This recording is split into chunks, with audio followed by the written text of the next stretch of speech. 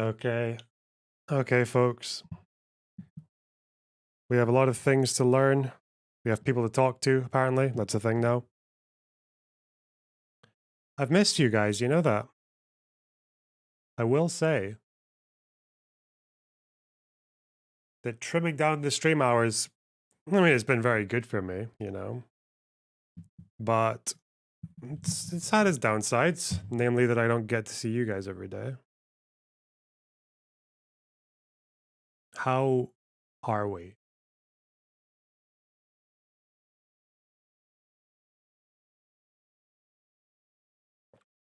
Yeah, I think you're late. I'm not fucking late. It's like 2 o'clock. It just reached 2 now. Ugh. What are you, the average employer? Maybe. Maybe. Well, I'm good. Thanks for asking. In case you're, because I know you're all wondering where I've been, clearly. I don't know. I've just decided I want to do more video essays. Um, they're more fulfilling. I think I'm better at them than I am at streaming. I don't always have content that I'm particularly excited about when I stream, so it's better to do it more sparsely, I think. I'll still do these though. I'll still do the Sundays, or maybe I'll pick a day in the week that works best. Maybe it won't be Sundays forever, but and if I ever feel like I have too much stream content, we'll move it over to 2 days. But for now, this is what we do. This is where we stream. Might sometimes do Twitch if I'm ever wanting to do video games or some other bullshit again, but nah, generally we're here. And it also means I get to go to the gym. I got fucking gym membership, guys. A gym membership. A gym membership. I've done squats. I've done barbell curls. I've done bent over rows, tricep extensions, bench presses, incline presses, flies, pull ups, lat pull downs, deadlifts. Can't wait for you to go twice and never again. This is my 7th time now? Yeah, 7th time. I went with a friend today, so I actually got technique right as well. How are you feeling? Yeah, it feels good. Feels very good. Feels like it feels like my ADHD has been like cut in half. Like I can focus. Like my video got uploaded 2 hours ago, and I haven't even checked the analytics or the comments or anything. I'm like, why? Beef up at the gym and beat up Sneeko. Well, yeah, well, that's the idea. The idea is I'm gonna insert myself into the fucking red pillow sphere, but because I don't really know if my dating life is the best fucking model for the average man, the average person, quite unique. I should really just challenge them all to fights, shouldn't I? I need to get absolutely beefcaked and maybe just get a few talking points in and then just challenge them to a boxing match or a cage match. Wait, why do I not know how to pronounce this name? You always make fun of me for not pronouncing this. Is it Cyan? Is it with a soft C?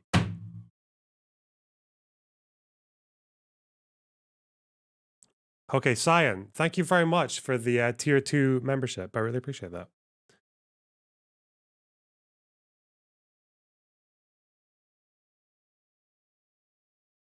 We know you're getting yoked to challenge Infrared to a boxing match. I think with Infrared, like, I mean, he's quite a strong looking guy, but I've got like I probably have like a foot of reach on him, wouldn't I? I'm a lot bigger than I'm a lot taller than he is. I feel like I could just kind of hold his head like that, and he just does the cartoon character thing where he tries to swing. Maybe. How tall are you? I'm 6'2", Maruzzi. 6'2". I'm what I call a straw, like a, yeah. like a real 6'2", you know, not like a fake 6'2" where you meet them and they're actually 5'10". I'm a real 6'2".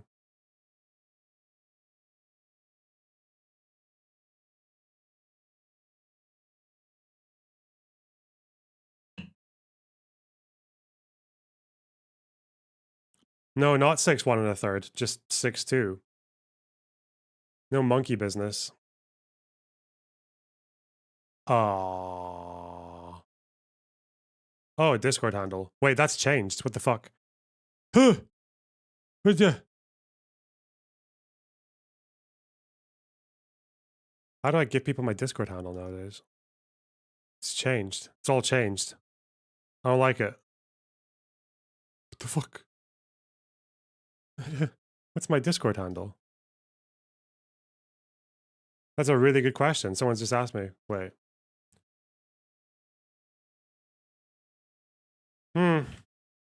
Let me see.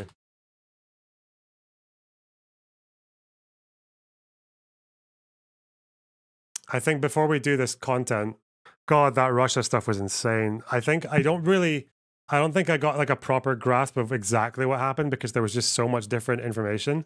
But I think it'd be fun to figure out what happened together. I think that'll be a good adventure.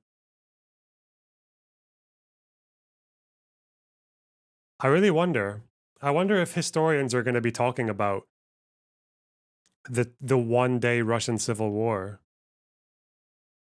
You know that whole thing, history repeats itself, first as tragedy, then as farce. The last time a shouty, baldy man tried to take over Russia, they went into a fucking 4-year civil war that ended with a famine.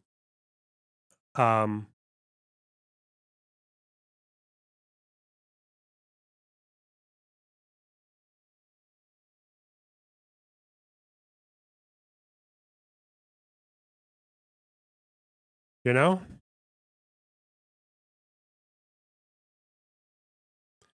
Whereas now, Prigozhin went there, screamed, and then left. Was it? No, it wasn't a civil war. Obviously, it wasn't. Will it just be called the Wagner Affair of 2023? The Prigozhin troll. Do you think historians will actually call it the Prigozhin meme of 2023? He's a very exceptional character, isn't he? He's entertaining. He's mental. He's definitely a bit of a slime. Going to be busy taking over African politics full time now. Yeah, because they have a lot of interest there. Yeah, that's a whole thing.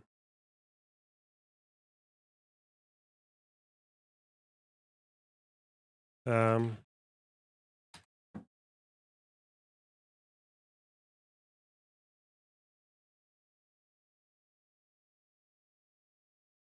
Hmm. Hmm.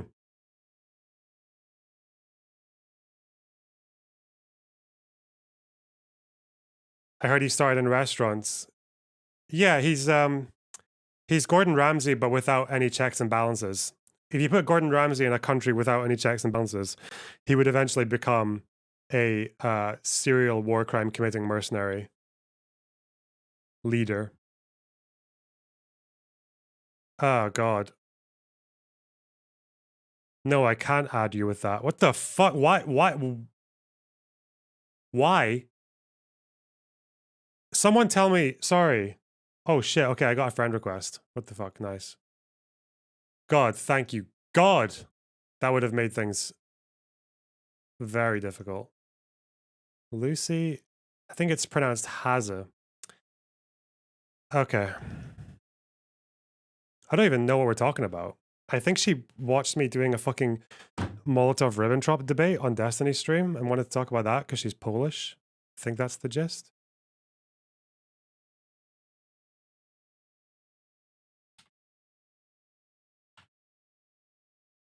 Let me see. How many wankers do we have in the stream?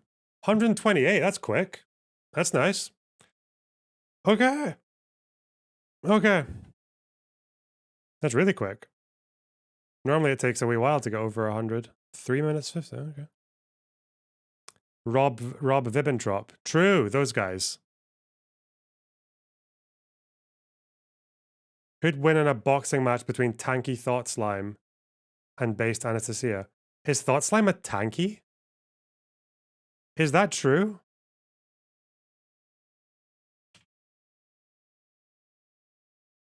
I don't think Thought Slime's a tanky. No, he's an anarchist. He's like an actual. He's like a very extreme anarchist though. He's very like every system is bad. So, not like just praxis anarchist. Like just everything. Yeah. Whoa. Okay. I think we're gonna start with this call.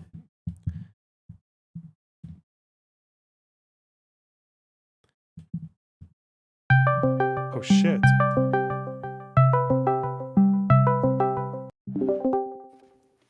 Fixing.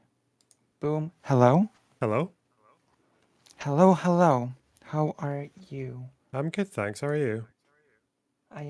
I'm quite okay. I had my first panel yesterday. Oh really? What Yeah, kind of a it panel was was a it? panel on a subject on which I am not super good, affirmative action. Okay. How did that yeah, what And happened there? well, apparently it went pretty okay. I used the debate strategy of letting people talk and calmly inserting my thoughts in whenever I could. Yeah, that's the best you can expect. Who is it with? Oh my gosh, there was the only person I knew beforehand was not so erudite. Ah, okay. Cool. But the Well, rest of the people, I'm sorry, I yeah. should say I can hear myself echoing. You got headphones on. Oh, I think I know what's happening. I will fix this momentarily. Okay, can you say something? Something? Can you still hear yourself? It's a bit quieter, so you've done something right. Okay, how about now? Hello? Yeah, that's low enough. That's fine. Yeah. Okay, that should be That's not gonna fixed. bother me. Okay. And now I'm gonna add you. Wait, you're not able to turn your camera on, right? No, my camera's old and grumpy. So if I try to split Okay. it, it'll scream. I can. Well, I have to switch between cameras whenever And grumpy. I do this. So I will turn myself on your end, sort of. Yeah, okay. Boom. I will do the attempt to make my face visible. Okay, I think it worked. Did it work? Yeah, I can see it. Am Yeah. I? Yeah. Okay. Actually, I can probably will. pop this out and use it. That'll be something from my end. Okay. Now I have to show myself via a video capture. My camera is technically speaking not super old. Well, 10 years old is old, I guess. The Logitech something camera. It's widely used, but Okay. it also cannot do the thing. Oh, I know the lot. display. Yeah, I think that's the second camera I ever had. The first one did like a kind of fishbowl thing, so it made me really wide. It was really stupid. But yeah, that one you've got is good. Yeah. It's like the best Sorry, webcam you can use. I still cannot switch my. I still, have to switch between sources. I cannot use two at once.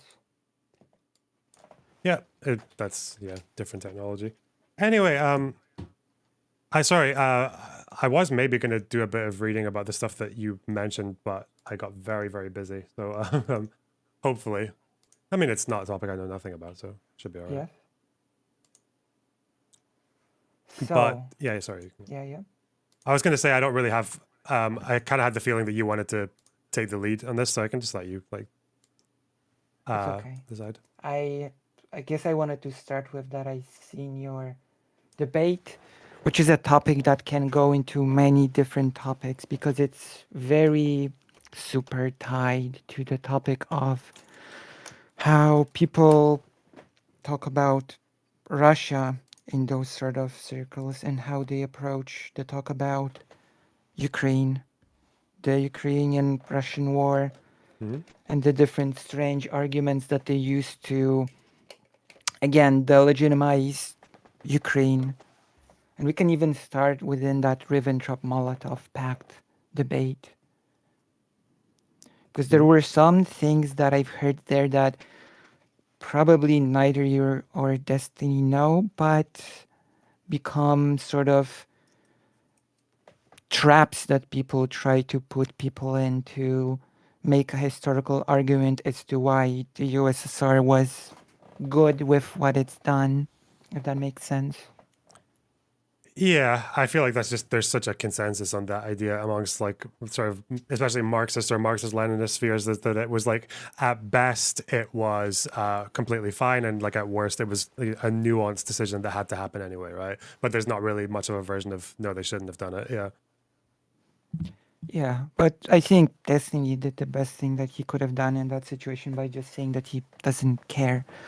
But the thing is, the person at some point used the argument of, oh, it was okay to attack Poland because those lands were basically USSR lands to begin with, Hmm. which is totally incorrect because he used the arguments of those lands were part of the Russian Empire before, therefore part of the USSR, which I guess I could start with pointing out that the parts that Poland itself was also part of the Russian Empire, you know, Yeah. and Austria and Prussia. And you could ask, well, how did these lands become part of the Russian Empire to begin with? Hmm. You do know that, right? I don't know when, but I'm guessing it was like conquest, right? Was it the fall of the Polish-Lithuanian Commonwealth and then Yeah, yeah. exactly. Which is falsely called Poland a lot of the times, which no actual historian will do. It's Hmm. a lot more complicated topic. There are good books on this. It was a union between the Kingdom of Poland and the Great Duchy of Lithuania, and the Kingdom of Poland is not an equivalent to the Polish nation state, right? Hmm. And the same goes with the Great Duchy of Lithuania, for which the Rus language was the dominating language for the longest time.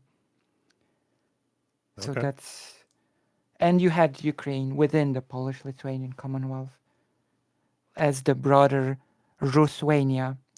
Are you familiar with the name Ruthwania? No, actually. So Ruthwania was basically the Rus part of the Polish-Lithuanian Commonwealth. It encompassed Ukraine and Belarus, you know? Hmm. And at the end of the existence of the Polish-Lithuanian Commonwealth, where the Cossacks uprisings happened, are you familiar with the Cossack uprisings? And Poland, did you say, or Ukraine? In the Polish-Lithuanian Commonwealth. Yeah, yeah, yeah. So when that happened, um, basically to really simplify the whole history of it, part of what is now Ukraine was incorporated into Russia, and the Hmm. Cossacks said, "Okay," during a meeting with the Tsar, "we will now swear loyalty to you, and you will swear loyalty to us, to the Tsar." And the Tsar said, "Well, that's not really how it works here." And the Cossacks said, "Well, but in the Polish-Lithuanian Commonwealth, the king just swears loyalty to us as we swear loyalty to him." And the Tsar was Hmm. like, "Well, that's not happening." So then a project was sort of created to make that whole thing go away in order to create a commonwealth of the free nations of the Kingdom of Poland, the Great Duchy of Lithuania, and the Great Duchy of Ruthwania, Okay. which is Ruś, Hmm. Wielkie Księstwo Ruskie. And that would have been, basically, it would have encompassed the terrains of Ukraine. It would have become its own separate entity, but united with the Kingdom of Poland and the Great Duchy of Lithuania. And of course, Russia could not have that happen because that would basically means a revival of a form of Kiev, Hmm. Rus, right under Yeah. the noses of Russia. So they invaded, and that whole thing crumbled, and the Polish-Lithuanian Commonwealth, as a result, became irreparably crippled. And what commenced later was the infamous partitions of the Commonwealth, and that is how those lands became part of the Russian Empire.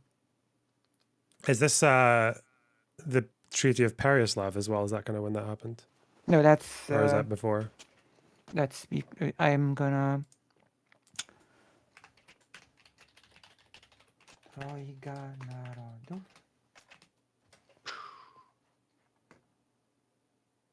Oh my gosh. That was during the so-called. I'm really uh, it was called, because the Pereswavska thing was what made parts of Ukraine parts of Russia, right? But what Yeah, I'm yeah. talking about is the oh my gosh, Unia Hadziecka, the Hadziecka Pact, Okay. Hadziecka Pact. Yeah, I'm okay. I'm gonna just kind see of if like it has trying to, because I definitely have like a very mixed up image of the timeline, but yeah, I Treaty think I of don't know. Hadiak, I Hmm. think, as you would read it in English. The Treaty of Hadiak, Polish Ugoda Hadziecka, between representatives of the Polish-Lithuanian Commonwealth, representatives of Zaporozhian Cossacks, Hmm. and Starszyzna Yuri Nemirich, the architect of the Treaty of the Pavlov Teteria. It was designed to elevate the Cossacks and Ruthenians, which later become Ukrainians, to position equal to that of Poland and Lithuania in the Polish-Lithuanian Union, and in fact transforming the Polish-Lithuanian Commonwealth into a Polish-Lithuanian-Ruthenian Hmm. Commonwealth, the Commonwealth of free nations. So that did not end up happening, but it was a pretty big project of the time, which of course, once again, sort of undermines the whole Putin narrative of Ukraine never existing before Lenin created it, right? Hmm. Yeah. Because it sort of almost became its own country at the end of the, I want to say, 17th century. Yeah, okay. Huh. And then, of course, you had the, because we are often making a mistake of looking at countries like this through the lens of nation states, if that Hmm. makes sense. Yeah. We looked at the Polish Lithuanian Commonwealth and say, oh, Poland, right? When it was a sort of a class based state, it didn't look at citizens as, like we do now, as in this country is the country of the Polish people or any sort of people. It was the country of the nobles. Hmm. Then you had peasants. Then you had Jewish people actually constituted their own class within the Polish-Lithuanian Commonwealth, and that is it's whole different topic. But basically, yeah, it was a I would say that the most correct way to look at the Polish Lithuanian Commonwealth is to say that it's a country which that it's a shared heritage of Poland, Lithuania, Ukraine, Belarus, and maybe partially of some more entities, Hmm. you know? Yeah, okay. Yeah, I feel like that's an argument that gets used all over when it comes to trying to invalidate sort of like movements. Is that, yeah, it's always whether or not you were a nation state, but even though there were like there was some form of like there were Yeah. obviously group identities and borders and things like that before then. Yeah. Yeah, and ethnic. And we need to remember that the Ukrainian national identity also started forming like by the end of the 19th century, just as Polish ones or Lithuanian, and that in Austria-Hungary, the because this is our like starting point, that there was the Polish-Lithuanian Commonwealth and there were many mixed people in the terrains, and that created conflict as the new nations were forming. The conflict between which terrains of this old Polish-Lithuanian Commonwealth should belong to which newly formed nation state, right? Hmm. And it created big conflicts between the newly formed Poland and the newly formed People's Republic of Ukraine. As an example, Lviv used to be a majority Polish city with majority Polish citizens, and the outskirts of Lviv would be majority Ukrainian citizens. And the question becomes, okay, who should this terrain go to? Hmm. And in my opinion, there isn't a correct answer to this question. There isn't like oh, obviously it should go to Ukraine or obviously it should go to Poland. Like it was a pretty complicated situation in my opinion. So it led to war Hmm. between those countries, and Lviv went, and a lot of terrain that was Ukrainian went to Poland. Before the Second World War, 15% of all citizens of Poland were Ukrainian. So we have to keep that in mind. Hmm. And later, which again goes against the narrative of Putin, um, Poland, after winning the war right away, it created a pact with Ukraine to fight the Soviet Union. And mind you, at this point in time, Russia says that Ukraine did not exist. So Poland had a military pact with a non existent country. Hmm. And of course, that war was unfortunately lost, and Ukraine was devoured by the USSR, This was basically. so okay. So this is during the Russian Civil War, right? 1920, 21. Yeah. Yeah. Okay. So also the Polish Soviet War, the so-called, Hmm. and the miracle, the Vistula miracle, where the USSR forces pushed to Poland and were repelled. Hmm. And Okay. of course, this has ramifications for the future because Stalin was personally responsible in a huge part for the failure for the miracle of Vistula because he charged ahead and was cut off, and that was a whole mess, which caused them to be quite hesitant of keeping the Ribbentrop-Molotov Pact when the time came. He was quite hesitant of entering to Poland because he was afraid of a repeat of 1921. I think this is a big part of the reason why the Soviets, when they wanted to join with, when there was potentially going to be an alliance between the Soviets and the Allies, one of the terms was that the Soviets couldn't move their military through Poland because I guess Polish people didn't trust them. That kind of the idea. Yeah. Yeah. Oh, Poland had a very strong foreign affairs policy of keeping equal distance both from the USSR and from Germany. It needs to be kept in mind when discussing this. Hmm. It Okay. was like the equal distance doctrine, Mhm. you know, like if Germany had a non-aggression pact with Poland, so it had to make a equal pact with the USSR, Yeah. which of course is interesting because that part was not mentioned by the tanky person who debated Destiny and You later. That as while Germany might have had just a non-aggression part with Germany and the USSR, you have to keep in mind that Poland, when invaded by the USSR, had a non-aggression pact with the USSR. Yeah, I didn't know that actually. Wait, what was that Yeah, pact between Poland and the USSR? God, I have to see.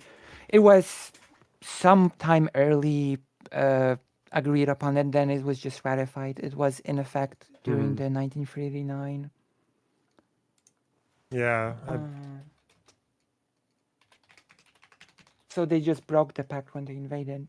Was it Brest fucking I can never say this properly. Brest yeah, Brest Litovsk? Or am I thinking of something different? I have to. There we go. 1932. Okay. I didn't know that. It was That's from cool. 1932. We can look at the English.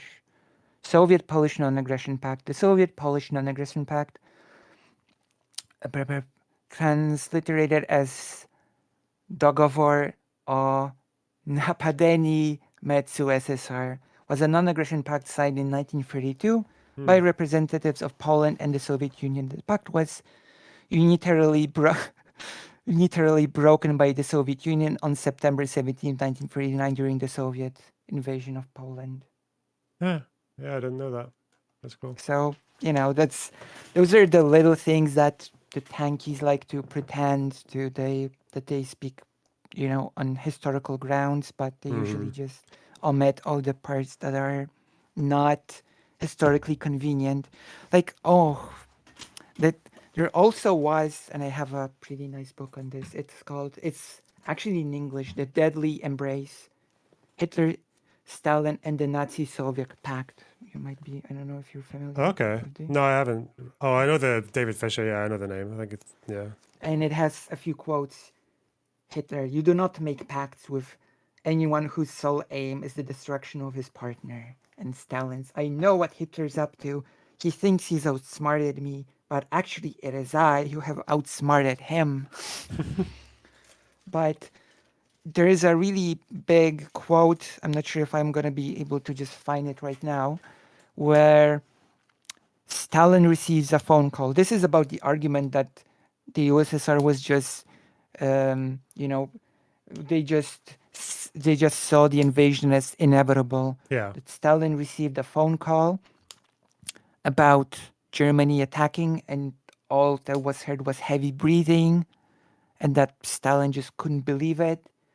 That instead of allowing the Red Army to um, defend itself, he just called a special meeting during which he said not to do anything that could upset Hitler, and that he kept believing that it could be just a political stunt, and that surely he would not attack like some wild brigand without even announcing, declaring war. Yeah. So Yeah, because that was the whole thing. reality, Yeah, that's like a, I didn't even know that until that long ago. That like he was ignoring warnings that there were people amassing at the yeah, border and shit. Yeah, yeah. And he even as also it happened, yeah, yeah, he was trying to join the Axis powers, wasn't he? He had asked if yeah. he could. Yeah. And even as it happened, he sort of was like, it has to be a political stunt, right? Hmm. It's impossible that he just decided to attack like that. Yeah, this is the So one thing I don't get, and I always hesitate to ask people this because I don't know if it exists. I've seen one thing on the Wikipedia, even though it leads to like a very weird source. But the idea, if people are trying to say that the whole point in Molotov-Ribbentrop was because they were expecting to get invaded anyway, they just wanted to buy time because apparently those 2 years of industrialization were crucial. But if that were the case, I would just think, and if Moscow to this day still tries to make that argument, it's like, why don't they just release the archives and show it? Are there no well, quotes? Are there no meetings or communications? Or like, there's an easier question that you can mm, ask. If the point was to buy time, then why didn't the USSR simply support Poland when it was invaded? yeah. Or That why did they that invade that would Finland? have Yeah, bought yeah, time for sure. yeah. Or like, why did In they invade fact, Finland? Right, that was another one as well. yeah, They could have just, yeah, there's a book here that I've got that's I didn't know about this topic before, but it seems that it's an actual topic in discussion. It's called "The Soviets Do Not Enter" by Tymoteusz Pawłowski. This book makes a bold claim that Poland could have just won in 1939, which I sort of doubt. But hmm, the more realistic claim is that if the USSR did not invade in from the east, then Poland would have had a much bigger chance to stall the German forces for a much longer time, because apparently, as this book also claims, the German forces did not really have the capability to penetrate deep into Polish territory all the way to places like Lviv, etc., and that the Polish army's main strategy actually did depend on retreating into the east and receiving help from hmm, countries around them. And even if Germany would have penetrated deep into the eastern part of Poland, then that would have really opened them up to an attack from places like France or even England, since yeah, a stalemate would have given them a chance to prepare and send actual support. hmm, And that is an actual theory that is thrown around. We cannot know, of course, if it would have happened, but there is a strong, you know, a strong chance that a stalemate would have happened, which would have also changed how the whole war would have played out. yeah. Wow. Um, yeah, I never really thought about that one because I always just, I think whenever it comes to historical claims, I'm always like really hesitant because it's not like I only do it as kind of like a hobby. But yeah, I think Oh, you're a another historian? No, like no, like yeah, I do it for YouTube videos. Yeah, Okay. I just like read the more like well-known books or authors and just put that in YouTube videos. I don't, but I'm always like very hesitant about every single claim because like there's just so much shit out Yeah. there that's like not real or Well, dishonest. Yeah, it's usually safe to sort of make sort of not super definitive statements, but like for example, I didn't say that would have happened. I said that I that I saw books that claim that would have been the case, right? Yeah, yeah. That there's information that's, especially since we're entering the realms of alternative history here, and that's very dodgy subject on its own. Yeah, I guess like the other, because there was one thing I didn't know about again until recently was that after Molotov-Ribbentrop, I think there were still communist parties in the UK and Yes, France, and after and Molotov-Ribbentrop, the USSR, Poland. like yeah, and after Molotov-Ribbentrop, the Central Committee of the Comintern started feeding lines to all these different parties, saying that no, the actual war now is like against the imperial powers of like Yeah. France and Britain and shit. So Well, I of don't really know course, why you would do that if you were just buying time. But yeah, Stalin liquidated the Polish Communist Party. That also has yeah, to be remembered, and just replace it with its own. But there's a because the meme about me is that I've just got a book on everything. It seems I can there's a tell. Yeah. book on this as well. Like it's called uh, State or Revolution. I've talked about this quite a lot Mm-hmm. because before World War One there was no such thing as Poland, right? So a big discussion before World War One within Polish circles was between socialists and communists because many people treat them as the same, and they were quite in conflict actually, Yeah. and the right wing. And the question was, should Poland even create a state, or should it just go straight to revolution? Hmm. And was considered legitimate because both state and revolution were equally not realistic within the context of pre-World War One Europe. Mm-hmm. You know, Yeah. they were both utopian in a sense. And then, of course, the communists, when Poland was forming, wanted to join the Russian Revolution. And the author really puts it well by saying that the communists of Poland were really enamored by the idea of Russian Revolution, not understanding fully that the USSR was in reality a repainted form of Russian imperialism. Hmm. So that's, uh,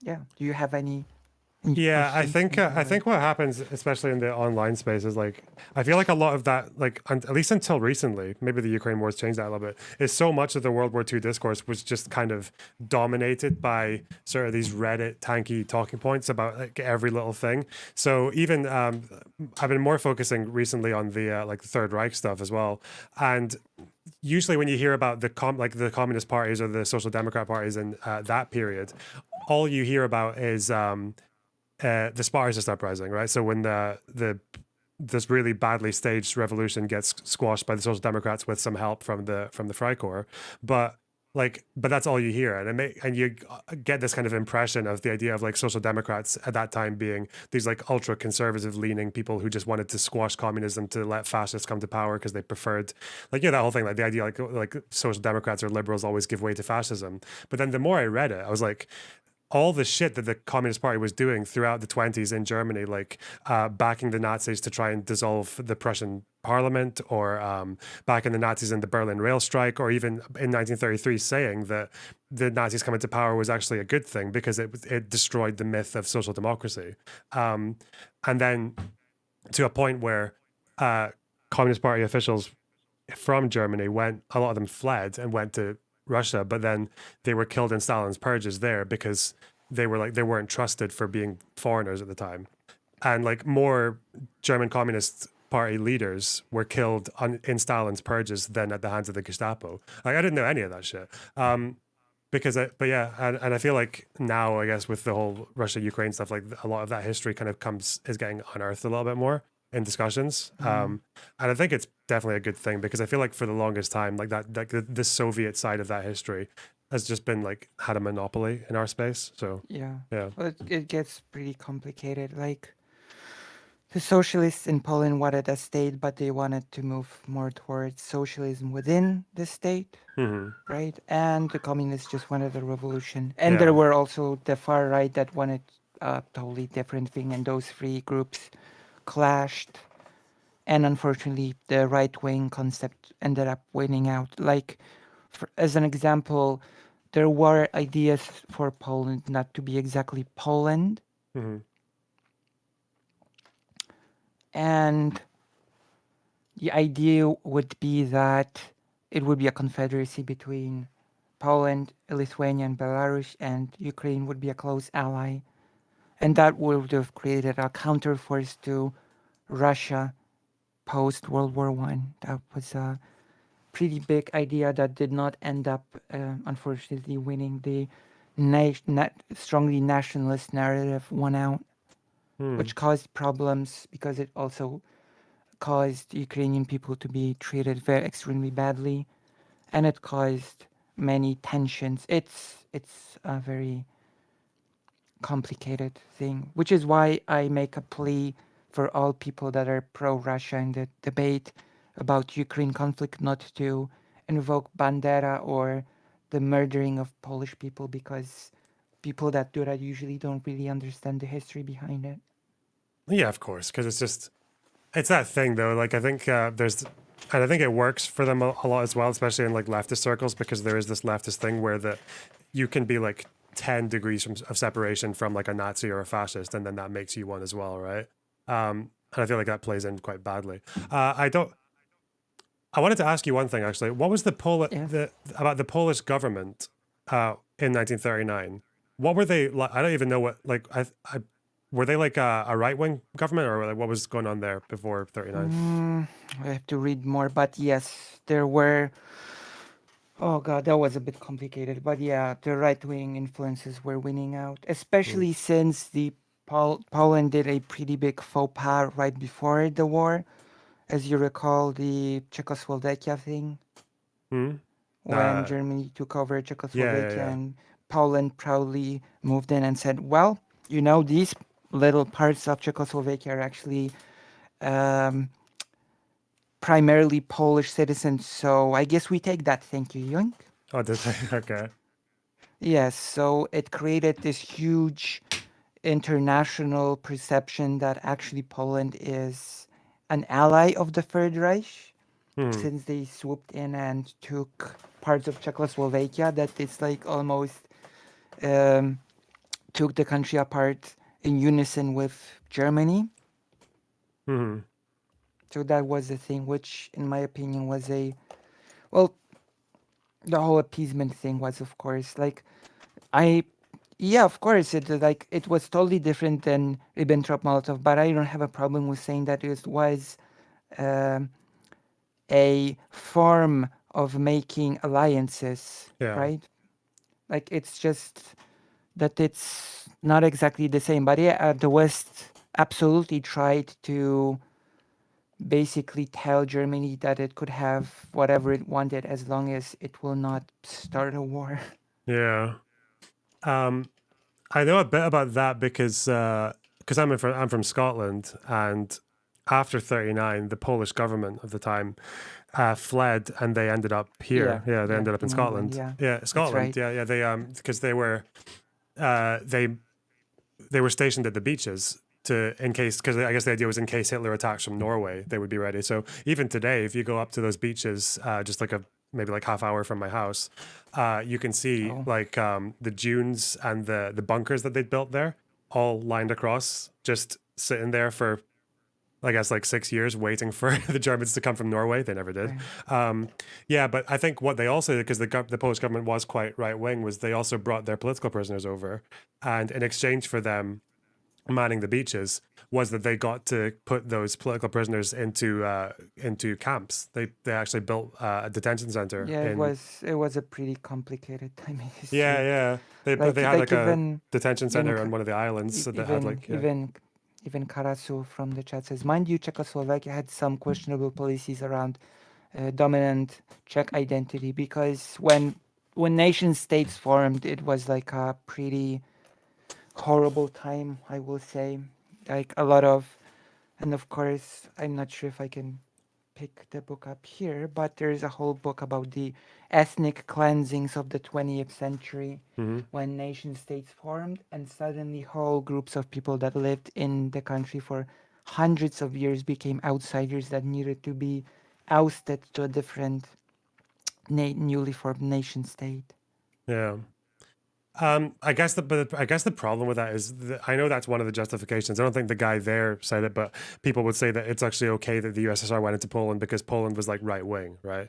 And I'm just like, that's being a right wing government is bad, but it's not as bad as being invaded by another country that's going to carry out like Yeah, massacres and keep prison. Yeah, yeah. So, yeah, um, it's also used as a justification for Ukraine as well, which mhm. I would say that even if you had like 100 Nazi units in the army on 100 billion gazillion, it would still be sort of like an internal Ukraine problem to solve, no? Yeah, that's the idea. Not Yeah, a because problem for Russia to swoop in and say, now we have to fix you. yeah.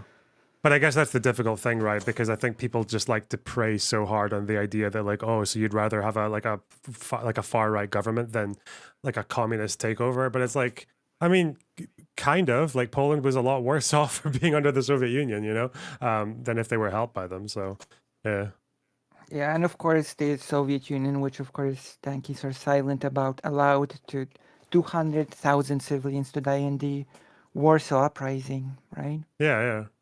Wait, And did so what you just said before that? What happened in the Warsaw Uprising? well, the Warsaw Uprising happened, and the Soviet forces just stationed on the other side of the river and did nothing to assist. Oh, okay, wow. So 200,000 civilians died, and the Red Army was content. Yeah, that's one thing I wish I knew more about was like I know Soviet anti-Semitism was a thing, and I think even It was, Stalin had yes. like big plans for the Jews that he just never ended up carrying out. But um, yeah, I And need to look there into that. are Yeah. a lot of letters from Stalin dictating the policy, the anti-Jewish policy of Poland post World War II. Okay. So that's a thing as well. Hmm. So Wow. there's it's a lot. It's just a lot, you know. And oh yes, there's another thing. Just because of course there's like I was just told that the ideal Soviet citizen was strangely aligned being Russian ethnicity. But keep Yeah. in mind, Poland was transformed by the USSR post World War II for the first time in its entire history, basically, right? Hmm. Before it was a nation state, the Kingdom of Poland had multiple ethnicities and people living in it. Like it invited Jewish people and gave Jewish people special rights and privileges, which basically almost created a Jewish state within a state. So that's a whole thing in itself. And then there was the creation of the Polish-Lithuanian Commonwealth, which was an extremely multi-ethnic, multilingual, multicultural country, right? Yeah. And even when Poland became a nation state, there was huge diversity when it came to its population. As I've said before, 15% of the citizens were Ukrainian. There was a huge Jewish community, which many rabbis said would lead the world Jewish community in the future. Hmm. And for the first time in its history, basically, when the USSR imposed its rule on Poland, Poland became a mono-ethnic country, Okay. which was um, sort of strengthened by the slogan of Poland for the Poles, you know? Yeah. Yeah. It's a very familiar sounding. Yeah, and so it was even said that what's happening right now, the refugees from Ukraine, have sort of in a way undone what Stalin has done in 1945 onward. Hmm. That the Poland has changed, and there is no going back to how it was before. Hmm. I guess I know that the government in Poland right now is very right wing. It's extremely right wing. I would use a very strong words to call the government of Poland. Yeah. Very like oh, there's a really you probably because I've heard you're really good on immigration and Hmm. stuff like that. Yeah. Suppose so. Yeah. Maybe. Yeah. Right. So you're probably familiar with the Polish crisis on the Belarusian border. Yeah, I think a few countries have been kind of putting in measures for that, but I don't know about Poland specifically. No. Basically, uh, mainly Afghani refugees Oh, okay. Yeah. being trapped on a technically speaking neutral land between Poland and Belarus. Are Hmm. you familiar with this This topic? was like kind of started last year, right? And 21. Yeah, yeah, yeah. And well, basically, those people were just left to die. It was called a hybrid war. They were saying that the thousands of refugees would just destabilize all of Europe, Hmm. that they cannot be accepted. In fact, um, volunteers were not allowed to come in to help them to bring food or Hmm. medical assistance. All that was barred and banned. And now the sad situation is that refugees attempt to move through the swamps and the forests on their own Oh in God. order to get further to the west. And volunteers from Polish non government organizations just sort of Metal Gear Solid style in the night with barely any light move in to bring warm food and assistance to those refugees and to guide them to safety by avoiding the border guards. Wow. Yeah, I didn't actually know that Yeah. it got to this point. That like I think like 30 or 40 people died as well, just from Yeah, and one exposure or lack of. child Yeah. got poisoned from a mushroom as well. Oh God. So it's ongoing, and it's a whole horrible topic. And the worst part about it is that Poland has gotten a lot of good press from you from the how it handled Ukraine, Yeah. which is another topic altogether. And it gets off the hook from this whole horrible mess of the, I would say, dictated primarily by racism Hmm. from the Polish government.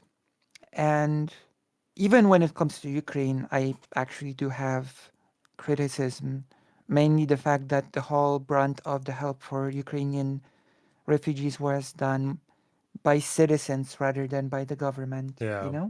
Yeah. People just took, I know I had like two refugees from Ukraine in my home, as well as, people just took, like the meme became reality that why don't you take refugees into your own home?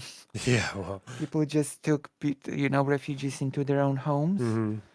And the government, like, if I were to name all the bad things that the government did in this whole situation, was like, for example, that the government is pushing for assimilation of the refugees rather than helping them to exist within, if you know what I mean, right? Like, there is no effort to create an education for Ukrainian children in Ukrainian, right? Hmm. They're just being pushed into the Polish education system, which in my opinion is a huge mistake, Hmm. especially since we go back to World War II. Iran, of all countries, accepted, I think, hundreds of thousands of Polish refugees during World War II, and Iran was capable of creating a whole Polish language educational system for Polish children refugees. Oh. So that's like there's even again a book about this called The Polish Orient, about how Polish people found themselves in the new Iran reality as refugees Hmm. during World War II. So I did not know that. that's a whole that is my big criticisms among others, that uh, Ukrainian people are pushed to be assimilated rather than integrated, I guess would be the good word as an alternative. Yeah, I think there's like a real it's really frustrating seeing that with Hungary as well, and everyone talking about like how good Hungary's been to the Ukrainian refugees, but like what were they doing just like less than 10 years ago, right? With Orban and the Kelty station and shit like that, yeah.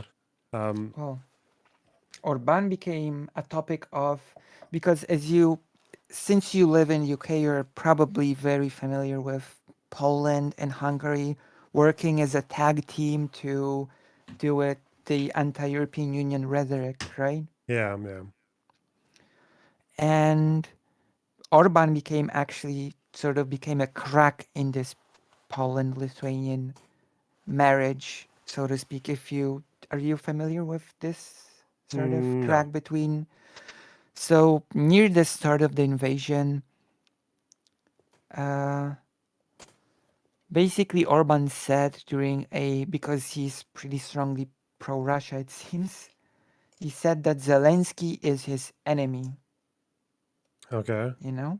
Yeah. And even as far right as the Polish government is, even Polish government's reaction to that was, Wait, what are you saying? What are you doing? What do Mm-hmm. you mean Zelensky is your enemy?" And it created this friction between Poland and Hungary, because Hungary was quite anti-Ukraine and Poland is quite strongly pro-Ukraine, Yeah. and which is a good thing, because I think the situation between Poland and Ukraine is quite good right now, especially the normalization of the complicated history, which I talked about a little bit Mm-hmm. before. But apparently, from what I've been told, I can ask you about it. Hmm? UK denies visas from Ukrainian refugees. Yeah. Yeah. There was a whole hold up here about that. Yeah. And I think the process was insanely slow. They were like, we took barely any Ukrainians up here. You had to apply Yeah. for visas, Ukrainian refugees. Yeah. We because I think we're still under the impression of like our government hoping the war will be quick so that they can all fuck off back home. Probably the conservatives line on it, Mm. and because of Brexit, it makes the travel thing a bit more. But that shouldn't really affect it. I mean, well, yeah, I guess because the European customs deal actually smoothened movement for Ukrainians across the EU, but that wouldn't include the UK. Yeah, of course. I basically hear Ukrainian every day now whenever I go out. Hmm. Ukrainian language became a very um, big part of my everyday life, and I personally think it's a good thing. You know, Hmm. I think things like that enrich the diversity of culture, especially since Ukrainian is extremely, similar to Polish. When I hear it, I can basically make out what's being said, I more or didn't know less that. from. Yeah, apparently Ukrainian is far more, at least when it comes to vocab, it's far more familiar, like Polish than Russian. That's what I thought. Yeah, because I know the Russians complain that they don't understand Ukrainian. Yeah. Yeah, when I hear Ukrainian, I can understand quite a lot. Sometimes, like, the word is slightly different. Sometimes the order of words is different, but I can understand basically what's being said, Hmm. which is very interesting. Which again makes me frustrated about the education system. Yeah, I Which suppose so. So yes, what are your thoughts on Um, these things? I mean, we mostly agree on things. That's why it's quite hard for me to think because I usually I'm a lot more talkative when I disagree with someone. But Oh, yeah, no, I'm all yeah. I There's mean, quite a few things I in can there that I throw, didn't know. Yeah. I can throw a thing that was a big thing for you. I remember on the internet, Mm. the genocide topic, Yeah. the Yeah. I think trans I. genocide topic. How what are your thoughts from the perspective of past time on the topic of trans genocide? Has any Mm, of it changed? Is it basically the same? Because I remember I had actually a pretty big contention with you when it came to this topic. It was about history, of course. um.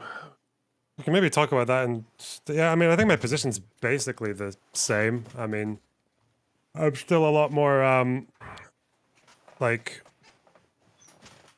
Yeah, no, I think my position's basically the same. I think what's happening in the United, as far as the laws in the United States, like I oppose every single one of them. They're all like really, really Hmm. shit.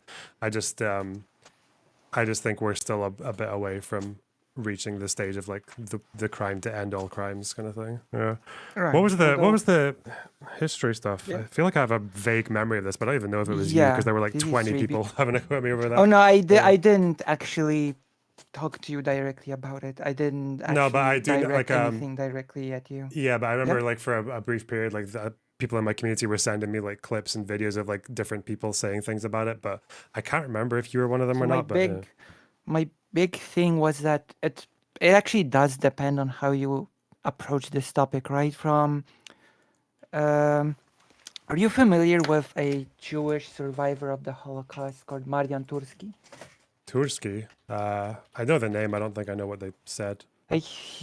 Basically, his most famous thing is his speeches when the main thought that he wants to impart is do not be indifferent. Auschwitz did not fall from the sky, right? Yeah. And my sort of big contention that I had with you is when you said that the genocide of the Jewish people started in 1942. That 41. was like my 41. Yeah, Yeah. okay. Um. Because Yeah. Sorry, go on.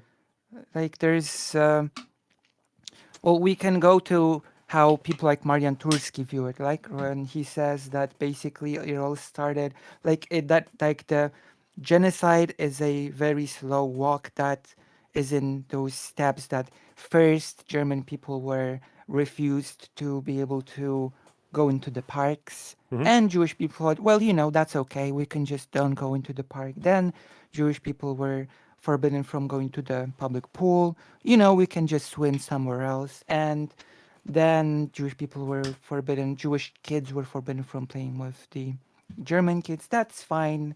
They can play on their own. And that it sort of creates this slowly creates this mechanism of people finding the idea of more and more escalated methods to get rid of the issue, quote unquote, as acceptable, if that Mm-hmm. makes sense. So basically, it was viewed as that these steps to normalize what happened after are sort of seen as already part of the broader genocide process, so to speak. Okay. So it's funny because I don't really disagree with any of that. Like, I think the problem is that I think people might hear me say something like, I think this is bad, but I wouldn't call it a genocide. Is that like, first of all, I guess we probably have different understandings of what the word means, but that whole thing about like, Oh, that can be understandable. it didn't start with the gassing. It didn't start with it started with like first, anti-Semitism and then the specifically grouping Jews into like a racial group rather than a religious or ethnic. And then or the Aryanization of the houses or the boycotts. And then you build up to the Nuremberg laws and then Kristallnacht. Yeah. So I get that, and but you normalize it along the way. but I think the problem is if I say the Nuremberg laws were not an act of genocide, I don't think that's like, or that the boycotts were not an act of genocide, even though they definitely built up to it. I don't think that's like, I think you used the word Although complete. you could I say think, that there were components of it. so the way I see it is, genocide starts with all these things, Building blocks. Oh, but that could be. those building blocks don't necessarily end with genocide. But I see genocide as the specific act, like the way it's like the act of the organized and calculated special intent destruction of the group, which I would say was the ordering the final solution. And I've always understood it that way. That like was like the final solution is like synonymous with the genocide of the Jews. But I think if we go back to say, I think you used the word complacency earlier on. Like, obviously, I think there's maybe a problem with that like online is that, normalcy, like yeah, making it. but I think normalized. what happens is that I think maybe people get into this kind of like black and white world where if you don't use the most extreme language, which I think genocide is, I don't think there is no crime worse than genocide. It's worse than war crimes. It's worse than crimes against humanity, like the massacres in Bucha and Izium. But I think if you say it's not that, that's not complacency, right? Like, I don't think what happened to refugees all the way throughout 2016 onwards was a genocide, but I don't think I was complacent on it. I don't think anyone described the situation of African Americans after George Floyd as genocide, but they weren't complacent. Millions of people protested against that. I guess it's just down to defining what genocide is. And then I guess with the historical thing, the historical thing, my argument is a bit different because I said that there's the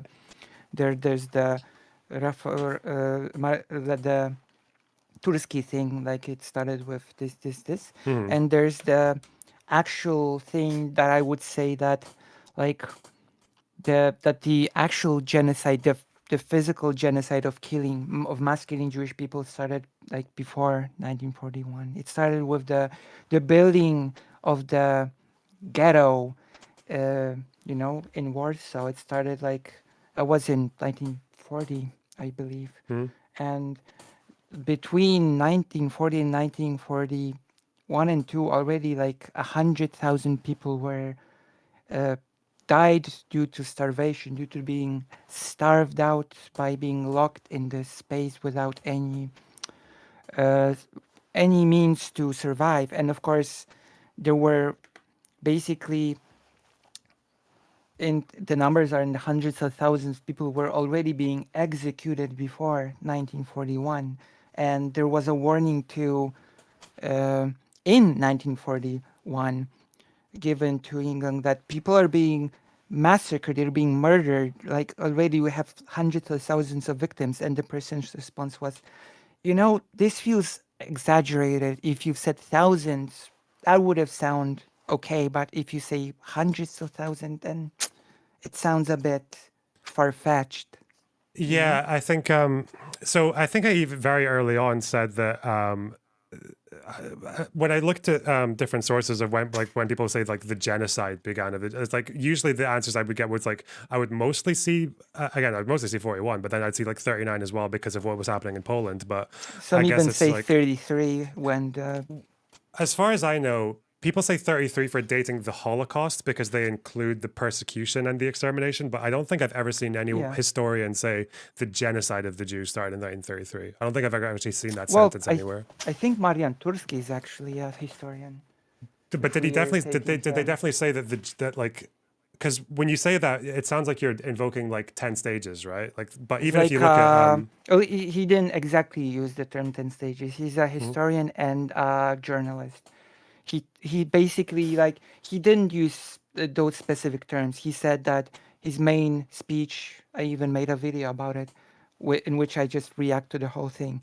He says that Auschwitz did not fall from the sky. That it hmm, was a huge process that began with banning people from uh, public spaces, etc., to sort of prepare the public yeah. for what was to come. And So so in this case, it becomes a building block and an element to the thing. So the only thing is I don't actually know if anyone would disagree with that. Even people who say the genocide started in 1941, is they're just distinguishing the building blocks from the Right. actual act, like from the So the actual actual act to of the specific order, killing, right? right? Yeah, yeah, yeah. I don't know. It just seemed like a very weird semantic thing. I mean, I wouldn't have even like yeah, but I guess obviously because I think saying 41 got certain people to call me a genocide denier, which was very strange. But yeah, like as far as I know, that building blocks argument is like, do you know what the difference is between intentionalist and functionalist, the approaches to the Holocaust? Can you functionalist? Can So you? yeah, so there's two approaches to I think when it comes to dating the Holocaust, and there's actually even within them there are disputes, but it's basically that you've got the intentionalists who think that actually the elimination of Jews was like planned right was it basically intended right from the beginning. I think if you look back to Hitler in 1919, even Excuse me if I. signaled his intent that he thought like if more Jews had died in the war, the loss would have been worth it or something like that. Like he was already very willing to like let them die and shit. But I think when it came to the so that's the idea that like the boycotts and all that were just like were kind of an intended sort of Yeah. like normalizing of the process. And then I think the functionalists take more of a position that Nazis were like originally trying to not kill Jews but remove them, right? They wanted to send them out of Europe. They wanted to put them in Madagascar at one point. They wanted to ship them over to the Allies at another point with Jacques Rouble. They wanted to give them over to the Allies because the idea was that if they went over to Allied states, that would make the Allied states more anti-Semitic and more sympathetic to the Nazi cause if they saw what it was like to have loads of Jews arrive. After the Allied states didn't want them, then they realized after Barbarossa, we've got like a fuck ton of prisoners here, and then they decide to kill them in Eastern Europe. So like the functionalists, historians tend to date the Holocaust at 1941, and then the intentionalists would put it more like 33, like it includes the. But to me, like I see a lot of value in both of those positions. I just think it was a bit fucking insane that people decided that the second one was genocide denial, because that's like the Wiener Holocaust Library says the genocide of the Jews started in 1941. The Anne Frank Library says it. The Holocaust Encyclopedia says it. It's like, or the genocide, yeah, or even people that acknowledge both. Even people say the Holocaust Oh, started in 33. We'll say the genocide started in 41. So it's like they just distinguish the two terms. I don't know. I just thought it was silly. right. Of course, like there are two things to approach this, right? I would personally say that it was probably intentional from the start as Mm, a Polish Jewish person that lives here, mm, surrounded by the like the prevailing, even within Poland, the prevailing opinion of Jewish people themselves living within Poland was that we knew from the beginning that we were sentenced to death, but we mm, simply thought we would have more time. We didn't think that it would happen so quickly, you know. yeah. And of course, there's the topic of treating removal itself as a form of genocide, right? Like we should remember that the or Ormian, right? Ormian, Armenian. Armenian, yeah. Sorry, because you call people Ormianie in Polish. Yeah. Armenian genocide was also, in theory, a an attempt to remove a population from a certain terrain, and just ended up being a genocide in practice, So right? I don't think that's an.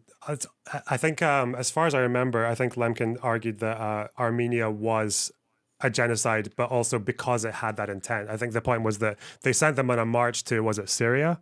But they deliberately and with documentation made sure that Yeah, they they didn't have enough. murdered them Made as sure that, well. yeah, but also made sure that they didn't have enough food and water. So the idea was Right, always to kill them. It was just a different way of killing them.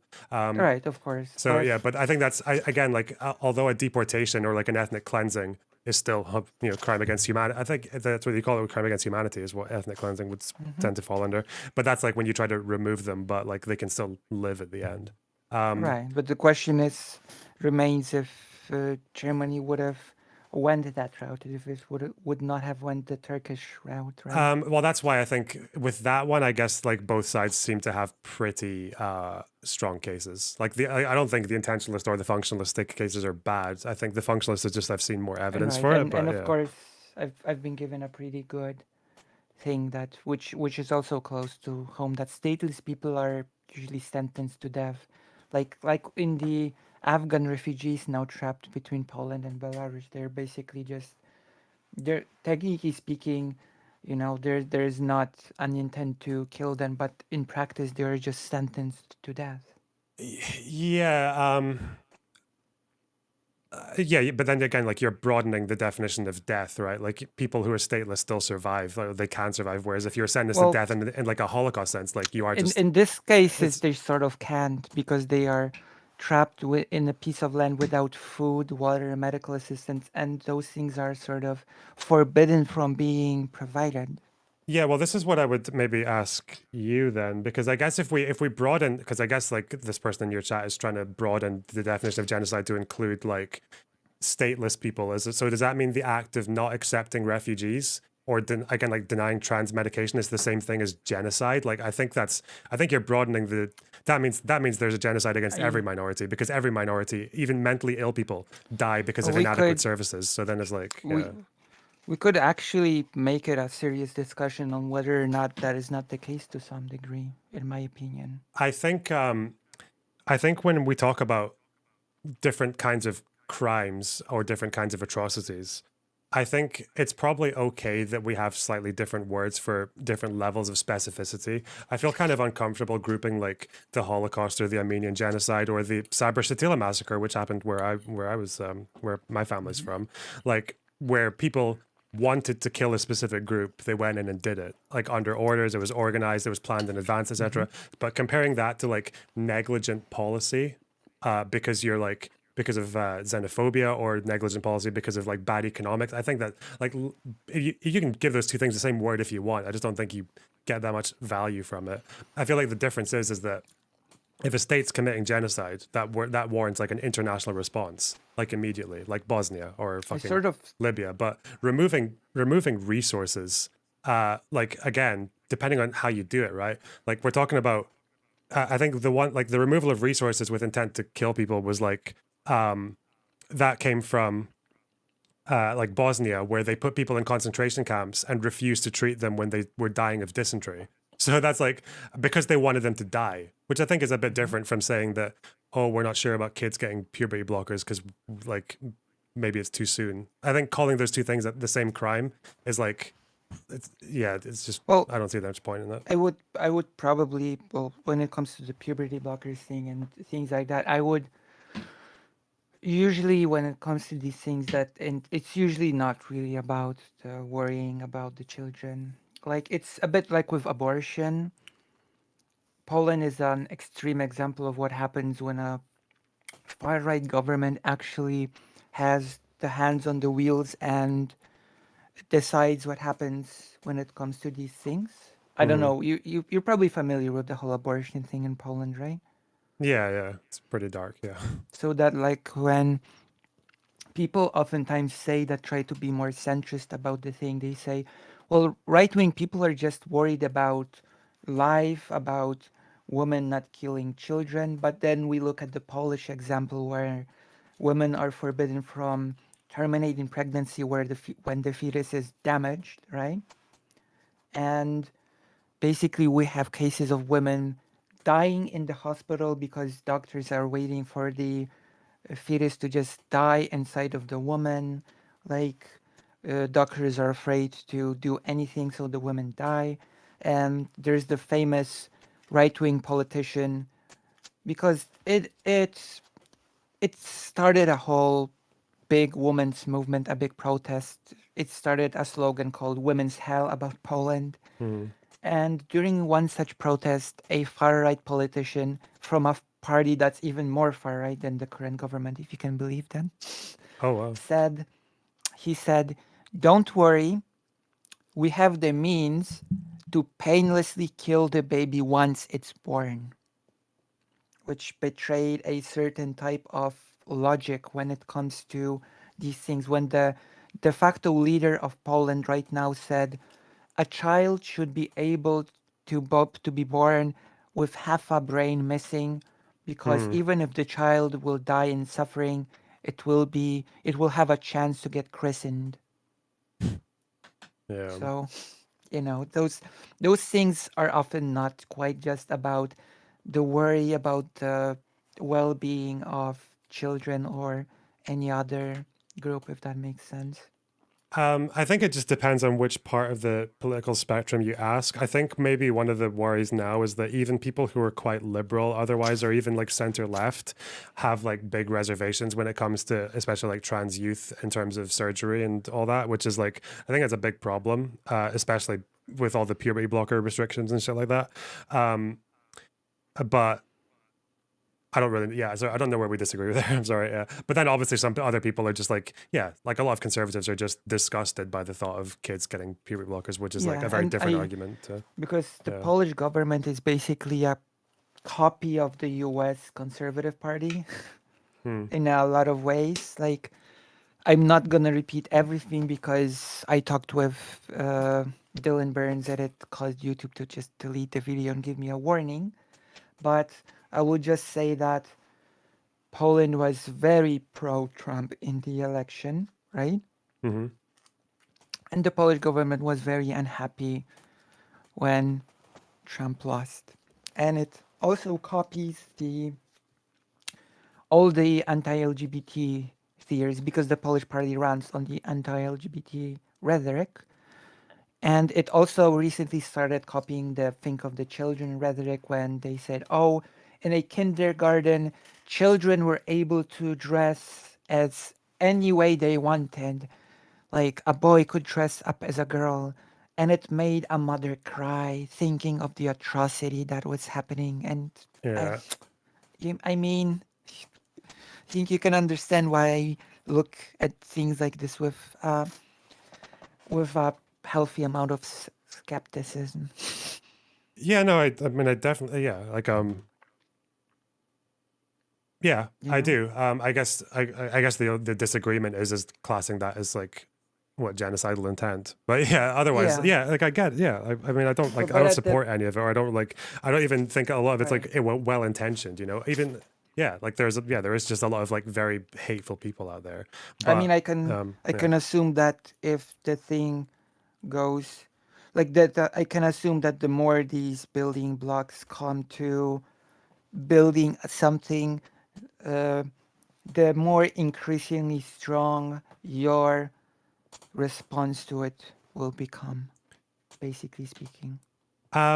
it seems to be the case right now that if we're talking about LGBT stuff in the United States, Yeah. fortunately, one big difference, at least people do like one thing that I think is much better about the United States than somewhere like Weimar Germany is that the Constitution is like still fairly well upheld, even by conservatives. So if you look at a lot of these bills, like the Tennessee drag bill, was held off and blocked by a Republican judge, right, who was appointed by Trump.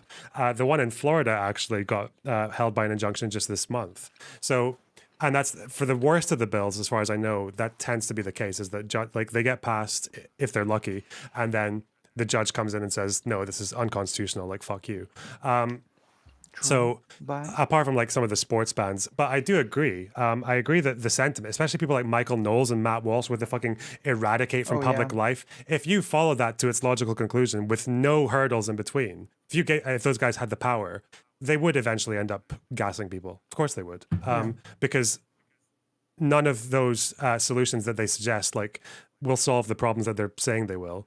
But right now, it seems to be the case that the best thing are these groups like Lambda Legal or the Trevor Project and all these trans rights advocacy groups, and obviously Democrats and activists, making sure that as few of these bills pass as possible, and that the ones that do pass are adequately combated. Yeah, I think right now it's a policy problem, and I guess it's like a culture war issue as well, like winning the arguments. I just don't Yeah. think any of that is the same as like if there was a genocide happening, you'd be talking about like rolling in tanks or executive orders or like or like even like I think killing people would be justified in that case. Oh, But this is it's yeah, it's different kinds from my of perspective, it gets engagement. a little bit complicated since from what I see from, in my opinion, the intent is sort of there in the when it comes to the parties that push for certain bills, certain laws Hmm. in en masse, and that they do not have quite the means to fully sort of implement the program that they are pushing for. But um, I think the sort of steps are slowly moving, and that even certain people like Trump Hmm. has been saying, has been talking about things like changing the constitution, Yeah. which makes me a bit worried that things might very well move in a direction that will allow these steps to finish at the building blocks will might end up in a building, if that makes Yeah, sense. no, I don't disagree with any of that. I think depending on the legislators, so for I do know some people who engage in activism, like to the point at legislative levels, like they go to testimonies and they have contact with legislators. The impression I seem to get for like the majority of Republican legislators, like the ones who are at a more local level, is that a lot of them are just like boomers trying to get votes. Which I think the engagement there is quite different. But there obviously are some people who I think like do have some kind of intent to like maybe I think if they had their way, every like trans youth would just get rammed into a conversion Right. therapy center, right? There probably are people who would be okay with that. And even if Right. they died, there are probably some legislators who at least just wouldn't care, if not maybe want to. I don't know. I can't Yeah. read their minds. But yeah, I don't disagree with any of that. I just think I think we're And hopefully a long ways away from it, and the way we engage with it and the thing there's and the words we use to describe it now are different from what they would be in the future. Also, sorry, okay, I'm only gonna do this once. I know it's rude, but there's someone in your chat like saying this like institutions are not a guarantee it won't happen. Like my friend, I've never said that. Like I think it's impossible. Oh, Your which chat? YouTube or your the YouTube page? chat, yeah, they're just like, I don't know. This person's just shadow boxing. I don't think they could actually like accurately guess any of my positions. But yeah, whatever. Because They're there's just one fighting person in demons. the It's okay.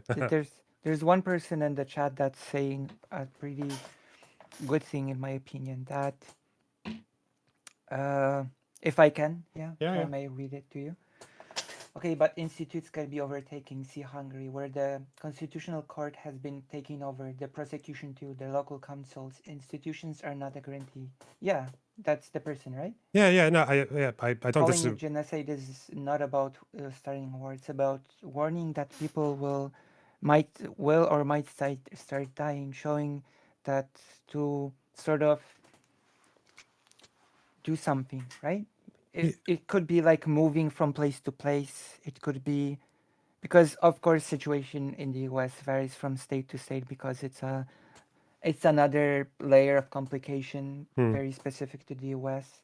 So it might be even something like moving from a dangerous state to a more accommodating state, Hmm. if that makes sense. Yeah, don't disagree with any of that either. I don't think. Like pointing Of course, yeah. to the Like, dangers. yeah. I think I even said that as well. Like, I don't. Yeah, I feel like I've said all this like really. I don't know. I feel It's I sort feel like I of said this like very early what on as well. It's like, yeah, like I would never say, I would never be the one to say like, oh, it could never happen here. It can happen anywhere, right? Like history is very yeah, like unpredictable. Yeah. yeah, it's like what the Marian Turuski person said, that he visited the US, even said that he did the march with Martin Luther King.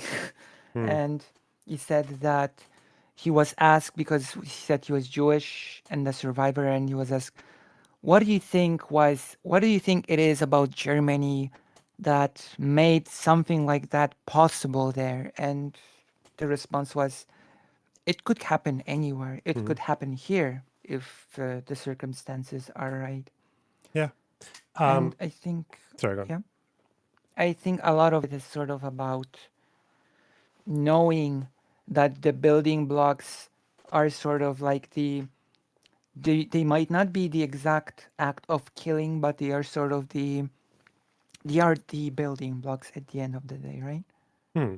Yeah, and those building blocks are like at some stage or another, it varies Yeah, for and every that single it's minority. important And to yeah. be aware that they are the building blocks of the final effect, and to sort of, well, be aware of it and even react to it in some way, right?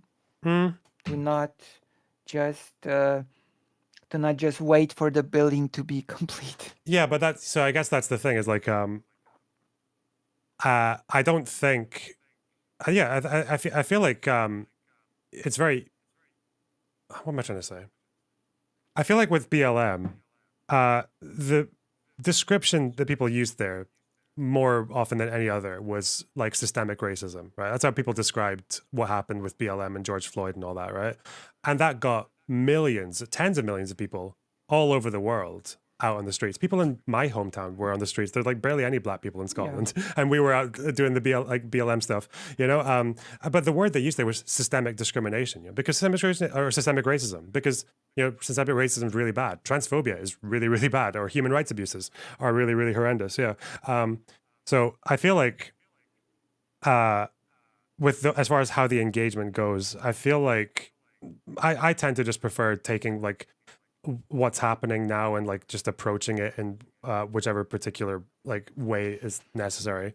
Um, I definitely just didn't. I don't know. Like that whole arc was like to me was just a bunch of people saying I should call it a genocide. And I'm like, oh, or even like yeah, I just I can't get my head around that. I just think it's weird to like demand that of people and like, um, but yeah. I don't know if you said that. So yeah, sorry. Well,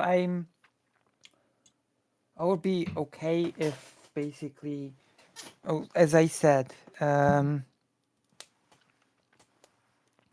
would you say that they're building blocks of the genocide? I think they're building blocks that like yeah, I think they're acts that could lead to a genocide. Yeah, like I think I've said that Okay, from day if you one. take Yeah. genocide as the act itself, I guess that's the main. Because I'm closer to how Marian Turski sees it, that the the acts of excluding Jewish people from public spaces, from public life, were already sort of uh, the the acts of the genocide, in the sense that they were preparing the society for the seemingly unthinkable act that had to happen later. You know, it's like when a robbery is not just, technically speaking, when you speak of a bank robbery, the bank robbery itself is the robbery, right? But you also have the prep, getting the gear, Hmm. preparing a group of people to do it, doing the whole plan to do it, etc., right? Yeah. I think that And would. it might succeed and it might not succeed. It might be stopped before they even get to the bank. Mhm. Yeah. So again, like I would have to look through particular legislators to see if anyone's actually like being caught directly like planning anything. But I'm guessing that's probably very not as demonstrated. But yeah, like I guess it's just that thing where because the way I see it is the majority of people, and I think even this applies to legislators, who are right now, I think the worst thing they're doing is they're trying to ban puberty blockers for kids. That's like the worst thing that I've seen in America. Or maybe the drag Yeah, bans as but well, of like pretty, course, because they extend it. like But and we, I think the majority of legislators who back that, I don't think they're doing it because they think they're killing people or because they're trying to lead up to it. I think they're doing it because well, virtue signaling to voters, because it's because they're hateful, because they are like anti-science, or because they have this like very weird fucking whatever you call it, like a weird, like emotional of stance when course, it comes to kids, or because they don't think being trans is real. They think it's a social contagion, right? Um, yeah, so I think that, but yeah, again, but of if course they we were could. secretly planning something, I feel like you'd have to still just engage with it in the same way. You'd still have to just block the policies or support people who are affected Yes, by you them, you know? like I'm saying that of course depending on where you are in the building blocks, you react in a way that has the most probability of being effective, right? Hmm. So you can even start try to block the party that is building the building on a political level by trying to oust them from the government via voting or any other means. There is no one way to deal with a situation, but we could make a case that the sort of the laws being not as overt is part of the normalization of the process. No, Yeah, and that's been a thing for trans people for like the longest, for I guess since time like immemorial, we right? do Yeah. have sort of a like an analog to the excluding Jewish people from public life, where we have already seen laws being proposed that would ban people from public life who dress in a way that is not Hmm. appropriate or fitting to a certain standard or mold of how people should dress. Yeah, like Like the drag law in the Tennessee, drag right? queen, Yeah, yeah, yeah. yeah. So we're sort of starting to see this laws that are trying to exclude a certain group of people from public life and from existing in a public sphere. Hmm. So I guess that would be an example of this sort of building up that people think, oh, this might be okay. It's not really overt. It's not really leading to this, and then we go one step further, and finally we get to the building, so to speak. Yeah, and I mean, like if I ever find an activist who has that attitude, I don't know if I have. I don't know if I've ever, yeah. If I ever see an activist who's saying like, oh, it's just a drag ban. How many people wear drag outdoors anyway? Like, if someone has that attitude, or if someone says, oh, it's just puberty blockers for kids, big deal. The research is actually like a little bit, it's not as conclusive as people say it is, even though it strongly leans in their favor. Like, yeah, if people have that attitude, I would be like, no, like this, even if you think this isn't that bad, it could get worse. Like the whole point of it is that it makes more, yeah, like I would say that if I feel like maybe this is a problem for some people, but as far as like activists or people who talk about these issues, I think generally people who don't like these like bills want to stop them, and they do what they can to stop them. So, um, yeah, I think if that problem arises and if there is that issue where there is that complacency, then yeah, I would probably push against it. Yeah. Okay. I know it's a thing right Okay. now. I know a lot of liberals are just like perfectly fine with the puberty blocker bans Right. because they think it's just like a reasonable concession, but I completely don't agree with. I think that's really dumb. So yeah. Right. So I don't know. I think that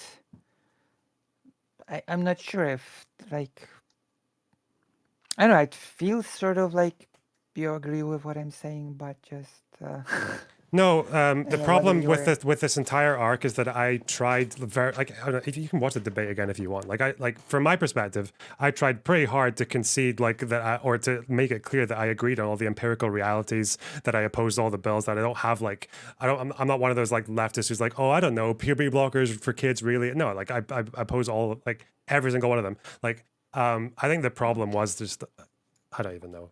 People are just online discourse is weird. Maybe I'm not a very good communicator. Maybe it's all my fault. But yeah, I don't know.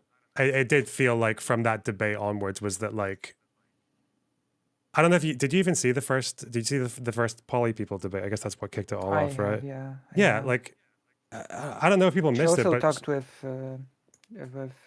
Dylan Burns. yeah, but like and I don't know if people missed it, but like that debate to me was just heard like me trying to say that yeah I concede on this, I understand this, we agree on this, we agree on this, we agree on this. It's just the word, and she's like, but she just kept saying the least I can do is call it a genocide. I'm not listening to trans people unless I call it a genocide. And I was like, this is fucking wild. And thankfully, everyone has realized how toxic she is now. But yeah, oh well. Oh, that I is guess a I good was. I question. guess I was just ahead of the curve.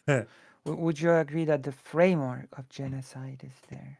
I don't. So when people say that, like, yeah, if you want to broaden the point, the understanding of like the framework of genocide, then yeah, I would agree with that. But then I would also say that every minority is within that framework, right? Because it doesn't start with again. I could even go to you and say it didn't start with boycotts in 1933. Anti-Semitism in Germany was rife. Like they were barely equal citizens from 1870 onwards, and even that had a lot of pushback. They were excluded from like almost every Well, party, and like yeah. So that is actually a well. It's it might sound ridiculous, but it's actually a very um, legitimate line of thinking to follow since are you familiar with the distinction between the old type of anti-Semitism and the new? yeah, so the new was like when they actually started using the term anti-Semitism, right? Like before it was used to Like, be Judenhass, yeah, well, and the what I racial mean group, yeah. is exactly right. Before, anti-Semitism was based more on the religious grounds. Jewish people are the Judaism and the Mm-hmm. Christianity and stuff like that, and the rise of the nation state sort of gave also as one of its effects the rise to the new type of anti-Semitism where Jewish people were seen as the outsiders Mm-hmm. to the nation itself, the people that are to be shunned or even destroyed, right? Yeah. And we can actually lead a follow-through line through these, especially since the um, those times gave birth to things like eugenics and phrenology, right? That's the English term, phrenology. Mm-hmm. And those terms basically created the foundation for the Nazi ideology that was later used to uh, exterminate the unwanted groups such as Jewish people and Slavic people broadly as well. Yeah. And of course, the German Empire had its run at genocide. Mm-hmm. Oh, I don't have the book with me. Within Africa, which is treated as this test run that was later used on Jewish people by Nazi Germany. It was the Herreros in was it Namibia? Was it It or might be the Angola? case, but right. Yeah. So I don't think it's a stretch to sort of, as you said, go back even before 1933 and see how those things sort of, how those sort of ideologies and mentalities developed through history and how they led to the results that we've seen. Yeah, it's just yeah, because I'm just saying that like if you were going by this like building blocks or framework approach, then even though Mm-hmm. the character of anti-Semitism changed a lot throughout the like from the 20s over to the 30s, but even before then, it's like a lot of what was already there continued, right? Like blood libel is Mm-hmm. way older than like modern anti-Semitism. The Right. idea of Jews being like parasitic or scheming or like money grubbing and all that, like these are like medieval stereotypes, you know, or even before that. Yes. So yeah, but then you get to a certain point where like, okay, this has kind of just been like an ongoing process since the beginning of time, or so, well, at least since Yes, the but Roman Judeo War. Yeah. it sort of goes onto, well, it sort of speaks to a deep need to address certain processes, even if Hmm. they are extremely long, hundreds or even thousands of years. Yeah, I think and this to me is like the crux of the thing, that it's about, like, this is why I think it's the genocide thing is like, to me, is like, it's recognizing that there are many deep problems that have existed for a long time, and it's, we should sort of address them head on, if that yeah, makes it just sense. yeah, it does. Yeah, I think the way I tend to approach it is that like from my experience of arguing with more center or liberal or even center right people, when it comes to a certain issue with trans people, it's usually just addressing the issue like in and of itself, right? If I want to argue with someone who's skeptical about puberty blockers, I would argue about studies that show the benefits of puberty blockers. I think if I started going into how uh, saying something like, "Well, actually, what you're doing is you're laying one of the foundations for a genocide," I feel like Right. no, I feel like I should be But able to just there's, oppose the thing. Yeah, but typically I tend to have better luck just opposing the thing in and of itself. Same with obviously like well, bathroom bills and all that like mad shit as well. Yeah. it is true that it is important to sort of address the thing as it's going, but it is also sort of equally important to see the bigger systemic picture and sort of address that head on too. Uh, Unless we want to keep the things that we deal with reappearing ad infinitum until there's so many that we just cannot physically address them all. Hmm. You know, if that makes sense. Yeah, I don't disagree. I feel like yeah. Yeah, at some point, like, it is to a degree what in the US is being attempted by throwing like 500 bills, keep throwing the bills. Like, Hmm. it is impossible to just address every single one by one. Well, for If people that like us, makes, definitely not. But like yes, exactly. the way that most of them have been blocked is because people on a state level have fought against each one. Like for every Yeah, bill, there's a pro trans group going in there and testifying against it in Congress, actually sometimes getting Republican legislators to change their minds just because they've heard trans people say, "I'm trans. This is how this will affect me." That's happened in a few right. places, But of course, or just like legal the action, the or the the harm in this, and I'm saying harm in the sense of the flooding in the mm, bills, not in the approach. The yeah, harm is that some of them will pass, right? hmm, Some of them will slip through the cracks, and from the perspective of the broader group that wants the bills to be pushed and passed, that already in itself is a victory. Even if from 400 bills, 3 pass, that's a victory because you can push more. And from 6, 3, you will get 6. Slowly with time, from 6, you will get 10, etc. If that, I'm not sure if that makes. no, yeah. I think the big problem now, in a practical sense, was I think it was Brianna Wu was saying this. Like the problem, especially that's more specific to trans people, is that there's such a small community, which means it's very difficult for them to get any kind of like large scale systemic pushback. Like their groups that they have are good, like Trevor Project or Lambda Legal, but they're also very small. And I think one thing that is very needed in America is like a maybe a more broad, like nationwide, Okay. consolidated like thing that helps to have a like a more focused approach on like just those issues. Like I think Lambda Legal especially is one that Right. like is growing, but it needs to grow like a lot faster. Yeah. I have to ask you again from the chat. I'm not sure if you're watching the chat still. Not right now, no. Like gone. Okay, so because one person says, and it does bring me to the question. I don't think anyone here asking you, loner boxy, that you have to talk about the issue using genocide. She's trying to say, I don't think anyone is angry at you for not using the word genocide. I think what people have been angry is that they felt that you were against them using the term genocide, if that makes sense. Yeah. So maybe no one in this stream, no. But yeah, like if you, we can look back at the clips. There were people like I think Demon Mama was saying, "Call it a genocide, dude." Like that was one. Polly was saying that. But yeah, as for the second thing, I mean, yeah, I disagree with people calling what's happening right now an act of genocide. I disagree with that, and my job is to disagree with people online. So, and I I like, see. and I'm not like, maybe it makes it a bit easier if like I've never claimed to be an activist myself, right? Like I talk about things that are interesting to me, Mm-hmm. sometimes with a social conscience and all that, but like, yeah, personally, I think going around on the internet calling what's happening a genocide right now, and like this whole like the 10 stage stuff and all that, I think it's very unconvincing. I think it's inaccurate. I think it's maybe leads people into some slightly sketchy conclusions. Like I don't like going on Twitter and seeing people saying that there's a genocide happening, we need to fight back, and they're saying it while they're holding a gun.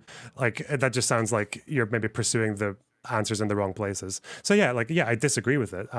And I'll probably continue So, to every time someone brings it up. But as far as I know, I've like kind of not really delved into so that the sort topic of for quite a while. framework, because from my sort of perspective, from the framework that I've sort of drawn out for you, it sort of Mhm. is like a genocide. So would you disagree with the thing that I've sort of painted for you through this conversation? So the framework that you've given me makes sense, and I actually agree with everything descriptive about it. Everything. But that's just not how the word genocide, I think, is used in like a general sense. It's I Well, don't I think it's how mean, it's used in law or by historians or it so. is it is it is used like that by the historian that I've sort of quoted for I you. yeah, but I think I don't think I maybe to see a direct quote, but as far as I can tell, I think what you're like it sounds very similar to the 10 stages thing, right? Like Hmm? but the beginning of the 10 stages is like bigotry or discrimination, right? But even if you look at the actual paragraphs of each stage in the original essay, I think even the author of that says that like the act of genocide wasn't until stage 8 with the like the massacres. Like it's even stage 7 is Right, like but the genocide is planned. So it is, yeah. and at the very least, if we're going by common parlance, that's when the average person thinks of genocide, it's rounding people up and killing them, or Right, even at a but cultural level, it's like Uyghur camps or residential schools. If right. you like, maybe you think this, like I don't know, like I don't think it's the norm amongst historians. I'm almost 100% sure that's the case, and definitely not in common parlance. So if you want to use like a different definition of a word, that's fine. But to me, that's just like private language, you know. Well, I'm not sure if Marian Turski is using private language, but it's like to me it's a bit like with the bank thing, right? Like the Mm. preparation, the assembling the crew, etc. The gear, the planning of the whole thing is to me, even if it's not the act itself, it is definitionally part of the thing, no? I so that analogy is I think it's like I know what you're saying, but I don't think it's the quite the same analogy because like that's like saying because when the final solution was ordered, but they hadn't actually the Einstein's group hadn't actually killed anyone yet, I would still say the Well, when genocide the there, right? final when Yeah. the final solution Yeah. was So ordered, already hundreds of thousands of people were being or murdered. even with So the invasion of that's that's Poland, the that's a whole yeah, so complicated thing even in its own. so even with the invasion of Poland, like I would say that's maybe analogous to people like burglars or robbers getting the gear together and all that. I don't think when we're talking about genocide or like mass killing, I don't think um, the legislation right now is classed as I would class that as getting the gear ready. I would class that as way earlier. But like yeah, again, like analogies are kind of difficult like that because it's like I'd rather Yeah. just talk about the actual thing. Yeah. Well, with Germany, it was like the I would say that the Kristallnacht would be like sort of like a big point in the genocide That's kind of like timeline. yeah, No. I think yeah, it's a part of the timeline. Yeah, I think in between the functionalist and the intentionalist is like Kristallnacht kind of sits in the middle because again, like it was a pogrom. Like pogroms were unfortunately quite normal in Europe, but again, like the distinction was that it was ordered by the state or like at least carried Yeah, out I by the think state. Yeah. it's a very important distinction since as is quite, in my opinion, correctly said by um, historians and by people that specialize in this, you need to have a state in order to have a genocide. Hmm. The state makes is a vital component. The fact that the state is involved in the thing is a vital component to it being genocide. Yeah. So would you say that the state's like a building block then? One of the building Sort blocks? of, yeah, sort Yeah. of. Okay. So I agree. But then I would never call just the fact that a state exists a genocide. No, no, You know? no, no, Yeah. no. Because I would say that like it is, the state is not sort of like a part of going toward, but it's a necessary requirement Hmm. for a genocide to occur, right? Yeah. By Yeah. like Yeah. the organization that has the monopoly of violence. Well, a But of state course, or I've like, heard. I guess a state or a military. Yeah. I think that's usually how it's defined, as like it's either done by a state or a Right, military. but Yeah. of course, like because I went to a book meeting from an. I don't have the book with me. I left it with my mom today, Hmm. actually. An author that wrote the book. It's a very new book called "The Final Solutions: Genociders and their Work," and it goes through many different genocides. And to this author, um, he said that he agrees with the view that the state is necessary for a genocide, but he Hmm. has his almost opposing view, which in his opinion does not invalidate the view of most people. He said that in his view, genocide is something that happens when a state is in crisis, Yeah. or almost when there is a lack of a state. So he said that Nazi Germany was an example of a state that was in crisis from the Weimar Republic and onward. Hmm. And basically that there are times when a state can actually be a force that guarantees that a genocide won't occur. So that's a whole other layer to the Hmm. discussion, I guess. I think coming back to your analogy, I think the problem I have with the robbery analogy is that if Hmm. a group of people plan a robbery, they've planned it, they've got the gear together, they've got like a date and time and everything. They've made sure they've got the times right and the escape and Yeah. all that. Um, if a group of people do that, they're almost definitely going to actually go and do the robbery. Like it's like almost Yeah. inevitable. Whereas states Unless that they're stopped before, of yeah, course. yeah, yeah, yeah. Whereas states that put the building blocks of genocide together with like discriminatory laws or human rights abuses or bigotry and all that, like those building blocks happen all the time everywhere, and very few of them ever lead to like mass killings or sterilizations or ethnic cleansing and all that. So that's why I think it's maybe the analogy is a little bit Oh, off, is because like I I guess think the robbery thing is I would equate to actually like planning the killing itself, like planning the final solution or planning. Yeah. So, I would say that in the case of like, for example, let's say all of the laws were stopped right now, right? All of mhm. the Republican Party was made um, sort of neutered, so to Whoa. speak. They were made inefficient and just outside of the politic sphere. I would say in that case that that was a genocide that was just stopped before it came to its uh, how to say bank robbery stage. Yeah, There I was mean, a robbery that was stopped before it could, like the police caught wind of it and arrested all the people involved. I disagree with using the word in that way, but I feel like I don't really want to repeat myself because I feel like I've done it quite a few times now. Sure. Yeah. Um, I guess that's where we would agree to disagree. I feel like the frustrating thing about this conversation is I think if we dropped the word genocide, there wouldn't be any disagreement, right?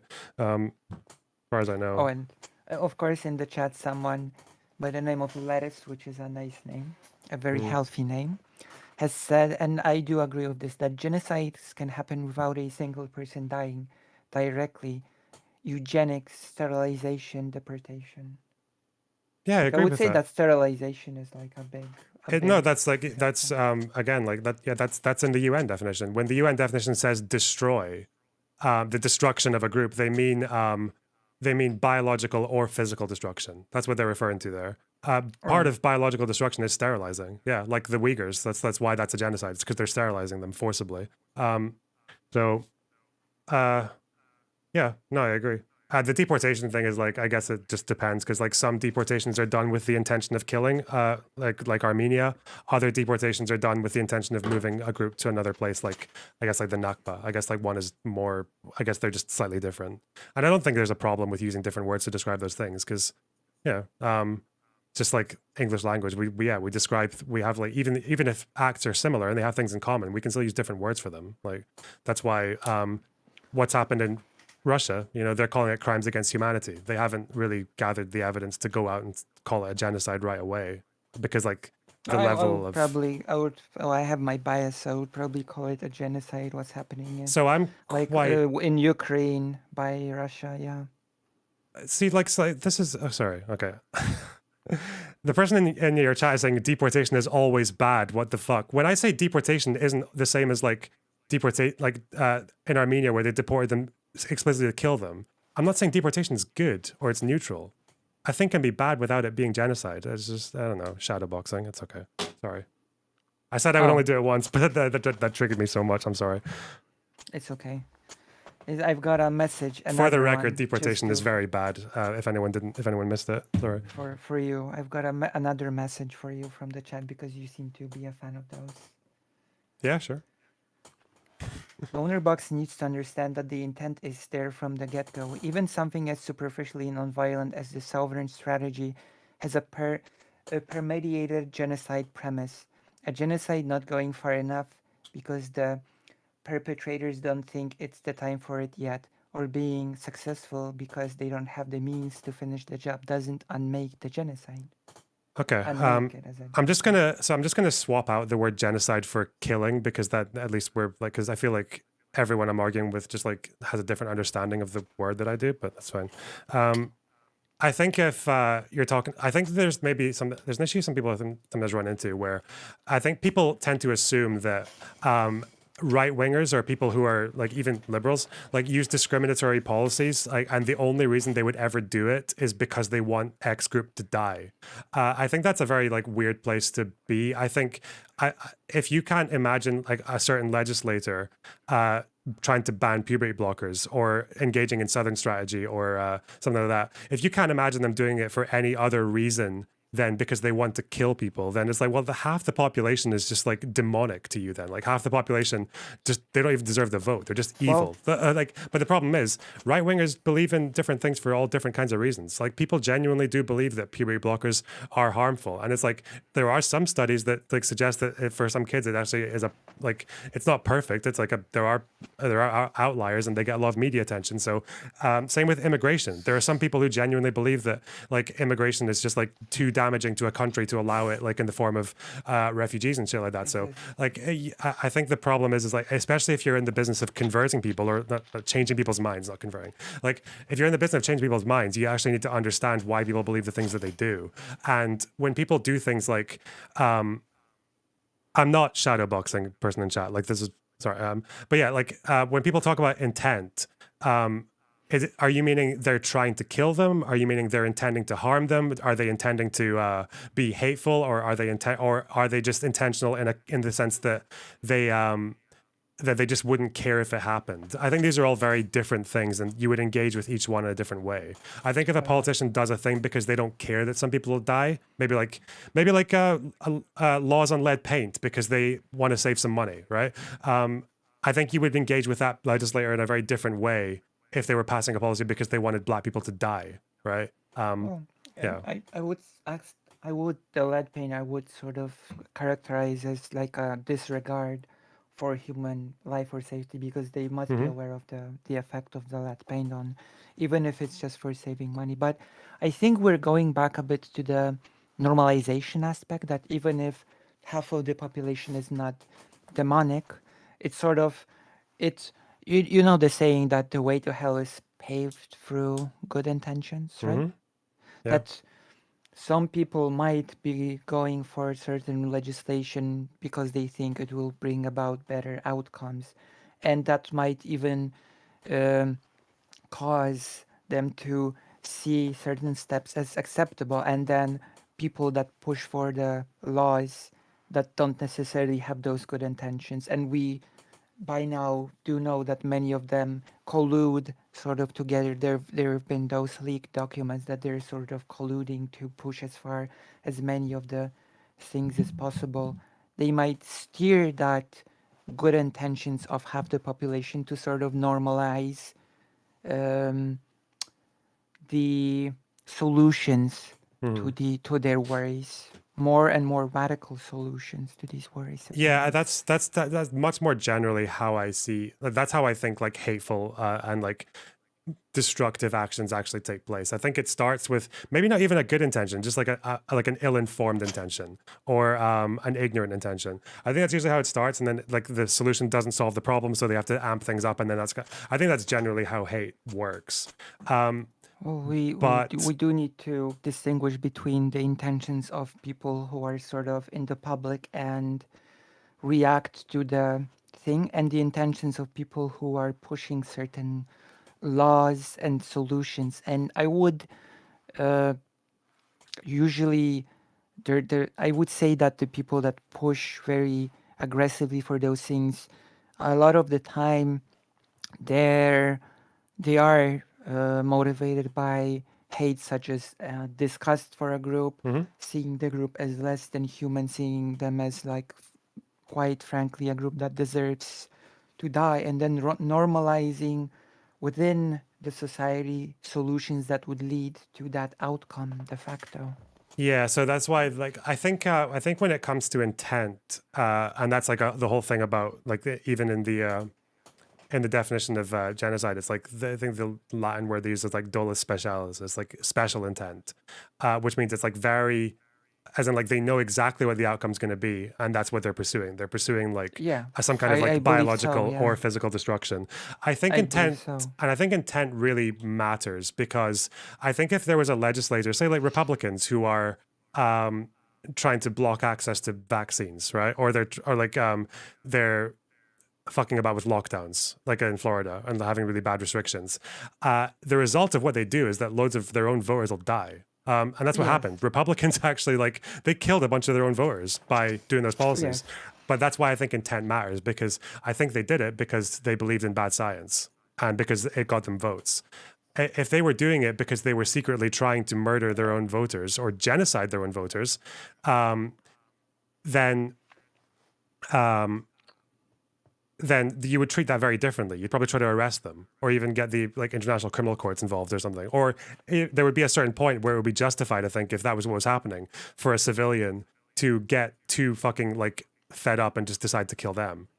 So I think the engagement with intent is very different. well, I Um, think a lot of it was just a blatant disregard with human life, like pushing for lockdowns not to be a thing, for the workforce to continue chugging along. mhm. You know, whether or not it dies is sort of in the short term irrelevant to the uh, need of profit to keep flowing.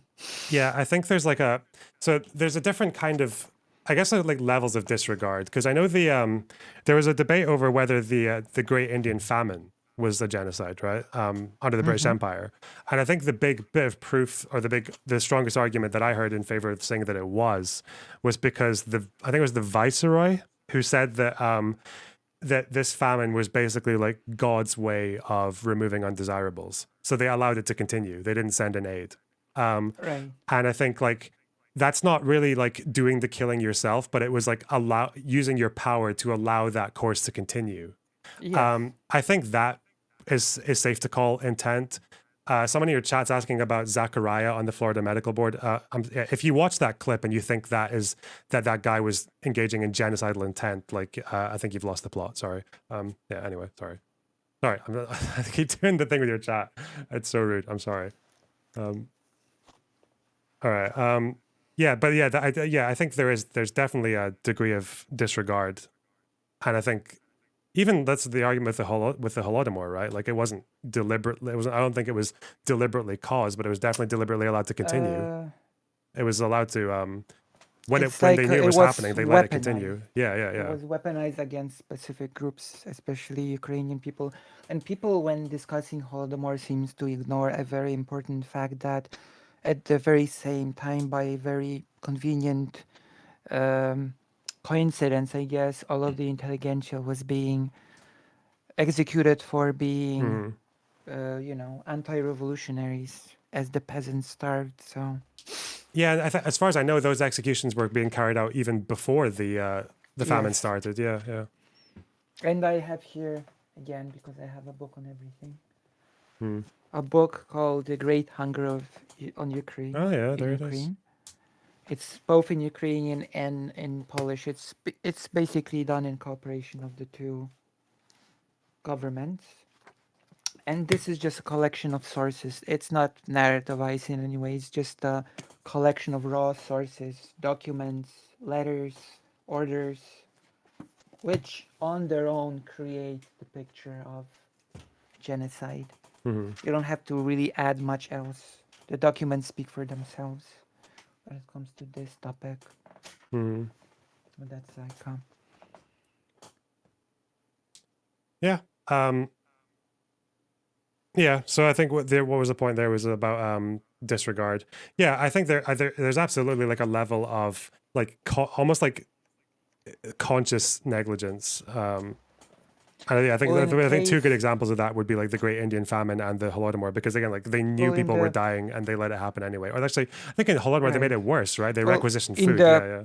yes, in the Holodomor, there was confiscation of Hmm. grain, confiscation of food, etc. So that was basically targeting an area which, for death, basically, yeah, specifically targeting the area for death.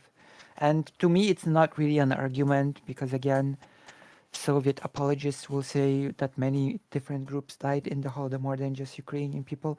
It's basically like saying that the Holocaust was not genocide because the Because of Roma Roma. people Yeah, yeah. were also targeted and Polish people were also targeted. It's not really, especially since the big number is that 6 million Polish people were killed, and out of them, 3 million were, out of the 6 million Polish people killed, 3 million were Jewish people. Hmm. Yeah. Um, and I think what was I saying? Yeah, I think because it almost makes the argument worse with the Holodomor, because it was like those requisitions were from Ukraine and Kazakhstan into Russia. It wasn't the other way around, right? So yeah, even though Russians died, it's like one part of the world was getting food taken away from them, and it wasn't Russia. It was like the other two. So yeah. Right.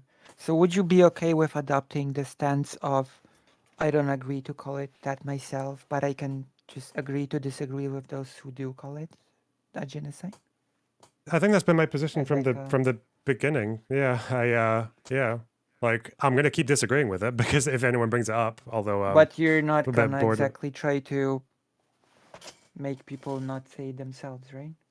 Well, I mean, if they want to disagree with me, then I'm probably have to make arguments for why I don't think it is. So, incidentally, I might convince a few people not to say it, but it's not exactly like a big mission of mine. I can't hold back the tide, I see. but yeah, like Oh, I'll say, yeah, like I don't think it's a very good idea to use it. But you guys can do you. Like yeah, it's true. I'm not gonna like Well, it force seems you. like we've had our big angry disagreement about this topic, which you said you wanted because you get more talkative when that happens. To be It fair, I wasn't seems we had expecting our that topic, but it's okay. it, Yeah, it seems like we had our big yeah. debate, which in my humble opinion, of course, I won Hmm. through my rhetoric and my wits and data driven things. And yeah, thank you for walking everything back and for what's the word? Sorry. Oh my god, I'm sorry. I'm running out of Backpedaling, or words. Yeah, that too, but for your concessions. Oh, yes, that's. Thank you for your concessions on this okay, no, topic. stop. Hey. Okay. I'm gonna have to prepare a big video with a thumbnail saying Lucy Rex on her box in a Yeah, I heated can. debate. It's okay. I feel like if there's anything YouTube needs, it's another fucking Lorna Box fucking genocide video. I guess there's not nearly enough of them on the internet. It's true. Also, It needs one from me. this Kafka person, I'm gonna assume this is directly at me. I was attacking them as content. Like the debate started because someone else called into my stream. Like I didn't call anyone a genocide denier. That came in my direction. Fuck you, Jesus Christ. Sorry, I don't like your mod. They're annoying me. Sorry. All right. No, You're cool though. Sorry. Shadowboxing and painting an intent in people's minds is not there. No, they're saying that I was attacking them as content. It's like I was responding to attacks. Like I can show you the timeline if you want. Like fuck off, Jesus Christ. Anyway, yeah. No, let's not get heated. I can understand where Karasu is coming from. So, it's like I understand where she's coming from. Yeah. I don't, but it's okay. We're all human at the end of the day. Was there anything else you want to talk about? Oh, there are always tons of topics to talk about. Yeah, my stream wasn't like Especially- particularly well planned today, so if there's anything else you can absolutely like. I see. So, so what do you think of the Russian thing from yesterday, which you said you don't know much about? That was probably one of the most entertaining 24 hours I've ever had. Like, yeah, like I always wonder. I'm trying to wonder what exactly historians are going to call it. You know? Well, there are already several big theories. At least I've seen specialists talk on the Polish media live about it when they say that. God, I keep forgetting the name of the Wagner leader. Prigozhin. Oh no, Prigozhin, yeah, Prigozhin, yeah. Prigozhin, that he's basically not the brain of this entire thing, that they are all part of this joint elite, so to speak, right?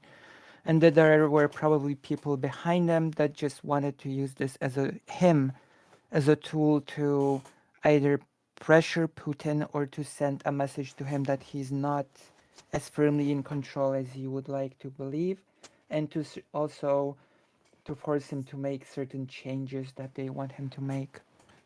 Yeah, I feel like reading the intention of those people is so difficult because like especially with Prigozhin is like I think everyone knows that he's like a bit of a slime, like in the way from within the Russian system, the way that he worked his way up and plays people off of each other. Yeah, yeah, and I think like he's very convincing in the fact that he just like with that video that he took from outside of Bakhmut, and the way that he just comes off so much as like he just looks like a very convincing soldier who's very angry that his men are dying, right?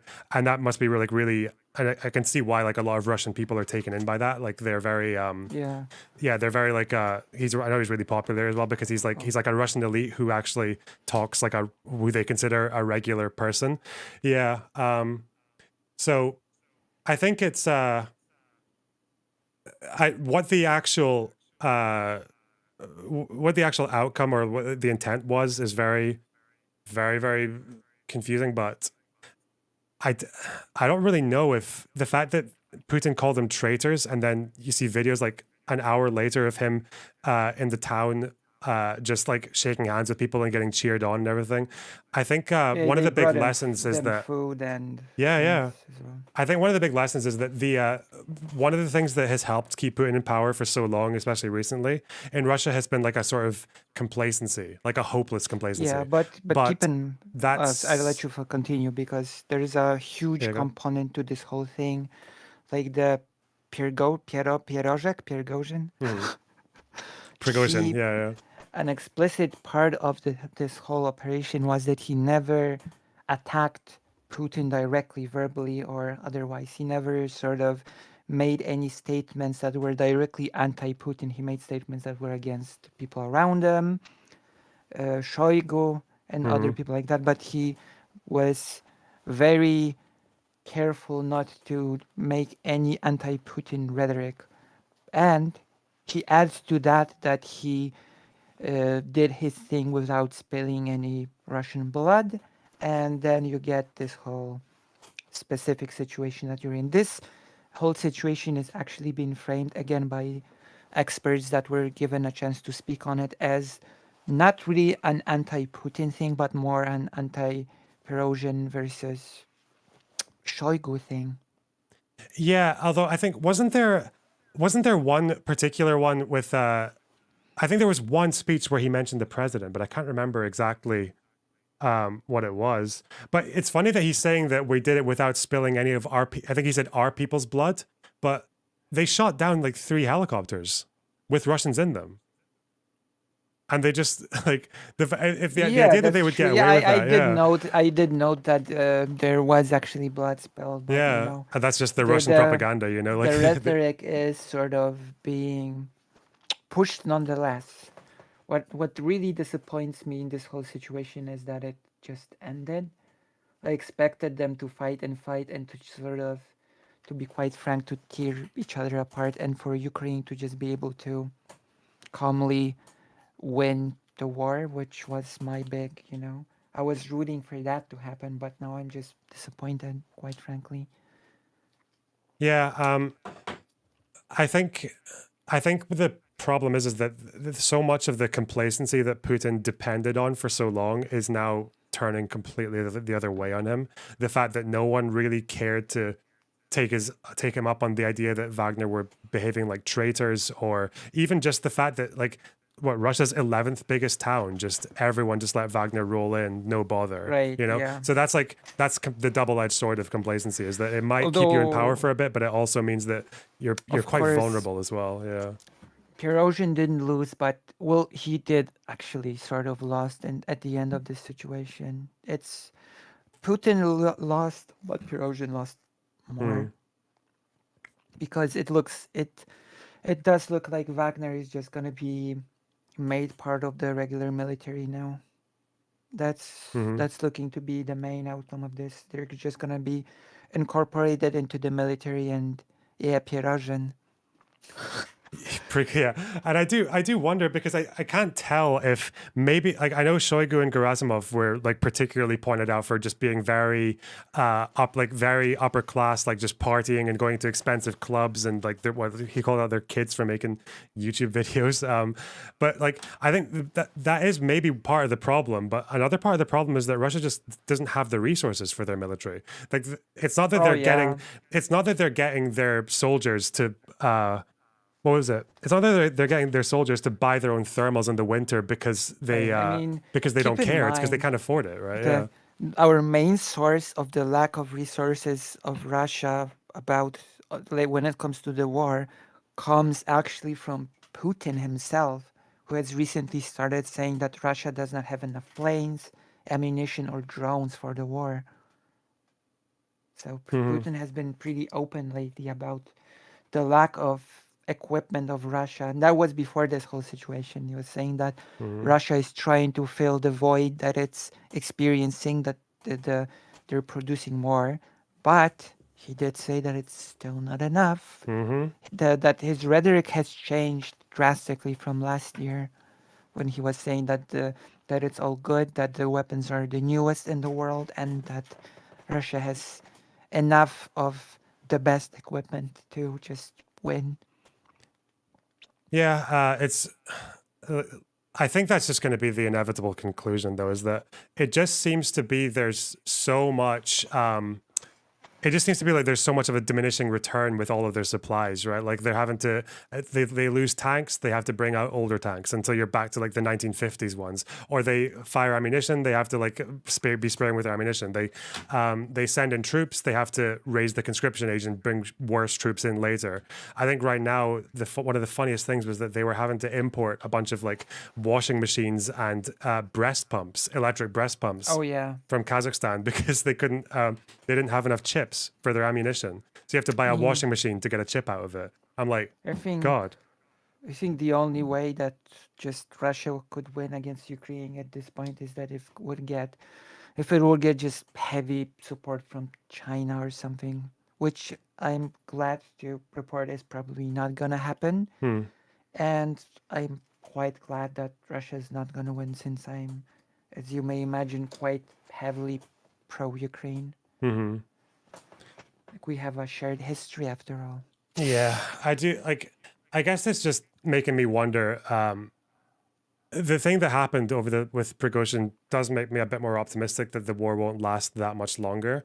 I know Yeah. that, and it's not going to be the first time that Russia has fucked a war because of internal dissent, right? When they invaded Afghanistan, they were there for what, 10 years? And one of the big things that pushed them to pull out was the protests that were mostly spearheaded by the mothers of dead soldiers. Oh, Like they were just so fed up of like these dead bodies coming back that they just made it their mission to stop the war, and like they caused so much agitation and popular discontent against the war that the Russians had to pull out. But that took 10 years. But I think now is this war is like 1 year, but the information is unfortunately, traveling so much quicker and lots of the population seems to be extremely pro-war. yeah, they are. And I think the problem with Prigozhin, is part of what he was saying was that he's fine with the war. He just thinks it's not being fought well enough, which Yeah, exactly. That is my read on some of his speeches, that he said that. I am happy that he Basically, didn't what's take over, because he probably is the kind of guy that would be firing basically tactical nukes and shit. what Yeah. basically what he was saying is that he could just do it better, Hmm. which plays into the point that it was a private war between him and Shoigu. You know, Yeah. like Shoigu was the mess up that doesn't do well enough of a job, and I could just do it better. Hmm. But as it stands, he's just gonna be pushed aside, probably assassinated quietly, and the Wagner is just gonna be incorporated into the army. Hmm. I think there was one Those are warning the for that. predictions. Someone said that Putin, when he alluded to the Wagner group, he specifically didn't name Prigozhin, which I think the way he delivered the speech, there was an analyst who said that there was something about the way he delivered the speech, and by not mentioning Prigozhin directly, is that Putin has maybe already ordered for him to get assassinated. Like, yeah, Yeah, it's gonna happen like the Russian quiet way, probably. yeah. Well, honestly, if he does get assassinated, someone will probably upload it to Telegram, because that's we're just in that stage Probably. right now, you know? Oh yes, and there was a big talk about Lukashenko and all of this, that he actually is the biggest winner of this whole situation, Oh it God, seems, yeah, because he earned, although again, from what I've heard from the media this morning, it wasn't actually Lukashenko that did the um, negotiations himself. It was apparently a man of a name Alexei Dunin, okay, who is supposedly the closest person to replacing Putin, and apparently he was the one that actually did the negotiation and Lukashenko is just taking the credit for it. all right. I mean, he needs something, because uh, he's had some pretty shit moments during the war. Um, as far as I know, there's still the internal opposition to Belarus isn't really going away. I know there have been like rebel groups destroying their supply lines and their Yeah. train tracks and shit. But And there's been the whole yeah, situation when the rightful president had to flee the country. You're probably familiar, and the whole nation basically stood up to oppose Lukashenko's reign as president. hmm, You remember that, right? When hmm, it was a part of a bigger situation. That was during the last election that happened in Belarus. hmm, Like, first there was a counter candidate who was arrested, right? yeah, And then his wife stood up to take the mantle from him and continue the election. And instead he ran as president to be president, and she became extremely popular in the country. Like, more people than ever before went to vote for her to be chosen as president. And it became really evident that more people support her than Lukashenko, right? yeah, yeah. And everybody expected the thing to be rigged. I personally expected it to be something like 53, 51 to 49%, and for Lukashenko to say, I'm sorry, it happens. It was really close. I know you were a strong candidate, but let's maybe next time, the better person won, something like that, right? To make it Hmm, a bit believable. But no, the results were 80% or more for Lukashenko and a measly few percent for her. It was so blatantly rigged that the entire nation stood up in protest. Like the factories stopped working. Everything was just grinded to a halt, you Hmm. know? And of course, Russia intervened and the whole thing ended up being squashed. Yeah.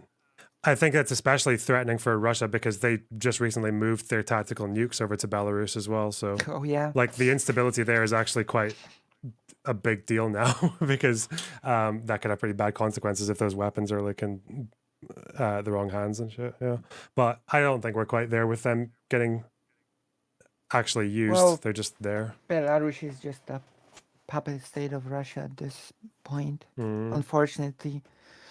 Yeah, I feel really bad for Which, what happened to them because, like, yeah, the idea when people talk about people losing like their language and all that, like Belarus, yeah, they don't like it was like maybe 5% of them can speak Belarusian now, and it's all well, just yeah. Belarus is basically mm, the logical end of Hmm. what Russia wants for Ukraine Yeah, and probably Poland as well and yeah. Lithuania.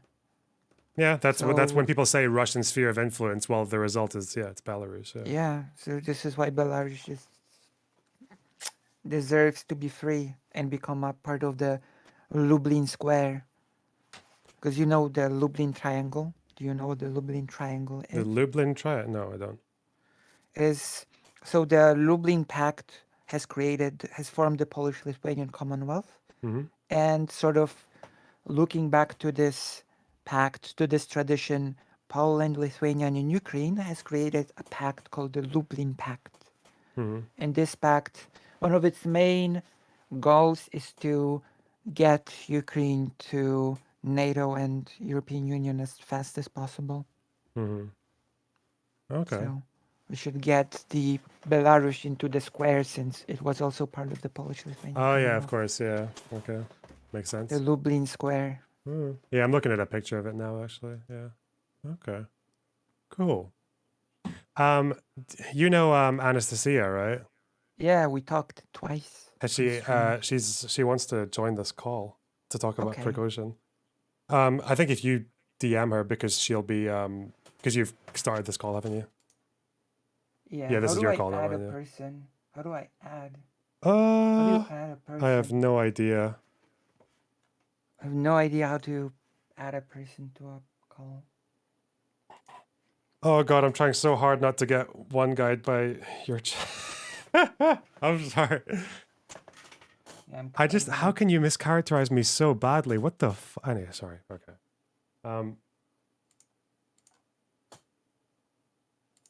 Maybe wait, Okay, maybe I so can do it. Wait. Do I know how to do this?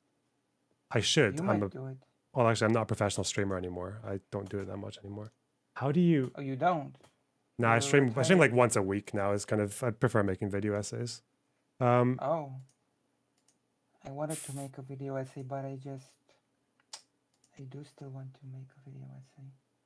what have you ever used like editing software before? Yes, a bit. Well, if you're using Premiere and you have any questions, you can let me know because I can. Usually use the,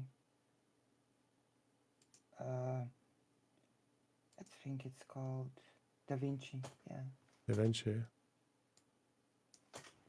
So how do I add you?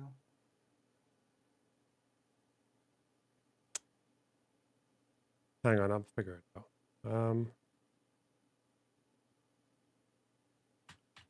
Because I think you can just add them to a call.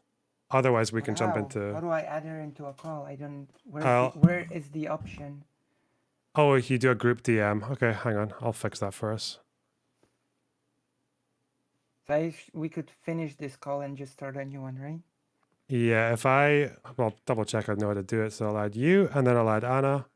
Yeah, I'll make a group call. Okay, make us a group and I'll just Cool. disconnect. Yeah. All right. See you in a minute. I'll see you in a minute.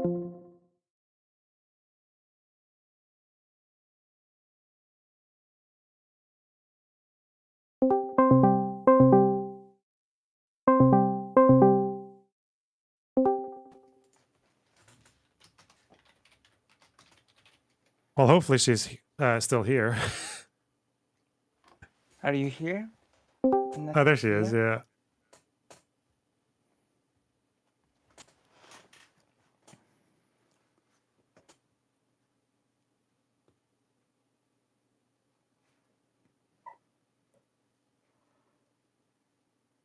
Can you speak, Anna? You hear us? Yeah. Oh, I can't. We can't hear her though. She's muted. But I think that's just part of the routine for her. It is? Wait. Whenever we talked, She it was can just fine from she the can hear beginning. me, so she knows, but we can't hear her. This is just part of her joining the That's streams. a first. We spoke 2 times and it was always fine. Okay. There you Oh, I are. don't now know I what's can. up. It works. Oh, yeah. Lonerbox, what the fuck? Hi. I never, it never happened. All lies, you know? I was Yeah, never muted. I know. I was there. Yeah. Okay. Yeah, yeah, well, Lucy is on my side, so, you know, it works. Of course. Mm. So, so hey guys, I wanted to join because you started talking about Prigozhin tea, hottest tea on the universe. Yeah. Well, where my camera is not focusing. What the heck? Not my day, apparently. Oh, whatever. Yeah. So, Lonerbugs, what do you think? What a shit show. I want to Shit know. is the keyword. I want to know what people are going to call it. Right. That's all I care about. I want to know what it's going to be like in 50 years when people remember where were you during the 24-hour civil war. Right. The 1-day coup. The shit fest is what they're going to call it, and it'd be very accurate. Yeah, the Prigozhin troll of 23. Yeah. Yeah, it was just you know, just a prank, guys, just a prank. Never mind that 15 pilots died and 6 helicopters were destroyed, as well as 1 plane, as I'm currently aware Hello? of, at least. It's just like it's Oh, like the yeah. backfire of Russian Hello. propaganda, though, right? Like because the whole point of Russian propaganda is you just make shit up, right? You just say whatever, and Prigozhin can just kill 15 people and be like, "It's oh, thankfully no one died." Whatever. Yeah, thankfully none of Yeah. our people And died.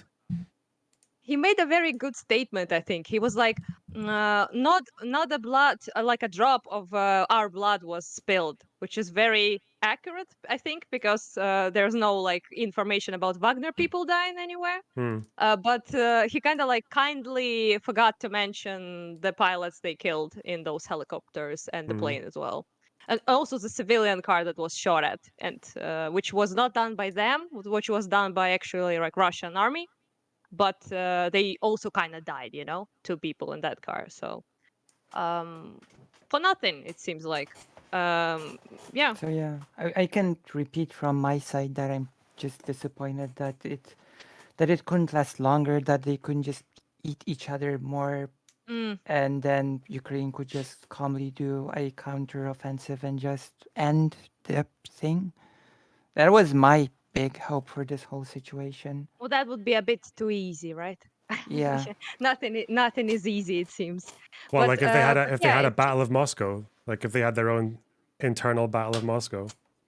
Like apparently they yeah. had But whole. Yes, continue. what do you think about like the theories around it and everything? Like, what the fuck happened actually? Like, Oh what's yeah. your Well, opinion? who's mine or? Yeah, both, I guess. So I've been watching a lot of Polish media, I guess, around it. There were a lot of experts talking live, and a lot of them pointed out that the Pierożek person did not really, Пирожок? yeah, Yeah. Okay. I bite.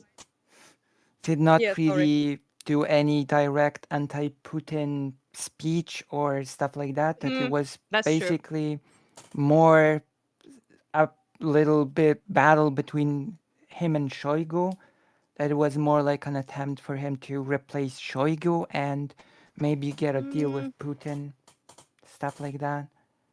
That he well, I wanted to don't really think oust. though, Yeah, to be honest. But I heard theories like yeah, that. I heard It's this. just, yeah, many people like speculate. Most people like in Ukraine, it seems, are like of the two opinion, which is basically saying that either it all happened as it was, so you know there was actual intent to do a coup, and it ended up Hmm. being negotiated because Putin basically caved in, and decided to sort of appease this whole thing without, losing the reputation of an actual fucking civil war becoming a thing in Sort of, Russia, yeah. which makes sense. Yeah, but also there's like this theory that also many people say that Prigozhin actually never intended to attack Moscow, and it was more like a threat, like to Mm. give me what I want, basically, like a charity act or Yeah. sort of. Yeah.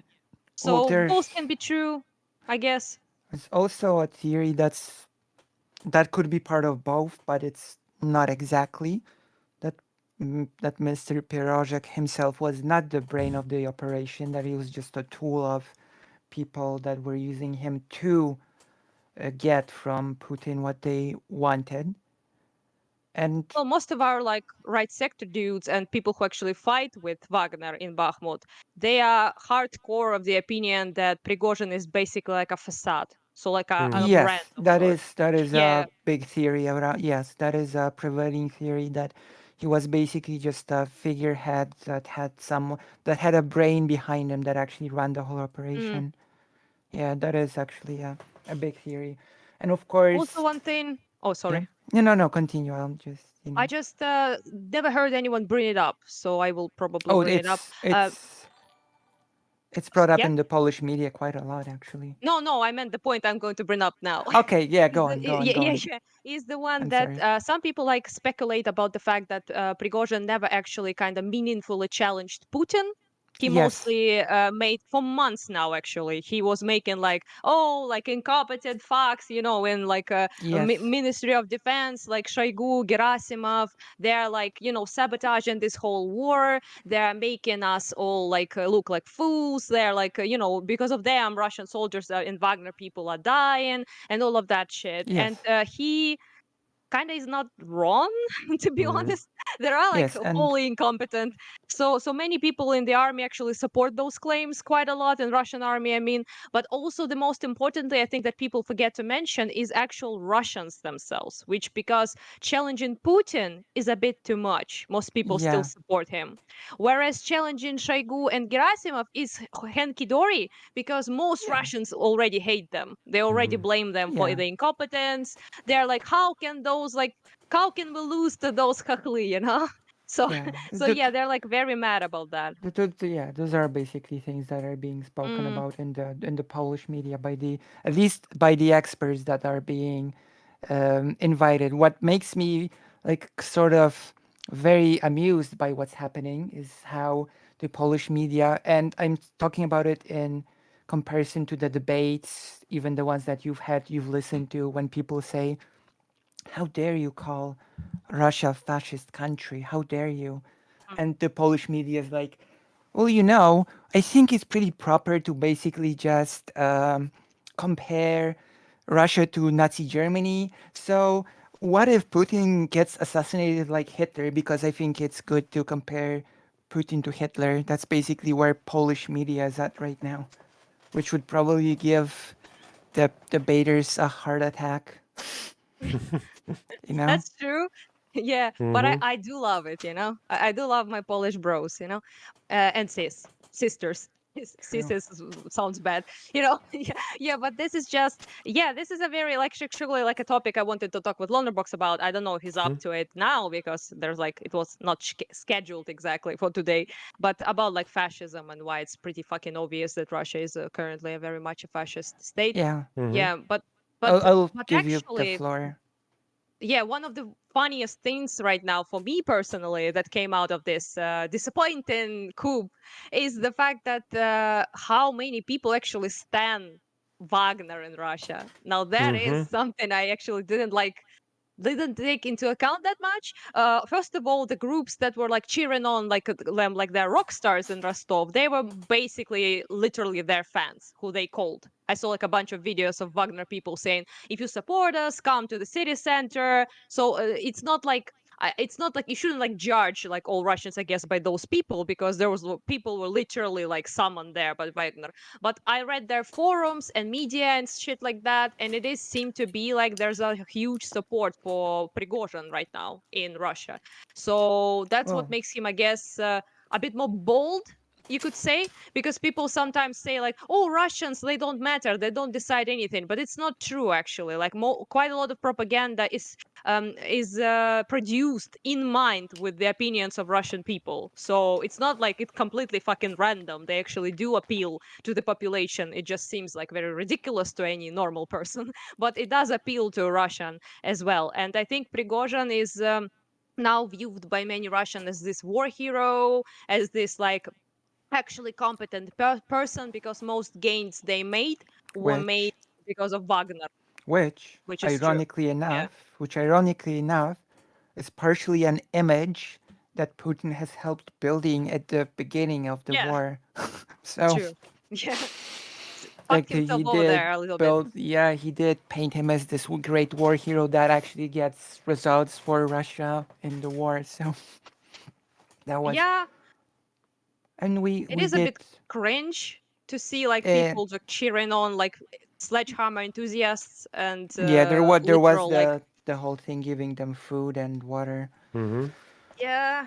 and And you, also like their hands touching their hands like they're yeah, fucking Elvis. Oh. I think you've made a really good point on Twitter when you said that people should really remember that at the end of the day we should not just treat like cheer for Wagner as it was some Hmm. group of good guys, that at the end of the day there's still the people that tortured and massacred people in Ukraine, so let's not get like Oh, in Africa, in Syria, in etc. Mali, it's Yeah, like a exactly. clusterfuck, yeah. Well, it's they have many Mm. units all across the world, Yeah, and so I let's think one of not the get worst their to, massacres was actually 500 people, I believe, in Mali, I think, Yeah. if I'm not mm, mistaken. So yeah, so it's pretty like fucking bad. There's like footage, there's like videos of them, decapitating people alive and killing yeah. people with hammers, burning their bodies, talking about shooting 5-year-olds in the face. Yes, it's pretty horrible to cheer for a group like that, to be pretty honest, right? Yeah. Like like the situation is would be great if it continued, but let's be honest, it's like you said, frog and a snake, right? Yeah, I explained Mm-hmm. that to Lonerbox. Ебала жаба гадюку. A classic one. Yeah, yeah, it's Listen, basically like when, yeah, go on. I'm learning the What? language one word at a time. Like this whole Prigozhin fiasco, I've learned, was it prepasa for ammunition?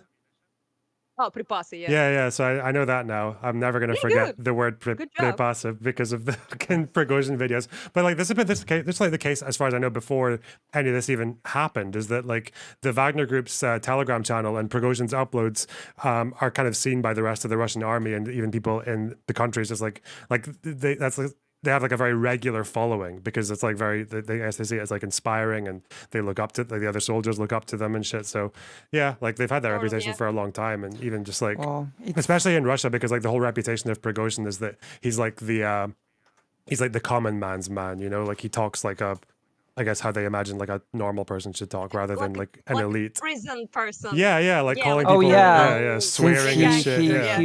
he's not really an army man. He did all of his like army thing in prisons. Well, it's like 4/5 But of Yeah, but Wagner people are ex-convicts, right? yeah, Like conscripted from criminals. prison, yeah. Yeah.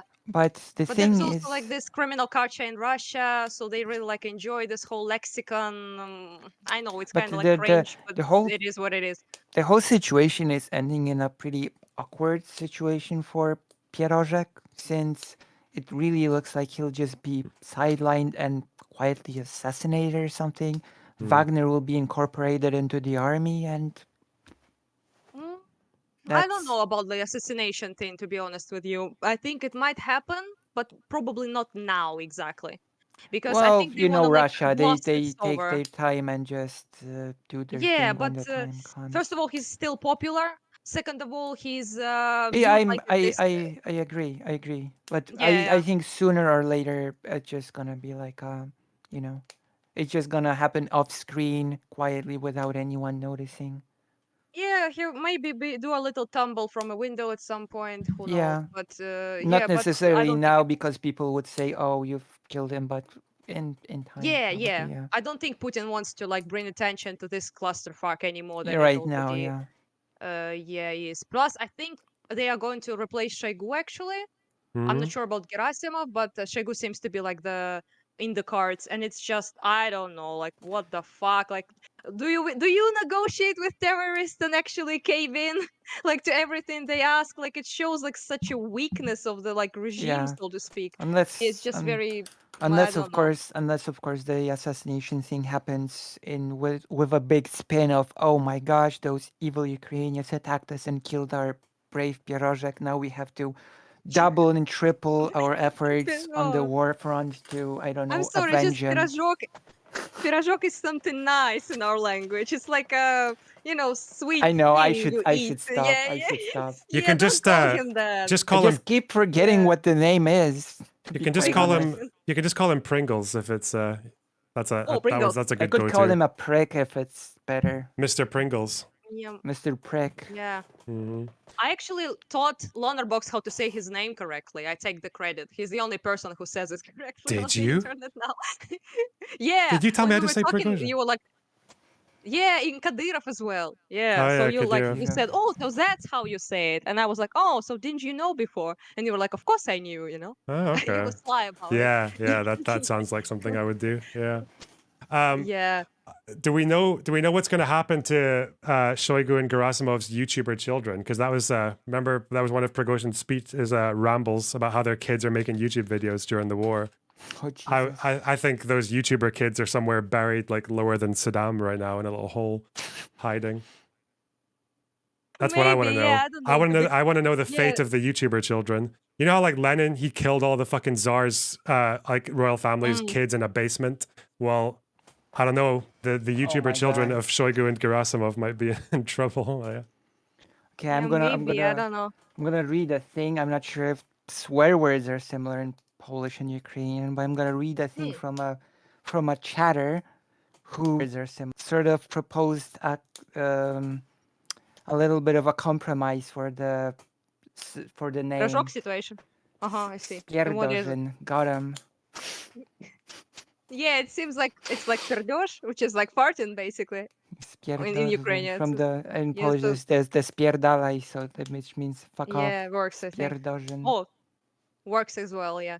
Also, Lonerbox, I'm about to make you superior to literally all the leftoids and tankies in the world. Do you want to know how? I thought that It's not was Tsar, okay. it's Tsar. Tsar. You can be Tsar. Tsar, Like yeah. pizza. Yeah, Pizza. Tsar. Well, I'm Tsar. Scottish enough to so roll you my can, R's like that. Tsar. Tsar. oh, you can flex it on them like so hard. Tsar, Like do yeah. it next Okay. time. Yeah. Tsar. Yeah. So Yeah. it's a thing Tsar. that was told a lot in the Polish media today. The Tsar is naked. Yeah, yeah. About But Putin. it is like very weird, I honestly must say. I didn't expect this shit to happen, obviously, but yeah, the way Yeah. it went down was a bit crazy. Although I can- laughed like non-stop, so it makes I for a can good just evening. I can just add Yeah. that it's identical in Polish. Tsar. Yeah, Tsar. Yeah, Tsar. Tsaryca Katarzyna II, Tsar Alexander. Yeah, yeah, yeah. And you guys all say Tsar, so Z, not Yeah. Ts for some reason. I I've don't actually know. always Yeah. wondered why we do that. Because Like it's in not like it's English, hard Yeah, to because pronounce it's weird. Tsar. It's this weird. Tsar. It's this weird, like almost jar. Sometimes it becomes, but Ah, yeah, it's like Tsar or Tsar. Vosh Yeah. says it like that. He says like Tsar, yeah, like TS. I think it's Yeah, from it's the fact that it's written in English. TSRAR. Yeah. Yeah, I But don't know why also, that was the the case. next, And the Polish will actual just step up above everyone will be if you say babushka, not babushka. babushka. Babushka. Babushka. Yeah, this Okay. will be babushka will be like a slaughter. They love this word. They have some like babushka fetish. Babushka. So yeah, you know how all English people like to say babushka. You must know this, Lucy. Yeah. Yeah, Mhm. so yeah, that would be a step up in the game, like literally, and no one will be above you, I think. Yeah, Nice. that's about it, Babushka. I guess. Fascist stuff will take some time, so we don't know if you have it, Loner, or not.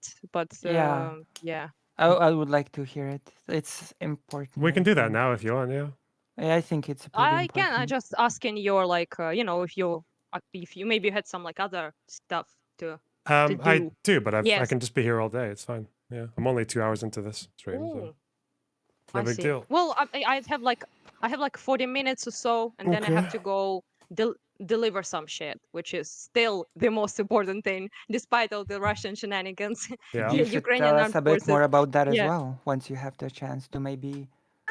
it's nothing like exciting. I just need to meet up with the lads to give them stuff. Basically, they're in Kharkiv temporarily for like a day or two, so I mean, I I will find be it able plenty to. exciting, to be honest, considering the goal of it. Yeah, I mean, I just do it like so many times that it's no longer like a, it's a routine basically. Yeah, but Daily routine. it's a Yes. pretty important routine, Yeah, for all sure. things Yeah. considered. That's basically most Ukrainians were like, so forget all this Russian nonsense. Let's return to buying like drones and like scopes and medical aid for our soldiers because Yeah, that's actually what's important at the end of the day. So yeah, like this whole thing about the fascist shit is just pisses me off. I already like told Lorna about it, but like I heard like a panel basically where nobody could like literally identify. So there's non-smoker person who I'm going to talk about with tomorrow for me, but wait, who? I'm yeah, sorry, but who? that the non-smoker bald You're person, gonna talk like to him? yes, not to him personally, but on the panel like tomorrow in the night. Who else is in What's this the panel panel? Yeah. gonna be? Wait, Yeah, there was like Dylan there, me, Stardust for some reason. I didn't oh, even that's know she's like that's interested. the panel from the past.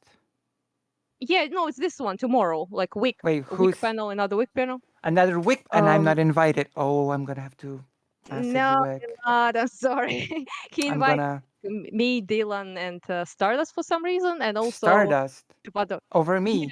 like Oh, seems like so. Yeah, shots I know. That's fired. a faux pas. That's a faux pas. I'm Shots gonna have fired. to DM. What's with the lack of Slavic representation? Sorry, just one person. Well, I count, I guess. Yeah, but you're one person. You're out. You're outgunned. You need support.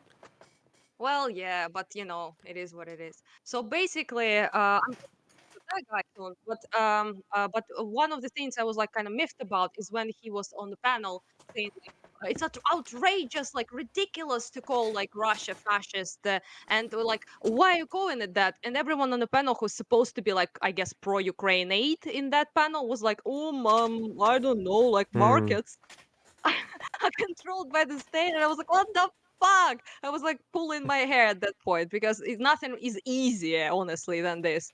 Yeah, and Dylan said like he doesn't want to call it fascist, which I had words with him afterwards, but that's like another topic. But yeah, but basically like what I meant is like very pretty much easy to do because it's like, far right authoritarianism, Uh-huh. internationalism is the definitions basically, and also like dictatorial leader, like autocracy, things like that. So forced suppression of the like opposition, any opposition, wherever it be, like people, just on the streets or political organizations.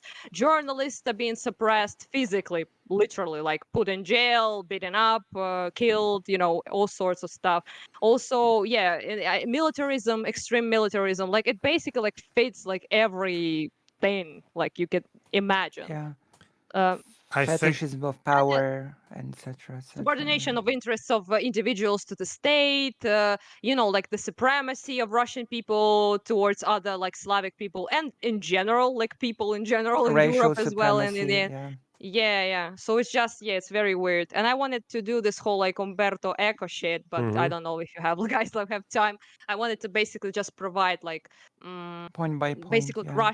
Russian context to it, if I may, because I think it's interesting. And the only person I want to talk about first was Vosh, but he would take 10 years to reply. So, and I like Loneborg's better. Sorry, Vosh fans. Wow. So I decided, yeah, that's the declaration right there. So I decided to basically, approach you about this shit. I'm not even And yeah, counted in this. Do you want so to? what Oh, first sorry. thing is let me tell. Like the first point he made was the cult of tradition. Oh, punk. One Like in has on, Polish. yeah, the cult of tradition. One has only to look at the syllables of every fascist movement to find the major traditional thinkers. The Nazi gnosis was nourished by traditionalists, no, occult elements and stuff like Syncretistic. that. Yeah. I'm Yeah, reading. yeah. So basic. Yeah, thank you. Caught me. But basically is I think this point applies sort of, but not like 100% like other points as well, because they do appeal to like tradition and to, I guess you could say, traditional values, traditional like relationships. They often talk about like degeneracy in that context as well. So like, but I wouldn't say they're like occultism. I wouldn't like exactly say it, but there's like this thing about Putin being super like into like, you know, fortune tellers and shit like that, but it's not like, you know, on the nose this punct, I wouldn't say, like, honestly. I think I guess it's because, sorry. yeah, go on. I was gonna say before, Yeah. if you're I think actually, Karazu Kafka in your in Lucy's chat actually said something that I agree with. I still hate you, but the echo thing, Don't- like don't as well. hate people I'm just because they joking, don't. okay? So yeah, the thing with the echo thing is like, I think the problem with and maybe why that difficulty came in, especially talking to leftists about Russia and fascism, is that I think a lot of there used to be this trend online where people would use the 14 points to kind of like shoehorn like almost any right winger into being a fascist. Because yeah, I think no, yeah. what Karazu Kafka said in Lizzie's chat was that like Echo's essay was like, if you just read the bullet points, it's very easy to see fascist tendencies in quite a lot of Fascism different everywhere. political groups. Yeah. Like even Yeah. populists could be fascist. But like if you look at the full essay, there's a lot more elaboration. So I think the thing that you said Yeah. there about the cult of tradition, that word being syncretistic, like different elements of tradition that actually clash with each other and come from different times. So there's a whole bit in that essay where he talks about the way that Nazis had this very sort of confused sense of tradition, where on the one hand it was like the traditional German Volk of like going back to the Russian of the Roman Empire, and then but on the other end you had like this very futuristic like moving forward thing, right? Or with Trump, when he talks about make America great again, no one knows exactly when he means. Like, does he mean 50s, or does he What mean Right. like time was great, yeah. 30s or 20s, or even now when he says make America great again now, all he talks about is his past presidency. He's Of like, course. so his cult of tradition now is for like 4 years ago, you know? So it's like, and I think that's Yeah. the same with Russia Of as well, course. is like this very If I fantasist view if of I like the may- Russian, like the, it's, Yeah, if I I may wouldn't. just if I may Yeah. interject just Yeah, to of course I wanna go. it's of course like I want to say both for Karasu and myself that we of course both still think that Russia does fit the bill when we also take into consideration the wider essay. So that's important to remember that Russia still sort of fits the bill of. I wouldn't like use this with everyone, you know. I just know you guys are smart and stuff, and it's interesting to talk about. But with general people, just the definition I just, you know, talked about in the beginning is enough. You don't have to like appeal to 14 points of like echoes, you know, shit. It's just Yeah. I'm doing it because I think it's interesting. So the cult of tradition is a bit more murky, kind of fits, but it's not like 100%. No, sorry, Next, just yeah, sorry, but before you go to the next one, I was going to say the way you would do the cult of tradition with Russia, and the way I think it actually fits really well is when Russians have like nostalgia, like Russian nationalists have nostalgia. That whole thing about it being syncretistic, it makes so much sense, because you never really Yeah, know that whether they're fits, yeah. talking about the Soviet Union or the Tsar or Empire, yeah. Or the yeah, like Kiev it's Rus. just like the Kievan Rus. Yeah, it's like you have no idea what exactly they're referring to, which is why you've got like lots of like Russian Empire rhetoric, but then you also have people going down with like hammer and sickle flags and shit. So that's like actually that fits Russia perfectly, because And their cult of Putin tradition is like actually nebulous. Yeah.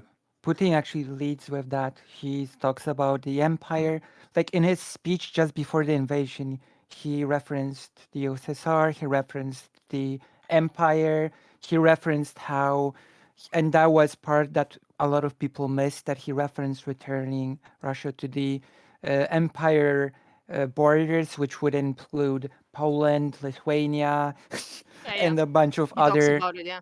So yeah, that's exactly. We don't But really I'm not know what is exactly meant. even talking about Putin here. I'm talking about Russia. Yeah, That yeah, Russia I know. But mostly, yeah. what I'm saying is that Putin is sort of echoes that wider sentiment, so to speak. Like he's a spokesperson for the wider sentiment, if that makes sense. I think I should allow Lonerbox to read the actual things because he sounds way better than me.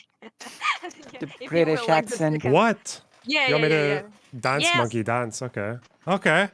Yeah, All you right. do. Okay. Please. It sounds pleasing. All right. Pay attention, I'm everyone. buttering you up. Okay. Okay. Yeah. Okay. The rejection of modernism. The Enlightenment, the Age of Reason, is seen as the beginning of modern depravity. In this sense, Eurofascism can be defined as irrationalism. All right, go. Holy shit, this fits, dude. Yeah. This one fits like a fucking glove. Love. Let's put it like that. Because they're like obsessed with this whole degeneracy, like modernity, everything about it is like they mostly talk about like LGBT, but also like women's rights. They also talk about like, I guess you could say, deprived values of the West, which is, I guess you could say, like sexual aspects, like feminism, like sexual liberation of women or whatever the fuck it is. All of it is considered like depravity that will rot like the traditional values of like strong stable Russia, you know, and things like that. They also talk about like rejection, I guess you could say, of even things like democracy, for example. Yeah. Also some Russian consider to be like part of the modernity. So like the actual like old rule when one strong leader like Tsar, if you will, like, you mean, know, he's yes, they're very much all about mean, that. Yeah, rejection Russia of doesn't have modernity. to reject it. Russia doesn't have democracy, so the problem of Oh, rejecting burn. it is not. It's not a problem for Russia to reject. You know. I mean the people themselves. So I talked with like a lot of Russians who Yeah. would like, we don't need democracy. It's like this modern day shit that doesn't work, you know? Mhm. They don't Yeah. have it, but they reject it without even having it, which is kind of fun I if you mean, think about it's it. basically a way to say that the things are good the way they are. It's like complacency. Yeah, so appeal to traditionalism in that way as well, by the way, because like it Yeah. works. If it works, don't fix it, basically, is what they Yeah. say. Yeah. Also, like the third, Blunderbox, please. Okay. The cult of action for action's sake. Action being beautiful in itself, it must be taken before or without any previous reflection. Thinking is a form of emasculation. Do I need to? This one literally like is word for word like this basically is Russia like in one sentence. So the call to action for the action said is incredibly like I don't know like prevalent in their culture in general. So you don't have to have like a good result even for them. It I just needs to be mean, the current the action invasion itself. would be an example of that, wouldn't it? Yes, exactly. Only that, like any kind of like mission that failed for them is action for the action's sake. And people are like, you don't have to like think about it, like just accept it. Like it's kind of like weak to consider shit, emasculating, if you will, right? Mhm. So yeah, so this is very much them. So when you ask them like, what good does this particular action or policy actually brought you as people, right? So you are like have sanctions, you don't have access to like some type of like products, quite a lot actually, like on no Oh yeah. longer to Russia. So you don't have like your liberties at all. You can't go to the fucking vacations. You were like saving money for years to go. You know, you can go like anywhere. You have like restriction of your liberties in a very very strong way, even stronger than it was before. So right now, even saying anything against like Kremlin and could be said like as discrediting the military, basically, right? So you'd be branded like a foreign agent and things like that. So you have like those a bunch of things, and you ask them like, is it like worth it? In any way, shape, or form? How does this invasion of Ukraine benefits you? And they're like, we just do it because we must. We just have to. It just It's needs our to be. mission. It's for the greater good, which Yeah. was, by the way, the lady's thing in the interview you've posted on Twitter. It's Mm. just for the greater Mhm. good of Russia. You remember that one, right? The interview Yeah, with the yeah, lady. exactly. This is like very fascist shit to say, by the way. They all say it like, and at the end of the day, it's for the greater good of Russia. And you're like, yeah, Yes, of course. you think so? And it's Yeah, sad that people die laughter. So yeah, things like that. Yeah. The next. Okay. 4 now, right? Yep. Okay. Disagreement is treason. The critical spirit makes distinctions, and to distinguish is a sign of modernism. In modern culture, the scientific community praises disagreement as a way to improve knowledge. as cool as it Yeah, sounded, I well, couldn't hear much of it Why? What? What are you talking I about? did. because of the echo, What echo? This, the church-like Well, I echo. don't know what you're talking about. there was no echo. You imagined it. Yeah. I Yeah, see. yeah. Basically, this agreement, this treason, is like the, I don't know, like the bulk of like modern day, and not just modern day in Russia. So as I talked before, like if you like express any disagreement with the policy, with the regime, you are either branded as traitor or like a foreign agent, which is basically their way of saying you're like working for like evil West or some shit, right? So any disagreement is met with either just your mouth will be shut, or you will be imprisoned or even killed if you're like loud enough. So yeah, so this is pretty common, and also they like have this idea that any like critique of Kremlin and of Putin is basically undermines Russia. So it's threatening, dangerous to Russian power. So yeah, same kind of thing they did in like Soviet Union times in a way. Doesn't really like change that much in my opinion. And also like even there was like this bit of about sciences. I think modern culture, the scientific community praises. What is it? Yeah, so basically it makes distinctions and people should be unified in their opinion. So there should be like distinction of your opinion because it leads to the weakening of the country. Is a very Russian like kind of vibe. The next is vibe. As an expert, I might add that there is a game called Do Evil please do. West by a Polish developer. Evil Oh yeah, West. it's Yeah, it's a it's game. like it's a Western game. It's a first-person shooter. I've actually known a person from Japan in real life who worked on all of the map designs for that game, That's Evil interesting. West. But it's What's it not the about? same. West. It's a Western type game. It's not the Evil West Ah, in the Russian sense. It's I see. Evil West in as in it's a Western game. I just added this little trivia because the title is the same as the Russian propaganda thing. But Let's yeah, do the 5 and read it, please, Hmm? without the thing. Without what thing? Oh Whatever. no! Oh without the no! church echo Don't thing. fuck around. Fear of difference. The first appeal of a fascist or prematurely fascist movement is an appeal against the intruders. Thus, your fascism Oh. is racist by definition. Well, like again, this like the probably one of the most fitting ones. So, fear of like difference. It's basically like all people are enemies of Russia. Everyone is out to get Russia, whether it is Baltics, Ukraine, America, Europe, NATO.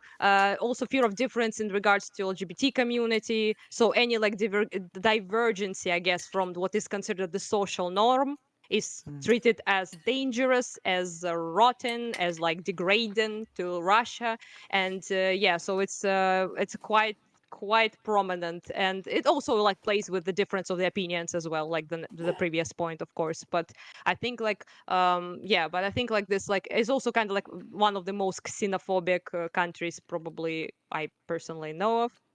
So there's Mhm. that as well. So this point I think fits pretty well in both like internal business in terms of like LGBT and any like difference, but also in terms of like foreign like difference and like treating countries as like basically enemies and stuff. Oh.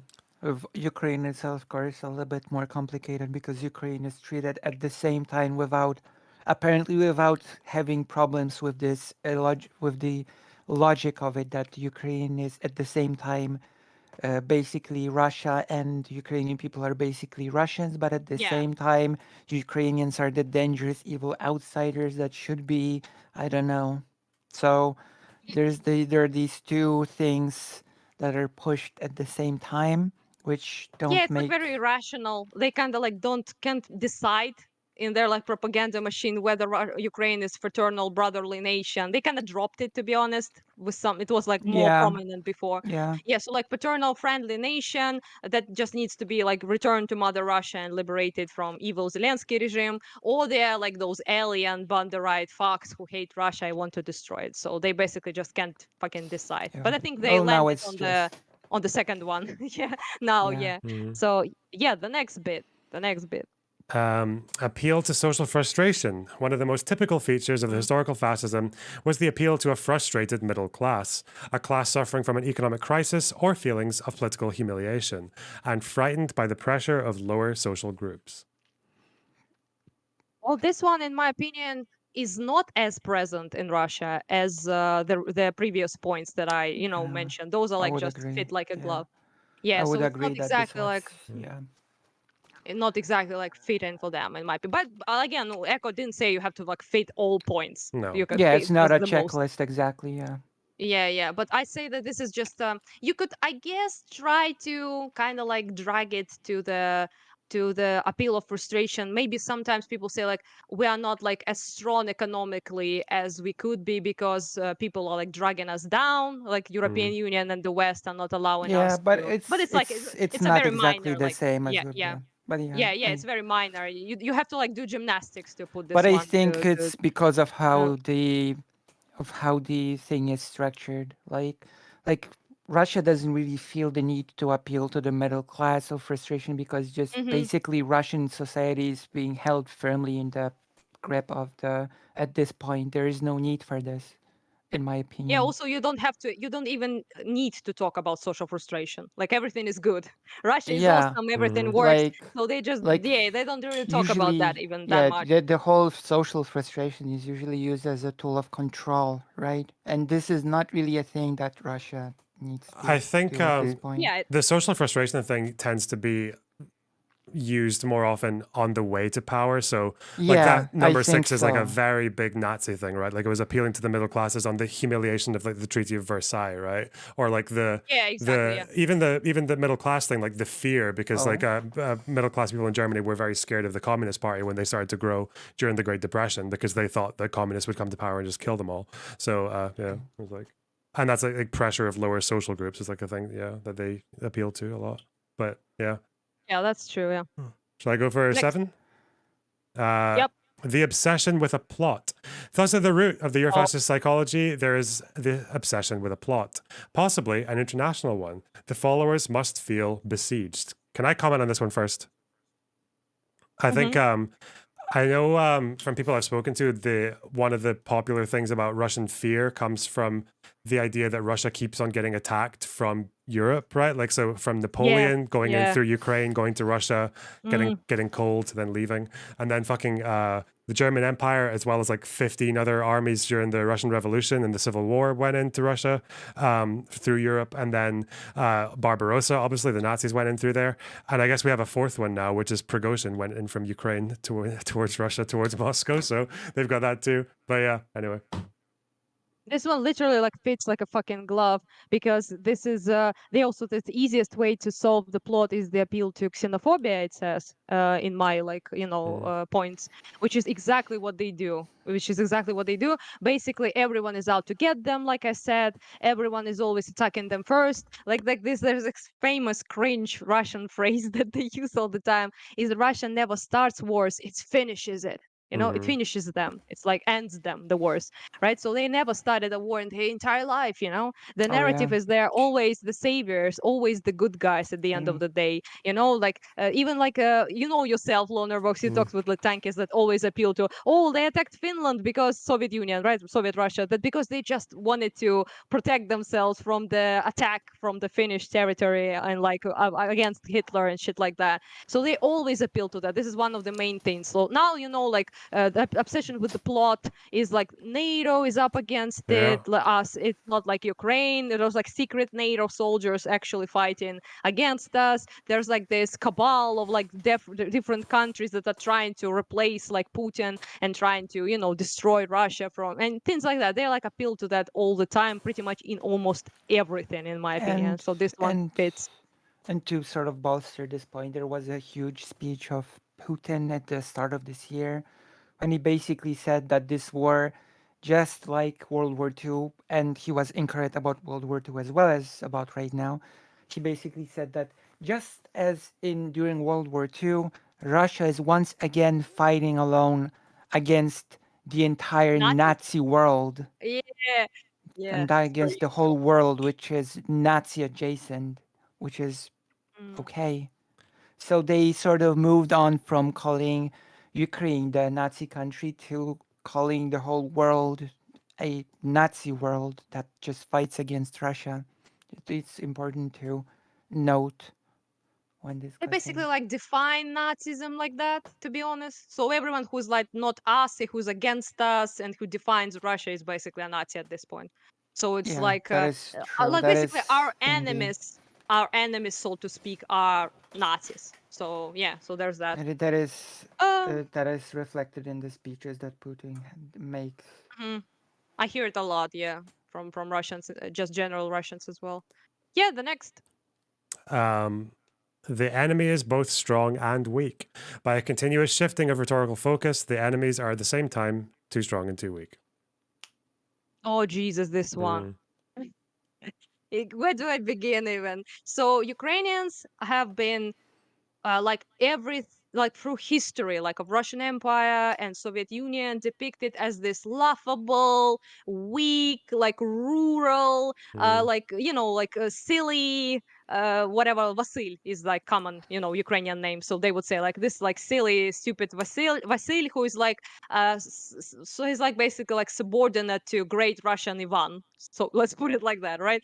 So they basically are always made fun of us and Ukrainians as people, but at the same time we're super dangerous. Like that Bandera guy, he was like basically Hitler, in terms of like damage and like the gravitas, I guess you could say, in Mm-hmm. history. So we're like at the same time they again treat us like that. Now they say like chachol is like a slur against Ukrainians. Basically he would say like, oh, those like stupid like weak chachli, but at the same time look at them marching to conquer Russia. We must strike before they do it. And you're like, I so are we weak or are we not? Wait, did you say Yeah, that insult so was what? Hahol? What was that? chachol, yeah, that's like a slur oh Russians yeah. use With an against L at the end. Hahol. chachol. Yeah, It chachol. sounds like you're saying cuckold with a Ukrainian accent. It's Mm, Pretty much. uh, Yeah, okay. same shit. so Yeah.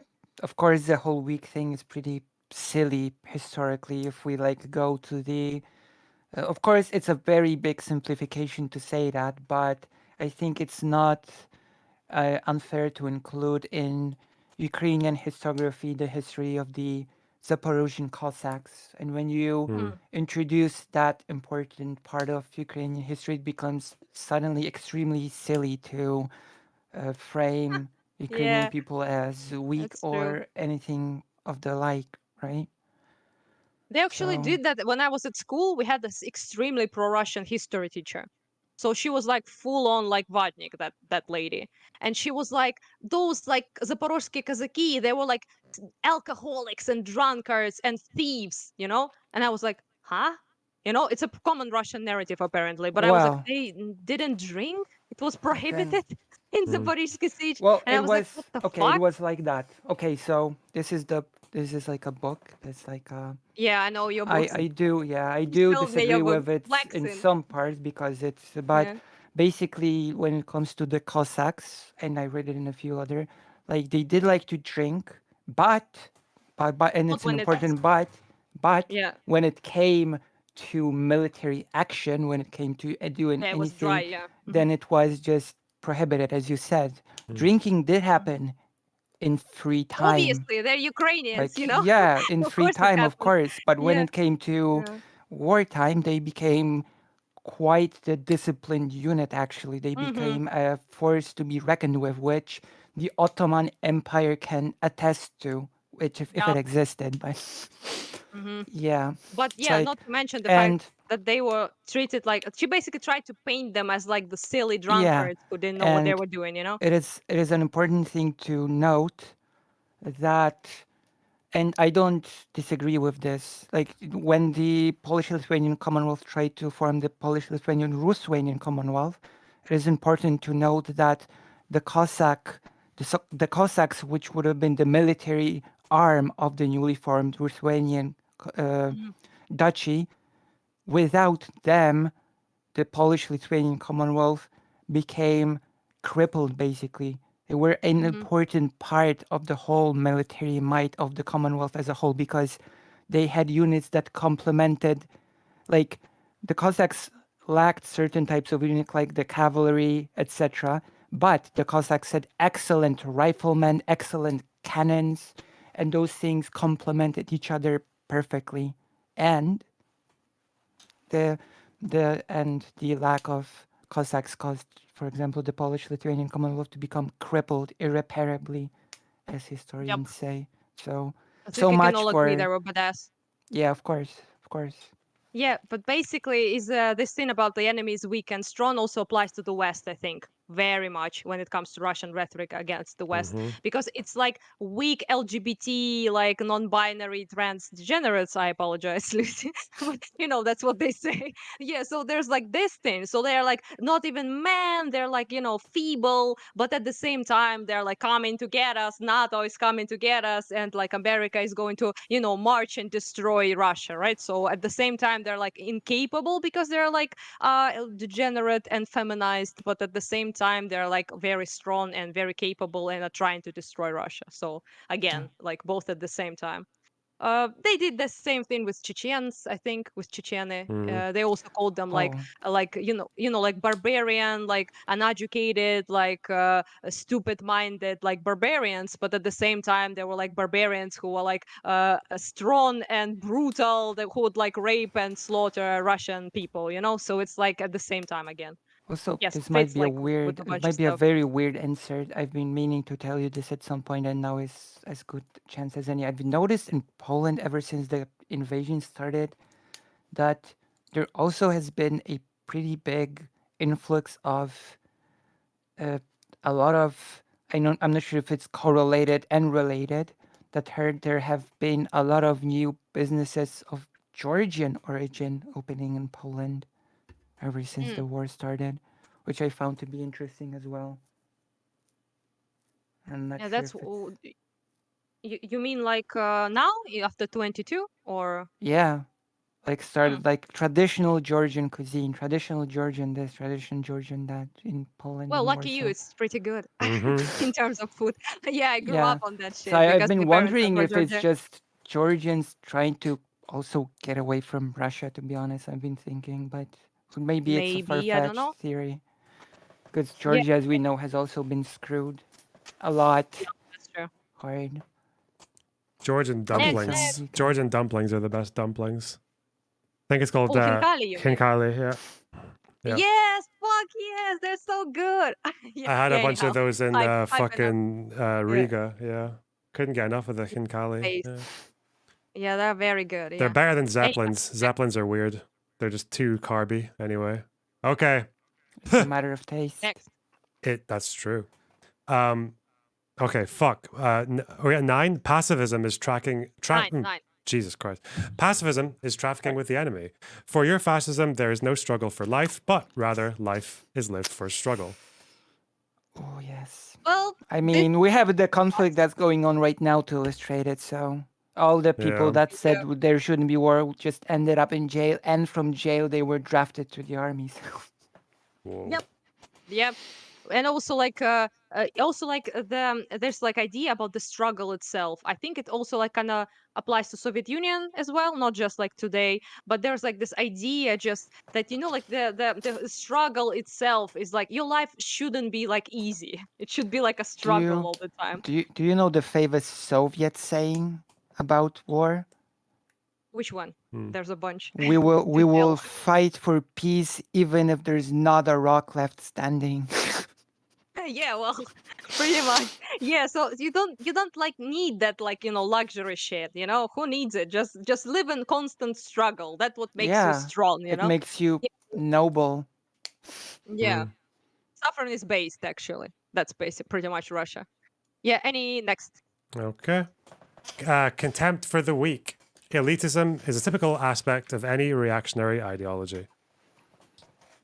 I'd say this one is not exactly like as the most prominent as we mentioned the previous Hmm. ones. The only thing that comes to mind is that the weakness like is despised in like a bigger sense. So not like particular even like individuals. Oh, I guess you could say LGBT they see as weak and Oh, like a gay man as weak. I Yeah, think but I think there yeah, is an element of fetishization of strength in Russia. We're the strongest, we're the definitely yeah. best, and the Mhm. rest, the others are weak and therefore must be sort of ruled by us. I think that's a pretty prevalent But narrative it also within applies Russia. to their vision of who should rule them. So strength is what is the most important, right? So the Yeah. perceived strength.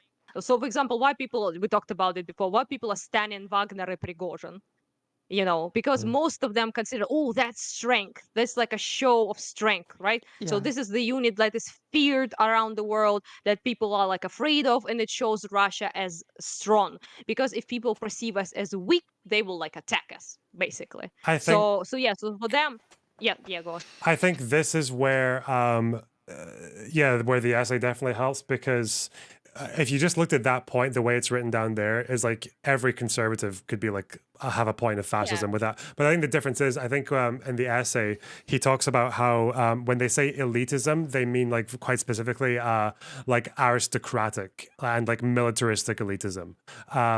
And yeah, I like mean, that does fit Russia, yeah, to be yeah. honest. But then they also talk about like Yeah. but then there's also like popular elitism, which is that even if you're not like aristocratic or like a military leader and all that, but you are part of the nation that has that. And like I think Russia definitely has like a very like elitist thing about Yes. like that's where all the Yeah, yeah, culture yeah. is and all the like the fine art, like all that stuff. Like their aesthetics are very like monarchistic with what the fuck do you call them? The eggs. Every like Yeah. Oh, Russian уже? restaurant or whatever you go to, yeah, the fucking eggs, yeah, like that, yeah. It's just Uh-huh. so like, yeah, it's so there's so much like grandeur about it. Yeah, well, Yeah. yeah, they're like very much in the mindset that they are like the strong, the most important, like the most elite culture compared to the Yeah, rest of like, plebs, I guess.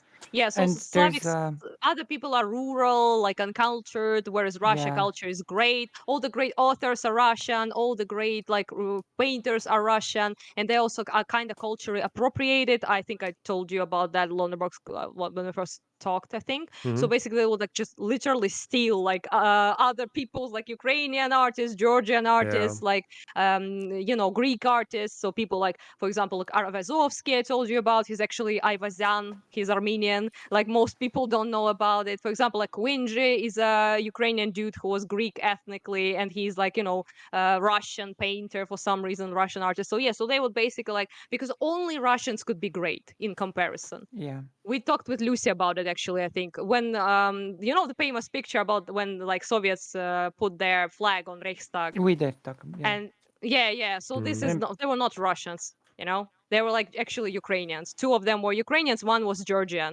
The Georgian was cut off from the picture entirely. Yeah, I don't know why exactly, but yeah, Base. but the Ukrainian dudes were not given any medals, although people were promised if you place that flag you will be awarded as a like with a hero medal. And they actually gave medal to dudes from, I believe, Moscow.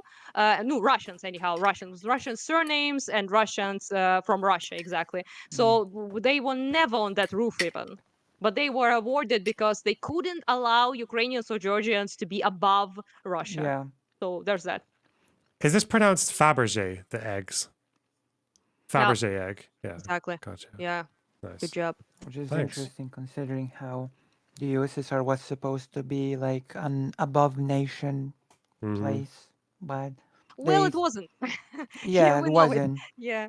Yeah, we do, and that could be a whole stream debate Hmm. and talk on its own. So Like Next Soviet point.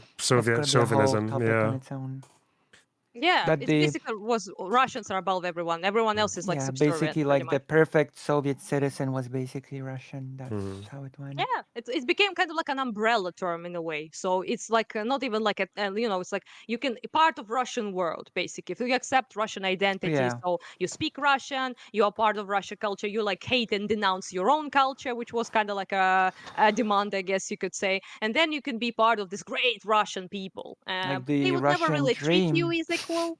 Yeah, but you can try to fit in, but yeah, it's just pretty much like that. The next Yeah, point, yay. Okay.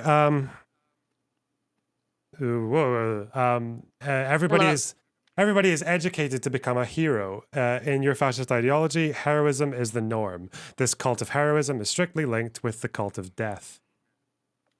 well. Another thing that links to the Do conflict right do now I need to? directly. Hmm. Yeah, do I need to? Yeah. So basically, one of the main, like calls, as you heard it from Solovyov and people like that, the spokespeople of Kremlin, is to die for the motherland. It's a glorious death. Anyone should be like proud to fight for their own land and to achieve this like glory of Russian, expansionism. He doesn't say, but we all know what he means. Yeah. So it's just very prominent. It's considered to be like very. It's nothing particularly wrong, I think, to talk about like heroes and heroic figures. For example, in Ukraine, people are consider, of course, like our soldiers to be heroic, but the heroic aspect is not them going to find To someone. die. It's them defending our homeland, our country, Yeah, our right, people. That's the right. heroic That's, bit. yeah. Not not like the conquest, not the imperialist shit, not that, but basically protection, And not defense is just what's heroic. dying in battle to win or something. It's a Yeah. different, yeah. It And reminds me of this like very Asian shit, no offense to anyone, but it's like go die for your like vassal, I don't know, or go Mhm. die for your like lord or something, like in the name of like some person who would never know about you or your like sacrifice whatsoever, right? So who are they dying for at the end of the day, right? Russians now. I think Yeah, not themselves, that's for sure. it's because I think in most societies, death is usually seen as like a bad, like an unpleasant thing that you maybe face sometimes Well, if you had to be dignified and shit. But in Russia, you think? I think with Putin, his whole thing was like he was doing this thing where he was going around to the families of men who died in the war, like just this one. And part of his routine was always to like they would have a reception with like the high-ranking people in the Kremlin. They'd have like dinner and shit. And a big part of why he was doing that and meeting with the mothers wasn't to like apologize or anything. It was to reassure them that their kids had died for a good cause. You know? yeah. Yeah, Yeah. And we yeah, that's also true. have the report from the institute that we got from Anastasia, primarily the person from the institute Mm. that gave us data about how even though so many people have died, how society is still firmly in um, support of the war. So that's Yeah. basically almost also part of it, It's I basically think. like in a way like a cult of death. I don't like to use this term very much because people, for example, like Wash like talk about it all the time, like fascism is like a cult of death. But in this Mhm. regard, it's kind of fits because when you talk about like people in Russia, and they're like, well, yeah, it's not good. It's kind of bad that our soldiers are dying, but at the end of the day, they're dying for the greater good of the nation. So at the end of the day, it doesn't matter their death that much because it's worth it at the end of the day.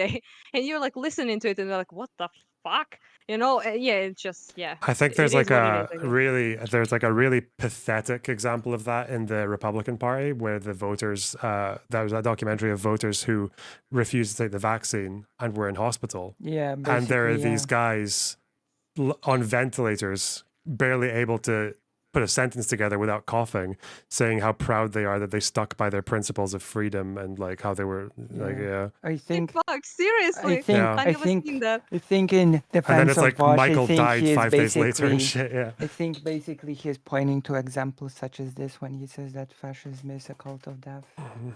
Holy fuck, seriously? What?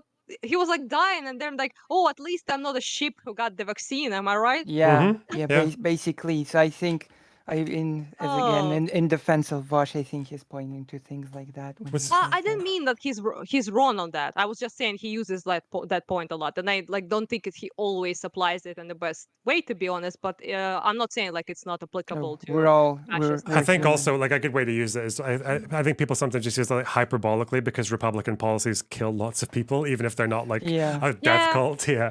Um, it's a bit of yeah, a more it's a just very specific and like it's a bit off maybe. topic, but the Republican Party also sort of downstreams to other right wing parties around the world, mm. which they parrot their policies around.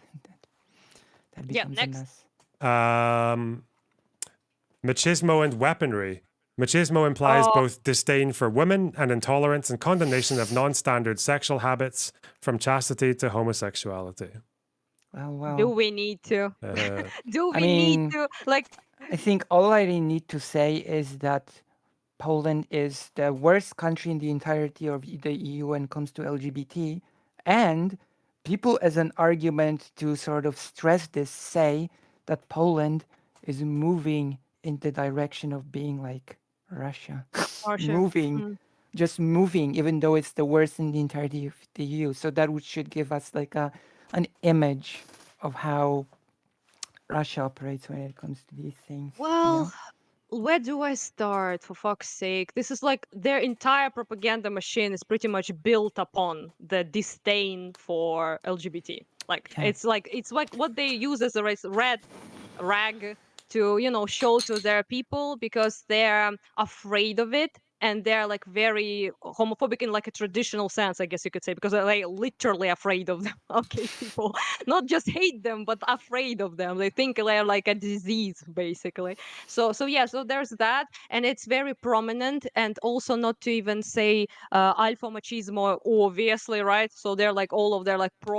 Have you ever seen like Lona Brooks? They're like advertisement to join the military. Yeah, yeah, They're like the cringiest shit like on earth, basically. Like appeal to this and alpha macho, great warrior, Russian super soldier who will, conquer everything for the motherland. It's just very much, and weaponry, they're obsessed with it. There's Lucy probably knows, but this is like there's like this term победобесие, which is like basically hysteria around of the day of the victory. So 9th of May. We call it yeah. like obsession with this aesthetic of being the victorious, the strong. yeah, And they're like in their parades are like the most fascist, like overt fascist, cringiest yeah. shit you probably have ever And seen in your entire life. and of course Putin has cited like that trans people are basically responsible for the invasion. That Yeah, Yeah, I've seen in that. one of Yeah. his um, yeah, in one of his speeches, he was like, "They're going to trans your children," and you're like, and "What that the poor fuck, bro?" JK and that poor JK Rowling is being cancelled by the degenerate West. So Yeah, the fact that he brought her up, it That's just so took me weird. out. I was like, it's why the it's fuck just are we talking crazy. about Harry Potter? And he Like was like, from he wrote this book for children and now she's being prosecuted. And we're like, what the from fuck? my perspective, that Uh, is the worst sort of how to say endorsement that you can receive from anyone. Imagine that Mm-hmm. Putin says something nice about you. Your immediate and gut reaction is to be like, wait, this person must be horrible if Putin is sort of praising them, right? Like at I knew, least I to know if I me, was J.K. Rowling, I would be like, oh, like what the I'd be fuck am I like, doing wrong in my life, huh? Mm-hmm. Yeah, you know, that's some you know, you bad know, PR in my opinion, being yeah. like It's used like, by Putin like that. yeah, it's pretty cringe, I must say. But I understand why he appealed to it because it's like a very popular narrative. So she's like a popular figure. It's a popular story. Most people know about it, right? So she, even in Russia, people like in Ukraine, even people know about this whole like they don't know even that much about like trans people, to be honest, but they will be like, oh yeah, J.K. Rowling is being prosecuted for saying that man are man, women are women. So yeah, It just yeah, shows you that, like, even these like presidents, they still watch media. I'm just like Putin just watching a Fox News item on J.K. Rowling getting cancelled and just sitting there in his bed getting yeah, angry about it. Like, oh no, like the yeah. I trans mean, people cancel J.K. Rowling. yeah, pretty much. Yeah, it was like the cringiest moment in probably in all of his speeches, in my opinion. But that's like another story, and it's a low bar as well. So there's that. Yeah, well, yeah. Basically, like prosecution of gay people. Like if you ever talked with a Russian person, you will never escape them using the word "pider." I'm sorry. Which is also the affliction that has Ukraine, Russian speaking Ukraine is also Hmm. has this affliction. This basically is the F word, for gay people. Okay. So this is like such a common thing. Most people in Ukraine don't even think about gay people when they use it. They use it like as a fuck, basically, like as a as like a general slur. But it's such a deep thing in the culture. So you would even see like Prigozhin and Wagner people. They would just always call Shoigu like this word. So they would call him like a homosexual, basically as an insult, and they threaten rape all the time, like publicly. And you're like, Well, what the fuck? Yeah, so it's very very very I strange in think Russian culture. I think it's worth recognizing that the Russian aggressive rhetoric, especially during the war, has pushed a lot of Ukrainian society in a very pro LGBT direction, Yeah, right? Like that's true. leave the homophobia to Russia, and other slogans such as that, which is, Super based. yeah, which is a very positive thing that is born out of a very horrible situation, I I would don't say. remember who I told this to. I think maybe both of you or one of you, but I use this now as a trick when I talk to like homophobic people or my homophobic friends or something. They would say some like typical like Russian homophobic shit. Let's put it like that, right? Very brutal, like not like West Yeah, people homophobia, like Eastern Europeans homophobia. So I was like, and I was like, oh, you sound like Russian right now. Like, what's up with that? yeah. And they would be like, I mean, what? I've been No, and thinking I'd be like, you about do. I've been thinking about this a bit because you said you translated the right sector person talk with Dylan, right? Mhm. And Yeah. there was the topic of the LGBT that he said, why should I care about the LGBT? And I realized that it might be a bit more um, tense to use this line of argumentation with a person that where you said you felt the tension in the air, right? But one Yeah, line that of was not the time. argumentation. Yeah, but That was one not line the of time. but Yeah. I would say that one line of argumentation would be like, well, because they're the people you're protecting from Russia, right? Mhm. Yeah, that would might made him think actually. I might bring it up to him because You know, they're I talked with him Ukrainians a that you bit. protect. They're Yeah. there might be also your comrades in arms, etc. You're right. I think if pressed, he would say that he would be more for like LGBT shit if it means like being part of European Union because I think is up to that now. He wasn't before. Yeah, He was like against European Union, but now he's into that.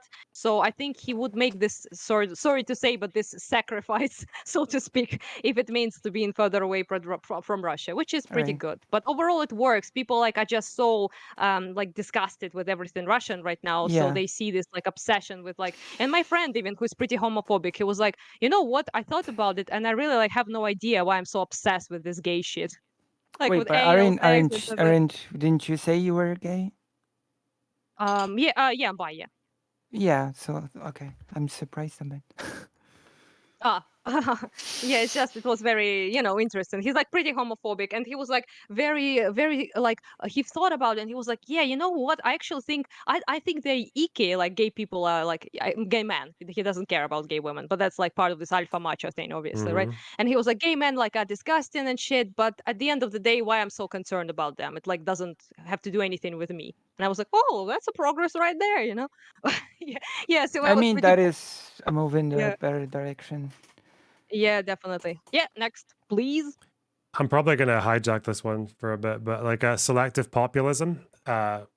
There is in our future a TV or internet populism in which the emotional response of a selected group of citizens can be presented and accepted as the voice of the people. I think a really good example of this is again in the essay when they talk about appealing to the idea of like rotten governments and states that don't really Mhm. represent the people.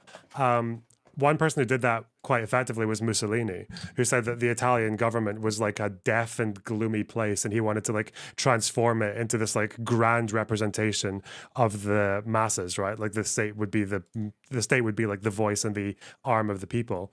But as soon as he went in, he put his ministers into very, very, very nice houses, and then he liquidated the Uh-huh. parliament.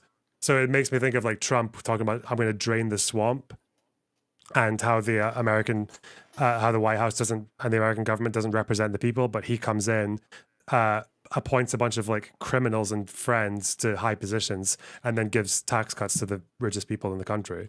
Like Right. there's such a parallel there with like Mussolini and drain the swamp. Yeah. Yeah, I Anyway. wouldn't say this is the most accurate point when it comes to Russia because, like I said, like those points before were like much more applicable. But the only thing I can say is that it's not really part of Russian aesthetic or culture to be like very populist because for them it's like they want a tsar. So it's not like Putin is not equal to them and he doesn't need to be. So the Mm. great leader, so like Stalin or Putin or whatever, whoever it is, he doesn't need to be one of the people.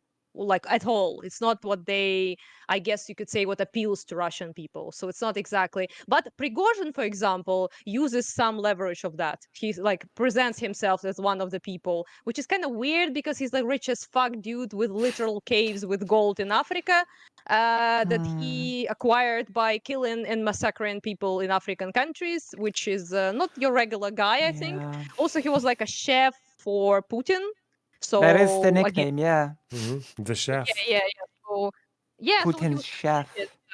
yeah. So he also like very much inside the circles of inner circles of like Kremlin elite. So friends with Solovyov, for example, and shit like that. So I don't know how the fuck that works, but yeah, I wouldn't say like for them populism is not like very much, I guess you could say it's not a value, not But that yeah, value for of the course. I Yes, would I will. say Prigozhin is a really good example of a populist because his rhetoric is just so much like Shoigu and that's what I Gerasimov. You brought up. guys are fine dining and your kids are making YouTube videos. I Yeah. can't get over that. But then at the same time, he's like an oligarch and he was Yeah. like very close to Like- Putin. Yeah. Yeah. It is what I was.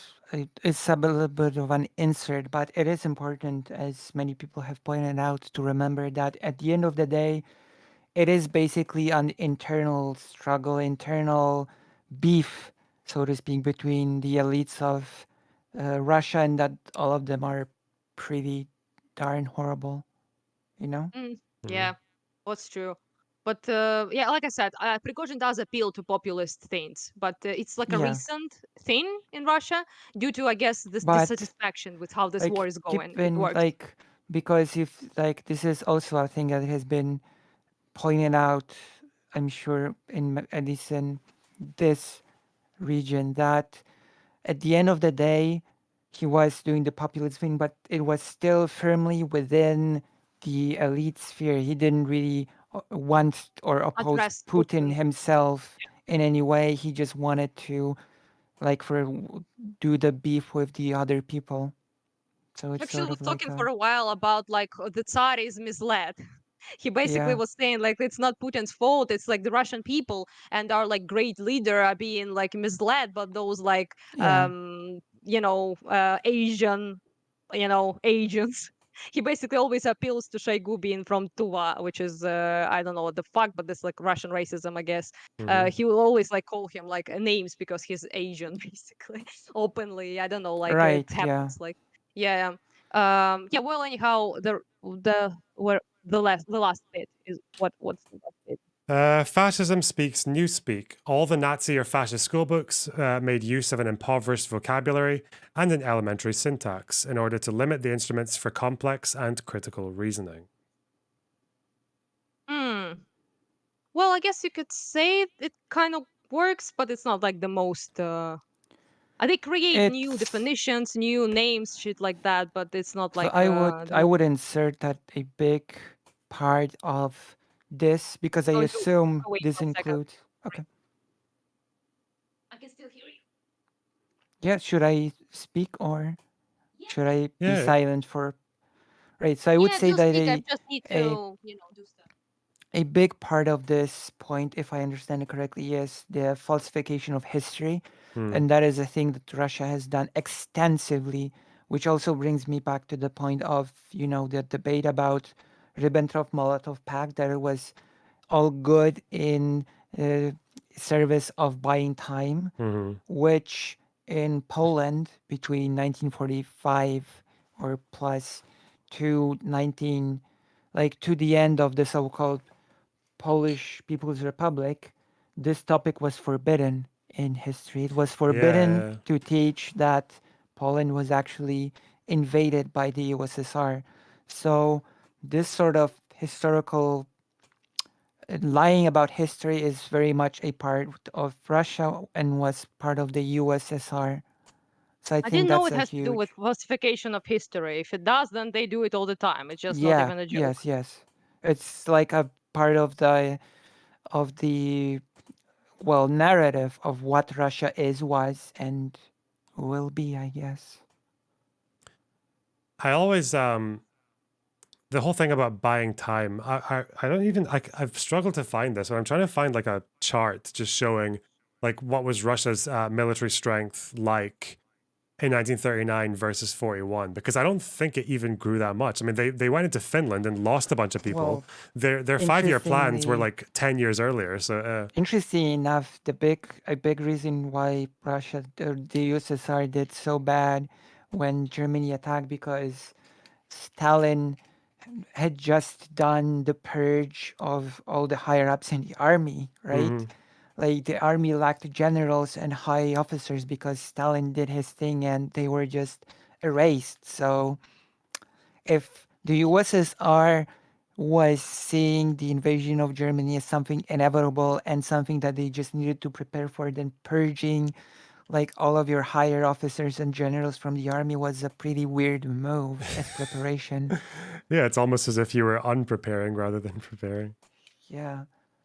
And they had to be like quickly promoted from within the military during the invasion of Germany. So that's a bit of a weird one, right? Yeah, and didn't Stalin have like a mental breakdown after hearing about Barbarossa? Like he locked himself Like, away for like yeah, weeks. although Yeah, there are mixed sort of reports yeah. about that, but yeah, definitely he was not very stable about it. He didn't Like he issue he didn't kept issue orders for a while, did he? Yeah, that was a thing. because he kept thinking that it might just be a political stunt, that Yeah. Hitler might still be a friendo, basically.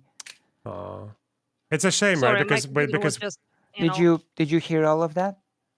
yeah, I hear all of that. I just didn't So what do concentrate you because I was trying to. what are your thoughts A on what second. I've I just didn't I know was said? I didn't know what. Yeah, sorry. I didn't know it has to do with falsification of history. If it does, then they are just basically that's their job. yeah. Yeah, They like lie about literally like everything, because I take it back that it doesn't apply then, because first of all, the Kiev and Rus history and their Ukrainian part of it, and how that it's Russia, basically Russians are the only and the main descendants of that whole right. thing. There's it goes When there. The Russian history of Russian Empire is lied about. Soviet Union, they basically still think they were like they deny Bakhmut-Ribbentrop. They don't talk about right, it. The war, according to them, didn't even begun before 42, right, pretty much. Yeah, so there's like a much of it. They're always, right. like I said, the saviors, the good guys. For example, like Donbass situation is a rewriting of history, live action, Yeah. basically.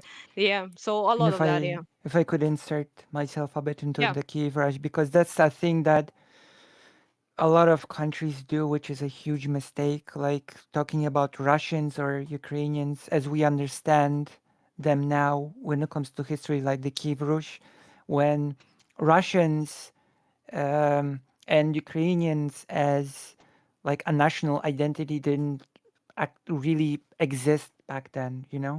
Like those things, like national identity is a very fresh concept, so to Yeah. speak. Like the idea of being part of like a coherent nation.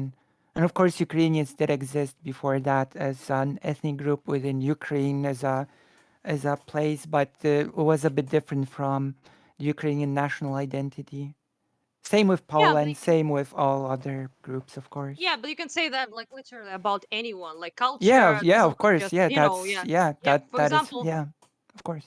I'm like Greek basically, ethnically mostly. So when I was to Greece, I was just they couldn't stop talking about how great they were because they're like basically Aristotle, in Greece. Yeah. Hmm. And I was like, what the And fuck, dudes? You have nothing to do with that yeah, guy at this point. But at the same time, I couldn't say that Greece now has absolutely nothing to do, because of course there's language, there's like history, there's right, traditions, there's Hmm. cuisine, there's a right. lot of things, right? But to say it's like both things at the same time, saying we have nothing to do with Kiev and Rus is silly, because we have the Yeah, of same course. Yes.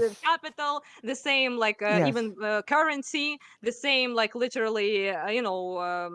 figures that we Mhm. consider Ukrainians, same like traditions, many things, Yeah. but like heraldics, so like trident and things like that. So Yeah. of course there's like a lot of history there, but at the same time, of course, it's not directly that, obviously, right? Yeah. And that It's applies to like everyone, I think. I like to give this example of people after World War One when the new nations were forming, who were basically like, oh, technically speaking, I am Lithuanian, but I'm Polish. Or people are like, oh, the People's Republic of Ukraine is forming. I am technically speaking Polish, but the project of Ukraine appeals to me. I want to be Ukrainian. I'm going there. I'm gonna go help create the country, and I'm gonna be like a part of this. You know, the Yeah, we concept talked about it, of I think, yeah. these concepts were very fluid, and I think it's very But to significant me, to remember. nationality and to many Ukrainian nationalists, by the way, who are so very hated by people, civic nationalism is what it's all about. So basically, I'm not a nationalist, but when I talk to nationalists, I hear them Yeah, mostly speak about identity. So national identity that has very little to do with ethnicity at the end of the day. right. So, yep. Well, That's a that's how a many do we really got? That's a really difficult one Yeah, about national sure. identity because it's like a very right-wing thing, but if you're a country that doesn't really have a very strong national identity, that's like a big problem, and it's usually a sign of like some kind of repression, right? So it means like a lot Well, of nationalisms that yeah. appear right-wing are really not. So yeah, so it's like it's kind of it's almost like a sort of like a point of privilege, right? It's like people who have money don't care about money, and people who have a national identity that's kind of got them through, like, you know, the fucking Scotland or whatever. It's like we don't really care that Well, much about it, but it people can in get Ukraine, a yeah. bit. It can get a bit complicated. For example, my biggest complaint about the Polish government, as I've said before, is like this horrible push for um, like Ethnic assimilation, element. right? Ah, Mhm. Like not yeah. providing Ukrainian children with proper Ukrainian education in Poland. That's a huge mistake for in my book, you know? Mm. I think what Lona Brooks was kind of saying is that when people are kind of confused, when you hear people like Yaroslav, for example, the guy from Right Sector, he doesn't talk about ethnicity much, you know. And Yeah, for some people, it's very confusing because they think about it. For example, United States. One of the main figures what nationalists talk about is like this Anglo-Saxon white identity right. of like United States, right? But it's not the point of a conversation here that much because we're already like a homogenous, you know, Mhm. pretty much country. So, you know, it's not like, not to say that there are no like not ethnic Ukrainians here. Of course there are, right? There are like a bunch of people. There are Georgians, Armenians, Tatari. There are like Greek people like me, for example. There are like a lot of people, obviously, right? Jewish people. Jews, obviously. Yeah, Jews, quite a lot of Jews, right? So it's fine and it's all dandy, but at the end of the day, most of us kind of look similar, and we kind of like the majority is still you know, ethnically Ukrainian. So there's that, right? So for us, it's not that big of a conversation here. It might be, for example, I would say like most of those nationalist types would be against, let's say, vast immigration. I assume like most of them would be against, like, you know, quite a like vast immigration to Ukraine of other people, especially people from like other cultural, you know, spheres. So there's that, of course, but they are not really hell bent on this like I don't know, ethnicity shit that most people in the Western nationalists seems to be. Yeah, so there's that. I think How many points we got, I think 14 guys? is probably my least favorite one of all those ones. Like the news, Wait, like are we the already at 14? yeah, we just did Yeah, we're 14. already at 14. And I think 14 is just We're like going I through it So fast.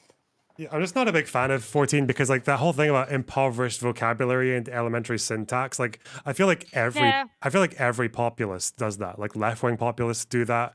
Right-wing populists, yeah. probably even like some liberals do it. Yeah, I don't know. It's just too broad.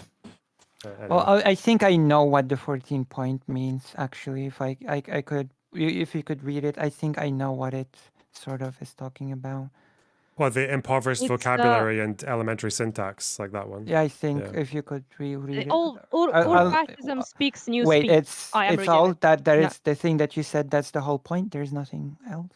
Yeah, there's like basically he says Urfascism speaks new speak. All the Nazi or fascist school books made use of the impoverished vocabulary and an elementary syntax in order to limit the instruments for complex and critical reasoning, Like, is for the point. example, in my mind, it speaks of when people, instead of introducing others to what's happening, what like the it's basically saying if we win, we get the bad people out who are causing you to suffer. We give you a lot of money, and that's basically our program. Vote for us or be for us. That's basically what I think of when I think of this point. Yeah, but I think Like like Jewish people are bad, for example, and also we will get tons of money if we are in charge.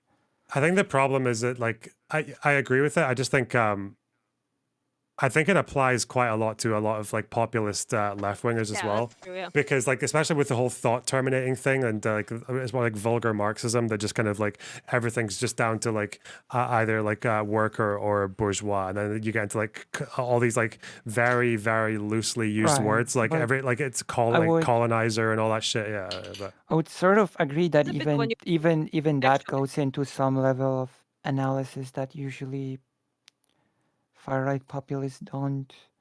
I'd Uh, say that you could say newspeak in regards of like Russians tend to create like new words that they like integrate it in a, like a grand narrative, so to speak. So for example, at the back in the day it was like banderites. So it was like a new word, but it was like incorporated and it became kind of synonymous with Ukrainians at some point. And it kind of is to many people, you know, who are very pro-Russian still. So for example, they will use things like that. So from that, they created other like words like that they will use and apply. They have like new. Nothing. If it comes to mind, I will say. But in Russian language, there's like so many new words created to describe different groups in a very negative way. So yeah, and there's like a bunch of meaning attached to each word and like history as well. So maybe that kind of like maybe fits because they use like a lot of, I'd say they're like their own language, their new words they create to describe like a certain phenomena and things like that. But it's not like the most, I'd say. I think we got like how many? We got the first we said is like kind of applies, but really is not that much. Second is works. Third works. Fourth works. Five works. Six works. No, six doesn't work that much. Yeah. So -2, I guess. Seven works. Eight works. Nine works. 10 kind of works. So basically, like most all of them, without two or three, right. we got pretty. Those are pretty on the nose. Yeah. Well, guys, that's and about it. you read out 14 very well actually. You didn't need me at all when you read out number Nah, 14. Right. it was way better without my accent. Yeah, you made it sound posh, which is what we need True. in life. I We think need Yeah. you know my background's poshness. like actually from like fucking dirt poor as well. It's really weird, but anyway, whatever. Yeah, Yeah, but you sound but posh, you know? yeah, but Yeah, the at the British end of the people are day. usually just considered posh Just enough when poor. television, you know, to yeah.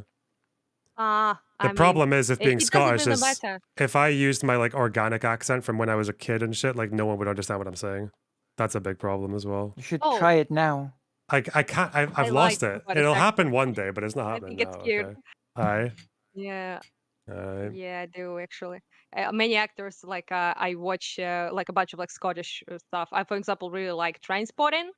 And I watch it in original, but with the subtitles because Yeah. otherwise I can't understand shit. So yeah, but I still Well, like it. So I watched it like a bunch of times. Yeah, it's one but of my favorite movies. even Trainspotting is quite posh Scottish because they're from Edinburgh. But I guess I maybe guess Spud and fucking Begbie are maybe not so Spud I is much. the guess I one. just Yeah, I Spud is guess I the just one. It's like hard the to understand. super Yeah. mainstream actors like David Tennant, the Mm-hmm. Scottish representative.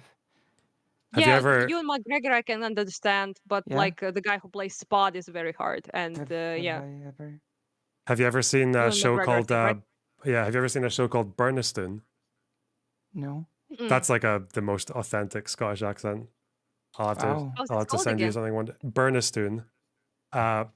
Aw, Burn I need to watch is some Scottish stuff. TOUN. Yeah, that'll set you off. Uh-huh. Yeah. I'll find it, yeah. I guess what I've learned through the years is that Scottish people are extremely good actors. Yep. Because There's a lot of that's actors that are can actually very you good at pretending not be Scottish. Yeah. So there's is it that as like well. can you confirm as a Scot? I guess so. Yeah. Yeah. There's a really Like popular James thing in McAvoy is Scottish, right? there's a really popular thing in like Scottish working class culture where with guys where you just pretend to be very very angry with someone to the point that they think you're going to fight them and then they stop, and it's like some people are just insanely good at it. Yeah. That's definitely a thing. Yeah, well, I kind of think it's very kind of cool. I like movies, and I used to watch. Now I don't have much time, but used to watch quite a bit. And always was fun for me that like how bad Americans are at pretending to have British accent, and how good Mhm. British people are at pretending to have Like American accent. Yeah. House MD. Oh yeah. Laurie, was it? Yeah. How was it? He's a posh What was the Englishman. movie? Fuck, Yeah. House. what was the Dr. it House. was House, Guy. yeah. Yeah, House yeah, I in know. It's the Guy Ritchie's Sherlock Holmes films. Okay. Like Robert Downey plays there like Sherlock Holmes, you know? And Yeah, and, yeah. and Oh, fuck, he doesn't sound English at all. Yeah, yeah, sounds like someone who's trying way too hard. but Yeah, oh it's my God, just yeah. I'm a bit embarrassed that I'm misremembering one of the biggest comedians. Have you Like ever... Sorry. Hugh Laurie was in a duo with, and you must remind me the name now. Stephen Fry. Stephen Fry. Yeah, I Oh, actually Stephen Fry. Yeah, no, no. I like their old stuff when they were still in a duo. Mm. Personally, you know, their sketches when they were You wanted to say young something, and Luna Box, I spry. think. Yeah. Have you ever seen Snatch? Got you.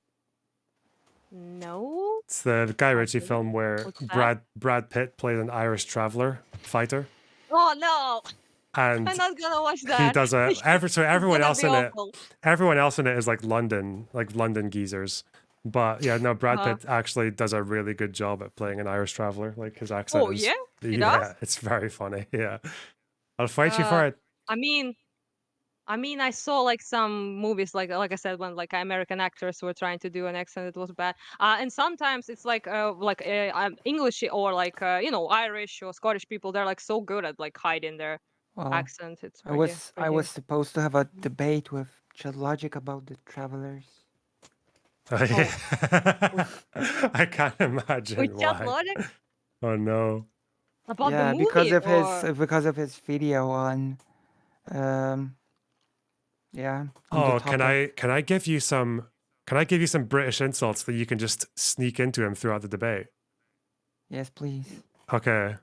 So I do you mean, know Cockney rhyming slang?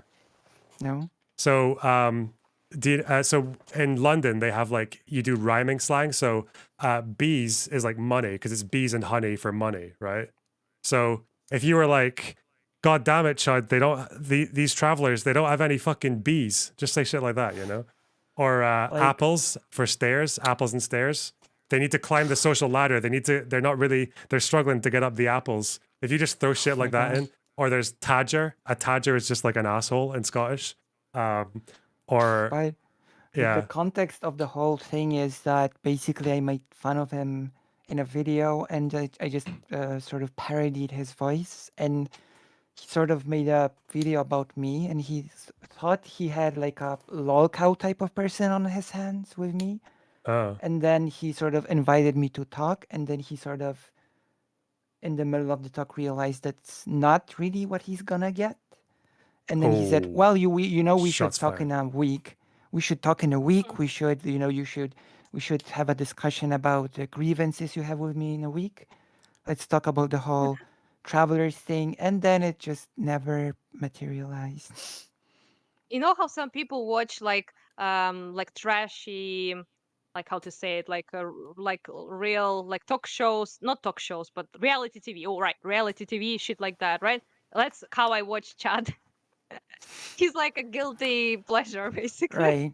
I made a video of me talking to Vosh when we had like this debate. Oh yeah, about that was one and of the he's like, videos that I criticized actually. and he made a thumbnail, like Vosh makes like, I don't know, like Ukrainian like war like victim cry or something like Yes, that. it's like it was very a woman cries, he doesn't care.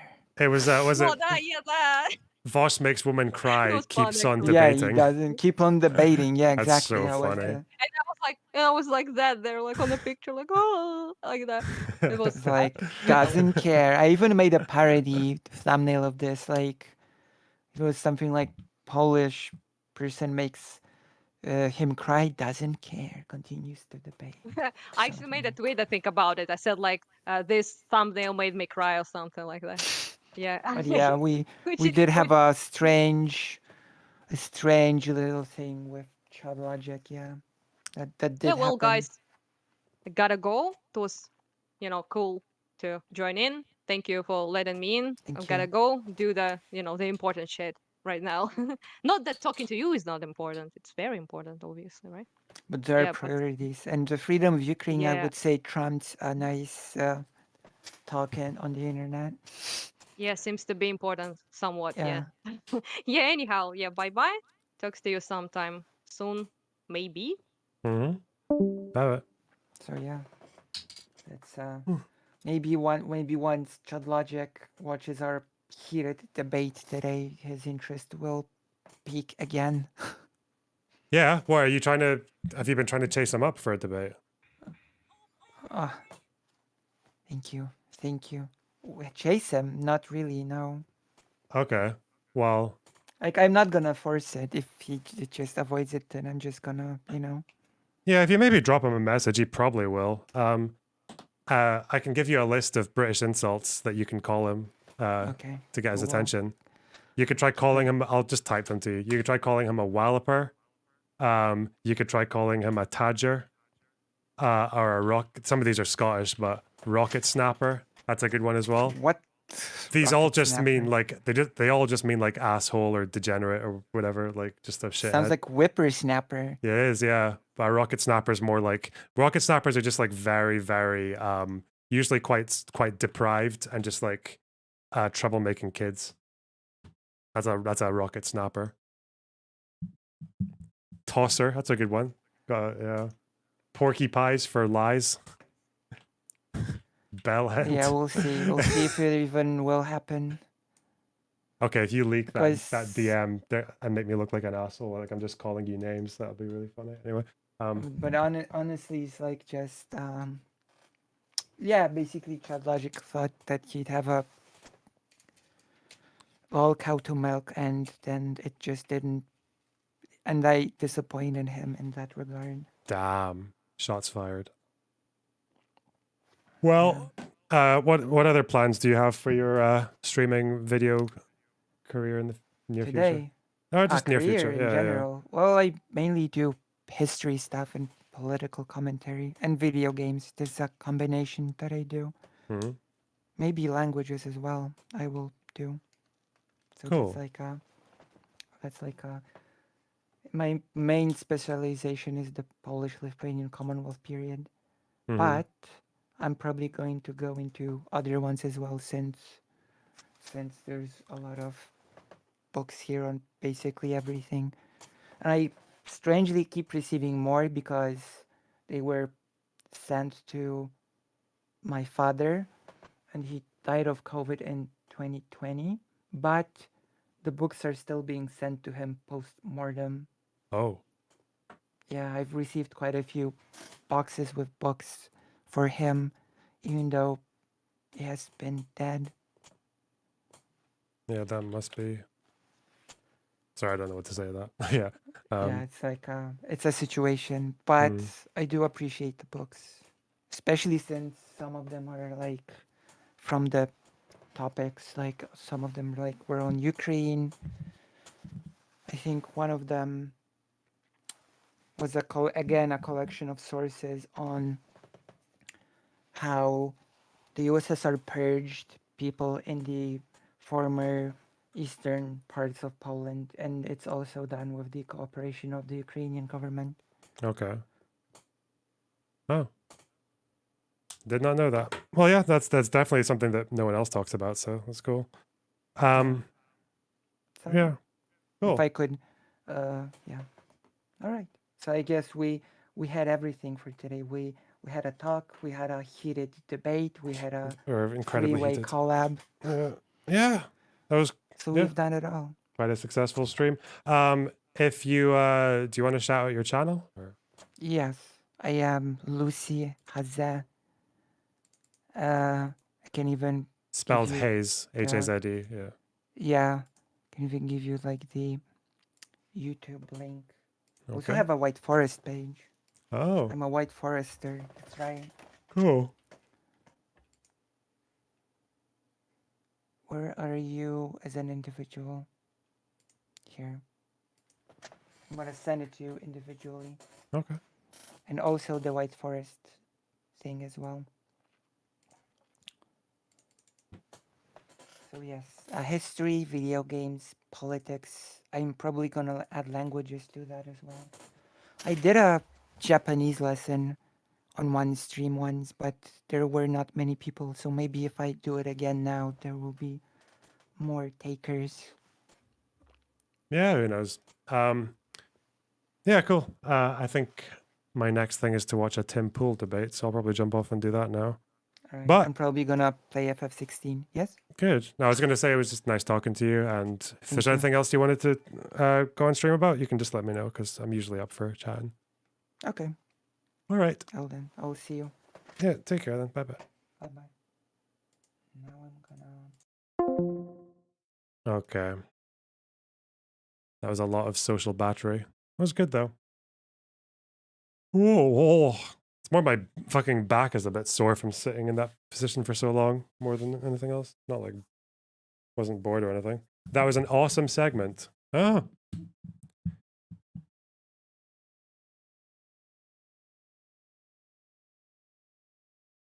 I think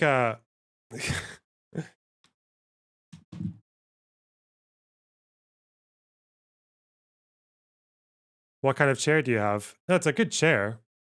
It's just been going too much to the gym. Some of it too much deadlifts. My back is a bit sore. I woke up at noon and saw your latest vid during breakfast. Cool. What do you think? Are you ready for nuclear war? Or do you agree that it's bad? Who knows? Could be anything, really.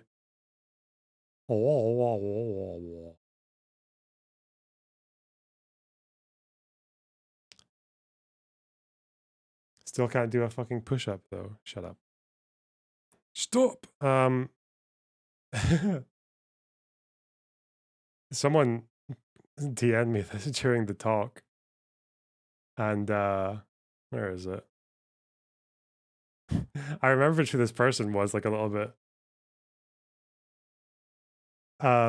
She'd actually made like loads of videos on me. 1, 2, 3, 4 Chud Logic reacts. I was like, what, do you want me to bring this up during the conversation? Like, probably not. Probably not. I've realized that trying to bring up meta drama during conversations is like a really dumb thing to do because you have to just anticipate that most of the audience doesn't know all the Twitter beef or previous video back and forth that happened beforehand. But I do have a bit of a memory of this person like really shitting on me 6 months ago.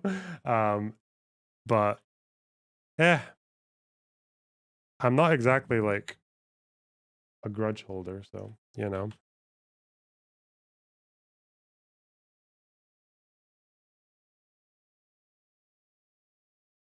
Why interrupt? Yeah, exactly. Like it's so stupid because the only person who would probably know it was me. Like even I don't even remember it. So, and actually, I think we're about to see a good example of someone not letting it go because I did see a clip of Tim Pool with Emma, and it looked like he was in a very, very bad mood with her about something that I imagine most of the viewers don't even know about, at least on neutral viewers. So I think he just in the clip, he just looks like an asshole. He just looks angry and irrational because Emma like made fun of his song or something and put a filter on the audio of his song to make it sound shit.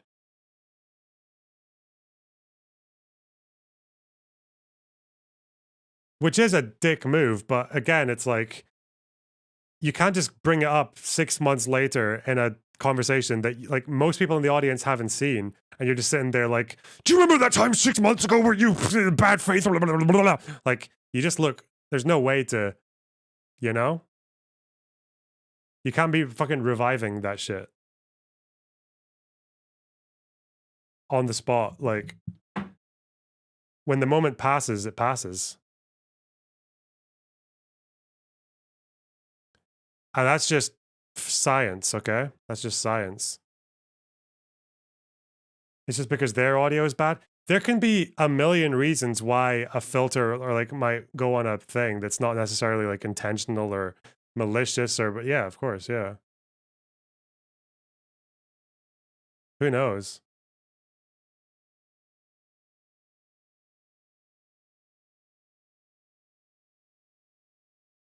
Anyway. Anyway.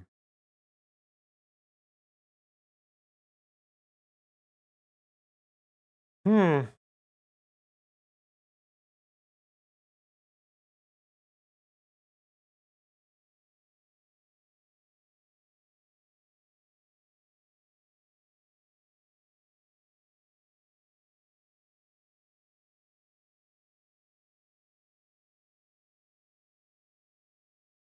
Hmm. I think what do I want to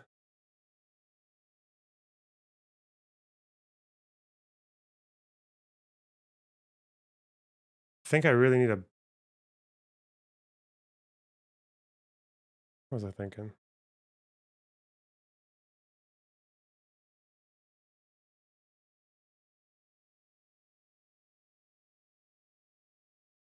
Hmm.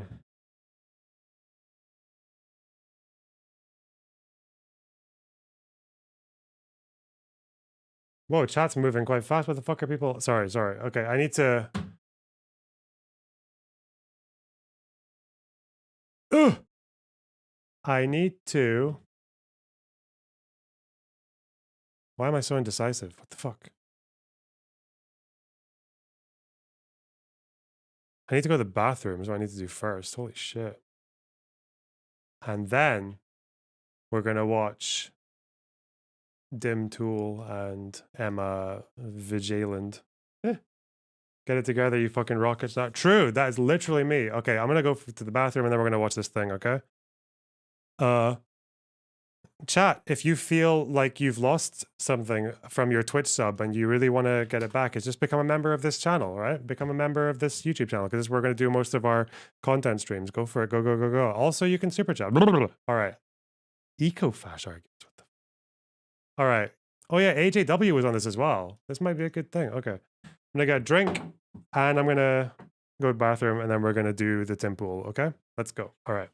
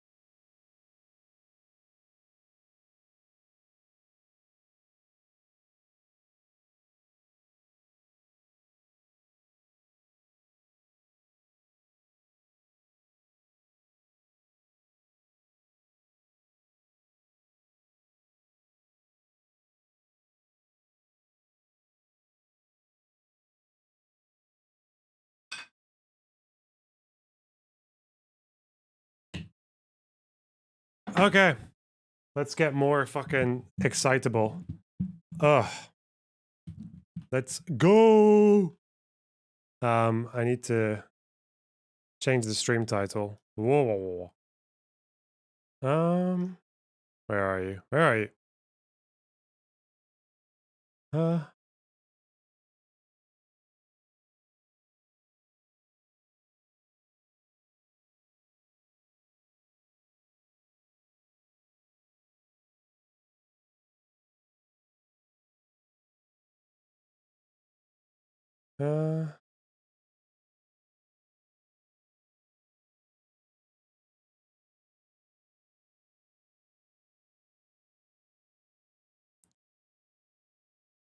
I actually heard that Emma did well in this one. I didn't hear so many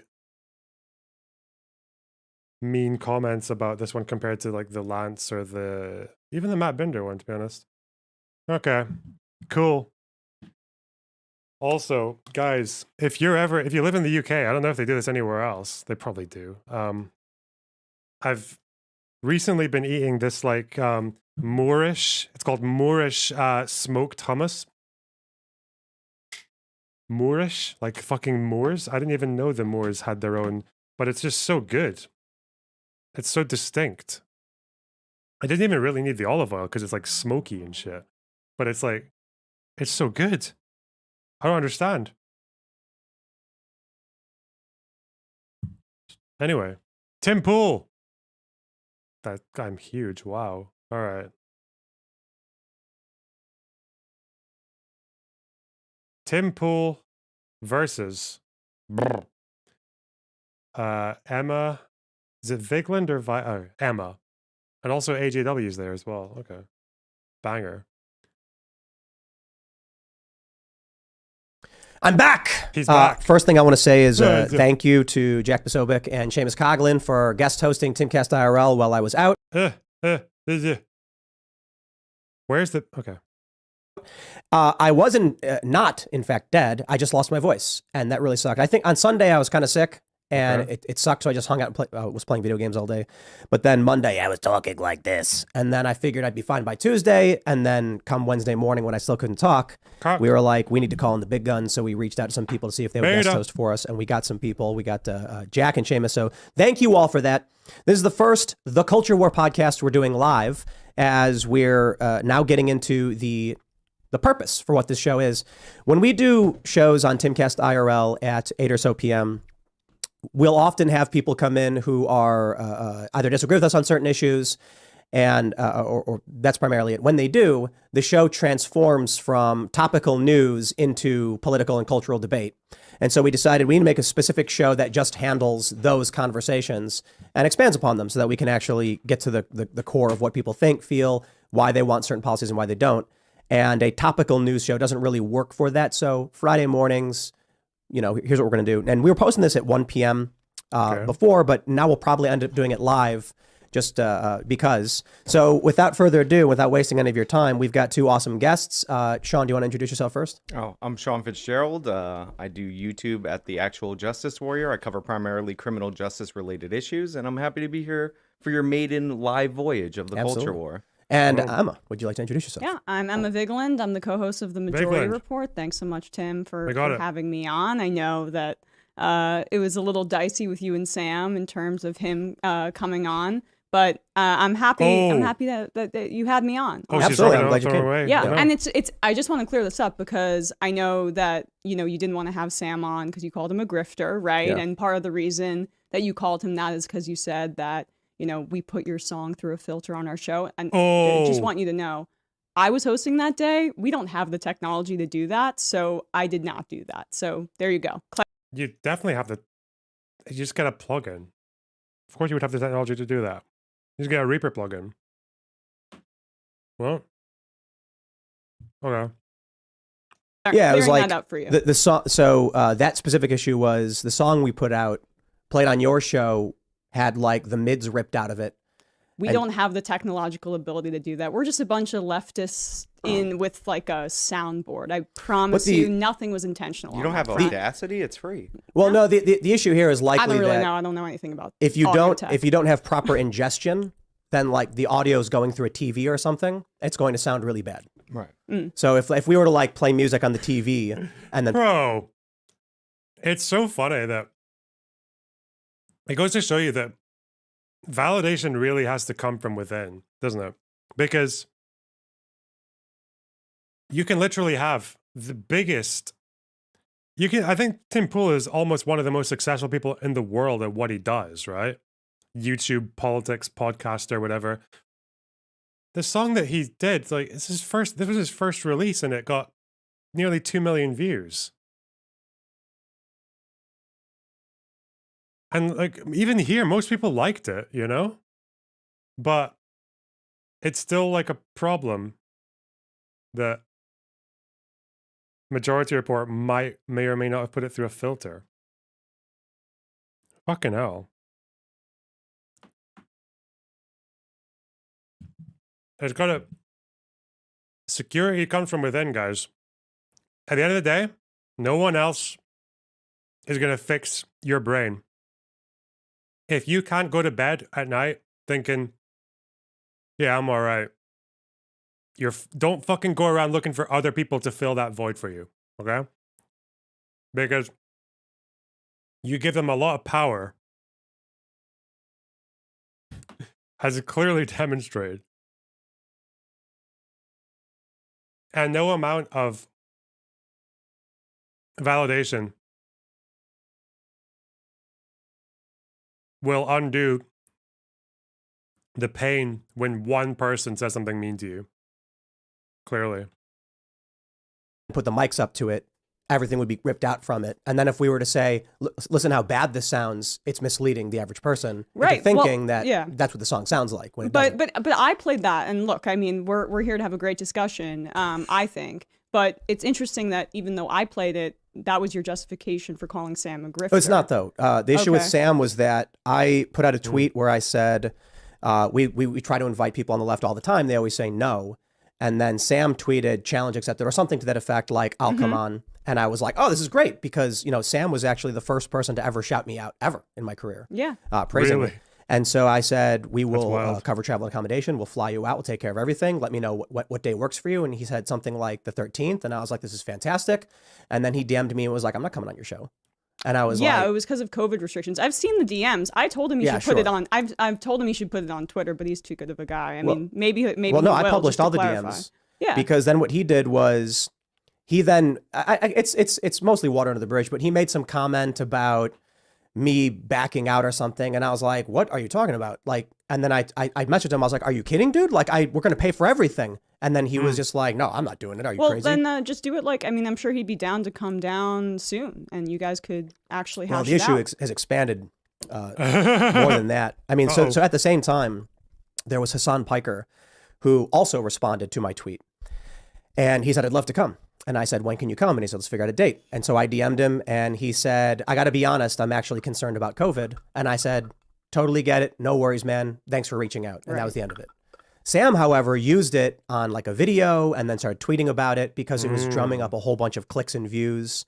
And I'm like, okay, dude, I get it. Yeah. Interacting with this guy is just going to create drama that he uses to get clicks. I mean, the dude's got like 170 videos about Dave Rubin.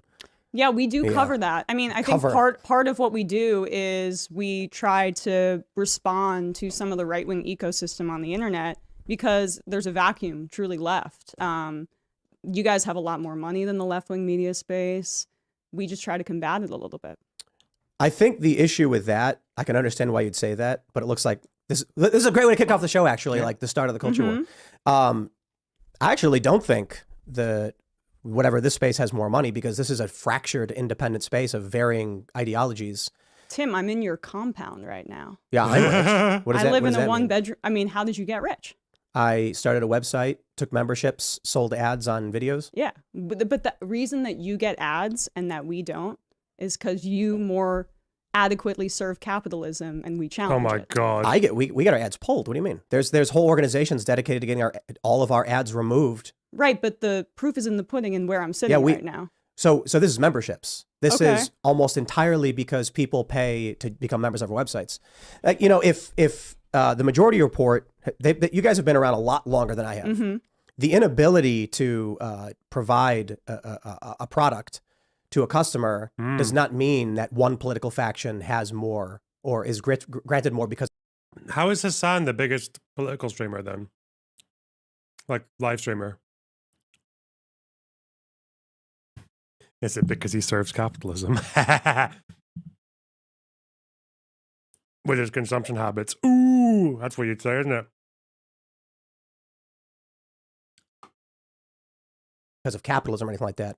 Like if Sam is unable to, I mean, Sam's had way more subscribers than me for a long, long time.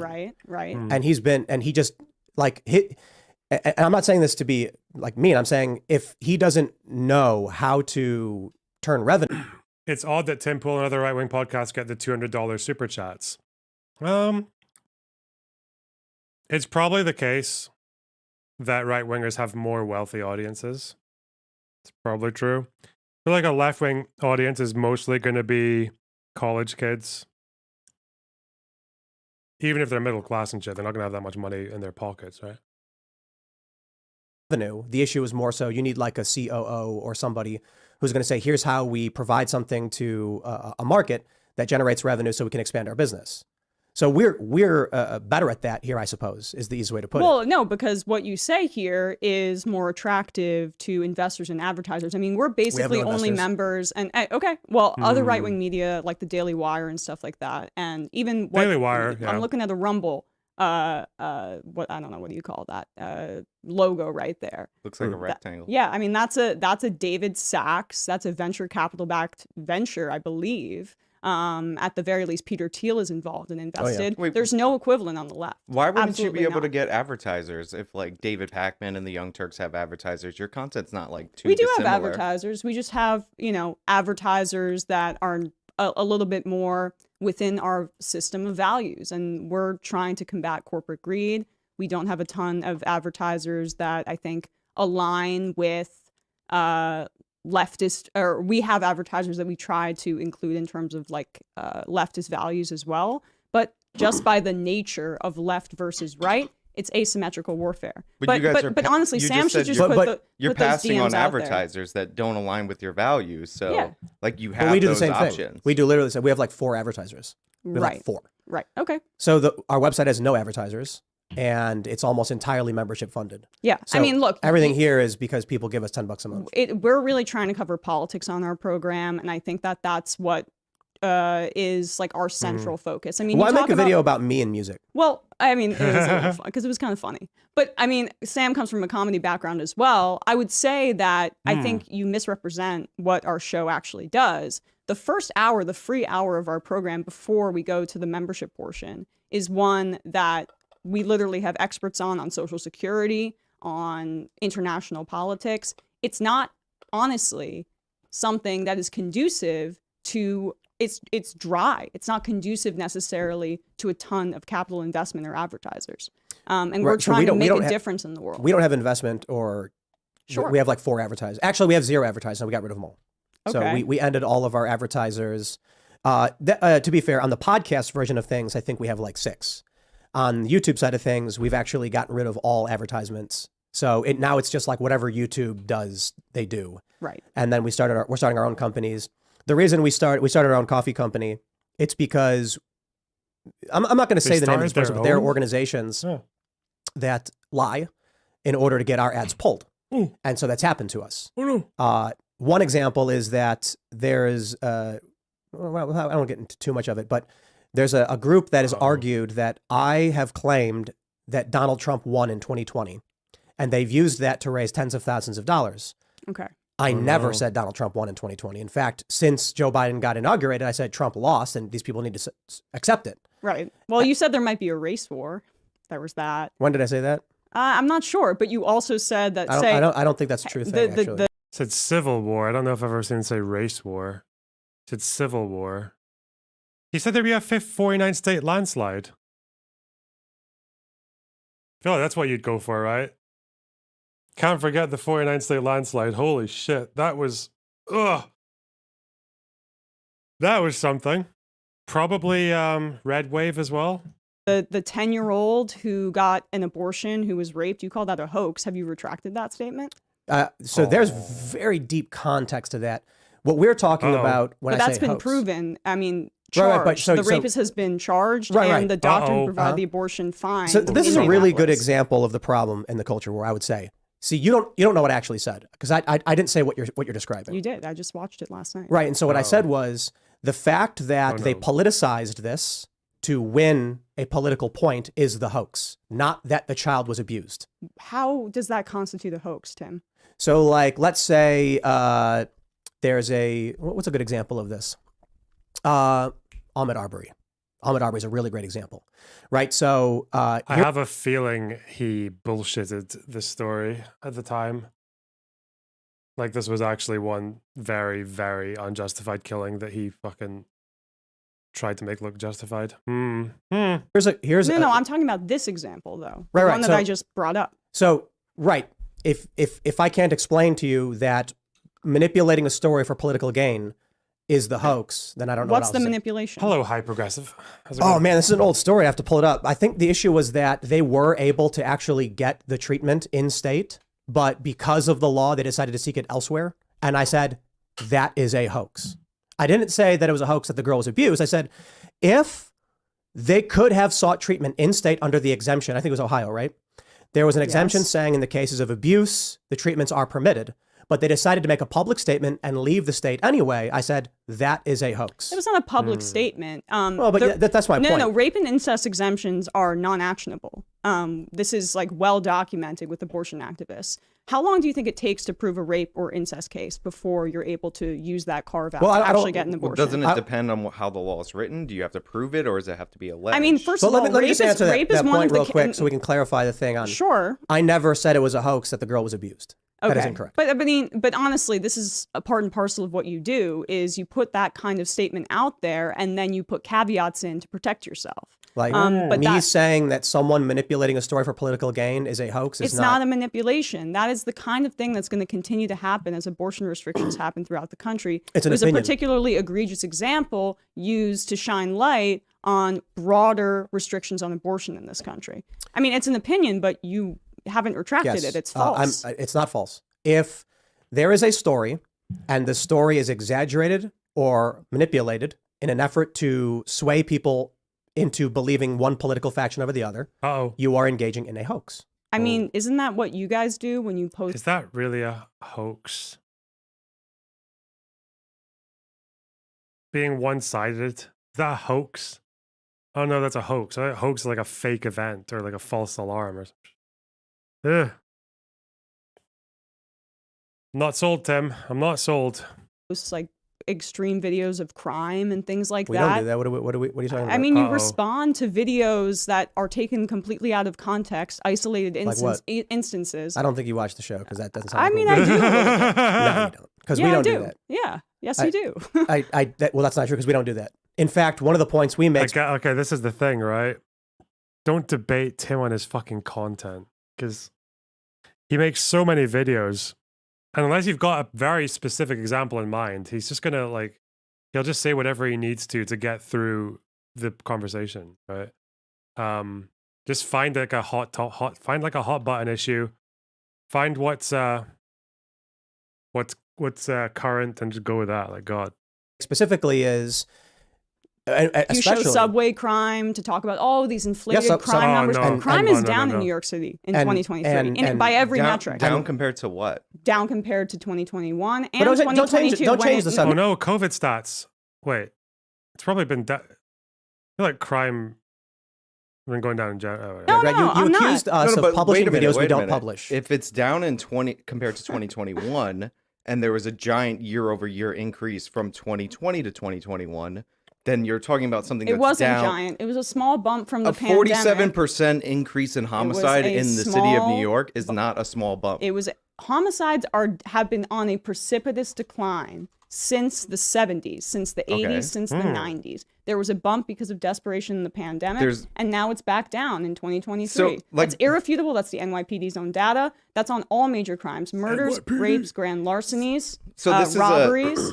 This is an argument I'm often confronted with, and it's actually pretty terrible. So crime is down from the peak for sure, right? In some years, very.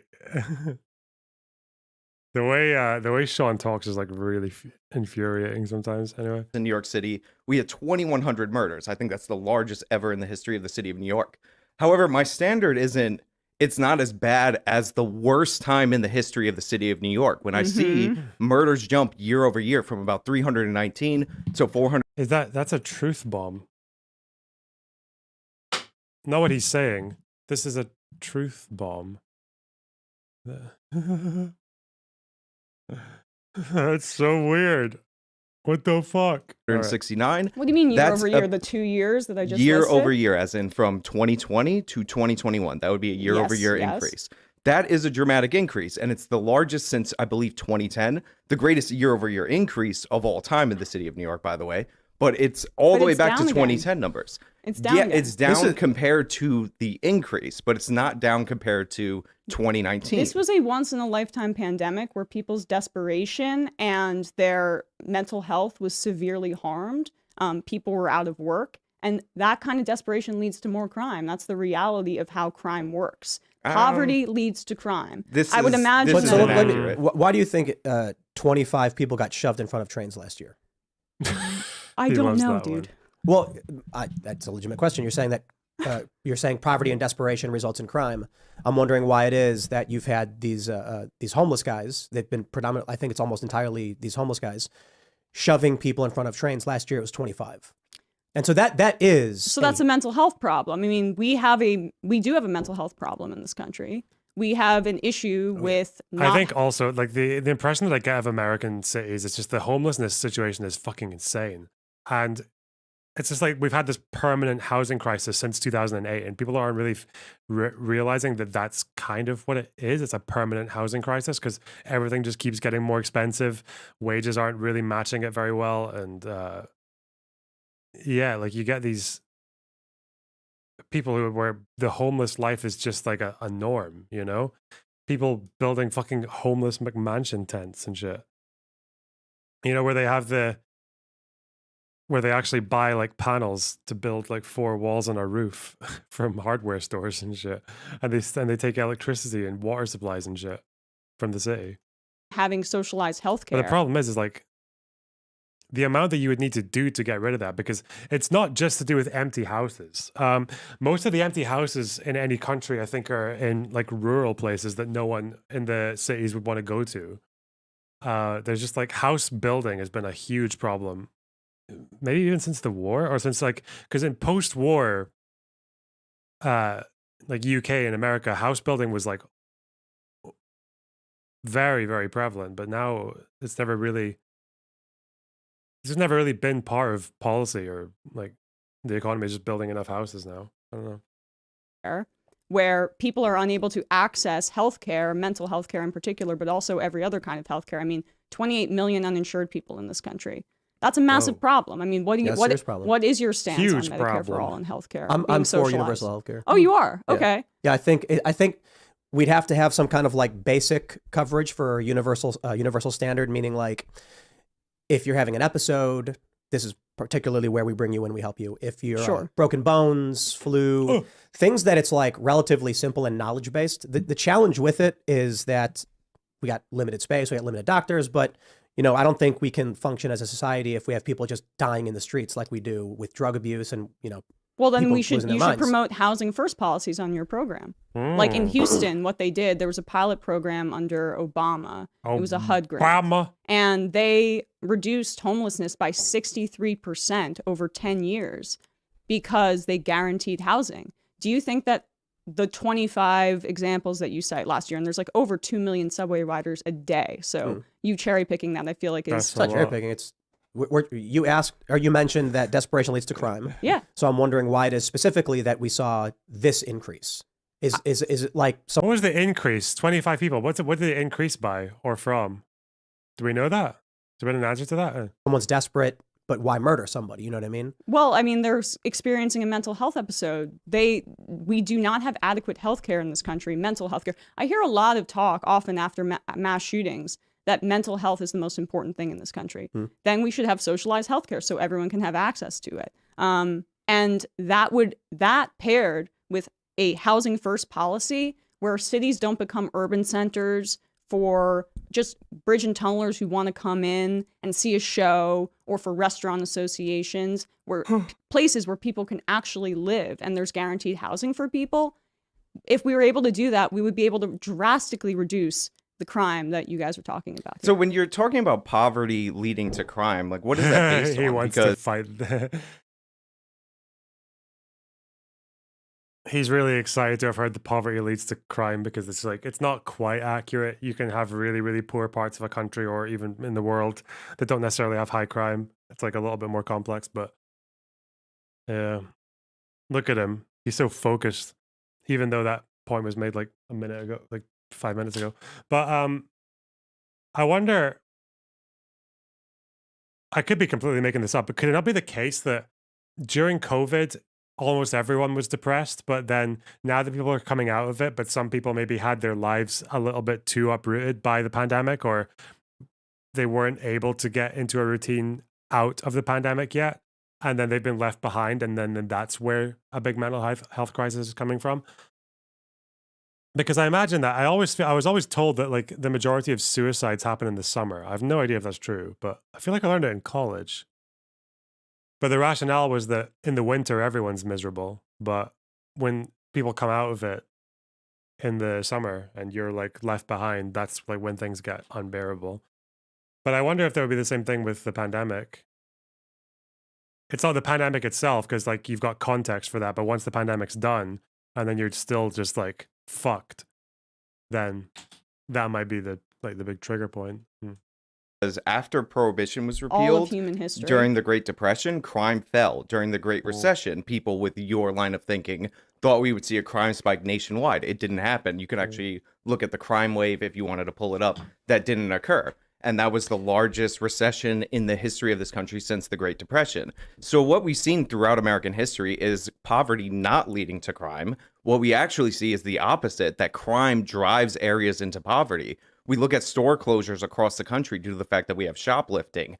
That leads to decaying in the neighborhoods. When people abandon the neighborhoods and you see this blight, that has a psychological impact on people, and that drives people to commit these crimes. I mean, you're working backwards from the... No, you're actually working backwards. Wait, but no. Poverty, clearly, this is a very simple concept, leads to something like shoplifting. Why would someone shoplift based on a personal pathology? They're shoplifting because they're desperate. Not necessarily. Like, so we have a lot of lax shoplifting laws in California, for example. So they're and doing what they it just find for is we fun? have a lot of organized retail theft because there's no consequences for it. That's probably. For I mean, instance, it's not. People are trying to make money. Well, and they're desperate, and we have untold levels of income inequality in this country. Well, is since it the income late inequality or since the late poverty? 70s, 900%. That's the increase in damn. CEO pay versus 12% for the As far as I know, income inequality correlates more to crime than poverty.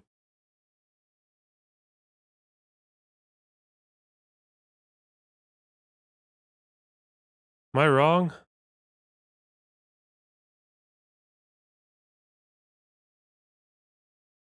working class in this country. That's you very don't think bad. that leads to levels of desperation?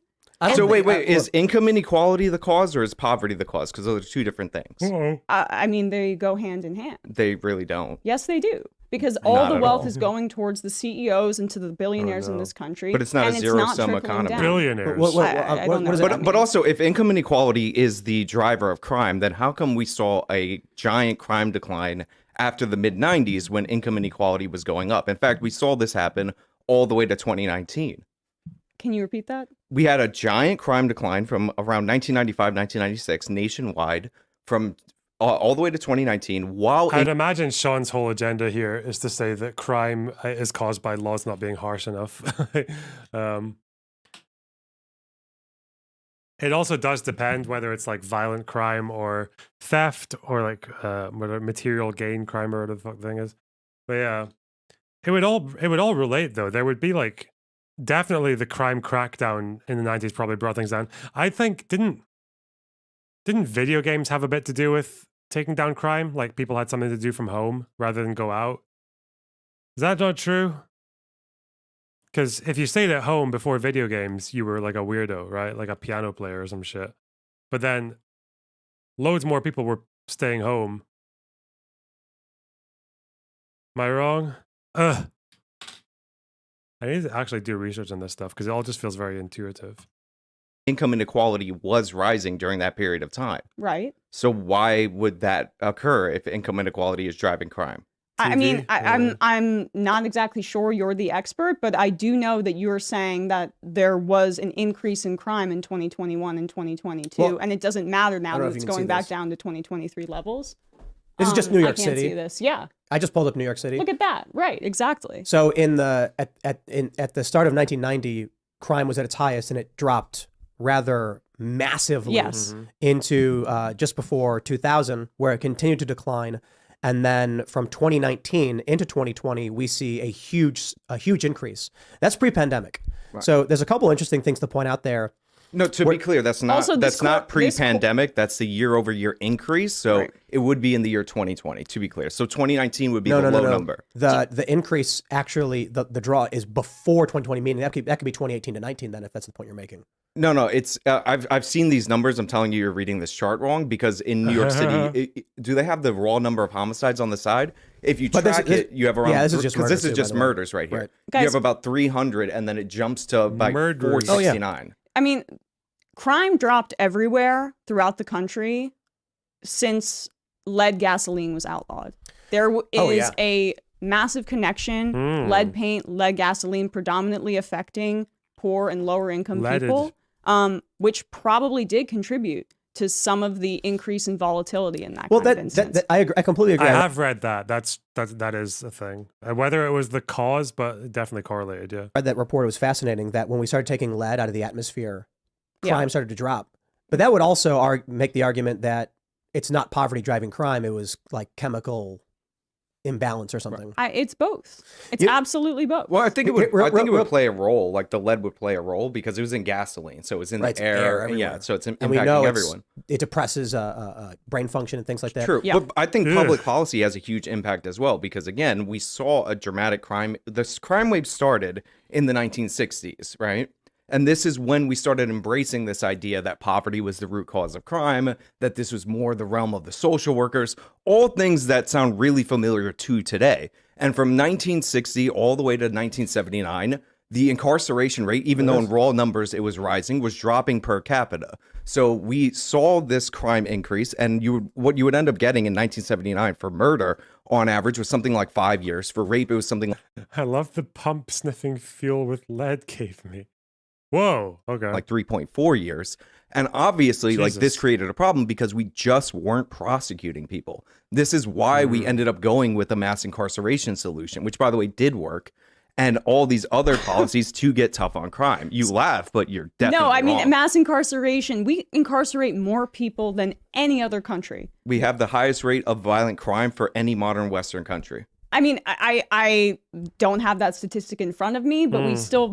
So how does that connect to the mass incarceration point? If it worked, then what does the violent crime rate have to do with it? You just want to warehouse more people? No, I didn't say when I say it worked. We had we started expanding the prison population seriously in the 1980s to the 1990s. If you go to the Brennan Center for Criminal Justice, which is a left-wing organization, is. they say post the year 2000, mass incarceration lost its effectiveness. But most of the mass incarceration was pre the year 2000. So obviously it had some impact, and it ranges. Low estimates are about 6% on the crime rate, which is very low, but the high estimates are about 30%. And the reason it worked is because the philosophy behind mass incarceration is pretty simple. What you're trying to do is incapacitate criminals because the same criminals are often reoffending. You brought up shoplifting earlier. You can actually pull up an article to find out that the same 300 people in New York City represent a third of the shoplifting arrests total for a single year. Probably because This they're is because they're incredibly repeat offenders. impoverished and they need to find a way to actually sustain their livelihoods in this country. That- We that's- don't I mean, have that's put a very good way. That's phrased very well, to maintain their livelihoods. Well, So- no, I mean, no, their life is a better way to maintain. Sure, it. sure, but like, I guess my point is, some of I feel like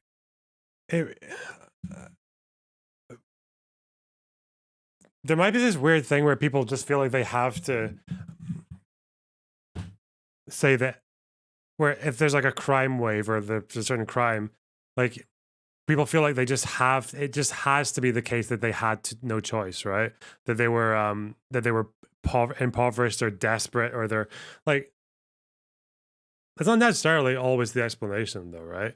That shoplifting could have been like it could have been just the fact that the laws were too lax and some people took advantage of it. It could have been like a gang thing. It could have been, there are a lot of reasons it could have been that. But I don't know. You don't need to just assume like every criminal is just doing the crime because they have no other choice. Like they're, because especially if there's a specific example, it could look pretty bad if you get it wrong. Right? But like when the London riots were really interesting for this, right? Because the London riots happened when kids were deprived of EMA and shit. And then what do? They, a lot of them just went to, it's kind of like designer clothes shops and just stole expensive clothes and like TVs and shit. And like, that's not really because of desperation, right? That was because of anger. It was because of like a policy that maybe took away EMA was a problem. Definitely the inequality and the kind of like spite or whatever, the resentment was a big thing. EMA was like an educational maintenance allowance. So when you were under 18 and you went to school, you would get, I think it was £30 a week if you were poor. So that's what I got. The maximum was £30 a week. And my family met that threshold. So yeah, they just give you £30 a week to go to school. They just bank transfer it to you. If you miss a day though, if you take a day off school, then you don't get your EMA. So it was just like a reason to turn up in school. You get your £30 if you turn up every day. Which was pretty cool. As a kid, what can you buy with £30? Well, you could buy an eighth and a couple of Rustler's burgers. That's what, when I was 16, that was how, that's what I learned.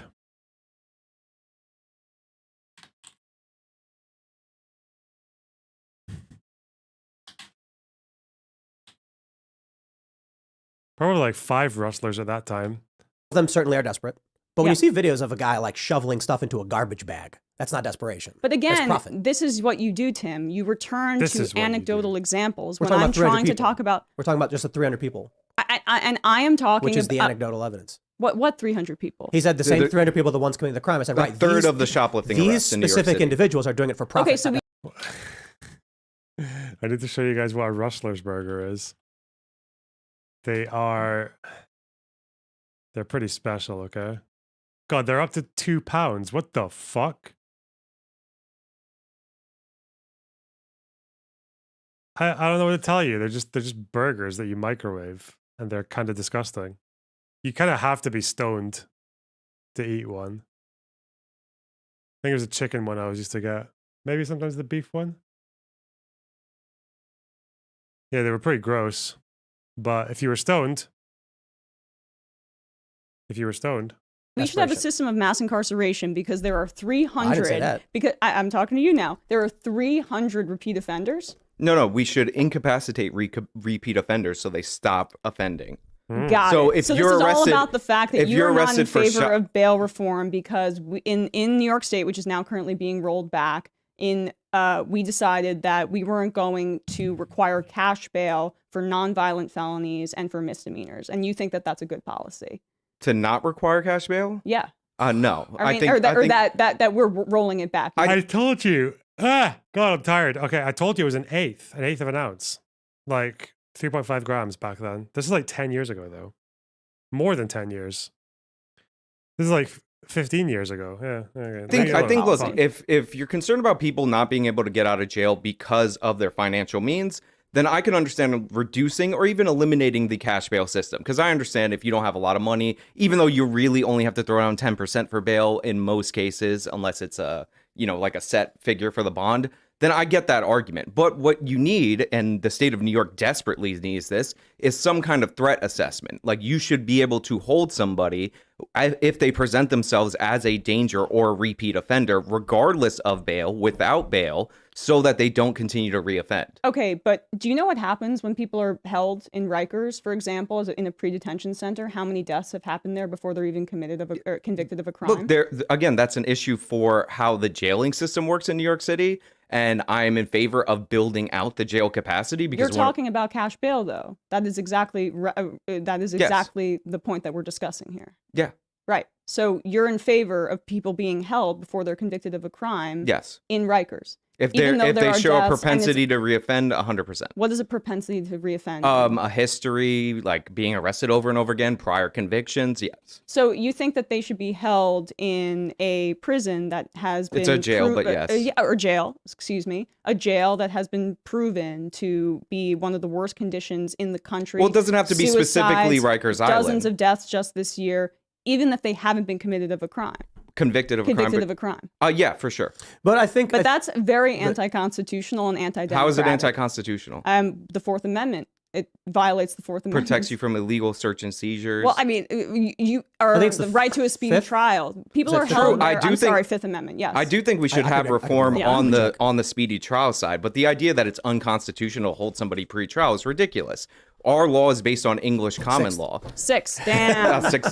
We're all bad. Our law is based on English common law, and the reason we have jails is that you would actually be held in a dungeon awaiting trial. So it's like built into the system. Bail is like a courtesy. It's actually a progressive reform in response to that, where you lay down some kind of capital in place of yourself. How much money do you want to spend on jails in New York City? As much as it takes. So just warehousing people before they're convicted of anything. Well, again, it's not warehousing everybody, but if you have a propensity to reoffend, I think judges should be able to have judgment. It's kind of in the name, and assess these people and hold them. So you just want to give it to the judgment of the judges.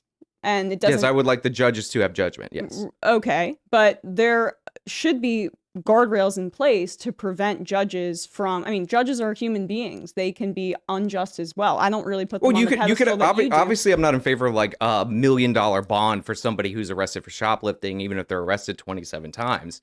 So yeah, you can have guardrails from the legislature, but they can't assess dangerousness right now in the state of New York. They assess it in ways, the reason we put this law into place, which is now being rolled back, that were deemed inherently racist. They deem that it was disproportionately black and brown people who are warehousing. Okay, but how's that racist though?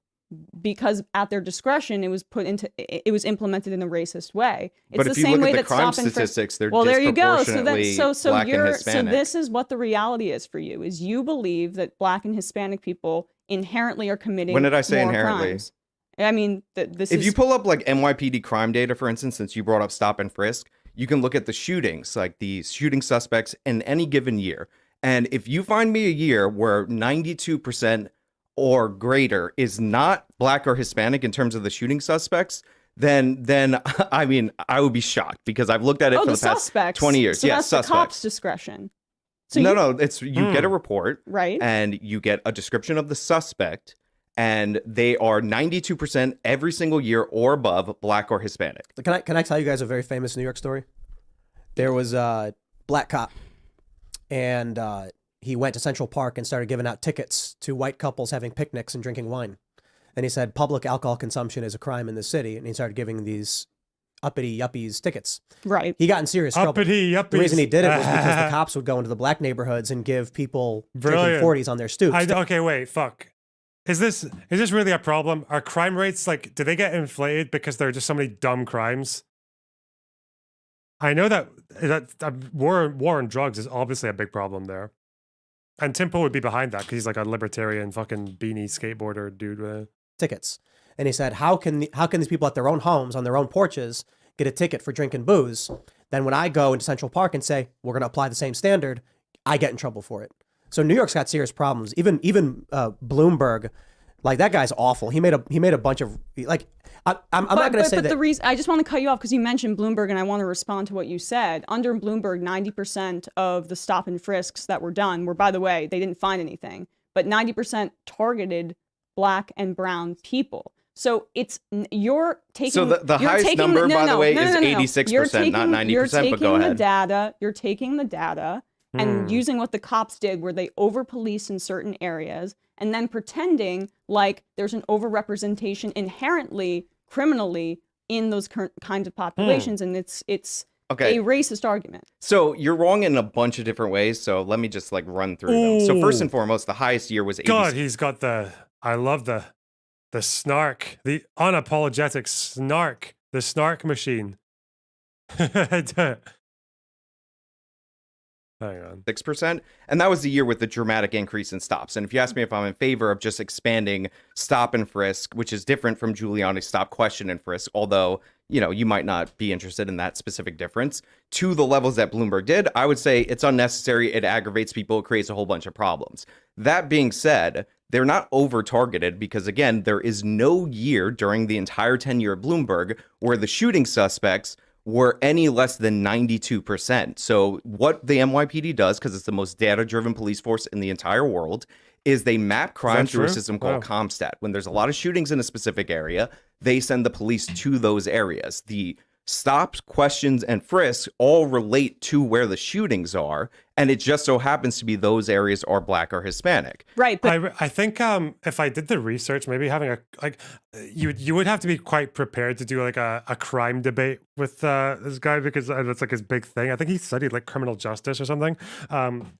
But the problem is I think there's this really annoying thing where someone like Emma always wants to make it about the deprivation that the criminal experiences, right? Like whether it's wealth inequality or poverty or desperation or mental health and all that. And then AJW really, really wants to make it about fucking crime and punishment, right? Like policing and fucking criminal justice, being tougher on crime.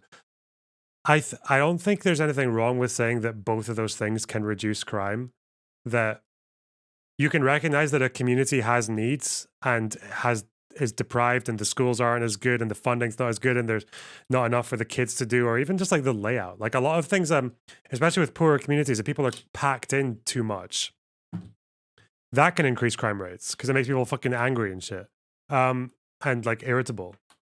That I'm pretty sure that's a thing. I don't know, the knife epidemic in Glasgow was a really big thing for it. That the approach to the knife crime epidemic in Glasgow in the 80s and 90s was very much, on one end, incredibly harsh punishments for carrying a knife, but also very rewarding to people who wanted to like pursue some kind of social jobs program or whatever the fuck. Yeah. European city of culture, true. But do you get accosted on the street by cops regularly in New York City? It happened to me when I was younger, yes, but like not. Okay. But do you understand? But to your point about hit rate, because you brought it up, hit rate was not the goal of stop, question, and frisk. Like this is one of the things where you're like, oh well, this program didn't work because my standard that I look for arbitrarily shows that it was ineffective. That's like saying a plane doesn't work because it's not a good submarine. No, it's like not that doesn't arbitrary. make any sense. 90% of the stop and frisks came up with nothing. True, but the point was to deter the carrying of firearms. Have you done illegal drugs in your life? Maybe. I have. I could have been stopped and frisked, and I could have gone to prison, or the stop and frisk probably does, like they don't need a very high hit rate for it to work, because the idea is it makes people less willing to walk around with stuff. But doesn't it also weaken trust in the community between people and the police? Isn't that a thing? She should have gone to prison. Damn, whiffernubbin. You're mad. I thought stop and frisk was actually canned or held back because it didn't work. So I don't think it worked according to police standards either, because it undermined trust. Is that true? I don't know why I just keep saying, is that true to everything? I've never cared enough about crime and punishment to do fucking videos about broken windows policing. I know that didn't work, and everyone believed it didn't work. It was found to be unconstitutional. So did they give it up because it's unconstitutional, or not because it didn't work, or both? I could have been held if I had a little bit less money in Rikers indefinitely until my trial came, because a cop just what? Apparently you need to be a policeman to stop and frisk. That's true. Yeah, you should not frisk strangers. That's unconstitutional. That's against the don't get frisked by strangers amendment. Decided, hey, I'm going to stop and frisk you, but they wouldn't do that to me because I'm a white woman. That's nice, Oh. but Let anyway, me it's just- about shootings, and the point of the program, No, it's and not this about is stated shootings. quite literally to deter people from carrying illegal firearms. It's absolutely not about It that. 100% I'm is. gonna- Are you in favor of gun control? Mm, And so this is what I'm trying to say. Okay. I'm a Okay, New Yorker, we've so I'm got not it. like a We've- big gun guy, but Bravo, let me. This is That was maybe a pretty reasonable dunk, actually. That was quite good. Ah! She knows. my Gotta point where target guns, I'm and gonna- that's why. Stop you and definitely frisk- got target I'm gonna illegal agree guns with for Emma, sure. but Emma's not gonna agree with me. The idea that the police can decide to arbitrarily stop people because they might be carrying a firearm violates the Second and Fourth Amendment. That was a good Vosh style dunk, you know, because he's all prepared with his stats and shit like that, and she's like, "Whoa, hold on a second." well, again, Stop and frisk is completely unconstitutional. in my That's opinion. why Fourth Amendment was in my mind. I was well, thinking about again, stop and it's frisk. you're supposed to stop, question, and frisk, and usually no. it's based on reasonable suspicion, and they're That supposed what to I'm fo- bearing arms They're under the supposed Constitution. to. They're supposed Right to to follow bear the Terry arms. standard.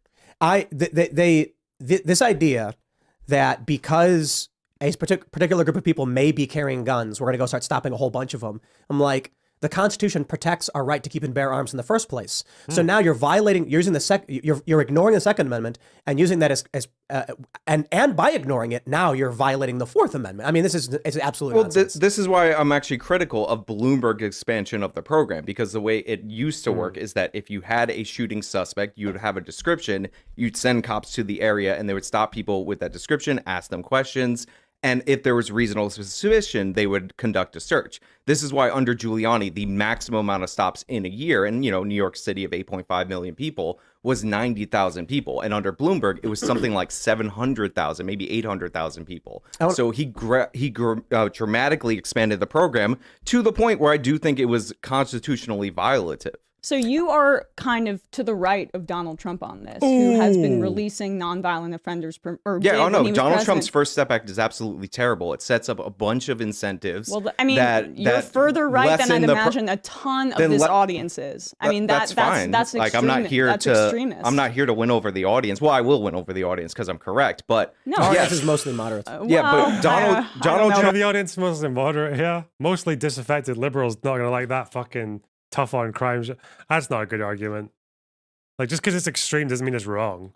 Lots of left-wing opinions are very extreme. Like co-ops. That's actually quite preferential treatment for co-ops and first refusal policies. Those are insanely extreme. Like, no country does that.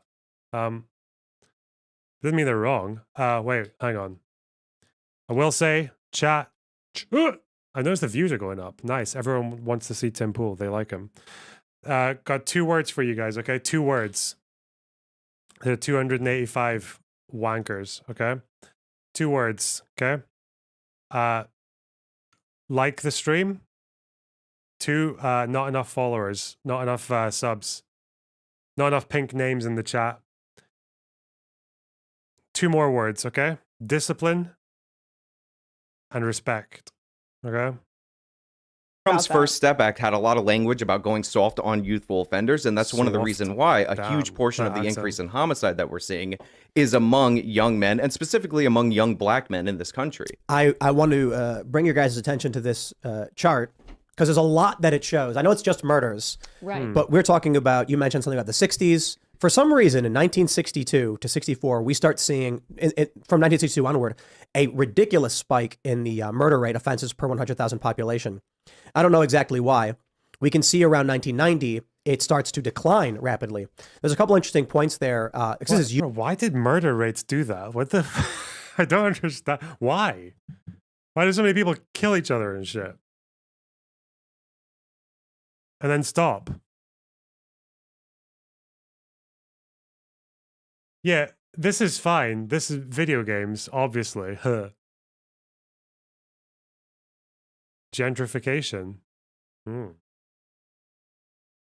Okay. U.S. murder rate. So New York City's broken window policing has nothing to do with it. This is the entirety of the country. Mhm. This could be one of 2 things.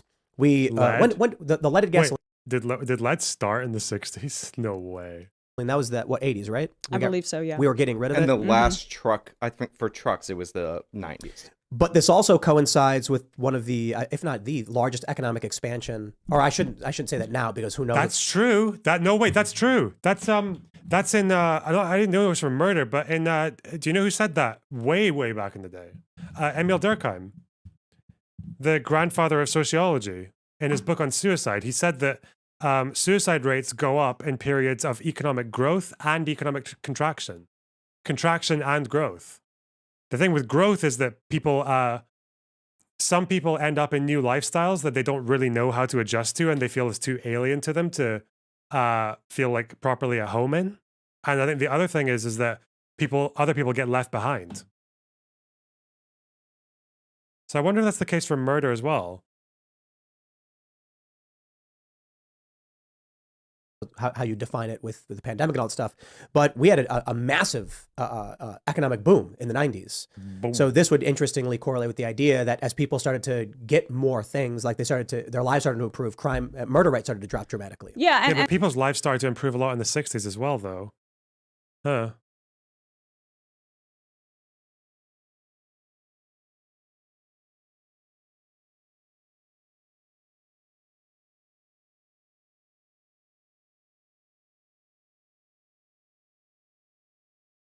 And I would say that that was a temporary kind of sugar high based on neoliberal policies of Reagan and Clinton, where there was a lot of money that was released back into the public because of massive tax cuts. I mean, we can talk about confiscatory taxation if you'd like, and the top marginal tax rate.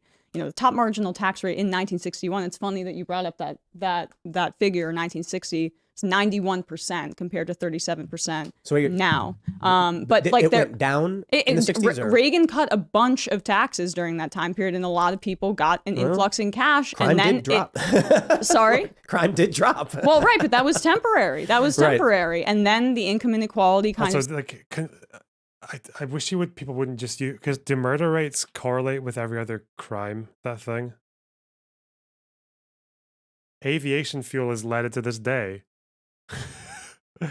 What does that mean? Does that mean chemtrails are making people angry? I mean, they do make people angry, but not like Michael Brooks would have been fun. Yeah, well, Michael Brooks, eh? Set in. Sorry, I need the bathroom again. Should I just leave this playing? Would that be cheeky? Would I really be stealing that kind of content? Whoa. What a bastard move that would be. Yeah, fuck it. You know what would be really funny is if you guys gave me money while I was doing it. Because I want to get paid for, like, not being here. That would be so funny. All right, let's go. Let's try it anyway, because I feel like they're going in circles a bit as well, so I'm not going to miss that much. All right. And the rich got richer and the poor got poorer. And that's mostly what I'm interested in talking about on my program. Let me show you guys something which will add some context to the current crime spike. So you see right here, this drop-off after looks like about 2007, there's a major drop-off in murder. And then it spikes in 2014. The problem with a chart like this is that it doesn't account for technology. The reason the murder rate declined in 2007 was cell phones.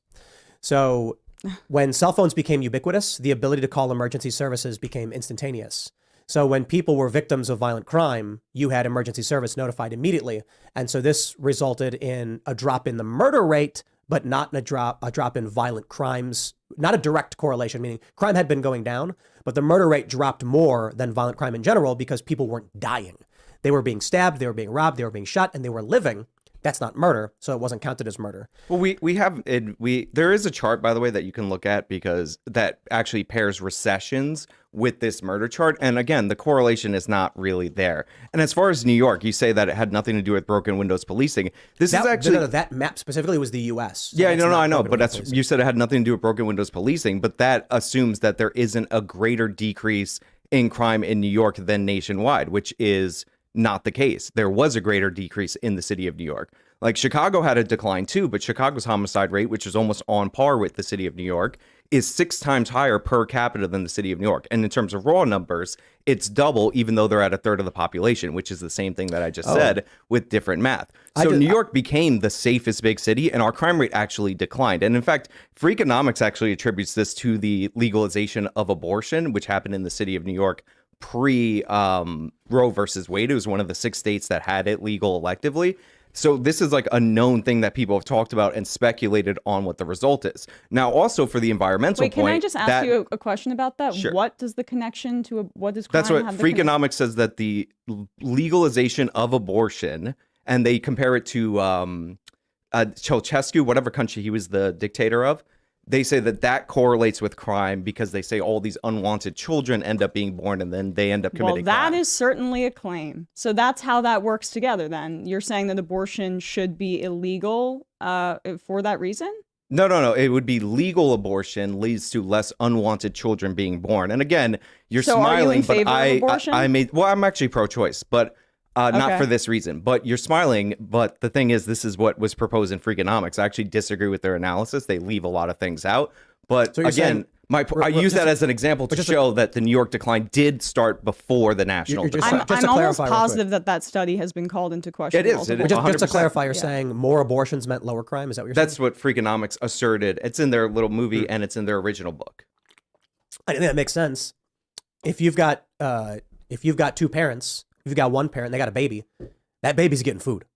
You know, like you could have no job, you could be homeless. Someone's going to find. Well, you know what I would love baby. to decrease desperation in terms of families in this country. I'm not sure if you've talked about it a ton on your program, Tim, but we should have made the child tax credit permanent that we expanded in the 2021 American Rescue Act. Can you explain what that is? Yeah. So there was a tax credit that was in place, but during the pandemic, it was expanded to be a monthly payment. It also, the amount was increased, so it was up to $3,600 a month for 6 and under, $3,000 for 6 to 17, and then it also was expanded to include people who had too little income to qualify previously. We cut child poverty by nearly in half instantly, and the reason that we don't have it is because the entire Republican Party and Joe Manchin and Sinema essentially nixed it. But this is the kind of stuff that's possible in this country to make people less desperate. If you want less crime, make society a broader,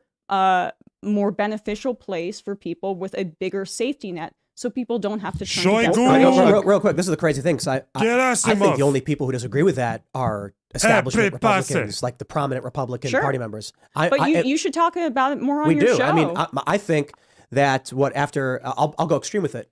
If after your second kid, no more taxes. Income tax 0. Where's the ammunition? Have 2 kids, no taxes. I mean, Sorry, I just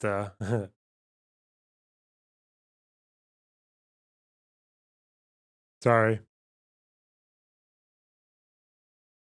Just, my fucking my inner Prigozhin came out. My inner war criminal. Couldn't help myself. I know that there have been certain proposals in places like Hungary that are like that, but they are heavily, heavily tilted towards heterosexual families as opposed to if a gay couple wants to adopt or have children. I don't agree with that because I want more taxation, frankly, so that we could have socialized healthcare. We could have a college for all act, which honestly you could pay for with a tax on Wall Street speculation. It would be incredibly easy. It's only $48 billion a year, which is less than the military budget increase that we did in 21 to 22, which was around $71 billion. I want to do that kind of stuff. And so getting rid of income tax, I would not be in favor of it. For but families. if you want to create tax incentives for families so that they can raise their kids and they aren't in poverty, I am all for that, Tim. Yeah, but to your challenge- point about nobody would disagree, I would 100% disagree with that because again, You don't want tax credits for people that have babies? there is not a demonstration that these policies that these work in reducing crime. In Oh fact, my god.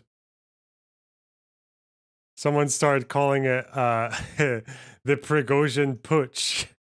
The Prigozhin Putsch.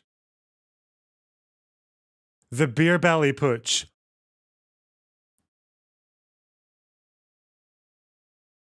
The Baldy Beer Belly Putsch.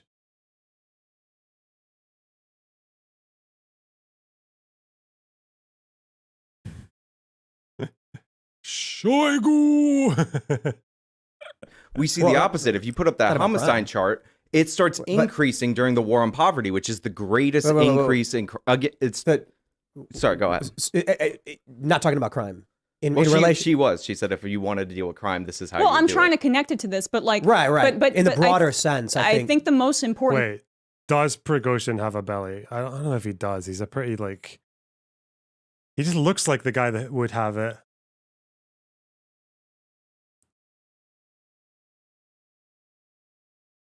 It's just we just need one. Oh, here we go.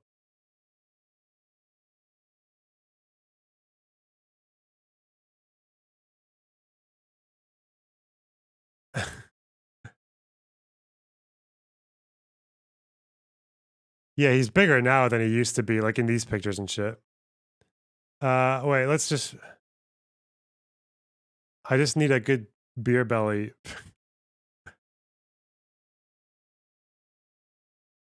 I guess that one was the best, wasn't it?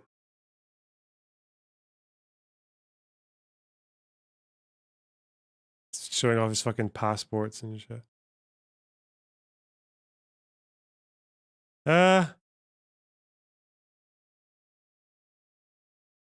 We're really just body shaming at this point.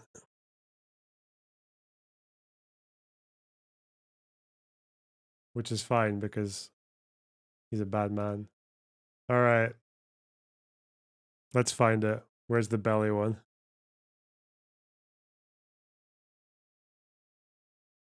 Thing to take away from this here is that every single Republican voted against the American Rescue Act and the expanded child tax credit. There is one party that is look, it's not Republicans. But good are you enough. saying- I'm more obviously in the Bernie Sanders wing. I have But real had quick. deep disagreements with Hillary Clinton-esque neoliberal politicians. but yeah, but yeah, it's the Neoliberals. Democratic Don't Party say in label favor of neoliberal policies more. that are going to be helping They're- people on a day-to-day basis like this. the Republicans voted against a broad Ah, bill that included one thing in it. Is that what happened? Yeah, but they You just also grab a fought screenshot, tooth okay? and nail about the actual child tax credit. This was a part of the Inflation Reduction Act negotiations as well. They were not in favor of that too. And Joe Manchin, your senator, right? We're here in West Oh, he's Virginia. awful. We hate him. I mean, you gotta you're a celebrity here, right, Tim? In West Virginia, you should call on Joe Manchin and say, hey, why don't you do this? Why are you not in favor of the child tax that credit? dude is neoliberal Totally. to perfection. It's like Ye- that nobody in West Virginia wants the guy. Right. I mean, And he's for- very for- unpopular. right. That, Right. That's not true. He's actually the most popular politician in West Virginia history. Go- But not anymore. Isn't he way back in the polls? Doxed. Oh no. Oh well. It's already happened a million times. I don't give a fuck. All right.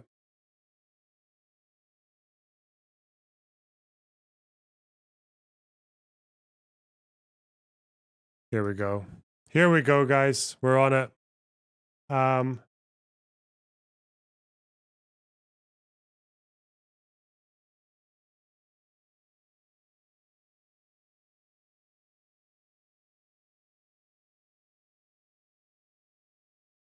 Pringles.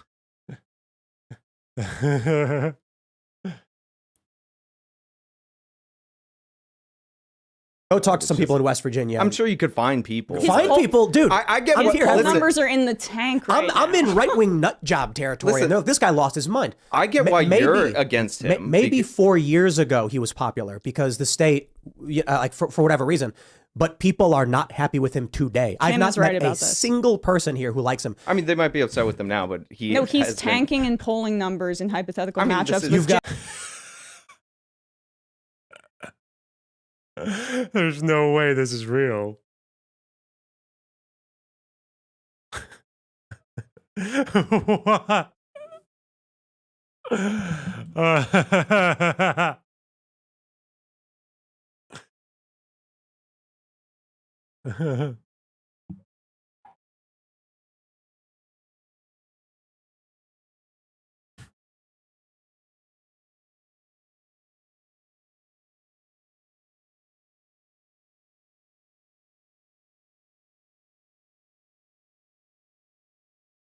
Fuck me. injustice in the Senate. That's actually a fact.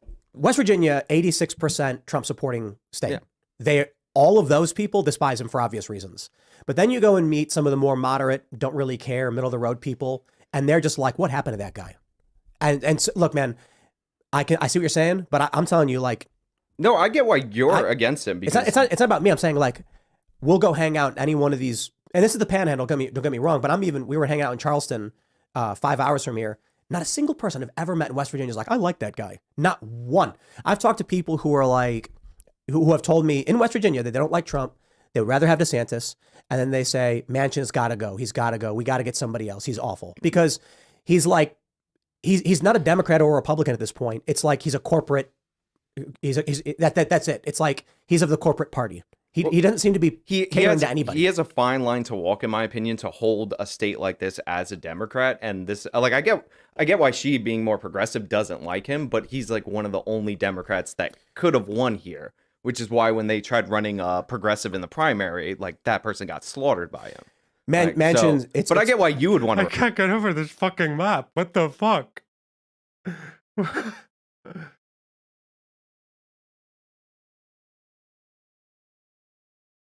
Putin weeded out disloyal figures. The negotiation was announced 1 hour after Ukraine started counteroffensive.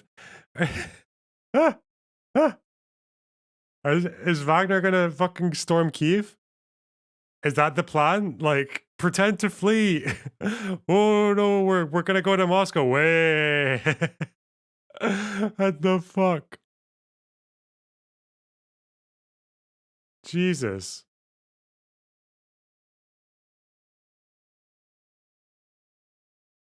Replace him. I want to replace him. The Republicans lost the Senate. Jim Justice is very likely. Yes. Yeah. Sorry, I just want to point this out. Off the top of my head, I think Manchin's numbers are like 55% disapproval right now. I can't see him winning. I mean, look, I don't know for sure. I'm not psychic, but everyone I talk to, it's like you've got, I think it's, who is it, Mooney, potentially, and Jim Justice. But Jim Justice seems very likely to get it.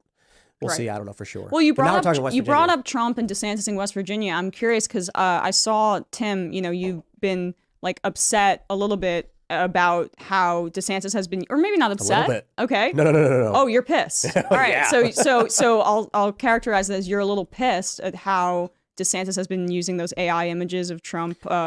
Trump used hugging 3 of them one time. Yeah. What I mean, can you expand on that thought? Ron DeSantis is the modern Clausewitz. In order to smear Donald Trump, ran fake images of him kissing and hugging Fauci alongside real images, and then wrote real life Trump over the top. Right. And it's one thing to play politics, which I despise. When you get someone being like, Nancy Pelosi voted against this act. And it's like the Saving Puppies Act, but it's actually a bill that like cuts taxes for oil companies. Or the inverse where it's like, insert Republican voted for whatever. I despise all of that. But actually fabricating images, shrinking them down and placing them alongside real images and then writing real life Trump on it. Can you pull up the image so I can see it? Yeah. So, I mean, is that kind of the core of your, would you say as of now, if you were to vote today, you'd be voting for Trump? Yeah. But that's the core of your disagreement? So, there's a lot more than that. Here, take a look at this. This is as I feel like this is campaign ending. I feel like this. Really? Yes. I mean, it's funny to me. It's silly. What?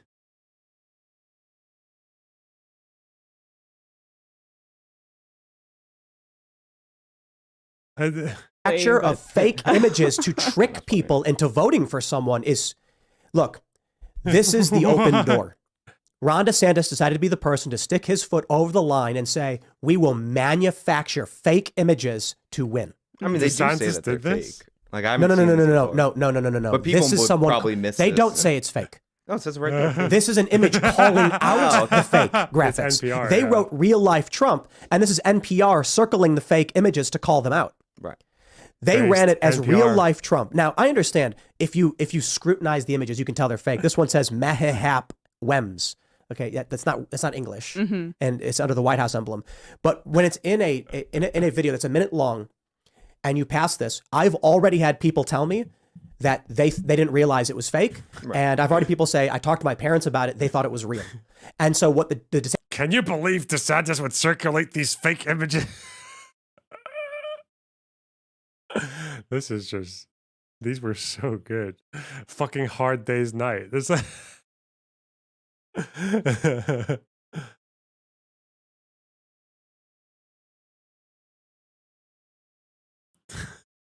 I can't believe they would circulate these fake images. DeSantis fans are doing now is they're like, can you believe Tim actually thought those were real? Like, dude, if you want to play that game and call me stupid and insult me for calling out DeSantis's campaign for doing this, I literally don't care. It changes nothing of my moral stance that this stepped well over the line. Now, I got to be honest. You go back in time to the first time a politician lied, and people were probably like, can you believe he actually lied to us? And we know that's bad, and I hate all of it. But this is the next level. This is like... Yeah. Holy, it's bad enough they're all lying. Well, what's the core of your disagreement otherwise then? I mean, if it's with COVID, I would say I'm more on Trump's side with that kind of stuff. I liked Operation Warp Speed. Look, I would have done a little differently for giving away government money for vaccines that we should have nationalized them, and the intellectual property should have been waived so that everybody could have had access to it. Also, publicly funded should be publicly owned.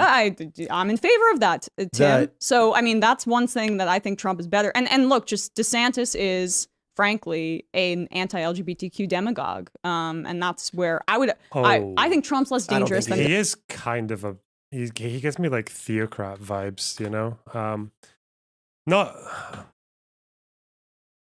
but then not like Matt Walsh level, but he's pretty fucking DeSantis. Okay. Like he is, but I think it's more so the Florida legislature that's doing it. And then he's latching onto it because I think when it comes to real issues related to this stuff, he's mum. He's been anti-wokeness is the center of his campaign. Yeah, he kind of made that at the forefront of his campaign. No, for sure.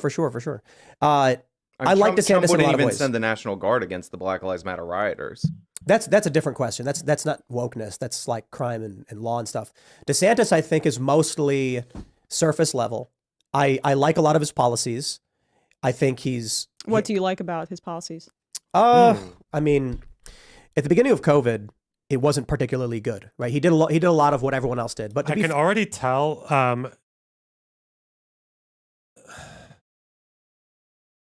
that Emma's doing a lot better than Lance and the other dude's Binder, because she's just like talking to him like a normal person. Like she's just talking to him, you know, she's not like, you can tell she hasn't really hyped herself up or anything. I think that does like have a big impact.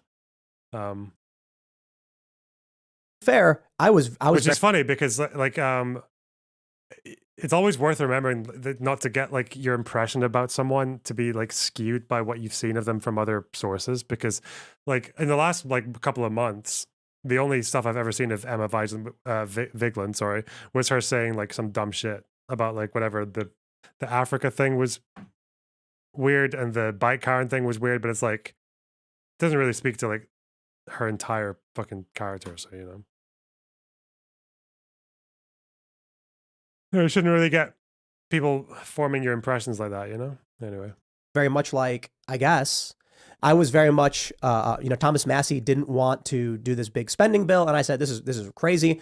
The economy, like, we don't know what's going on. There are people dying. We're seeing videos of people dying in the street. And so I think, hindsight being 2020, I look back and I'm like, I probably should not have just gone along with all of that. That was probably stupid. Ron DeSantis did initially, but then changed and said, you know what, this is not making sense. We're reopening. And I think that made a lot more sense. It was also under extreme pressure. Like Andrew Cuomo was the most promoted governor in the country, and he was the most attacked. So DeSantis did well in not the first, but he did well in reopening things back up. But what policies do you like generally about him? I mean, besides the COVID stuff, what are the other policies like as governor? I mean, you think it's just the state legislature that's putting together these anti? I think it's mostly Tim, them. You said that there was a grooming event happening at Club Q, and that was after the shooting, right? Which is essentially kind of saying, well, look, they had it coming a little bit. I mean, you didn't say that, but that's the implication. I actually said, how do we prevent these things from happening? So I tweeted. So you actually seem pretty aligned with DeSantis on the anti. But I don't think it's him. I think it's the Florida legislature. And if DeSantis becomes president, you think Congress is going to vote for any of these things? As for the Club Q thing, I said, if people keep saying wood chippers, what did you think was going to happen, right? I am saying, stop saying these things. Saying what? People keep going online and going, wood chippers, wood chippers, wood chippers. You know what that means, right? For who, though? for groomers. Right. Okay. And I'm like, what do you think is going to happen if you go online and keep calling for death? Like, don't do that. Stop that, right? We want to stop child abuse. We want to stop violence. That's what we want. So that's why I hope you have dedicated so much of your program to talking about the Catholic Church. Because that is the institution in this country right now that is most associated with child abuse. Hands down. Queer people, gay people, trans people. But he'll say the Catholic Church is already job done with all that. Yeah. That is not a thing. What is your definition of child abuse? They're most associated, but they're actually not more abusive than any other religious institution, and they're not nearly as abusive as. But no. I want to stay system. on this, and I also just. Yeah, I think public. We do. Where are the books at? Where did they get moved to? Tim, though, what policies about DeSantis do you like in terms of what he's running on for president? Culture war stuff mostly, but I think COVID policy was plug good. for the show. Oh yeah. Right, but what's the culture war stuff that you like?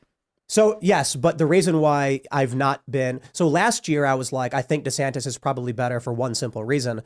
No, what stuff do you like now? What do you like that he's running on? Yeah, culture war stuff predominantly. But can you expand on that notion? I think you want me to like pull up specific. I mean, I don't know. It's like you said that you like certain things, that you're leaning more towards Trump because of AI images. I would hope that there's a little bit more substance to your disagreement. Well, but every time I try and bring it up, you just ask me the same question again. Because you're not answering the question. So I'm trying to. Okay, go ahead. So now where was I before you jumped back in? First, the culture war stuff is obvious, right? Parental rights and education bill. Yes, that one's fairly obvious. I don't know about the Disney stuff. That's kind of absurd. What I was going to say is let's go back in time to why I said I was for Ron DeSantis in the first place and why where I'm at now is not. The first thing was last year I was having a conversation with the Daily Wire crew and I said Trump is brash. Many people don't like him. And he won't shut up about 2020. He's a sore loser. Ron DeSantis, at the very least, is dry and can get us something better than, say, Joe Biden. I know, but I'm still not really hearing a specific policy. Right. So his COVID policy was correct. Okay. Wait, but you just said something with the beaches that you don't like the closure. You can bring it over. Like his presidential platform. Like, I don't know if he's got one. Does he? Okay, so I've not been on board with him. So we can look at what happened. And you said parental rights. I'm curious what you mean by that. Yeah, like I'm in favor of parental rights, right? Like I want parents to be able to, if their child is transitioning, to be able to work with their doctor with a plan and make sure that children are not being driven to suicidal ideation and that parents aren't restricted by the state. Let's talk about one of his policies. Okay, go ahead. I don't want parents to be restricted from the state from giving healthcare to their children. If I open this book on YouTube, the stream will get taken down. Okay. Did you ever read this book? No. This book is in middle schools in Florida. Ron DeSantis had it removed. That's one simple policy he did. That's very good. You've never seen this book? I've heard about it. Have you ever looked inside of it? No, but I mean, I don't believe in censorship. If I show you a picture of a blowjob, would you be offended? I mean, can I show you a picture of a blowjob? Jesus Christ, he's rizzing her up. He's rizzing her. Look, she's that's what's happening. Oh shit. Yeah, but the problem is, I'd imagine in a school like here, if there was a school that had some inappropriate book in it, I'd imagine you would just get it. You just tell one of the people who works there and they would just take it away. I don't know why you need a policy for it. Unless they were wanting to get rid of a bunch of stuff that maybe just wasn't that offensive but had to do with LGBT stuff. Maybe. Just a thought. I mean, I think disavow. That, honestly, do you know, Tim, that the more children learn about sexual education in the way that's productive and done in schools, the less likely they are to be sexually abused because they know what is good and what is bad. I can't share this image on YouTube. Do you hear me though about that? So I think yeah, but you can't show a sex education video that I watched when I was 10 on YouTube. The fact that you can't show it on YouTube doesn't mean it's like not appropriate for kids, right?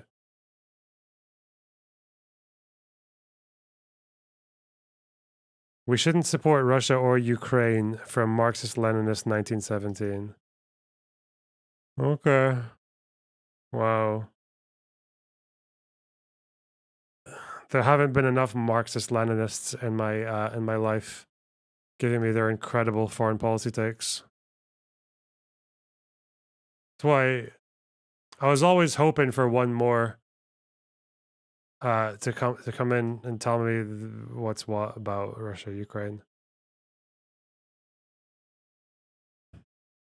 Children I think the issue learn is about I mean, it could well be the case that that book is inappropriate, but that doesn't justify a policy that would probably get a bunch of books that are acceptable taken away as well, or like liable, because I'd imagine these laws are going to be quite vague and ill-practiced about what constitutes appropriate or not, or sexually appropriate or not. We shouldn't view support for Ukraine as non-negotiable. Wow, that's so much more enthralling when you say it that way. I've only had 4 hours sleep, but I think it's just hit a wall.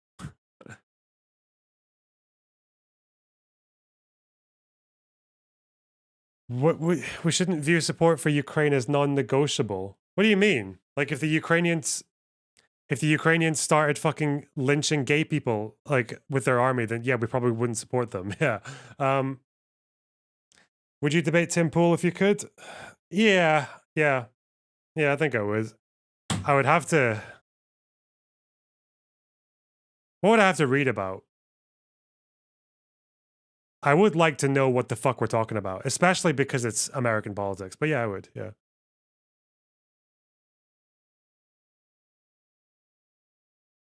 I think I've. On what topic? I don't fucking know. What topic?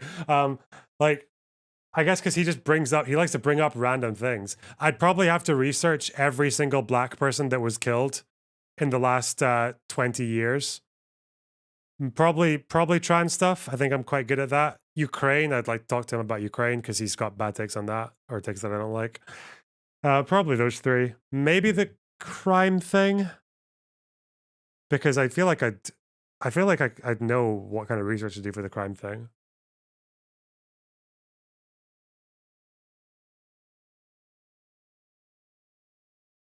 I would not enter that bunker in a nuclear war. Why not? If he's gonna fly you over to his bunker, do you think he'd fly me over there from fucking Scotland and shit? That'd be banging. Holy shit. Yeah, I'd do that. Damn, 333 viewers. That's so eerie. Thanks, No Justice. Thanks for the raid. I really appreciate that.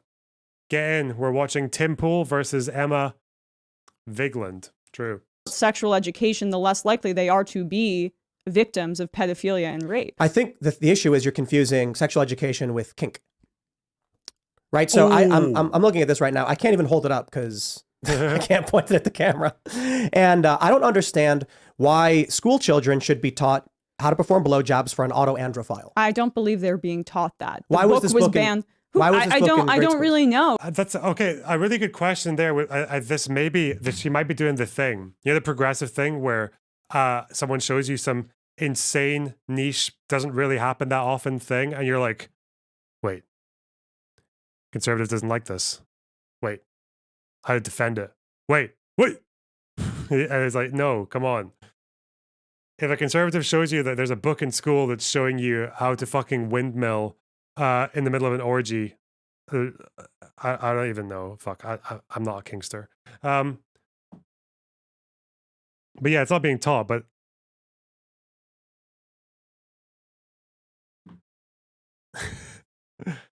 it's not being taught, but it probably shouldn't be in a school library.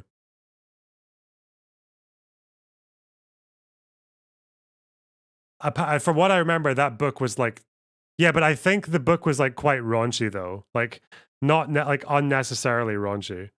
Like Dutch, I don't know. I'd have to compare it. Like, Dutch sex education is quite graphic, but it's all very basic as well. Depends on the age. That's a big thing as well, because by the time you're fucking 14, like you're seeing it all anyway, and no one's gonna stop you.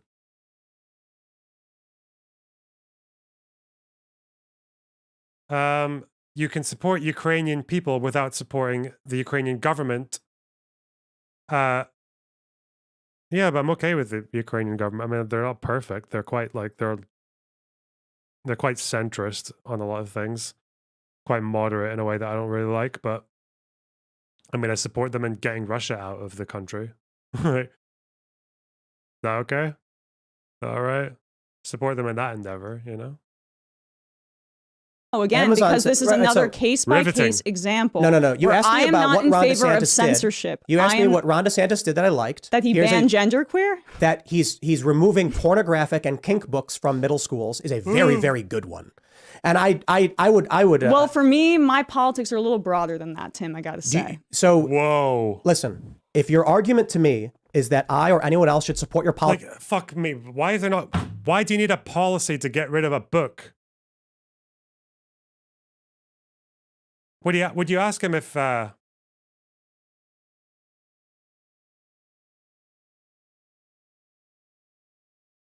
don't know. I don't know. politics because you want to show blowjobs to children, you're going to lose. Well, I don't think that is a Wait, policy. is that true? Wait. When I was a kid, they showed us sex. They showed us women touching themselves. Did they show us masturbation for guys? I don't think they did. I don't know why they did. I guess they knew we'd all figure it out ourselves. They definitely showed us sex.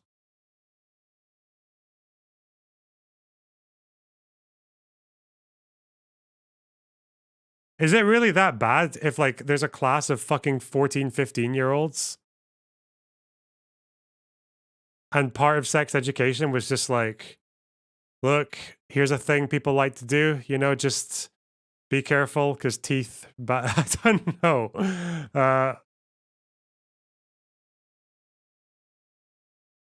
I don't know. Our sex education was so limited. I basically learned all of it from porn.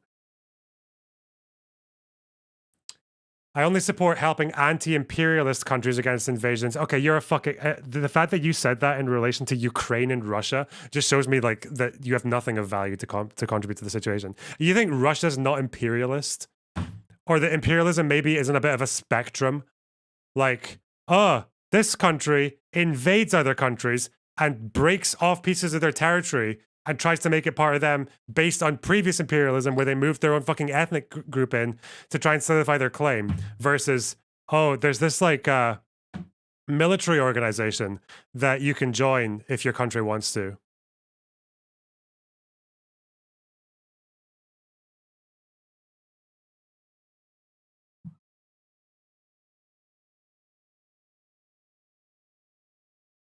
You can't just use imperialism in the year 2023 as code for everything not ex-Soviet or fucking China aligned.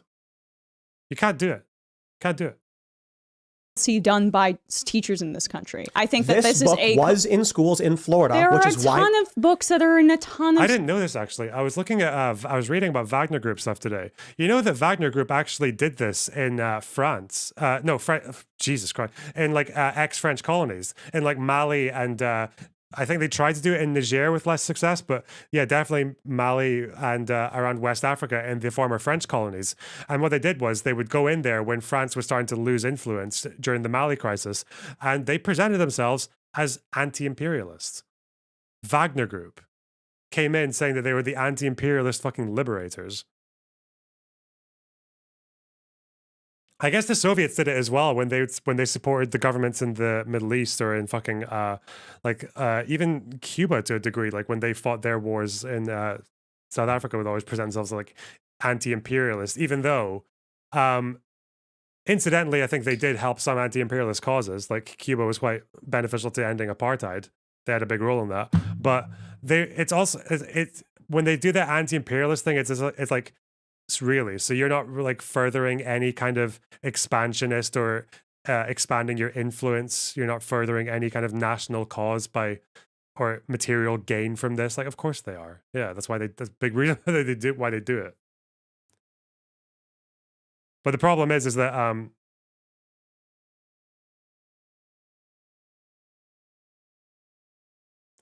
it's not principled though. It's not like saying that you support Gaza, Iran, etc., not Ukraine. Like, if all your principles basically come from like 20th century fucking Marxist-Leninist scripture, then yeah, that's a principle, I guess.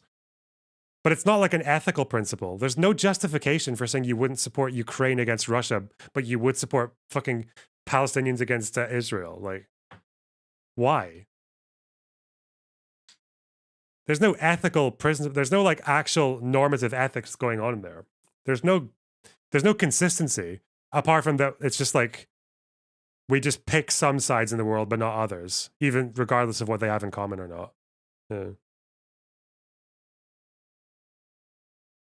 America bad is not a principle. Schools. I don't believe in censorship. That's not my bag, buddy. So you think children should have Playboy? I don't really think so. No, What about because Hustler? that's pornography. I mean, Well, so you think a Tim, you're in blowjob- favor of censorship.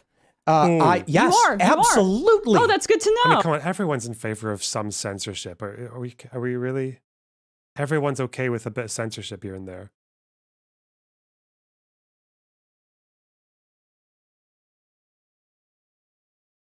I don't support either country. They're both capitalist. Is Iran not capitalist? I thought you said wait, did you say you supported Iran or no? You know a country can still be expansionist, but not capitalist, right? Like, it's not like imperialism was like a new thing after the Industrial Revolution, you know? It's weird, like, is ancient Rome not kind of imperialist? But they weren't capitalist. Oh, God. Anyway, sorry. Oh. If you I'm gonna watched stop this one guy bullshit. Fuck me. the show, you'd know this. Oh, you're okay. You're We pro talk censorship. about how we're I for- am not. I Right. want children to be able to have all the information that they need in order to Including make pornography. No, that's not pornography. We back up record everything, and We'll still be recording. I think we're back. We are back? Okay, no, sorry. Very good question. Just before we,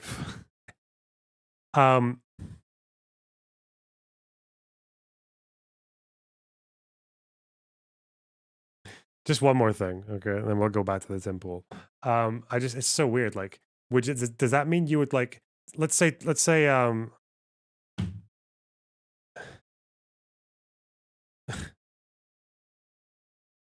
let's just assume that the goal of the Free Palestine movement, let's just say the goal of the Free Palestine movement was to establish a state that was like capitalist with maybe some neoliberal elements and some social democratic elements. Would you stop supporting them? Are you serious? How the fuck are you spreading socialist revolutions? You think, how many fucking socialists are in Palestine or in Iran? What the fuck are you talking about?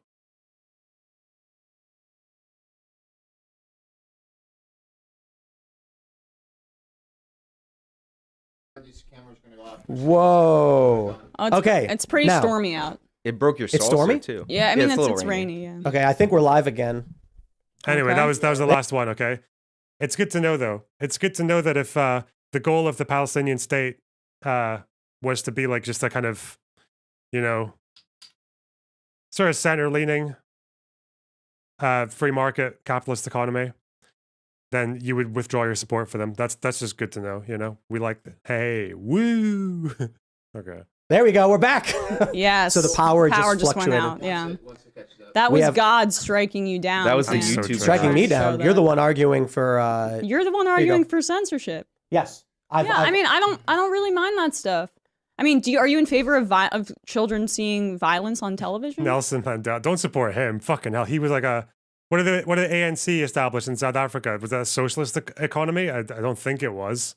Fuck him. You know? Get it. Cuck. No. That scares me a little bit more. It depends. It's not so simple to say violence, right? But yes, censorship is a good thing, but when done bad is a bad thing. Yeah.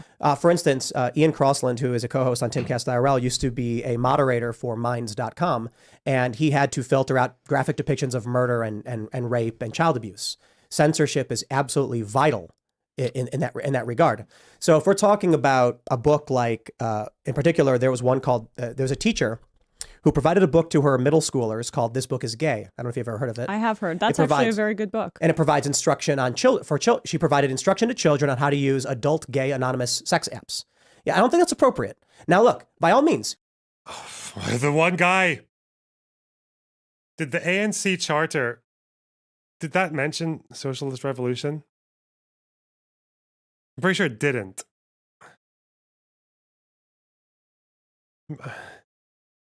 Because there was a South African Communist Party that was separate from the ANC. They wanted to nationalize some things, and they wanted to redistribute land. It wasn't a socialist revolution. They were actually reformists. Do you know what I learned recently? Oh my God. You know, in the USSR, I don't know if this is true. Sluggish schizophrenia. Do you guys know about this? Is this real?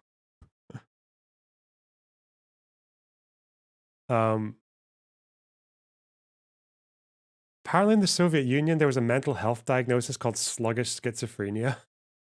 And one of the symptoms was delusions of reformism.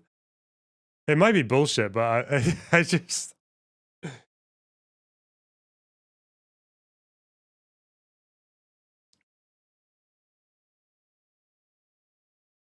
We support the workers in Ukraine, not the government. Yeah, well, guess what? The workers in Ukraine currently would like to have their government, you know?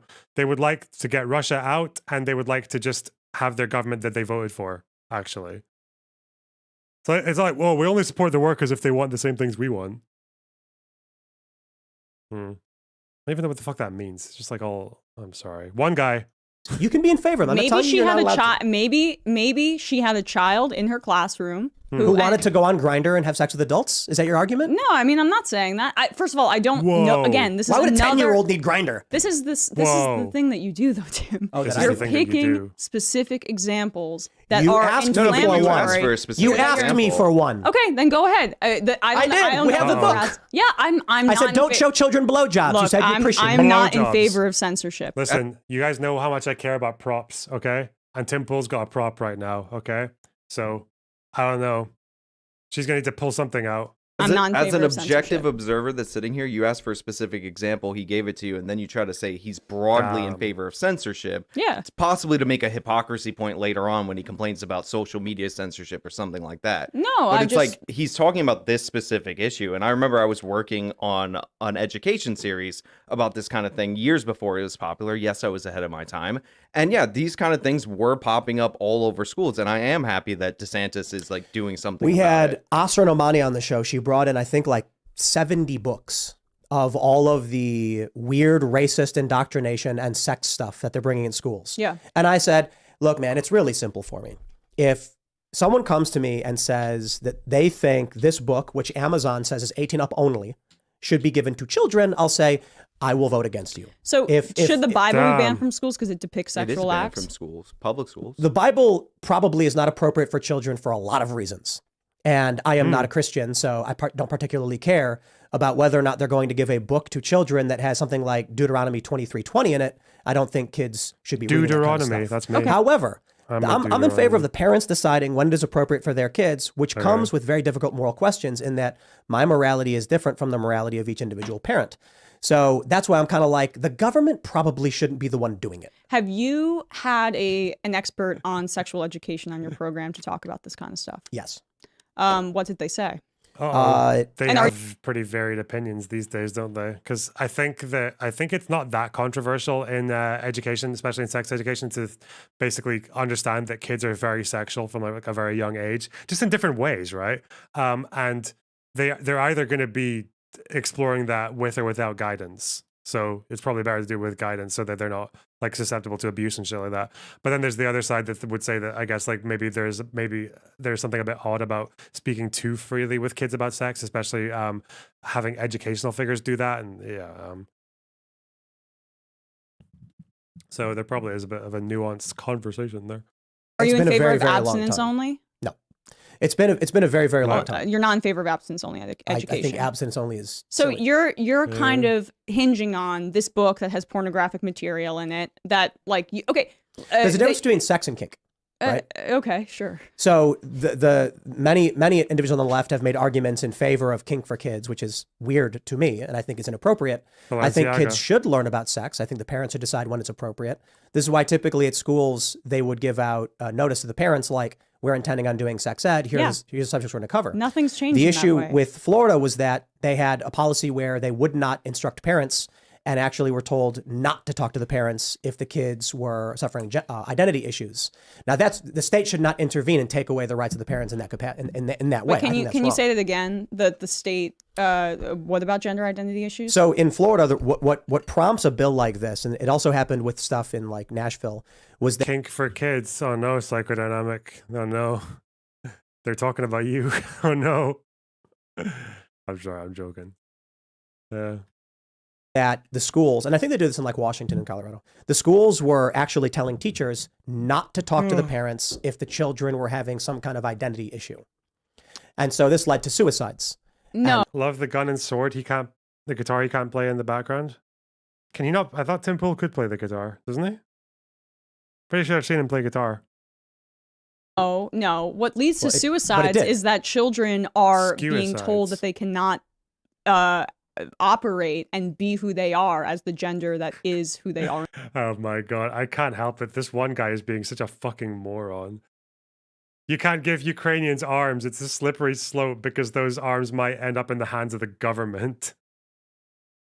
What? You know the Ukrainians want the army, i.e. the government, to have arms, right? The Ukrainian people want that. Are there many Ukrainians saying stop giving us arms? They're not giving the arms to like each individual Ukrainian, right? They're not being like, they're not just delivering guns to each Ukrainian's doorstep. Like they go through an institution and they're managed by the military, the government, right?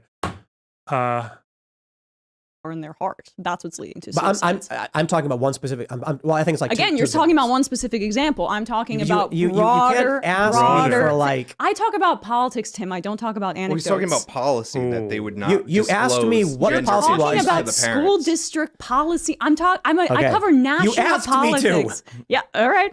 You can't ask me a question. Then when I explain where the policy came from, be like, no, that makes no sense. No, because you go into you asked him about individual state-level anecdotes. I'm politics. telling you talk why about- the policy was written. Okay, go ahead, Tim. That's why the policy was written, because there were children who were having identity issues, and If you do name calling, they're no longer responding. Good, you cuck piece of shit, fucking milk brain cunt. Fuck off. the schools were instructed, the teachers were told not to tell the parents. This led to, I think it was a suicide attempt.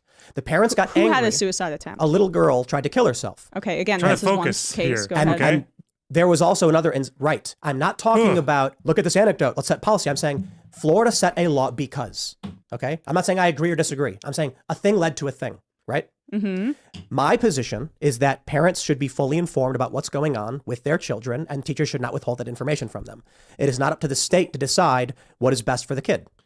There are certain But the exceptions. state is deciding what is best for the kid in these instances. They're essentially saying that children, take Florida, for example. You're talking about Florida. Let's talk about it. They're saying that children cannot, under the supervision of their doctor and with their parental consent. None of this happens, by the way, without parental consent. It's illegal. They cannot work with their doctor on a healthcare plan for them to transition into their I'm not gender. talking about that. I mean, you're talking about medical intervention. I'm talking Right, but about you like, have spoken about this on your knowledge about program their kid. before. Yeah, I think like if a doctor prescribed a lobotomy to a kid, the government You should stop it. reported my channel for calling him a cunt. Is it against TOS to call a chatter a cunt? Oh god. Oh no. It's That not too. a lobotomy. That's I not didn't say. what it is. I'm saying that there are certain things in the medical world that we've prohibited. Right, but this is not what it's should. one of them. But the American You Journal. disagree? You think it shouldn't be? No, I'm not arguing you wrong. every single expert that is reputable on this front disagrees. The American Journal of Pediatrics did a study about transitioning children. They studied them over 5 years. 94% of the children continued to identify as the gender that they were choosing to identify with at placed the on- For beginning. 5 whole Then- years? Yeah, Wow. yes. when And placed on Lupron. no, then the 6% that were remaining, 3.5% identified as cisgender, 2.5% went back, yes, but they were heavily weighted under the age of 10 years old, this is where not they material to what never I was had talking about. any medical intervention. This is how actually trans care actually goes, Tim. 8 to 13 years old, you're put on puberty blockers. Those are entirely reversible. then after Oh, that, I'm sorry. that is That's- 100% true. It's just not true. That's Bones. 100% They're true. not that's entirely Then reversible. 16 to a certain degree, then- they can be. Then why are they used in instances where They're someone off-label has use. puberty that Precocious Yeah, that's puberty. precocious right, puberty. exactly. And there's a carve out for that in the Florida bill, by the way. So cis kids can have it, but trans kids can't. Because that's then the primary then label. 16 years That's the old. primary use of the drug. Okay, but But- that's but- not what but- doctors say. No. Then 16 years old, 16 years old, that's when hormones happen. Very, very, very rarely are there any surgeries under the age of 18. I don't hear you talking about rhinoplasties under the age of 18 on your I've talked. program. We have. Oh. Maybe I you don't haven't think heard it it's in because you don't favor watch of the those. show. Okay. I've also said child beauty pageants are wrong and they're disgusting. I've Oh. also said Hooters is inappropriate for kids, and I said we shouldn't be giving minors any kind of cosmetic surgery. I don't even like tattoos or piercings. So when it comes It's to quite puritanical of you, Tim. I'm surprised. You have a lot of yes, swords I don't think and beards children and stuff in here. I don't think children should make should be altering their bodies. But you just said parental rights. So if under 18, parents have to give consent for piercings and tattoos and Do you think a for mom should have the rhinoplasties. right to remove the salivary glands of her child? No. Or Are the you for doctor parental prescribes rights or not? See, this is Every right has limits. what is actually interesting because what you're asking, we've actually talked in a great depth about on Timcast IRL. That Are you the- for parental rights or not? I just asked. that question right there leads in two different directions, which is again we've addressed. If you watched the show, you'd have heard the statement we've made about Well, it. I heard If you you've 5 watched minutes the ago show. say you were Right. for parental Damn. rights, and now Do you're it as saying a you're point. not. Those- Where do parents' rights begin and where do they end is strictly a moral question based on the moral frameworks of an individual. If there is someone who goes to a doctor in, say, Saudi Arabia and the doctor prescribes female circumcision, they're going to argue it's the parents' rights. We would argue Another against that. hypothetical. I'm And- talking but, about but reality. these things literally do happen in other countries. But it wouldn't The be a point- But I'm bouncer. talking about this It would- country, and I'm Right. talking And about so I'm parental making rights. a point, right? The point is, What the fuck is this thing? YouTuber avoids certain death on Titanic sub birthday stream. What is he talking about? Is it his birthday, I guess? Hey, Denham's watching the same thing I am. Look at that. As is Kevin Logan. Okay. the idea that parents have a right is limited to what our moral limits are. Meaning, if you morally are okay with a child sex change, then you're going to argue in favor of parents' rights. If I say you shouldn't be able to mandate vaccinations, you'd probably argue against the parents' right, right? Should a school be allowed to mandate vaccines for children? Yes. But what about the parents' rights? Are you for parents' rights? He was invited on the Well, I'm sub? for public health. But you're not for parents' rights. You see, that What question the leads fuck? nowhere. No, I mean, look, Tim, I've never been made parental rights a plank of my own politics. I'm saying this within the context of what you just said 5 minutes ago. And where I'm you- explaining. Yes, Parental so you- rights extends to my morality. So, right, your morality says that you think that trans children and parents, even if they agree with their child and the doctor is supervising this kind of transition, you're essentially saying that you don't believe that they should have the power and ability and that the state should intervene. That sounds like big government to me. Yeah, I'm not, I don't know if you know who I am. Well, okay, then there you go. That the state should intervene because you don't believe that parents should, at and their first, children, they're in agreement. So at first, my position was, early on, if the doctors are prescribing it and it's the best thing they can do, I think we're looking at, in the past 4 years, about 50,000 or so cases of cross-sex hormones for kids. So be it. Then we started seeing like the Tavistock scandal. We saw Finland, Denmark, Sweden start pulling this. The research coming out showed that it was not particularly effective. And then we also had multiple studies show. It's weird because the research that they use to say that seems to be more neutral. But even in the Scandinavian countries, I'm pretty sure they still allow it for research. Like, you can get it if you're doing it for research purposes. But I feel like, would that be very different from what we're in now? Because I think the way it is now, people who get, like, very few kids who are identified as trans actually go on blockers. I think it's like 5% or something. Because of how careful they are about not making their own decision, right?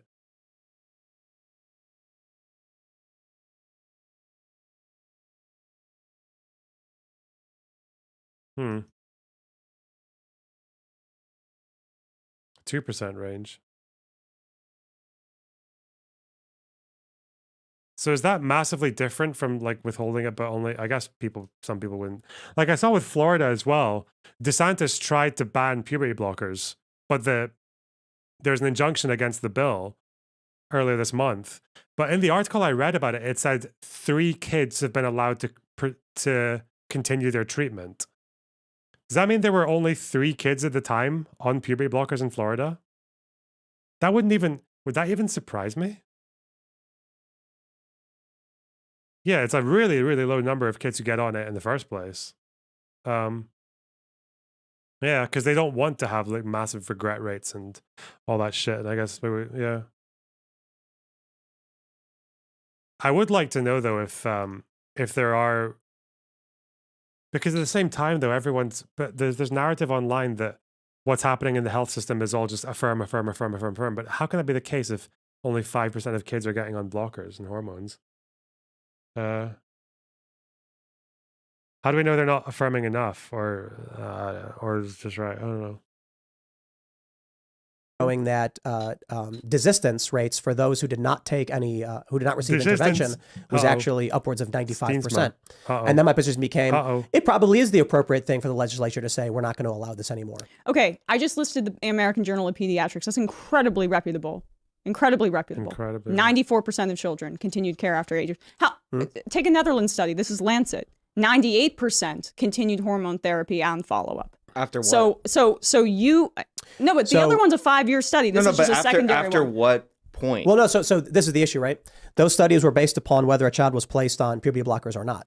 When a child is placed on puberty blockers, they tend not to desist. When a child is left alone, they tend to desist. So the issue is then... But that's self-fulfilling though, isn't it? Because if they've gone on puberty blockers, it's probably because the doctor decided they weren't likely to desist, as in they weren't likely to stop identifying as trans. That's why they made it onto puberty blockers. Whereas desistance can include people who are referred for one appointment and then they don't turn up. Or desistance can refer to, in that study he's talking about, desistance can refer to people who were already designated as sub-threshold for gender dysphoria, and we're never going to get blockers anyway. If, according to, 10 prospective follow-up studies from child and adolescents found desistance ranging from 61 to 90%, then the safety of the children would lean towards non-intervention. Go ahead. Again, we should probably agree to look at these kinds of studies before we're going to pull them up for a debate, because what I'm pulling up and what I'm referencing is inherently reputable, and you can find any information that you want on the internet. Yep. I am with a majority of doctors on this front.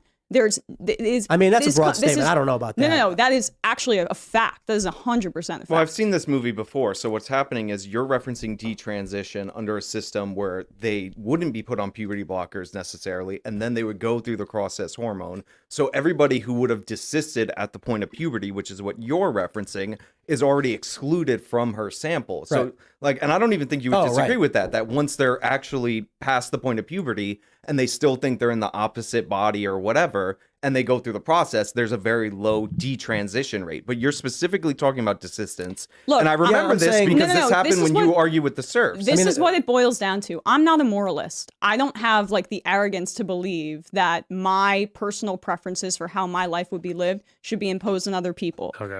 I'm trying to make a argument for a case for, I'm trying to make a case for a broad set of policies that are going to make sure people are as happy as they can possibly be and can live their life to the fullest. So if you want to impose your morality on people, it sounds like fundamentalism. For me, I'm in favor. You can't really, it sounds like, I feel like some people, when they argue with right-wingers, it's or even non-leftists, I guess, because Temple didn't like being called right-wing, but just it feels like they've just got this one archetype of this hyper-religious, hyper-conservative, fucking rural theocrat, and that's the only person they're arguing with. But Tim Pool is he's citing research and shit like that. You can't just talk about imposing morality, and you have to contest with the research that he's giving you, because there are problems with it. There are problems with the studies. There are problems with them. They don't really serve as argument, even if they were perfect studies. So, I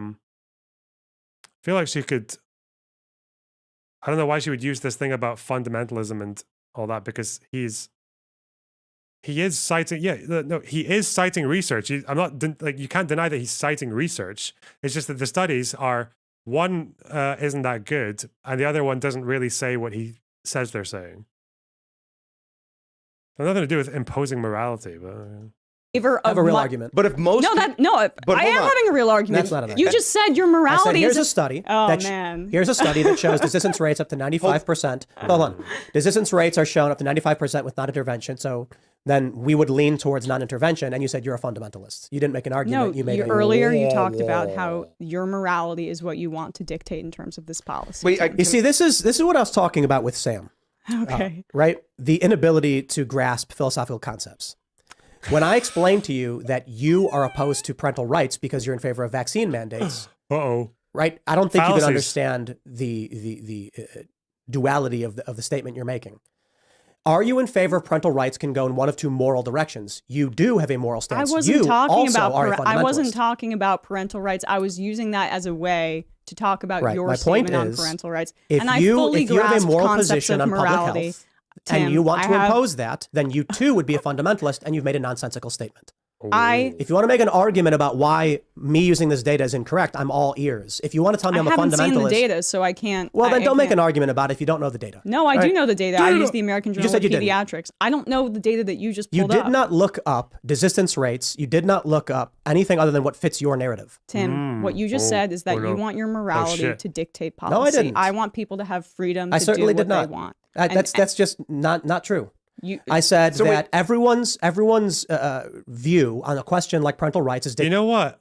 Someone helped me with this the other day. You know that I've said this a few times. I said there should be a word for people who every piece of evidence brings them to the same place. Like conspiracy theorists. So if Andrew Tate gets charged, it's because the Matrix is coming after him. And if he doesn't get charged, it's because the Matrix arrested him, but failed. The Matrix has tried to get him, but failed.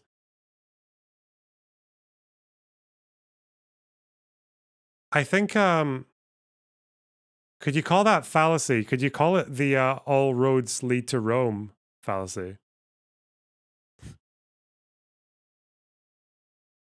The all roads fallacy. Is that good? It wasn't my idea, but I thought it was really good. If you're debating someone, Roman roads, yeah. You're so soy, Lorna Box. Yeah, I am, Pedro, you fucking idiot. Why do you think that's why you're here? I'm the only person who makes you feel masculine by proxy, by comparison. You had to come this low, this soy. Anyway, sorry. dictated by their morality. You do have one as well. People have a moral framework. You've told me that you're in favor of public health. That is a moral stance. So are you a fundamentalist? Uh-oh. Do you want to I impose talk your about moral? politics. I don't talk about things that are so Politics. abstract. I talk Are you in about favor of what's vaccine in- mandates or not? Of course. That's a moral position, not a it's scientific one. No, Sure. it is a public health position. Well, it's sure. Your morality dictates that the government can impose a medication on people against their will. Because I'm trying to create a That's a moral society. question. No, because I'm trying to That's create. moral. Sure, I think I am more moral. Wait, But you can- just said you weren't. You said you are not a moralist. No, I'm not. I am dealing in politics, and politics This can is very confusing. I don't know what the fuck's happening here. create outcomes that are moral or immoral, and I'm dealing in the ones that I think will create the most. So you're a the moralist. best outcome. No, Uh-oh. moralism. understand. What do you- Moralism in the way that I was referencing it is one that falls back on notions of fundamentalism and imposing morality that is individual to you on I'm not the rest talking of about society. imposing I am morality. talking about I'm talking about- creating Yeah, a but the problem is like you haven't really. You need to demonstrate where there's the personal morality, because if someone said, "I don't really care what the science says. I just think transitioning, as a kid, can't do it. It's just I got a fundamental red line." That's like imposing your morality on other people, right?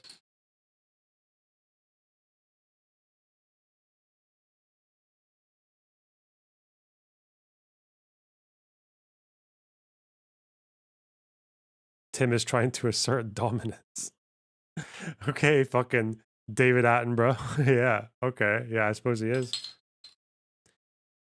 They're both doing the thing where they try to ascribe the bad label to each other. Yeah, there's a lot of that. What do you call it? You have to just disagree with everything.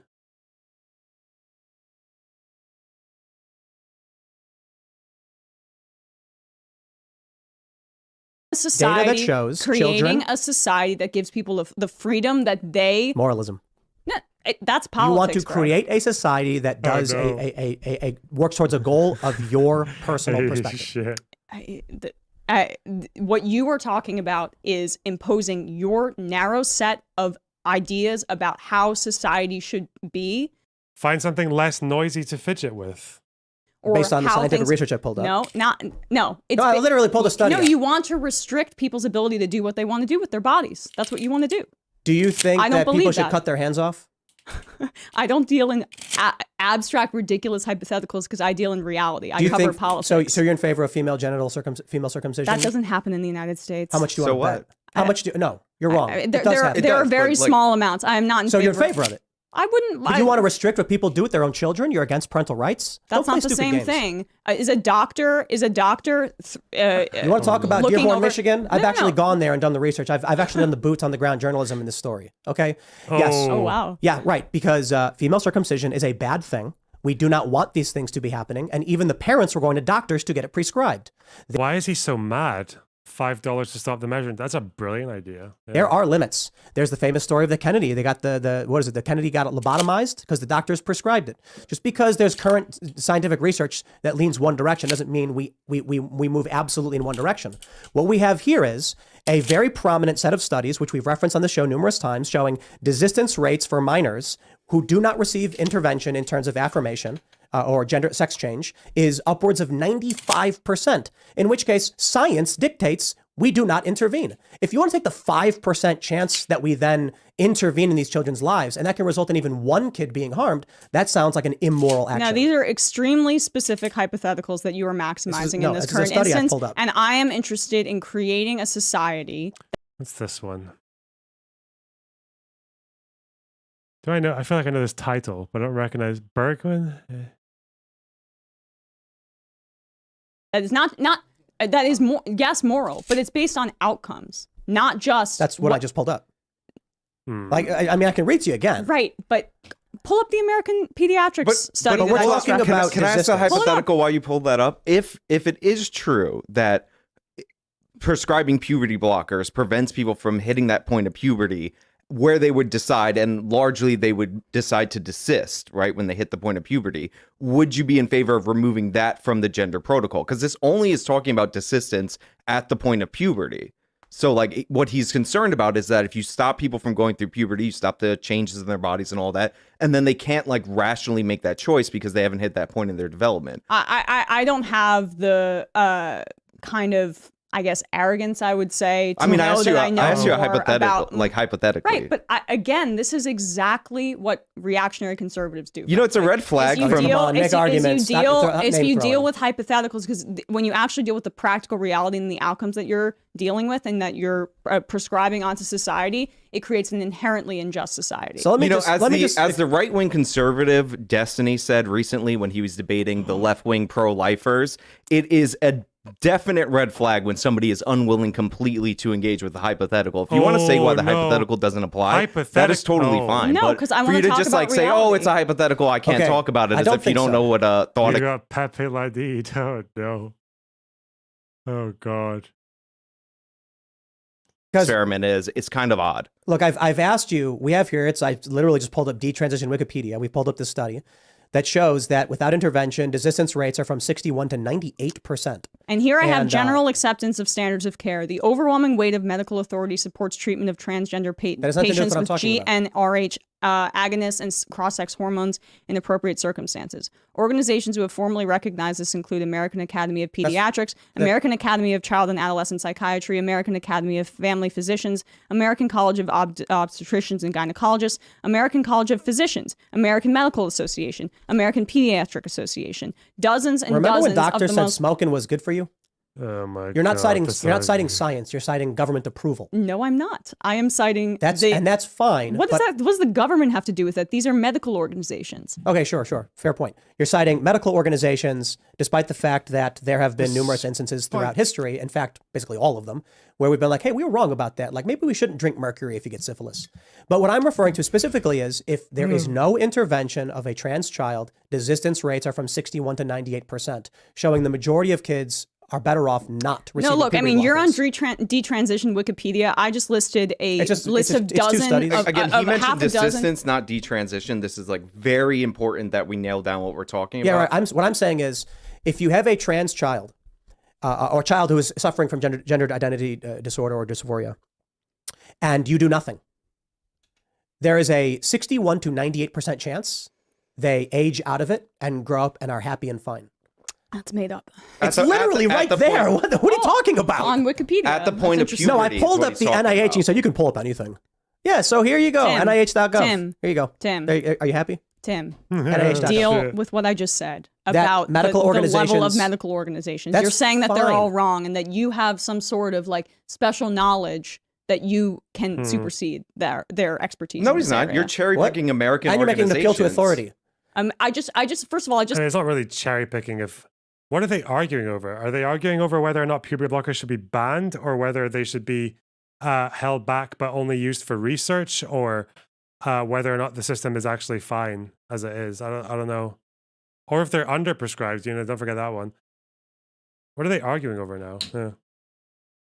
just cited one from the Netherlands, but American Academy of Pediatrics, American Appeal to Academy authority. of Child Appeal and to authority. Appeal to authority. Keep doing No, it. I mean, but I'm not a medical authority, and neither are you. So why then all wouldn't I you can appeal do to is the point to a authority? study and say, wow, if this study is true, It's not a fallacious appeal to authority, though. Like, if I'm opposed to this, right? But there's also all these European organizations that are getting rid of this specific practice that he's focusing on, which is the puberty blockers, and like for some reason they're not on your list. No, which is we are interesting. properly you assessing cherry-picked. when intervention is appropriate here. I mean, it's pretty obvious. But why would they suspend in these better healthcare systems in Europe? Why would they suspend this specific practice that we're I arguing mean, you about? listed Sweden and Finland. They've just Well, he listed a elected whole bunch of far right them. governments, but I mean, but anyway, These like I don't. Was it the right wing? I don't think the Finnish government's far right, are they?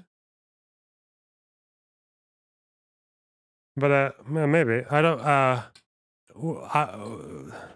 I thought they did it before the right wing. Hang on, puberty blockers, Finland. The policy shift in Finland came from the health authority in 2021. This is when Sana, yeah, whatever the fuck. When she was prime minister now.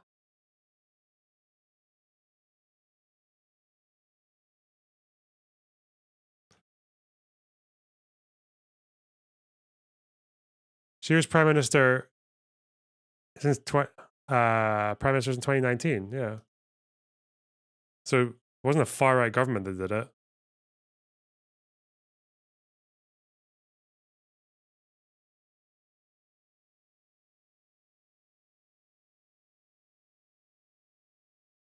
Psychotherapy rather than puberty blockers and cross-sex hormones as the first line of treatment.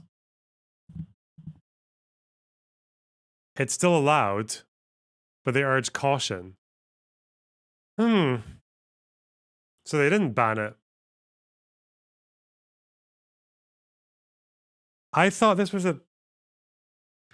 generally the case, though, or like this is kind of what the research backed, was that you should still have like quite challenging and open conversations with the child before you decide whether they're going to go on blockers. Yeah, it came from the health authority, not the government.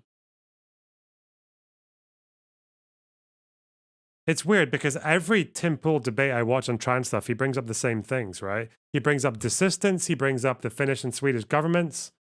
I don't know why you wouldn't just look up these things and just be a bit prepared. I have a far right government. Well, they're not left. They're not on the left. So yeah, they are far right.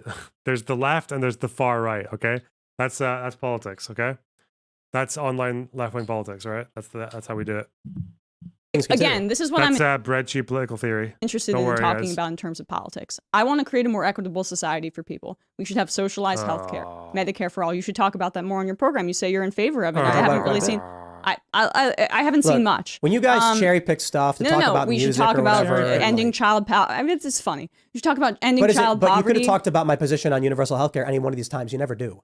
Why? It's not going to get traffic for you. Well, I mean, you don't clip anything about universal health care. You should focus more What are you on it, talking- and then what? we would do, and then we would focus on it. Because like What we try to do when are we gonna is be to, like for in no real reason? Let's just make a time- universal. Wait, did any European countries actually ban puberty block? I feel like the UK doesn't do it anymore. But that Finland thing I just read was about just not doing blockers first, like psychotherapy first, and then blockers are not ruled out, but just treated with more caution. But did any of the Scandinavian countries actually just get rid of it?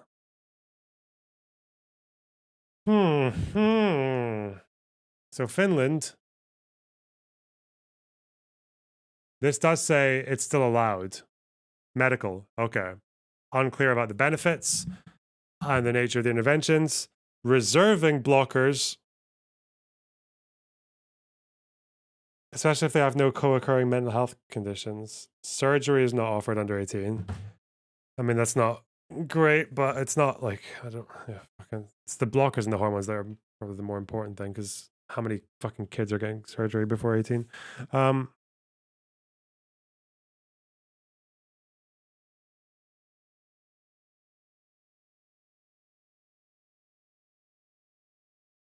Oh, it's psychodynamic in all caps. That's how we know something real is happening. Sweden, puberty blockers. I know Sweden and Denmark, I was told, ends all use.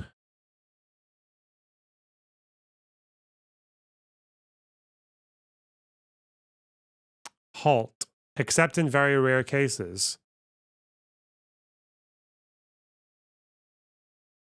And the surgeries are for research. Okay.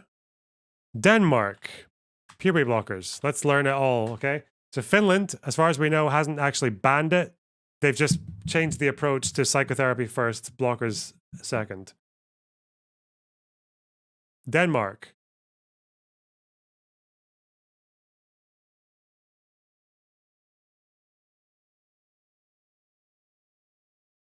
Halt, this is Twitter. Oh, okay.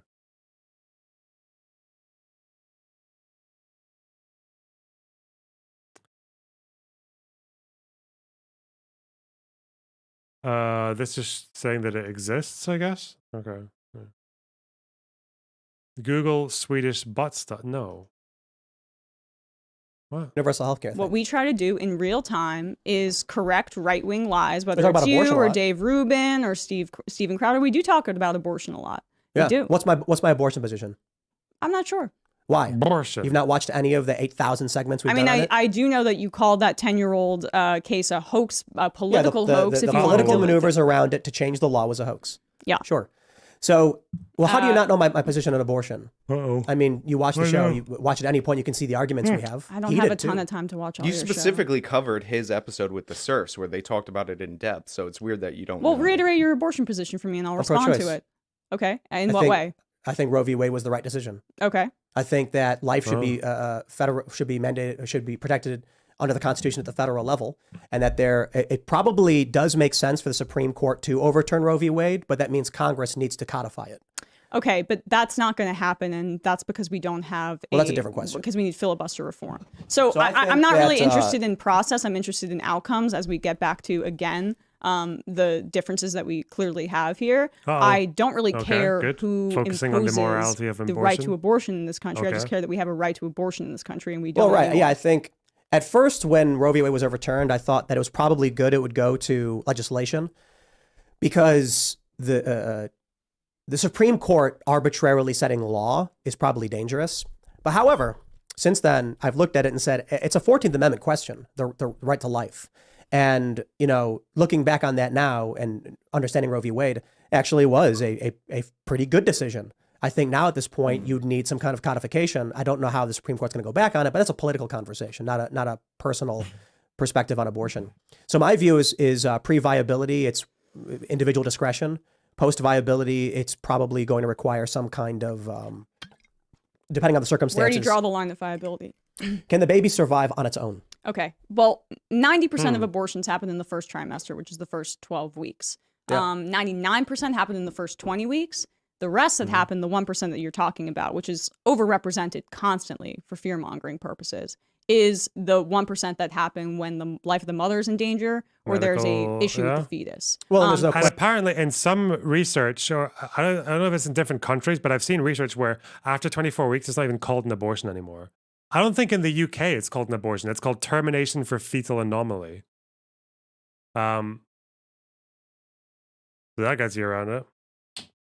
So there's no need to parse and draw arbitrary lines, because what that does is it essentially, especially with rape and incest exemptions, which you speak about, it makes it seem like... I'm not in favor of incest exemptions.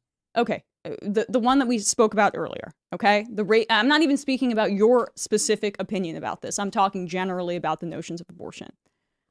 You can't have rape and incest exemptions because it takes so long to prove those cases that it would completely nullify the need for an abortion, because as the pregnancy is going along, you would be unable to perform the abortion in the time that it takes. The thing with the rape and incest thing is like it's like a bullet that you'd maybe have to get a pro-lifer to bite, because the problem with the rape and incest thing is that if you're pro-life, there should be no exceptions, because you can't kill a thing because of the crimes of its parent, of its father, right? You can't do that.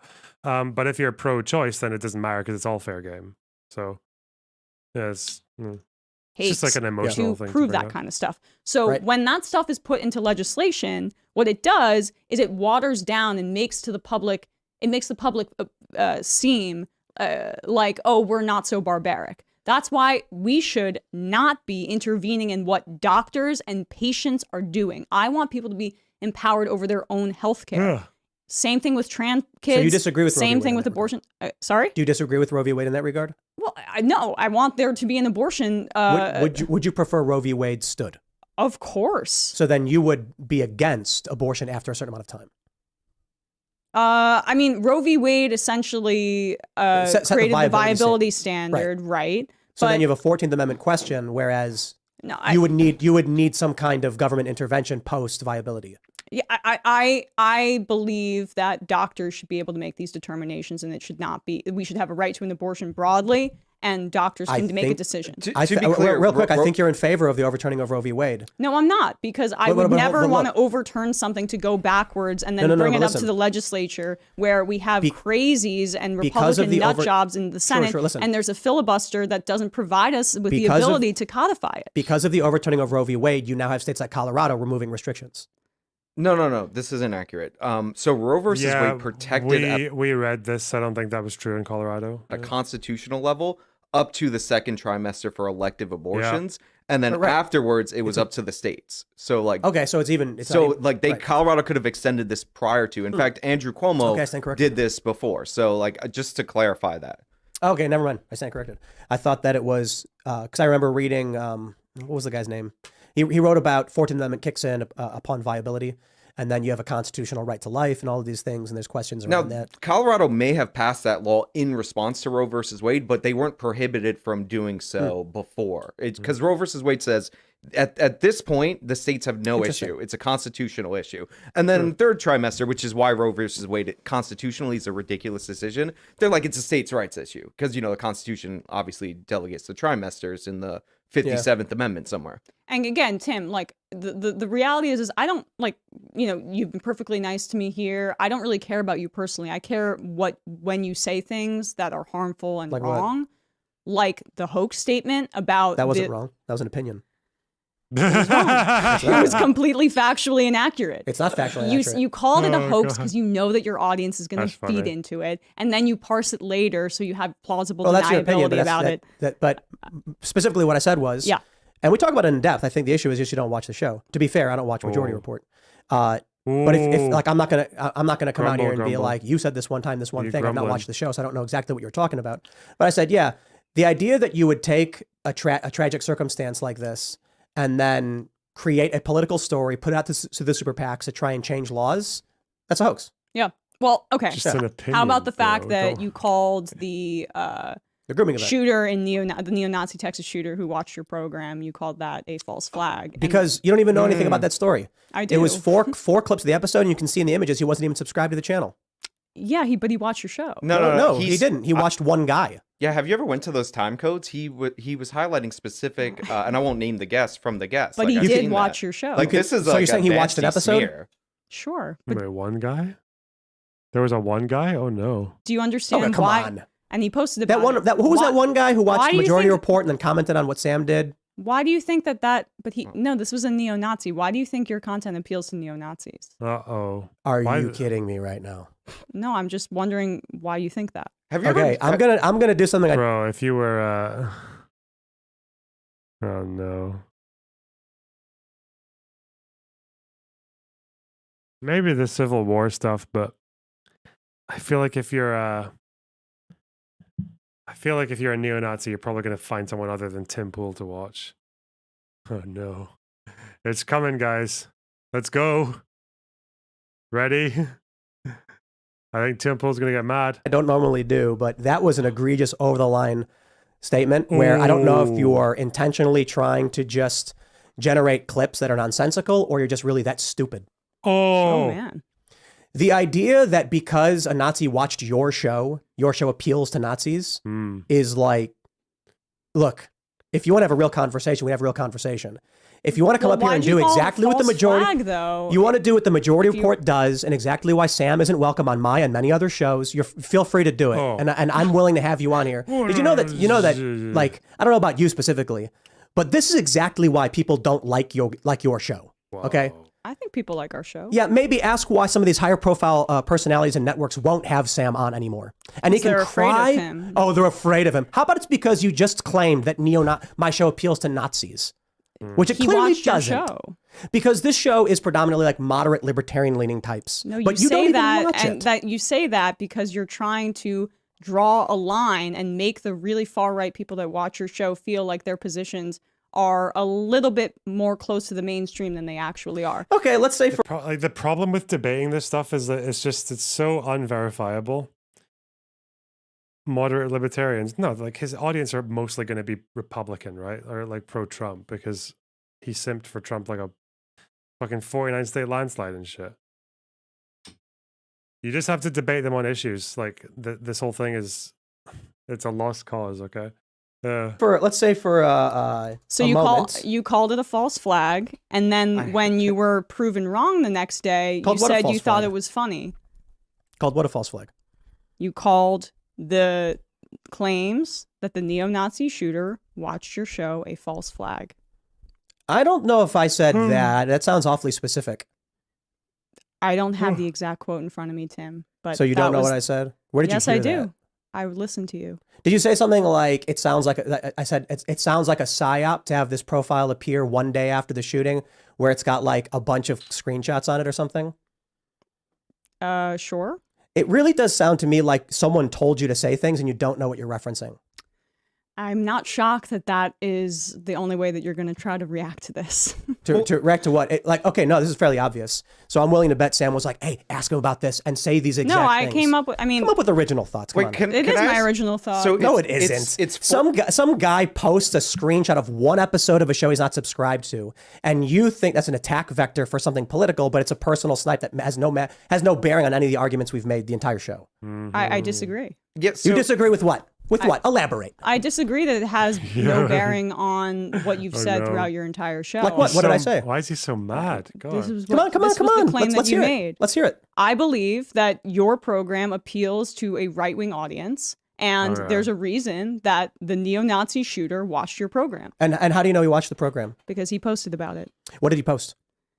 Tim, What did he post? he posted parts of an interview that you did. No, he didn't. You're wrong. he had 4 screenshots on his phone from You the don't same even know what you're episode. talking about, and all you can do is laugh and No, say, it's because you get some specific guy, to obscure some the fact. guy You called it posted a one thing one time, and that's the only argument you have. Did you go to the time code? Do we think that the only thing I could think about that a Nazi would like enjoy from Tim Pool is the Civil War shit? But that's a stretch. Are you really getting What, your pre-viability abortions are okay? Libertarian shit, anti-establishment shit, like.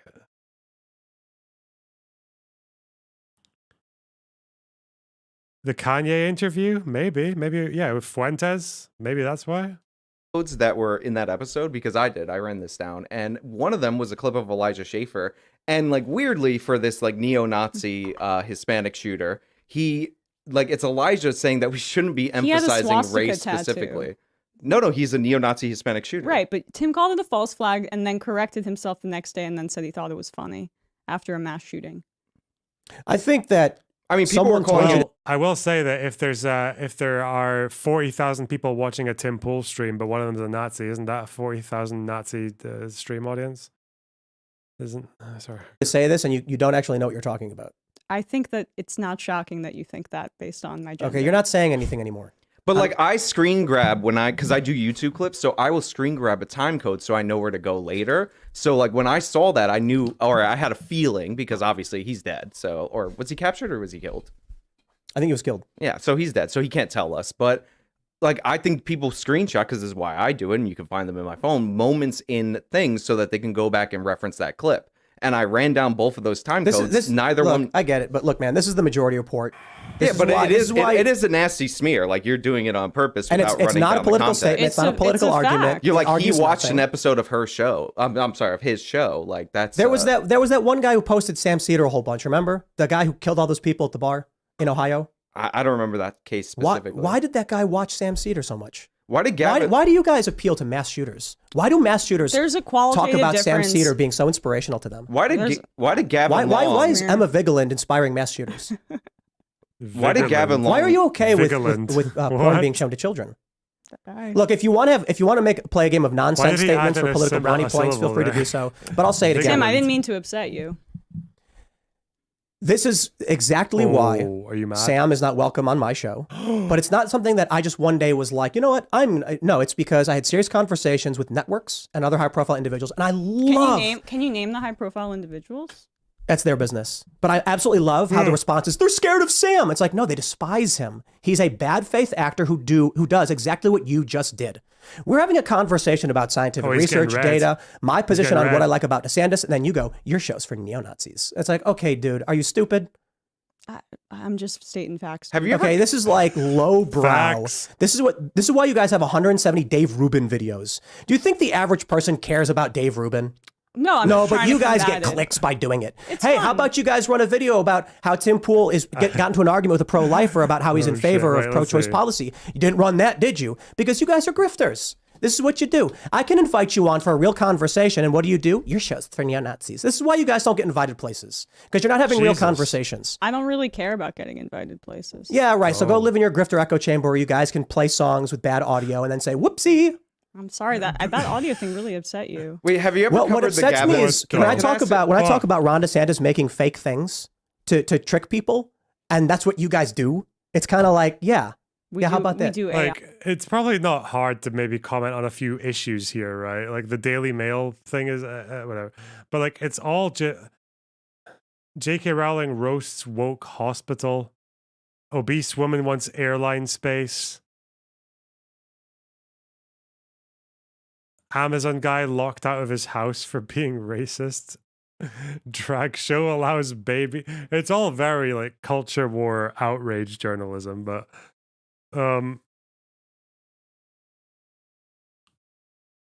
he's really not letting the audio go, is he? Oh no. AI images? When you run audio that sounds bad to make a nonsensical video where you're like, Tim Pool sounds like Nickelback. It's like, what you're doing is just trying to generate rage. To be fair, I don't think he sounded like Nickelback because of the... I don't think he sounded like Nickelback because of the filter. I don't think there's a filter that can make you sound like Nickelback. Nickelback. Drama. It is internet blood sports level garbage. It doesn't answer any questions about the questions of pro-life and pro-choice, progressive tax policy. It doesn't answer questions about how we're going to protect or we're going to help kids. All it does is drum up support from your base so they can hoot and holler and give you clicks. Then you complain, we can't get any advertisers. Maybe it's because you make lowbrow drama garbage. No, I mean, the first hour of our program is the one that's free. For neo-Nazis, you mean? The one where that mass shooter watched Majority Report? Is that what you're talking about? The first hour of our Jesus program will Christ. usually What was that guy's have name? Social Oh my Security and Medicare, can't remember that like guy's kind of discussions, or we'll essentially talk to an expert on, say, policy in Latin America, that kind of thing. The stuff that's behind the paywall and then gets clipped is stuff where we respond to right-wingers. We want to get into the... He got really mad when I said that he got kicked off of Bob's Burgers. Oh, no, that's funny. He was joking, right? He was being sarcastic. I didn't watch the clip. I just know that. Yeah, he was got mad. hilarious. He first of all, the creator is one of his best friends. Sam's like, I don't know. Sam came to me and said he was upset that they kicked him up. They were removing his role from the show. I think he was joking. But used to be at TYT, and Gavin Long, who was the Baton Rouge shooter, watched, reposted, and did reactions to Young Turks videos. A lot of them were There's a Nickelback filter. Look at it. There's a little Nickelback filter. You got a Snapchat. Okay. straight misinformation. There was one in particular where they were going after a cop who slammed a woman, which, by the way, the cop acted inappropriately, but they wildly speculated that it was a black woman. It turned out to be a white woman. And there was a call in the video of like, what do you do if you see a pregnant black woman being assaulted by a cop? Gavin Long said he's going to step up. You can watch these videos; they're available online. And he shot 4 cops. Yeah, I mean, that wasn't my comment. I didn't say. No, hold on. I didn't say it was your commentary, but you're saying screenshots on this guy's phone. Big problem. I got to bring it up right here. But have you ever covered at all what inspired Gavin Long? Because he killed 4 police officers. Yeah, I mean, I don't. That wasn't my coverage, so I don't know. I was based in What New about York. the guy in Dallas? Remember him? That was a different shooting. Sam, No, I know. I'm sorry. I Right. really didn't mean to trigger you. I'm sorry. No, I'm just curious where God. your standards are. Like, have you gone Look at after this. the She's host on the Young clip- Turks for clip that Clip one? harvesting, clip Triggered. farming. Is that what you're doing? I don't know what you mean. Okay, your demeanor changes before the show to all of a sudden now you're going, what do you mean? I'm so sorry I triggered you. Oh, geez. Well, I mean, get it. You guys I'm are going to just- make clips. I'm You trying guys to are do- lowbrow grifter drama garbage. I'm trying You to wanna just talk speak about the in a merits of calming policy? tone, so Christ. maybe that it calms you down a little bit. You want to talk about policy or do you want to just insult people? I would love to talk about policy. So continue, Sean. No. Yeah, so if screenshots, which are of clips that weren't even him speaking, is Tim Pool inspiring the shooter, then how come you've like never done this commentary at a place you used to work at of direct inspiration? Like he saw a clip, cuts to himself saying, "I'm gonna step up because I'm the real one." I've Like- never heard of this, so. Oh, Why that's not? interesting that you never heard of Well, that. so it happened. Why do you think it is that your former program appealed to mass shooters so much? I cover right-wingers, and I know that right-wing terrorism in this country dwarfs any kind of left-wing terrorism by like a 9-to-1 figure. What does that do I with what I might be just asked? underestimating. Because I cover the real threat in this country, which is right-wing terrorism. Sure. So I'll ask again, I guess. Like, why do you think it is this mass shooter was inspired by your former program?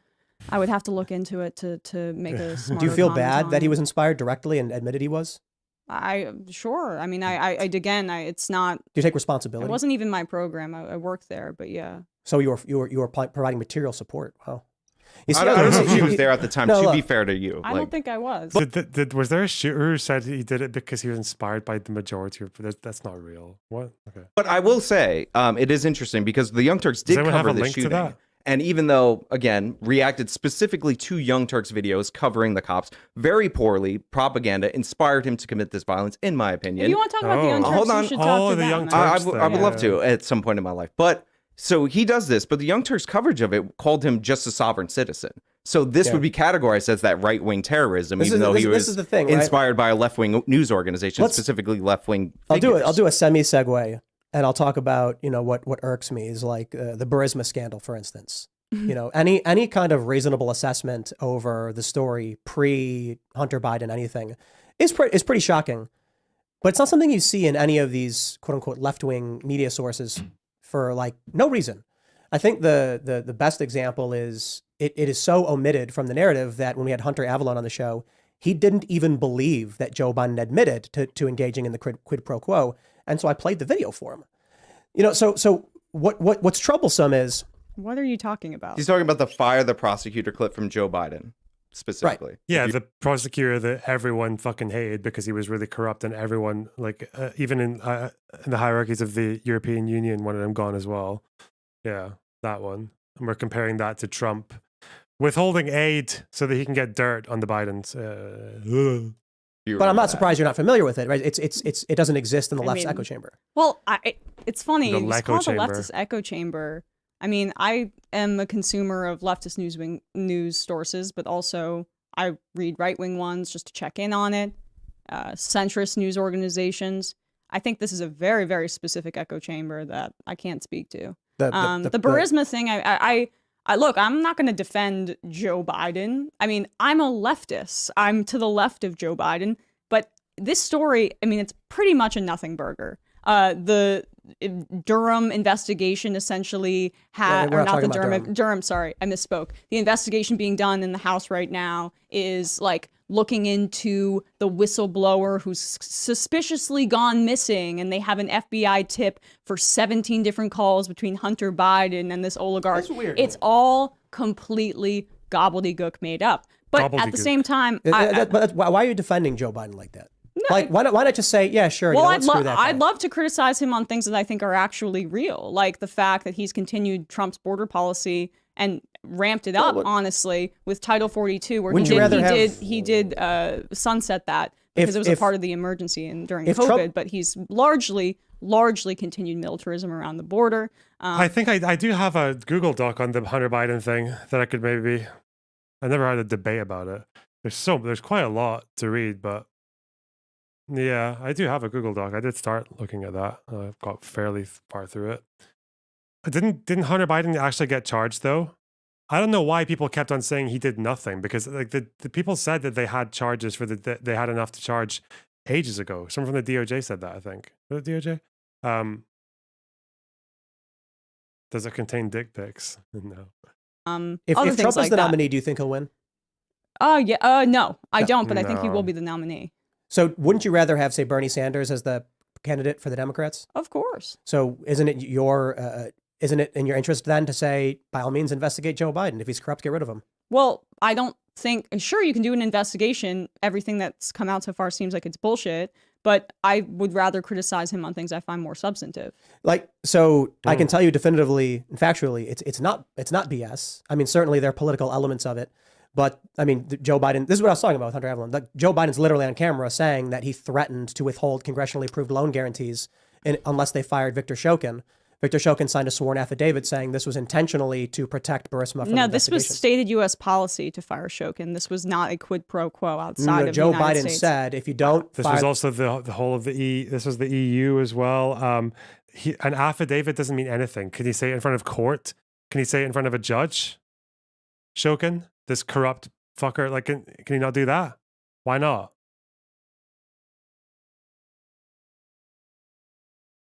I think you can say whatever the fuck you want in an affidavit. I'm pretty sure. I don't think you have to take I don't think you're under oath when you do. The prosecutor, you're not getting the loan guarantees. That is illegal. Okay. Yeah, it was US policy. The vice president does not have the authority to withhold loan guarantees from a foreign nation that have been approved by Congress. It was not because they were investigating Burisma. It was because of European policy. Well, intent is immaterial. But you're claiming it's a quid pro quo. It is a quid pro quo for Joe Biden to literally say on camera, which he did, fire the prosecutor or you're not getting the loans. No, it's not. It's actually this is weird. No, defending. I mean, it is. He might. So the president might have the discretion to not do that, and Obama might have said, "Well, they impeached Trump for the same thing. You represent me in that regard." So it's illegal for him to do that for the investigation. But like, you guys are off into like a different point. The point you were making originally was that Hunter had never seen this clip, but you've seen the clip that they're referencing, right? Because he was making an echo chamber point. I've read about it, but I read. Do you know that's very interesting because that clip was plastered all over. No, are you familiar with Gazprom? I'm mostly my workflow is I read like 50 pages of news before the show every day. Look, honest question. Whoa. Like, are you familiar with Gazprom? No. Are you familiar with the Qatar-Turkey pipeline? Russian fucking state gas firm, Gazprom. The Qatar-Turkey pipeline. Oh yeah. You are? Yeah, I've heard about it. Okay. Are you familiar with like U.S. Intelligence policy 2009 Syria and how this relates to Gazprom and Burisma and all this stuff? Vaguely. Stuff, no, I don't understand how if you have an understanding of that, you would just be like, all of that's true, but the Joe Biden stuff's not true because it doesn't make any sense as to why you would defend Joe Biden in that way. I just think the investigation's largely BS. I'm not defending Joe Biden. No, but I mean, like, look into the investigation. If they want to do some sort of know. special counsel investigation outside of the political process where it's not a Republican witch hunt, I'm all for that. But I, here's what I'm trying to understand. You think that the quid pro quo is not illegal. You think it's not. That, it was stated European policy by the government. and you're connecting it and saying it's a quid pro quo based on a variety of different assumptions that have not been able to be proven yet in the midst of the investigation. Well, this I can't understand, right? When Donald Trump called Ukraine, it was called a quid pro quo, whether it was U.S. policy or not. It was. The president sets the policy. So if the president calls Ukraine and says, I got this video of Joe Biden, I'd like someone to look into it, he's impeached under a quid pro quo, right? Whether it is or isn't. Because he was withholding aid to Ukraine. Hey, just like Joe Biden tried to do, right? This was stated U.S. policy at the time. And the president sets U.S. policy, right? But if it's quid pro quo, what was he getting in return? Joe Biden? Yes. He said fire the prosecutor. The prosecutor had 12 presumably it would be the prosecutor that was investigating Burisma, but I do What was Biden getting in return? Right. Okay, so I'll tell you. First, the Viktor Shokin had about a dozen plus open investigations into Mykola Zlochevsky, the founder of Burisma, and I believe into Burisma as an ancillary factor. But I just want to say real quick, impeachment doesn't and Shokin necessarily... was not investigating Burisma. He was. But he was not. Yeah. Okay, dude, look, if you don't know about this, just don't say no. I can tell you definitively, he was. It was a huge issue. There were a dozen plus investigations open into Viktor Mykola Zlochevsky. You're misrepresenting it. Zlochevsky fled the country. Zlochevsky fled Ukraine amid these investigations. Upon Shokin's firing, returned to Ukraine. After Donald Trump then says, I want this looked into, Zlochevsky flees again. Okay, but what was the quid pro quo? The difference is that this was part of an anti-corruption move by the US and the EU. This was like coordinated because this person was corrupt and he wasn't investigating people he was supposed to. And one of the people he was supposed to be investigating was Burisma, but he wasn't doing it. That's very different from saying you're going to withhold aid to get dirt on your presidential candidate, on your opponent for the presidential election. Are we really saying these are like remotely the same thing? Well, what was Biden getting in return? They presumably they would stop investigating Burisma, which is where his son worked at. That's not it. The quid pro quo is fire the prosecutor or I will withhold aid. Okay, you can say it was. That's not proven. But she's asking. No. He did say that, but she's saying it's not proven that he did that for personal gain. She's saying, it doesn't matter. Where's the benefit for Biden? But yes, but that's not illegal. Can I clarify? Whereas Trump was obviously doing what he was doing for personal gain. Like, yeah. Legal point Trump's real quick. Impeachment was not illegal either because what was his intent? That's the exact point I want to clarify. Impeachment is not actually a real legitimate criminal process. It is a political process. I understand that. So like him being impeached for this like doesn't actually say anything to the legality. Trump was not following United States policy. Biden was. He sets the policy. He's the president. It's also European policy. Did Biden set European policy? Wait. Biden was vice president at the time of the quid pro quo, wasn't he? The quid pro quo was pre-2020, am I wrong?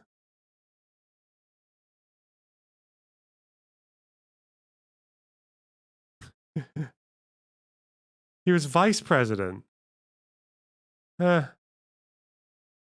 Congress does. No, they don't. We have separations of powers. The president in this country. sets policy. Not for the executive branch. Congress isn't the one making calls to foreign diplomats. Not for aid.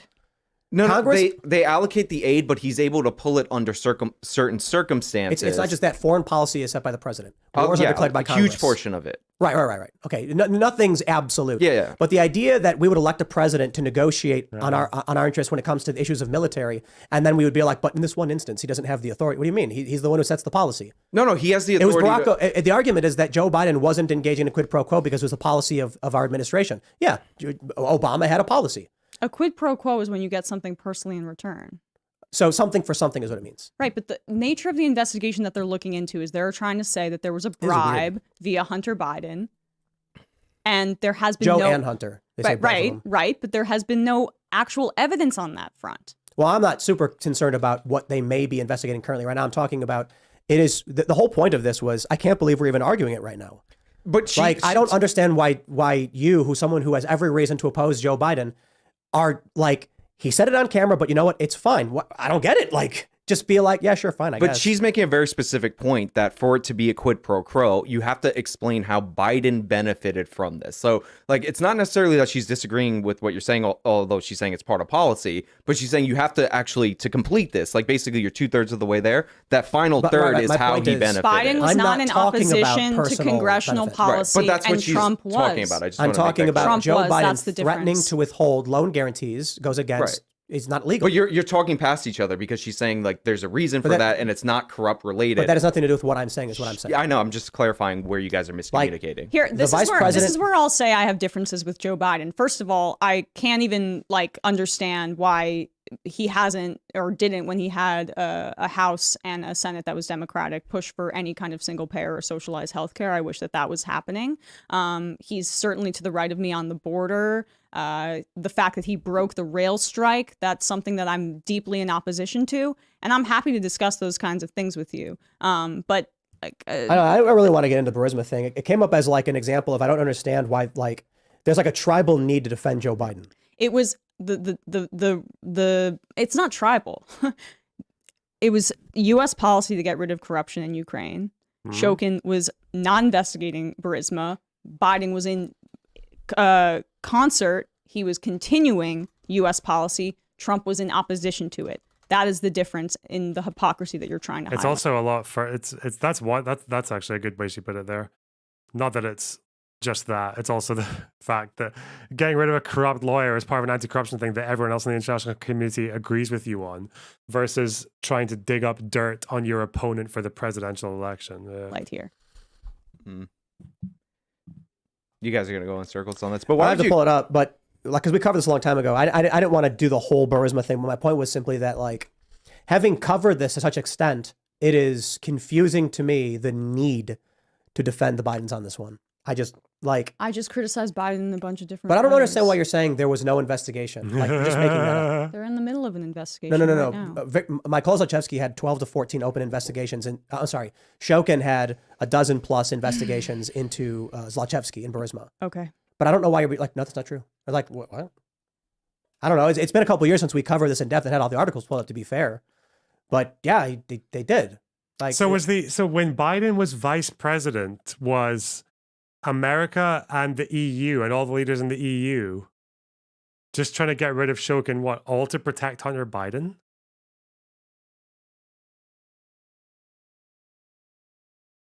That would be the conclusion of what Tim's suggesting, right? That's insane. That's not even a question of the facts. Okay. The question is whether or not, like, they wanted someone else to do it. I feel I kind of delineated why it's different pretty different? succinctly.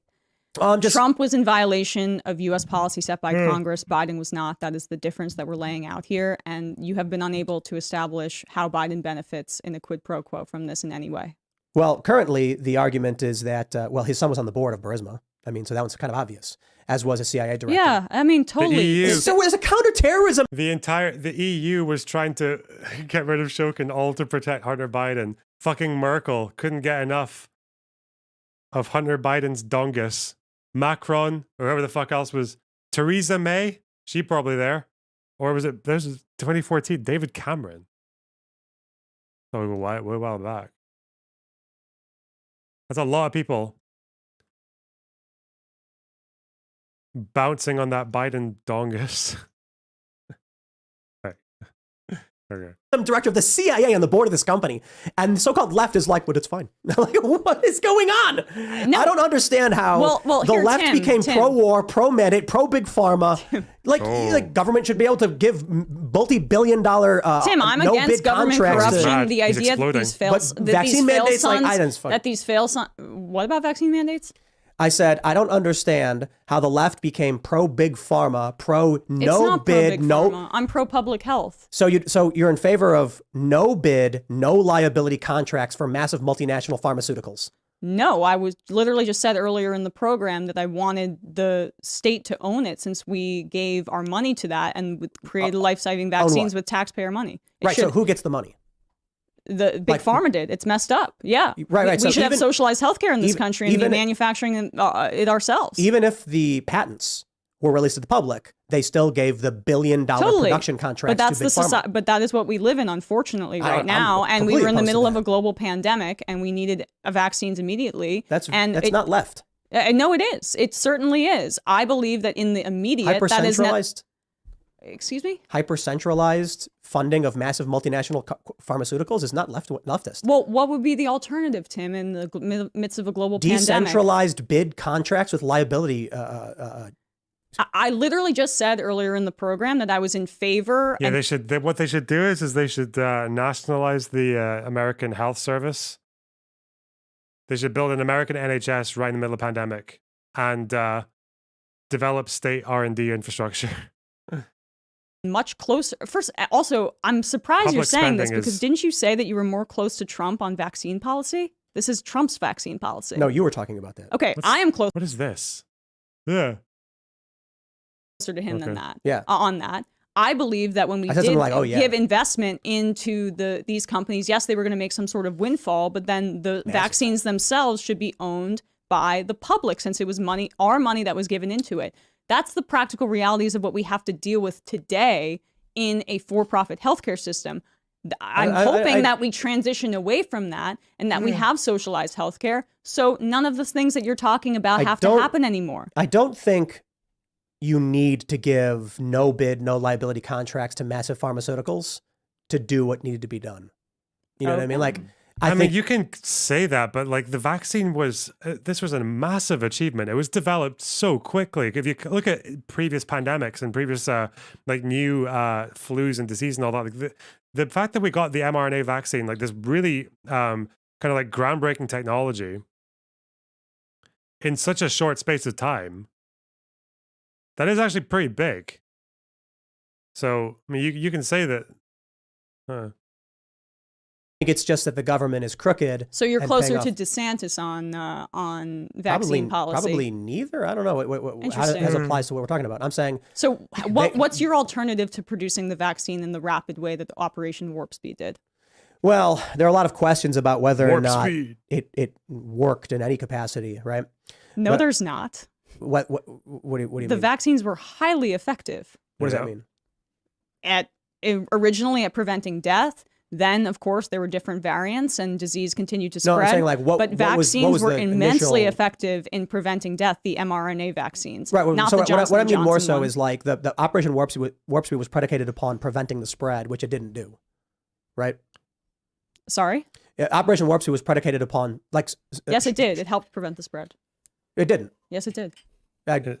Well, I mean, part of the issue was that in red states, there was no ability to actually... May have prevented death, but I think, like, wasn't it like, there was no... doesn't actually stop mass spread? mandates were immediately done away with in red states. They basically had no social distancing. That was much more of an effect, had much more of an effect on death in this country than like the inefficacy of vaccines. This has been borne out by data after data. No, I thought lockdowns were to stop the spread. I thought Warp Speed was to develop the vaccine.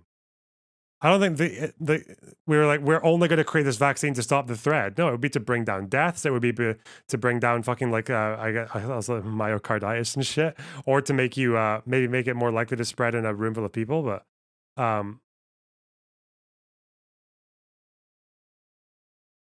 really, do you think did someone just get quoted somewhere saying that we're going to do Operation Warp Speed just to stop the spread?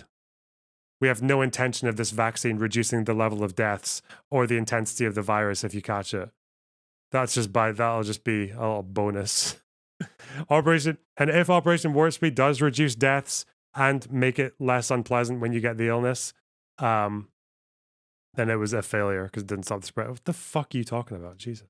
After data set. And then we have new variations of the vaccines, which have also helped. Yeah, nothing was going to reduce the spread that much. It was like it was already one of the most contagious viruses, and then it mutated to become more contagious. Well, it helped with both transmissions and severity. That's a fact. The mRNA vaccines did. Well, yeah, like you are less likely to spread it and catch it if you have the vaccine. Yeah. I don't want to deviate too much. We're talking about And paying it slowed big spread, particularly with the big wild type. pharmaceuticals. So my issue would be like, instead of having like 3 big companies, I think it was like 4 big companies, just do it, would be to have it decentralized amongst many different producers who are not centralized. And that can be done. We just have to do it. Talking like a prize, like, hey, if you develop this vaccine, whoever does it first, then you get the windfall. Or even like a mandated coordination of production, but not have one company just be like, we're going to give $10 billion to company X. That's insane. Didn't one of these companies? Why is he saying this? Like, I'm pretty sure the vaccine was like, it was pretty fast. It was less than a year, wasn't it? It was like 280 days or something. Yeah. Oh, but let's just try it with actually, it would have been much better if they just did this other method. Have a little fucking contest, you know? Submit your vaccine to the United States government, and if it's good, we'll maybe use it, you know? Mass produce it. A bunch of fucking bathtub vaccines get sent into the US government. Samples. Refuse the money up front for fear of future ownership of it. You know what I mean? Yeah, was that Moderna or something like I don't that? remember which one. I don't know. Anyway, my I point got the was, AstraZeneca. I got you know, there's the that heart meme that attack Elon one or Musk whatever the made fuck. where like the left moves further and further left. I think that the left has actually gone right in a weird way. How is preventing death in a global pandemic? Well, right like, are you in favor of the war in Ukraine? What, I'm sorry, what does that mean? I'll rephrase. Do you believe the U.S. should be involved in providing material support to the Ukrainians?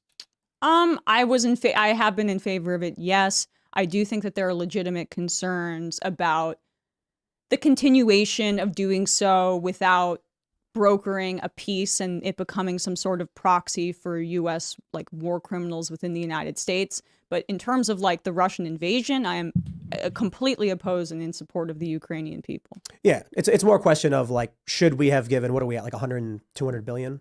I don't know, because there's guarantees which have not been delivered, and it's in terms of weapons. So I don't know what's actually been delivered. This is what I don't understand. Like, people I used to know from back during Occupy are like flying Ukrainian flags and being like, we got to support this. Hassan Piker criticized me for saying we shouldn't be involved. And Yeah. I'm He like, also said the invasion wasn't going to happen for sure. Like, Sure, then sure. it happened the next day. but my So- He position loves that. has always been 99% non-intervention. Like, I've not changed at all in that regard. Okay. And the left has become pro-intervention, moving But we're them not. right. But I mean, Ukraine is on. that's because the interventions that were happening during Occupy were Iraq and Afghanistan. Those are very different kinds of interventions. Libya, I guess the left was against that as well.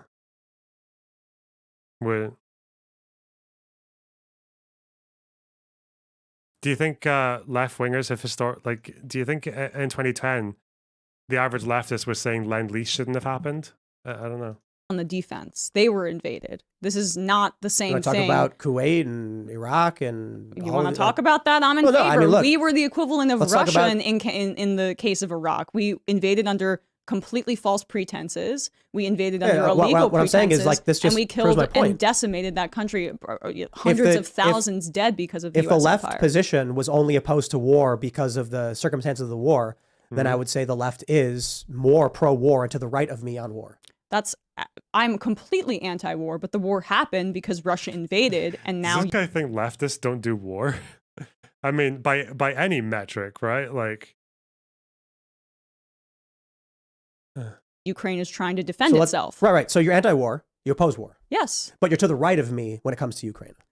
I don't think so. Do you believe that the U.S. should be supplying and aiding the Ukrainians? isn't right-wing isolationism has been a thing for over like 100 years. The isolationists in America in World War II were right-wing. I do believe so because Right, who they're gets that defending money? themselves. Who gets that money? The military. But they're defending Raytheon, themselves. Northrop Grumman, Lockheed Yeah, Martin. totally. Yeah, I'm opposed to all of that. I mean, look, if You're you, to the right of me on if that you issue. believe that Russia should be able to invade Ukraine and take territory without recourse, then I mean that's pro-imperialism. That's not, and that's still pro-war. No, Yes, it a lot of is. people, around the world do a lot of bad things. I don't think the U.S. should be an empire going and funding wars all over the world. We're not funding wars. We're funding the defense. I mean, Like- and Yeah, there's we're not something that funding you the can be war. said What the where fuck? should we draw a certain line? I have already conceded that strings should be attached and we should be involved in peace negotiations. But to flatten the power dynamics here, I mean, I would imagine this is like the same argument that you hear when it comes to Israel and Palestine, right? Where Israel? Palestinians are defending themselves, and then it's, oh my gosh, they are just it's completely symmetrical. Israel. Bro, look at this. Look at what Lockheed did. Look at that wee bump, eh? Look at that share price. From a peak of 436 in 2020, and this war that started around here. Look at that. Look at that heist. This massive. Look at those gains. Look at those fat gains.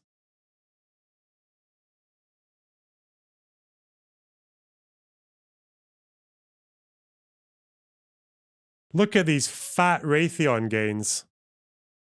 Look at this incredible heist. What the fuck?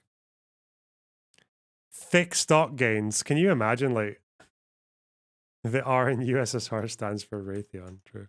And Palestine. These are two actors just battling it out. So you're in favor of intervention there?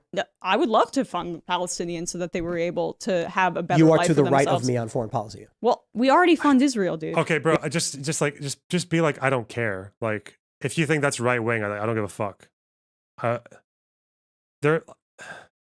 This is the thing, is that Tim Pool thinks populism is left wing. The thing that Tim Pool has in common with other left wingers on this, and also right wingers, is that he's an isolationist, which is left and right. Like, you can be an isolationist on both sides of that. Yeah. Are you against that? That's a tougher question I don't have an answer to. Then you're in favor of funding military. We fund the Iron Dome. Literally saying, we fund their military-industrial complex. Anything enough about it? Then if it's and your I lean principle against and you're intervention? anti-war, then you should be saying that we should cut Israel funding for Or Israeli I can say defense simply, right now. I lean. That's why I said 99%. I'll say I absolutely lean against providing military aid to Israel. I just don't know. I will say a new war in Ukraine, in a territory that we are not, the United States is not, doesn't mean that I'm as far left as possible on the question of imperialism. It means that you are to the right of me on that issue. Yeah. Like, your position would provide funding for massive multinational military-industrial complex corporations. I mean, I think that's the fact that we do have those contracts is messed up. I think the United States. I think the United States should be more primarily. You want to nationalize the defense industry? You want to go for that? I'm down. I don't know about nationalizing that. That empowers it, makes it permanent. Well, there's always going to be a weapons industry, and there's always going to be. It should be it should be severely cut into. But the United States, by the way, made a promise in 1993 to Ukraine that we would defend them if they denuclearized. That's true. So that is part of what we're doing in this instance. That's true too, and I think that's an interesting question about upholding our obligations that I don't disagree with. It would be very difficult for us. Granted, the issue is I think I'm like a little kid. I'm like 7 years old when something like that happens, and now in my name, we engage in this conflict and war. I think it's fair to say that while I can understand that treaty exists, as a now adult who is paying tax into this, I have the right to object to past agreements that weren't made by me. Well, yeah, look at the public opinion then. Look at your elected representatives. They're all in like 80-20 in favor of supporting Ukraine. So, okay. Yeah, sorry. That being said, does he want direct democracy on every military decision that the United States makes? I just my point on this one was specifically, I see all these Ukrainian flags and profiles. I make a comment in agreement with Hassan where I was like, he was right about Mr. Beast. And then I was talking about military intervention and how it's wrong. We're spending $100 billion on this war in Ukraine. We shouldn't be doing it. And then he laughed at me over it. And I'm just like, genuine question. When did it become, or maybe I was always wrong, when I was at like Occupy or doing these like anti-Iraq war protests back in the 2000s, I thought that it was the left position to oppose military expansion, military industrial complex. But today, it's inverted. So fucking childish. Strangely, it's the Trump supporters saying no war. No, and it's because the they're in favor of pro-war. Russian imperialism. That is, you're again flattening power dynamics of who was the invader and who has been invaded. That's not what I'm talking about. I'm in favor of the United States abiding by the treaty that we promised Ukraine in 1993. I'm not talking about any of that. We said that we were going to defend them if they do denuclearize. And by the way, why I'm more pro-war than you, or anti-war, Jesus, anti-war than you, is that I'm in favor of broad denuclearization. And I think that we should continue to make our promises to countries that choose not to engage in making nuclear power. How does that make you more than me? In nuclear weaponry? I don't disagree on that at all. Okay, then there you go.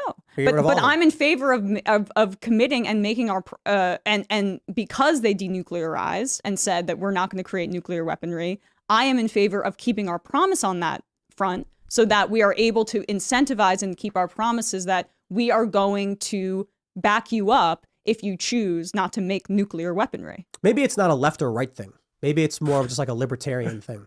I mean, yeah, I think maybe. I think it's first of all, anti-war is a dumb like position. I'm sorry. It's everybody's like anti-wars they don't like, but obviously like I can composite a scenario where you would support like an intervention. Like if you gave me time to like That's think why I about say it and all 99% that, right? because nothing's absolute. Like if you were to tell me that Second World War, Vladimir Putin, like he's live streaming himself about to launch a nuclear weapon at Washington D.C., I'd be like, okay, we got to do something about that. But there's something to what she's saying, where the Ukraine after the fall of the Soviet Union had the third largest nuclear weapon stockpile. That's right. And in exchange for giving it up, there were security guarantees. Now, if you're worried about nuclear proliferation in other countries that might lead to a nuclear war, protecting or making sure that they can maintain their territorial integrity, just as an example to other countries that might want to denuclearize in the future, is a worthwhile stake. And I think I understand that position. Like, it makes perfect sense in my opinion. I understand it. I don't care though, right? So it's kind of like if Grumble. some dude cut a deal. That was that was both good points from AJW and fucking Emma. Yeah, Tim Pool's position on this is like completely incoherent. With you opposed the Iraq war, why don't you oppose the Ukraine war? What? You opposed the occupation of Iraq, why don't you support the Ukrainians who are fighting against an occupation? What the it's an anti-occupation position. Done. Someone in my family cut a deal with someone else, and then 30 years later they walk up and say, you know, your dad told me that if I ever had this problem, you were going to take care of me. I'd be like, I'm not my dad. I'm sorry. Like, governments change, policies change. And the idea that because 30 years ago, someone cut you a promise means that I now have to spend $200 billion defending you. The people of this... You don't get to do that. You don't get to use the direct democracy, this, like, I didn't vote for this, but then also say, I'm spending $200 billion. Like, okay. Generation who are inheriting this country did not agree to that. No, it's fine. So what does that say to people who might be manufacturing their own nuclear weaponry? That it doesn't, that the promises made by the world superpower don't really matter. And I don't like the idea of America necessarily being this, trust world superpower. I like, agree. My view is probably different from you in that regard. I'm more so soy. like, I think it'd be great if we brought jobs back here, if we protected the middle class, maybe had stronger workers' rights. 100%. Maybe, you want to talk maybe unions? I'm in favor of that. Tariffs on imports for two reasons. The idea that we'd manufacture a car in China and then ship it on a boat over here just to waste energy because someone's willing to do it cheaper is nonsensical to me. Just buy American. So we need to build up the incentives for all the manufacturing to happen here in the United States, to create good jobs, to protect the workers. Worry less about whether or not we're going to go blow up some foreign country, a bunch of kids in it or something like that. But I think like there's like like you're not seeing this budget, past like what's currently happening now. Because I get it, right? And I was a big Ron Paul guy, and he didn't like the idea that one generation could promise the sons of a future generation. Right. That's exactly and right. I understand that position, but if we don't want Saudi Arabia to nuclearize, we don't want Iran to nuclearize, and we're like, hey, like, you know, like, we got you. Like, don't nuclearize. We're going to try to, like, you know, be the 800-pound gorilla in the room so that you don't have problems. And then they look and say, well, you made that promise to Ukraine. And then with 30 years later, they're invaded by Russia and completely Why are we obliterated. making those promises? Because that's the nature of a treaty. No, you know, the idea that because I think one thing that maybe makes the world a bit better now than it was for the last fucking 10,000 years is that you know, like, borders are a little bit more secure than they used to be. We're not like fucking, I don't know. We don't have like just random groups just getting fucking genocided every 10 minutes by some massive empire and shit, and borders constantly changing. Europe isn't just going to war like every other fucking day. I feel like the international treaties help a bit with that, you know? Any treaty exists, Tim, if it's people had your position and just said, yeah, fuck it. People, so that's anti-diplomacy, and that's pro-war. Oh, come on. Me literally being like, we shouldn't go to war. Like, that's pro-war. Well, being the idea that anti-diplomacy is we can make a pro-war. treaty around, here's why we won't attack you. Totally fine. Here's a treaty around, I'm going to allow your citizens to cross my border with no visa, and we'll reciprocate, like, back and forth. And then having one being like, in 30 years, if anyone comes to fight you, we will fight on your behalf, despite the fact that you're not an allied nation or a bunch of other issues. I don't think at any point, ever, the U.S. It was in exchange for giving up nuclear weapons. That's a pretty nice, that's a pretty good thing, isn't it? If you're against more and more countries having nuclear weapons, it's probably good to give that like a country that's got the third biggest nuclear stockpile in the world the assurance that they can get rid of those nukes, but will help you if anyone fucks with your sovereignty. That's just yeah. There is a mutual protection there. The protection is that the third largest nuclear stockpile isn't in a fucking country that just got formed 5 minutes ago. Like, have been making these promises. And then to come out and be like, got its but independence. now Saudi Arabia is, I'm sure. Every country is going to be upset if we don't fight on the behalf of some other country. No, it's not. There about. are limitations. Look, nothing's absolute. I get it. Ziana Iro, hello. How's it going? The musician. Hey. You're cool.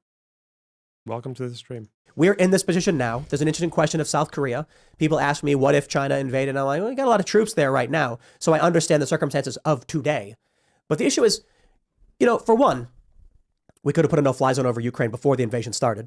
That would have stopped Russia in its tracks. Well, a no-fly zone is a de facto declaration of war once the plane gets shot down, once the United States... And that means Russia would have to have shot down, would have had to attack us. I mean, either way, that the no-fly zone and us getting more directly involved in that way would be catastrophic, potentially. War between two nuclear powers. Yeah, you don't want that. Agreed. Fair point. It's bad. I think my position is more so just, this is a Russian border dispute over the Donbass region. The U.S. It's an invasion, Tim. It's a special... Sure. I'm talking about the specifics of why they're doing it, right? They've invaded Ukraine because they want the land bridge into Crimea. Why do they want the land bridge into Crimea? Because Western forces were courting Ukraine. Ukraine was... That is not the only reason they invaded Ukraine, because they wanted the bridge. They had the bridge. Ziana Loanerbox collab. It's possible. I don't know what I can contribute, but I've got stuff. I've got things. Who knows? Yeah, what the fuck is he saying here? This makes absolutely no sense. Being courted to the Russian Trade Federation and to the European Union. The Ukrainian Russian Trade Federation. What? The Trade Federation. Fucking Star Wars. With the fucking racist slug people. Fucking Trade Federation. wanted to join the European Union. It would be a massive boost to their economy and they get access to the Schengen zone. It's wonderful. Russia didn't like that. So Russia tried to intervene. Yanukovych was ousted, fled the country. Russia then immediately got their troops outside of Sevastopol and said, we're claiming this, our warm water port in the Black Sea. And then we started to see the bubbling up of the Eastern conflict. Some people call it a civil war. And then finally, when Russia was losing and said, if we cannot lose access to the Black Sea, they said, we're taking the Donbass. And this is where we are. It's a territorial imperialism. So why are we involved? Because of a treaty from 30 years ago. Yeah, because we made a promise. I think we should not have made. And so you think that they should not have gotten rid of their nuclear stockpile? You think they should, because that was what the treaty was based on? Oh, we could have offered them something else. But that's what they were. A lot of things. That's the reason why they were. The whole point in having nukes is that you don't get invaded. That's like the big part. That's like the number one reason you would want to keep nukes. So you probably need a substitute for that, right? It's like, yeah, if Russia invades you, we'll just let them. But have 500,000 quarter pounder cheese. Have 500,000 quarter pounders without cheese. Have some beer, some Bud Light. Have 40 metric tons of Hershey's chocolate bars. Have some mechanical bulls to put in your bars and your cafes. Have some tater tots. Have a freight full of hot dogs. Have some, oh God. Have a megaton of Lucky Stars. Lucky Charms. Lucky Charms.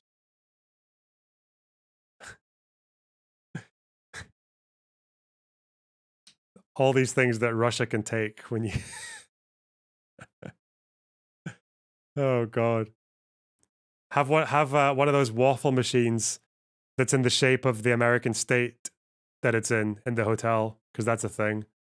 Have a Texas-shaped waffle machine, a Delaware-shaped waffle machine, a fucking Alabama-shaped waffle machine. God, okay. We keep them is to protect themselves from Russian aggression, Right. because Russia historically expands westward until they hit a stronger power.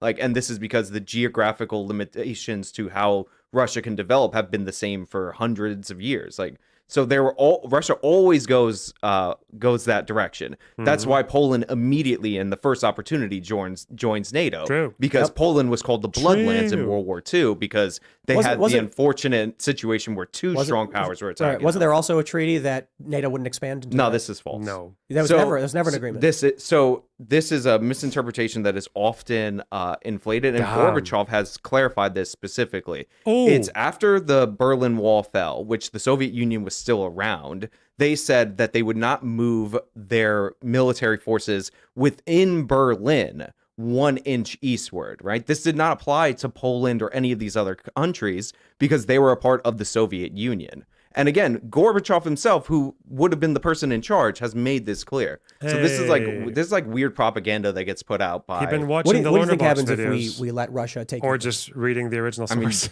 I think they're going to try to expand their sphere of influence as far westward as they can possibly do, because that's what they do historically. But but this is completely denying the sovereignty of Ukrainians. I mean, what does Ukraine want? They want the ability to defend themselves, and the United States is providing them with that. And we can talk if we want to follow our treaties and give them the ability to defend themselves against imperialism.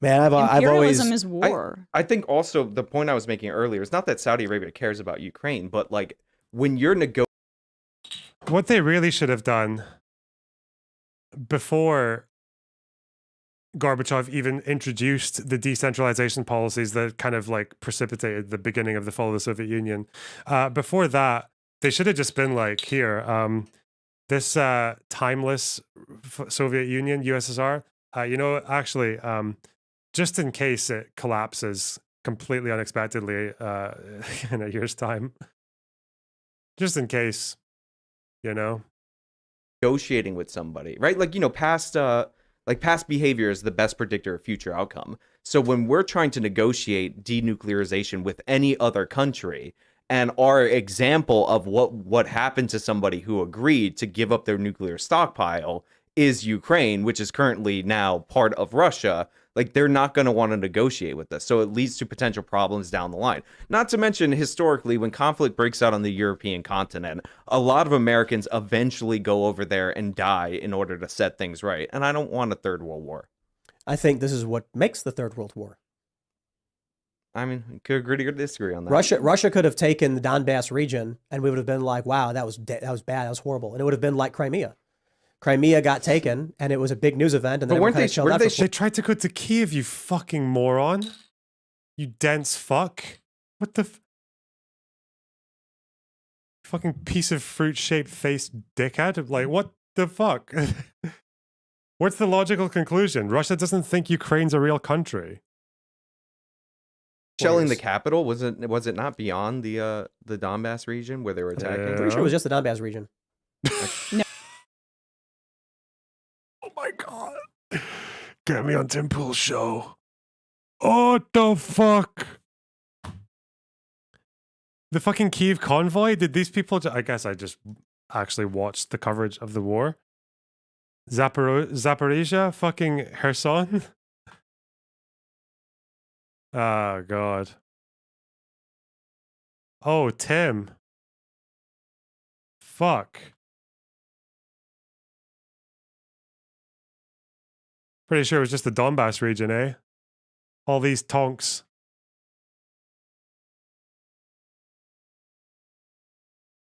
Is he talking 2014? Is that what he's talking about? Oh, maybe they got no. They were shelling they were shelling Kyiv. They were shelling all over the country. I mean, look, let's be real. Russia claims the whole territory of the Ukraine and like their greater Russia as part of them. So like they may be saying there's ethnic Russians right now. We found some connections here. There we go. That's beautiful. Like there might be ethnic Russians in the Donbass. Should we go to war with China? Absolutely not. Depends on for what. we're not in war with Russia right now. So that's the difference. That's the real line that needs to be drawn, is making sure that this does not become a proxy battle. And there are forces that want to push for that. I mean, I think that, frankly, the Biden administration has been a bit more disciplined, and I'm happy, than I initially anticipated on this front. I remember when the initial invasion happened, Hillary Clinton went on cable news and said, well, this could be a real opportunity to weaken Putin. And we called that out in the majority report as an incredibly dangerous notion. So she wanted war from the get-go back in 2016. Sure. I mean, that's the kind of force within the Democratic Party I'm trying to beat back. I think that America being a global hegemon is a good thing, because those power vacuums will be filled when we leave. I want to not go to war, but I want countries to feel like we would go to war, because I like deterrence as a policy. So, like, I hear it. It's tough because it's not working. Grumble. And that's why I'm at the, my view is strengthen this country, shore up our defenses, focus on empowering our people with the ability to live, work, eat, sleep, Medicare. What does that look like? I'm not Medicare, medical care in some capacity. Medicare for all, potentially? I don't. That's a specific thing. I call it public option. How about that? I call it universal basic health care. What does that mean? We provide basic health care to all people. How so? Well, I mean, if you want to get into the intricacies of it, I could ask you the same question. I'm saying that through taxation. The average, for me, creating a socialized healthcare system. But I don't know if I would call it a socialized healthcare system. Probably because I think you're going further than I'm going with it. Okay. I'm saying, like, how else do you raise money then to have like a I'm not government saying not taxes. I'm saying like, if my limit is usually like if someone's got some like rare degenerative genetic disorder that requires $20 billion to treat, like, we have a limit. We can't do that. You know what I mean? That's why I say basic. There was a story about a kid in, like, I think it was Louisiana, who had a genetic disorder. The treatment cost $1 million. And the family demanded the state cover it. The state said, we can't afford to cover it. And but why do you think that healthcare is so heavily inflated in terms of costs in this country? Well, for one, the insurance companies are all corrupt and broken. Absolutely. In Germany and the UK, they spend half of what we do, and they have socialized healthcare, and they have better outcomes in terms of life expectancy, infant mortality. Didn't Trump do the thing with like cheaper insulin from Canada or something? I think Biden might have done something to, like, the insulin was a part of the negotiations in the Inflation Reduction Act. But I just want to point out, like, those are horrible metrics, life expectancy and infant mortality, for two reasons. Number one, if you take out car accidents in the United States of America, our life expectancy shoots dramatically up. In Europe, a lot less people drive. And considering we're talking about medical care, I think we should focus on things that describe the impact of medical care. As for infant mortality, this is one of the worst metrics, because if you are born at any point for a split second and you die, you go into our infant mortality statistics. In France, for example, you have to have the pregnancy gestate for over 20 weeks, and you have to be alive for a full 24 hours. So this is just not an apples to apples comparison. I think that doctors would disagree with your assessment that the infant mortality rates are overinflated, but I'll then just They're just measuring different things. They can disagree with that, but they would be incorrect, wrong, but not how even about close. the cost element that I just mentioned? Yeah, cost is definitely a huge problem. And I That's think because this we has have to do with third-party payers. privatized healthcare. That's because we have privatized healthcare. I would disagree. It dominates. I don't completely disagree. I got a kidney stone, and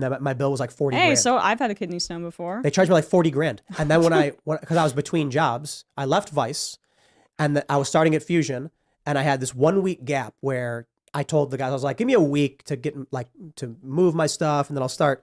And that week, all of a sudden, I'm like, like, what's happening? It was crazy. People think that kidney stones are like you're going to the bathroom, and all of a sudden you're like, no, it's like in your body, up in your back, like in your gut. They thought it was appendicitis at first.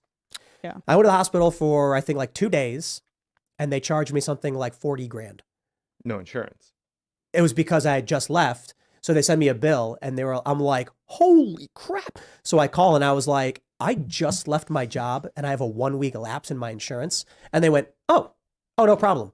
And then they emailed me the new bill, and it was 4 grand. And then I was like, now hold on there a minute. What happened? Fortunately, shout out to all the complaints I've had about Fusion. They said, don't worry, man, we're going to pay for it for you. That shouldn't have happened to you. And I said, thank you. Yeah. But like the idea that I went to the hospital for 2 days and they did nothing for me. Now, to be fair, I shouldn't say that. I got put in like a CAT scan or whatever. They were trying to figure out what it was. They thought I had appendicitis, and they were like, you may need to have get surgery right away.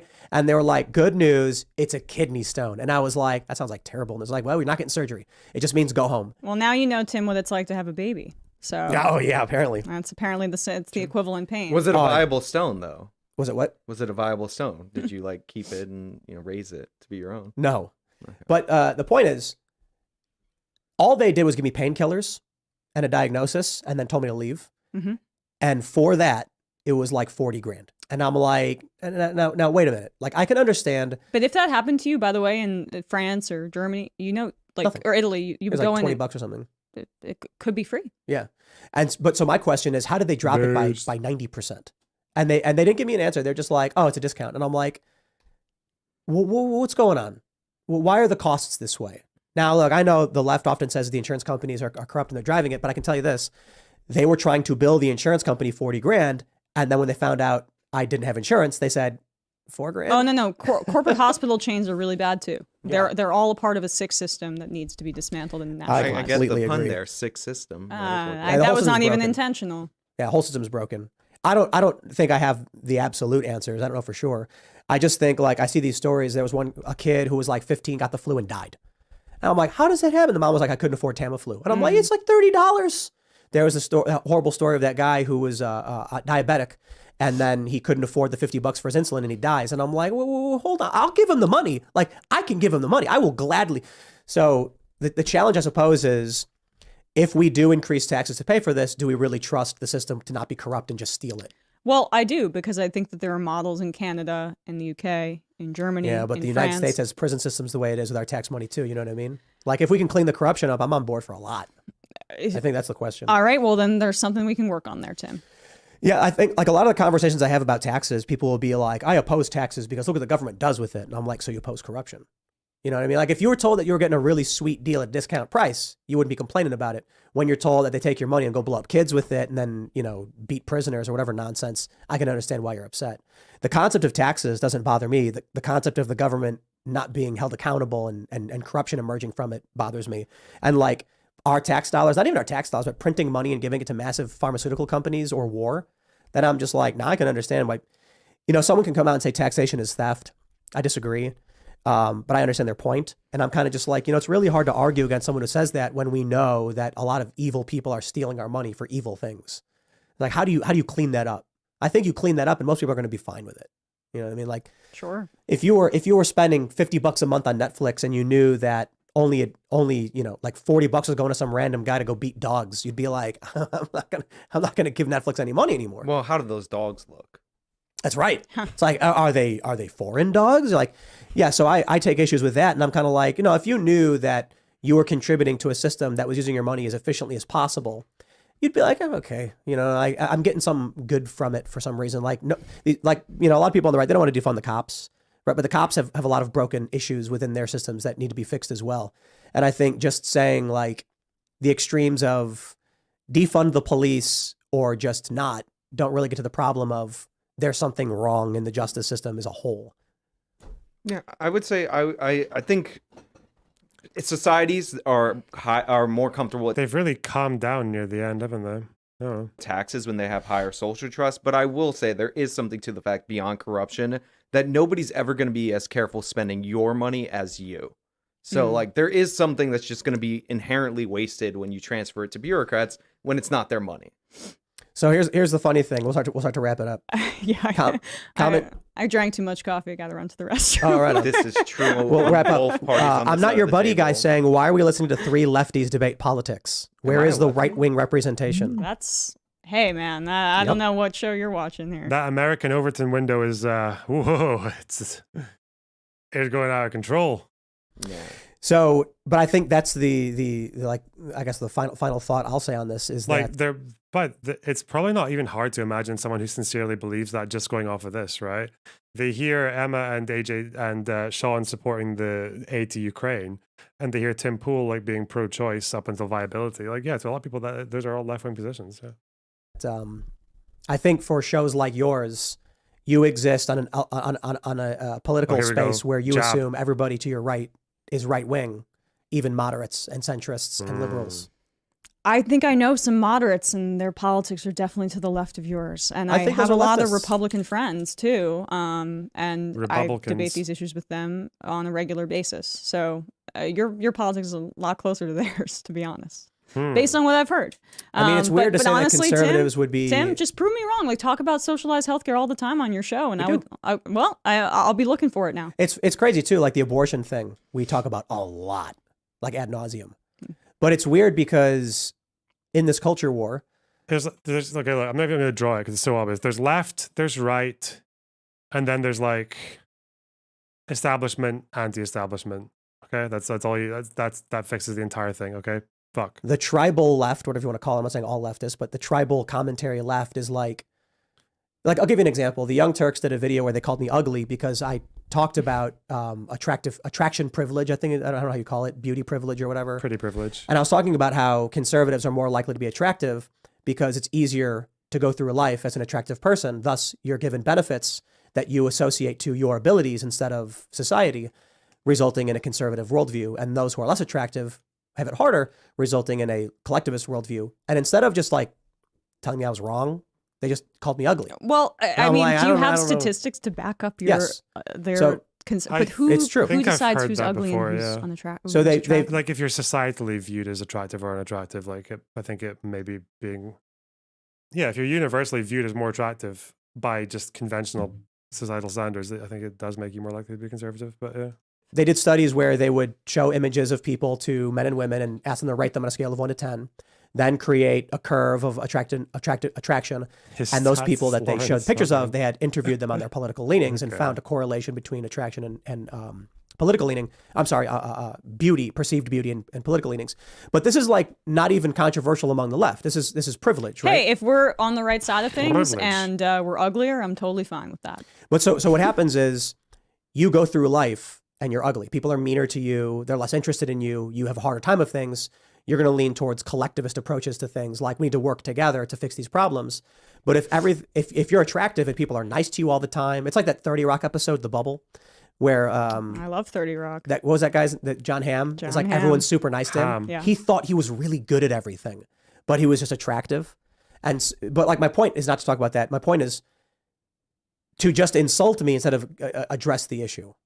I disagree with the ad hominem, but it's not me. So, Well, anyway, I think we should wrap it up because we're a little bit long. Do you guys want to say anything before we finish? And well, leave? it got a little heated, but I appreciate you having me on, Tim, Absolutely. for sure. And I know you don't want to have Sam on, but I hope you reconsider. I think it could be a good Huge. discussion. Yeah, there's. I will say it with absolute conviction. There's a lot of people who have blacklisted that guy from various shows, and he knows it. Yeah, And he's talked about it. He wears it like a badge of honor. But he needs to stop saying it's because they're scared of him. It's because he's a dick. I think he might be both. It might be both. No one's scared of him. All right. Like it's not my business to bring up other podcasts and networks in general.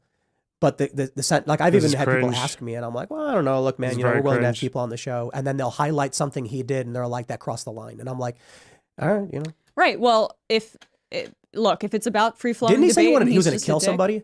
I don't think so. Was it Patrick Bet David? I have no idea. I could be wrong about this, but I probably I'm should. pretty sure you're wrong about this. Let me see if I can look it up.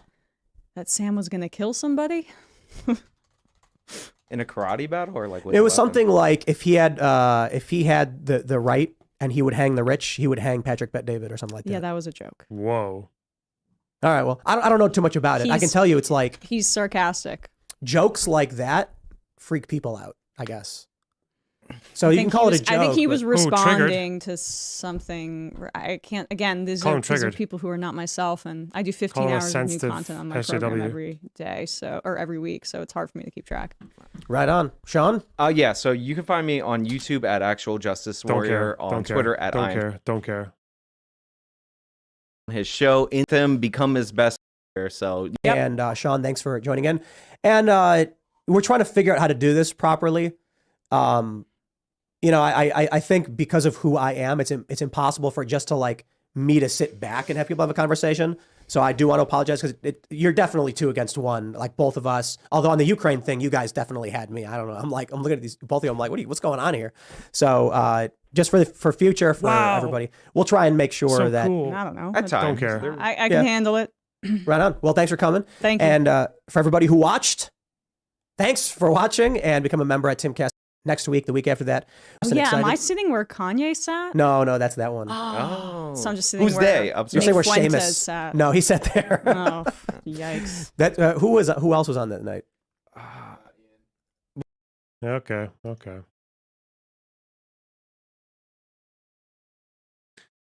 Whew. Yeah, but it's not really. Yeah, the 2v1. Well, I don't know why you'd feel bad about that because it's usually like him and fucking Moonlord and. But I guess they don't really dogpile, do they? I wouldn't say they do necessarily. Heh. Well, what a long stream. Holy shit. Ugh.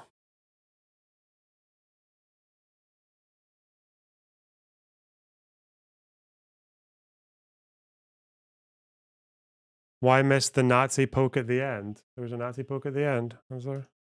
Wasn't Ian? Luke on? Pro No. NATO Emma. haha.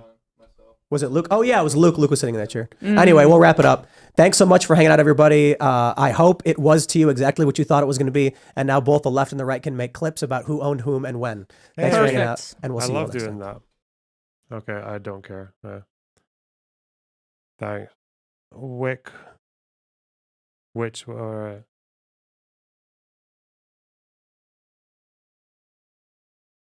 Ooh. We were owned for watching it. Fuck you. Somehow, 300 viewers stayed for an 8-hour stream. It doesn't usually happen to me, you know? I don't usually have this level of consistency, so thanks for sticking around, guys. Maybe I'll do a week of streaming starting tomorrow when 17 billion channels start fuming at the trans genocide debate I just had with Lucy. Yeah, I just realized like there's it's maybe like 50-50 that a bunch of cunts are going to cover it and say that I'm like stupid or whatever.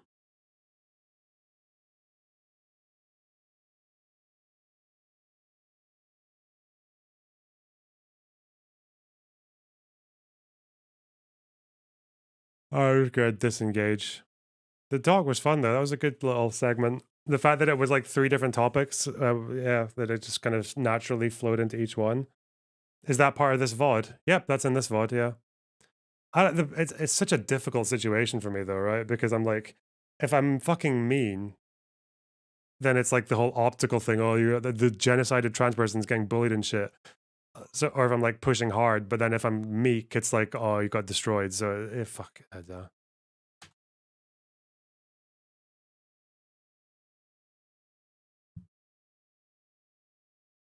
Very deadpan.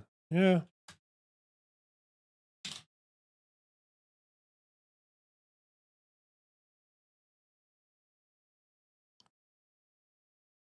What's your position in the debate? But yeah, I don't think there's a genocide happening. Yeah, it's silly. But it requires you take a position parts of the left will cancel you on. Oh, to argue for trans rights. Yeah, I think there's a couple of spaces where that does seem to be the case. That must be especially frustrating if you're actually trans as well. Yeah. Wow. What's that like? Jesus. Hey, Sean Borger with the $10. Thank you so much.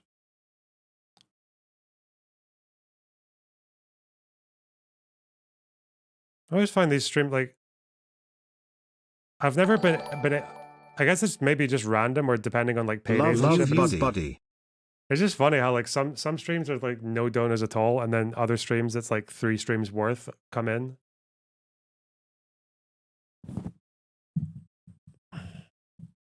I don't think any reasonable, serious person can maintain that there's an actual genocide against trans people. The threat, sure, but an actual one, come on. Yeah, but they keep doing this thing where it's like, it didn't start with the camps, it started with people being bigoted. And I'm like, okay, but what the fuck are we talking about at that point? Like, yeah.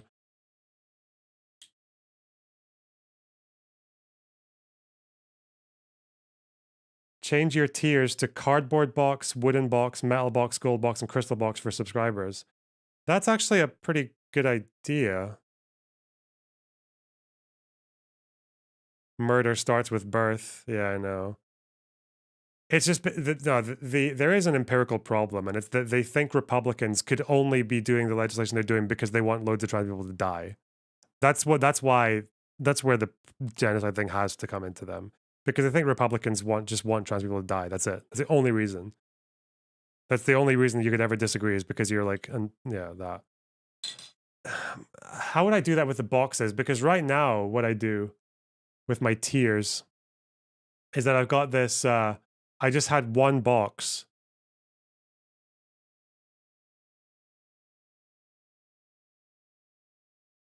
Do you think hatred requires intentionality? What? Probably not. No. Anyway, I don't understand the question though. Where's the? Okay. Because what I've got right now is it's the same box with just like filters over it, right? Like this shit. That's a half box, quarter box, 3/4 box, full box, right? But I would have to get like a box that like looks the same but is different, made of different shit, like cardboard, metal, and I don't know how I would do that.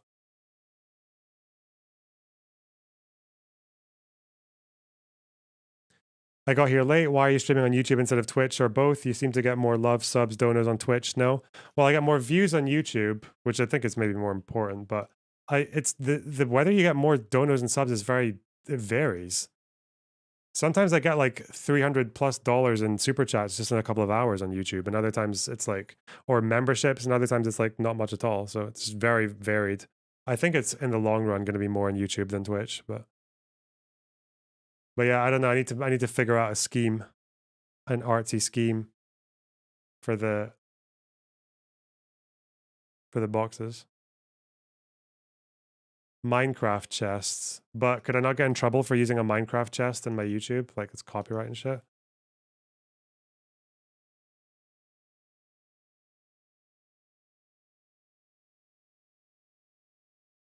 But I could totally do that though, just like these different things, right?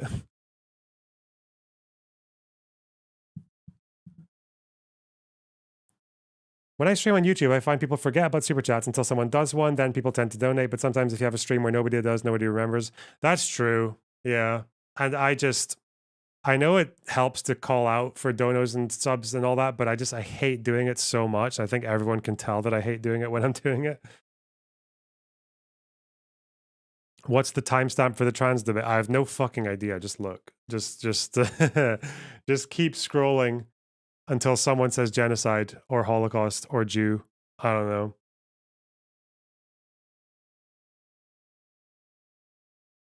But hey, chat, if you want to join in the super chat train or whatever the fuck it's called on YouTube, I would say yes. Or memberships, Hey! There we go. We need to make a case for YouTube. We need YouTube to destroy Twitch. DT with the $10, way better here than Twitch. Too lazy to cancel your HelloFresh. Yeah, I stayed on HelloFresh for ages, but when it goes to full price, I think it's maybe a bit much.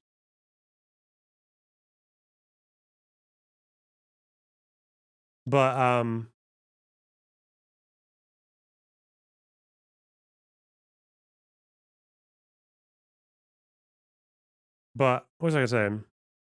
But yeah, whenever sometimes they offer me a discount for like 2 weeks, and I'll just take that again and start again for 2 weeks. But yeah, it is. If I could have it just coming to my house all the time, I probably would just be fine with it. Like if I didn't have to pay for it. But I don't know. I like doing my food shops, being economical and shit.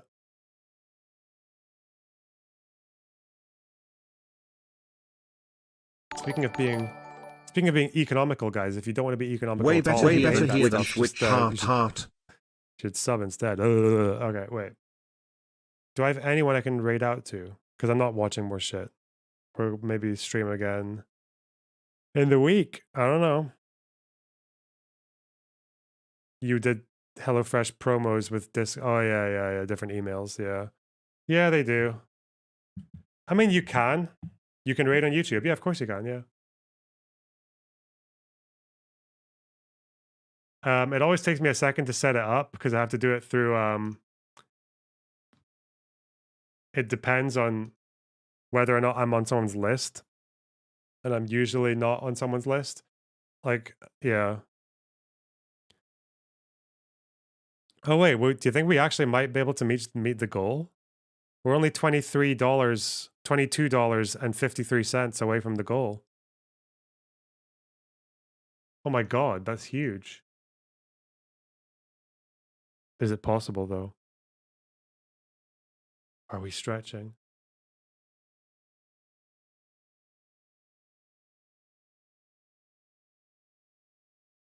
What's weird is that Lonerbox had the exact same argument as Dylan did with poly people, but everyone was cool with Dylan, including poly people. Yeah, because Dylan was nicer. That's I swear that's all it is. And by then they already had one public enemy, so they didn't need a second one. But yeah, you're right. Dylan's arguments are exactly the same as mine. Like, exactly the same. I know the super chats are echoey, and I still don't know how to fix it. It's really weird. It's a really weird thing going on there. Whoops.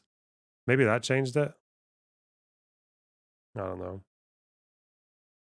I think I just changed something that I shouldn't have. But hey, Sean Borger, thanks for the $23. What the fuck? Oh my god, there's more coming. Oh, here they come. They're piling in. It's a coup. It's a coup.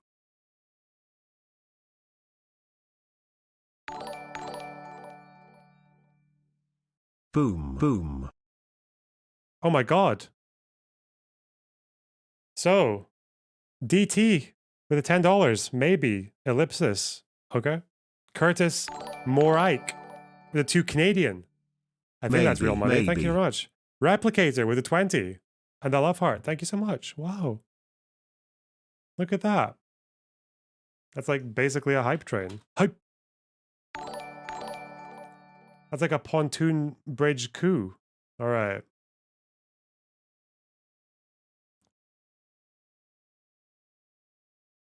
Mentions dono goal once, flooding. Once YouTube remembers they do it. That's so cute. Less than three.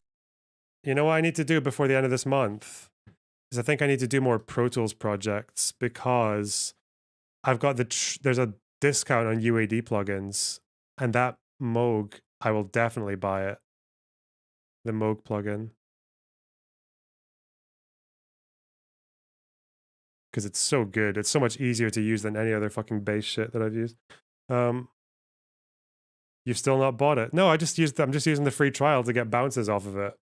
Yeah.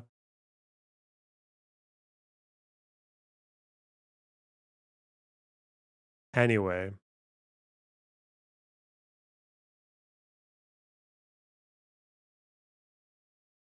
Fuck me, what am I doing? Okay, I need to... Alright, hang on. Oh. I think I was maybe going to have an Israel debate. I was maybe going to have is Israel guilty of apartheid debate soon. Tell you what. But that's going to be a lot of reading for me.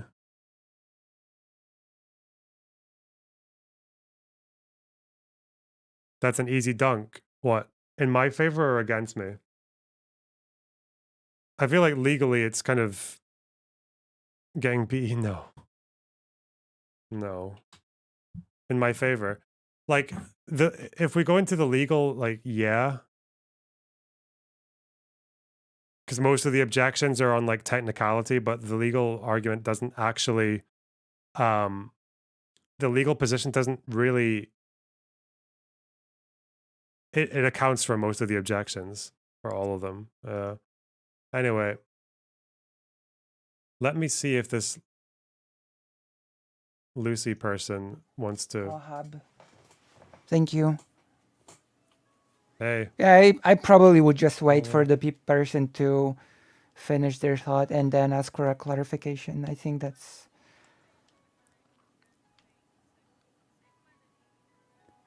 Oh, okay. Hello, Learner Box. Hello, hello. We're doing Final Fantasy. I'm just saying to. Does she know what I'm saying? Oh, hey, read what I'm saying. Follow me so I can redirect you. Hey. She's reading. It does. It would depend on the person I was talking to, though. Oh wait, do I need to Yeah, I subscribe? guess. I mean, I still don't know. I suppose that answer your question asked earlier to me. Right. I mean, it probably would end up being a little bit of a different conversation if I talked to that person from the panel that was super anti-Ukraine or Blair White even. Okay, If that makes sense.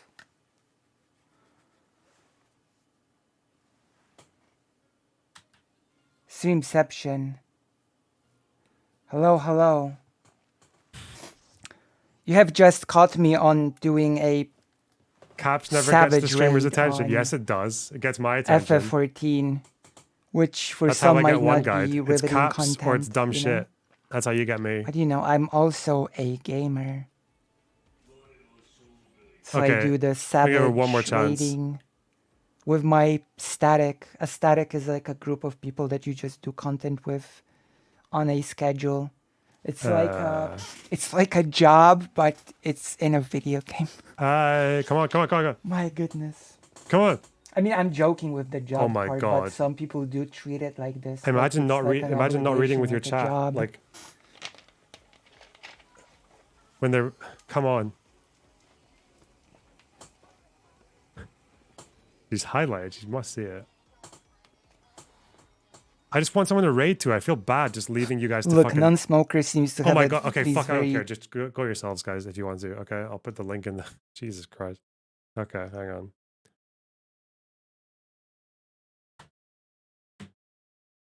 All right. I love you guys. I'll maybe stream next time. No, you fixed the...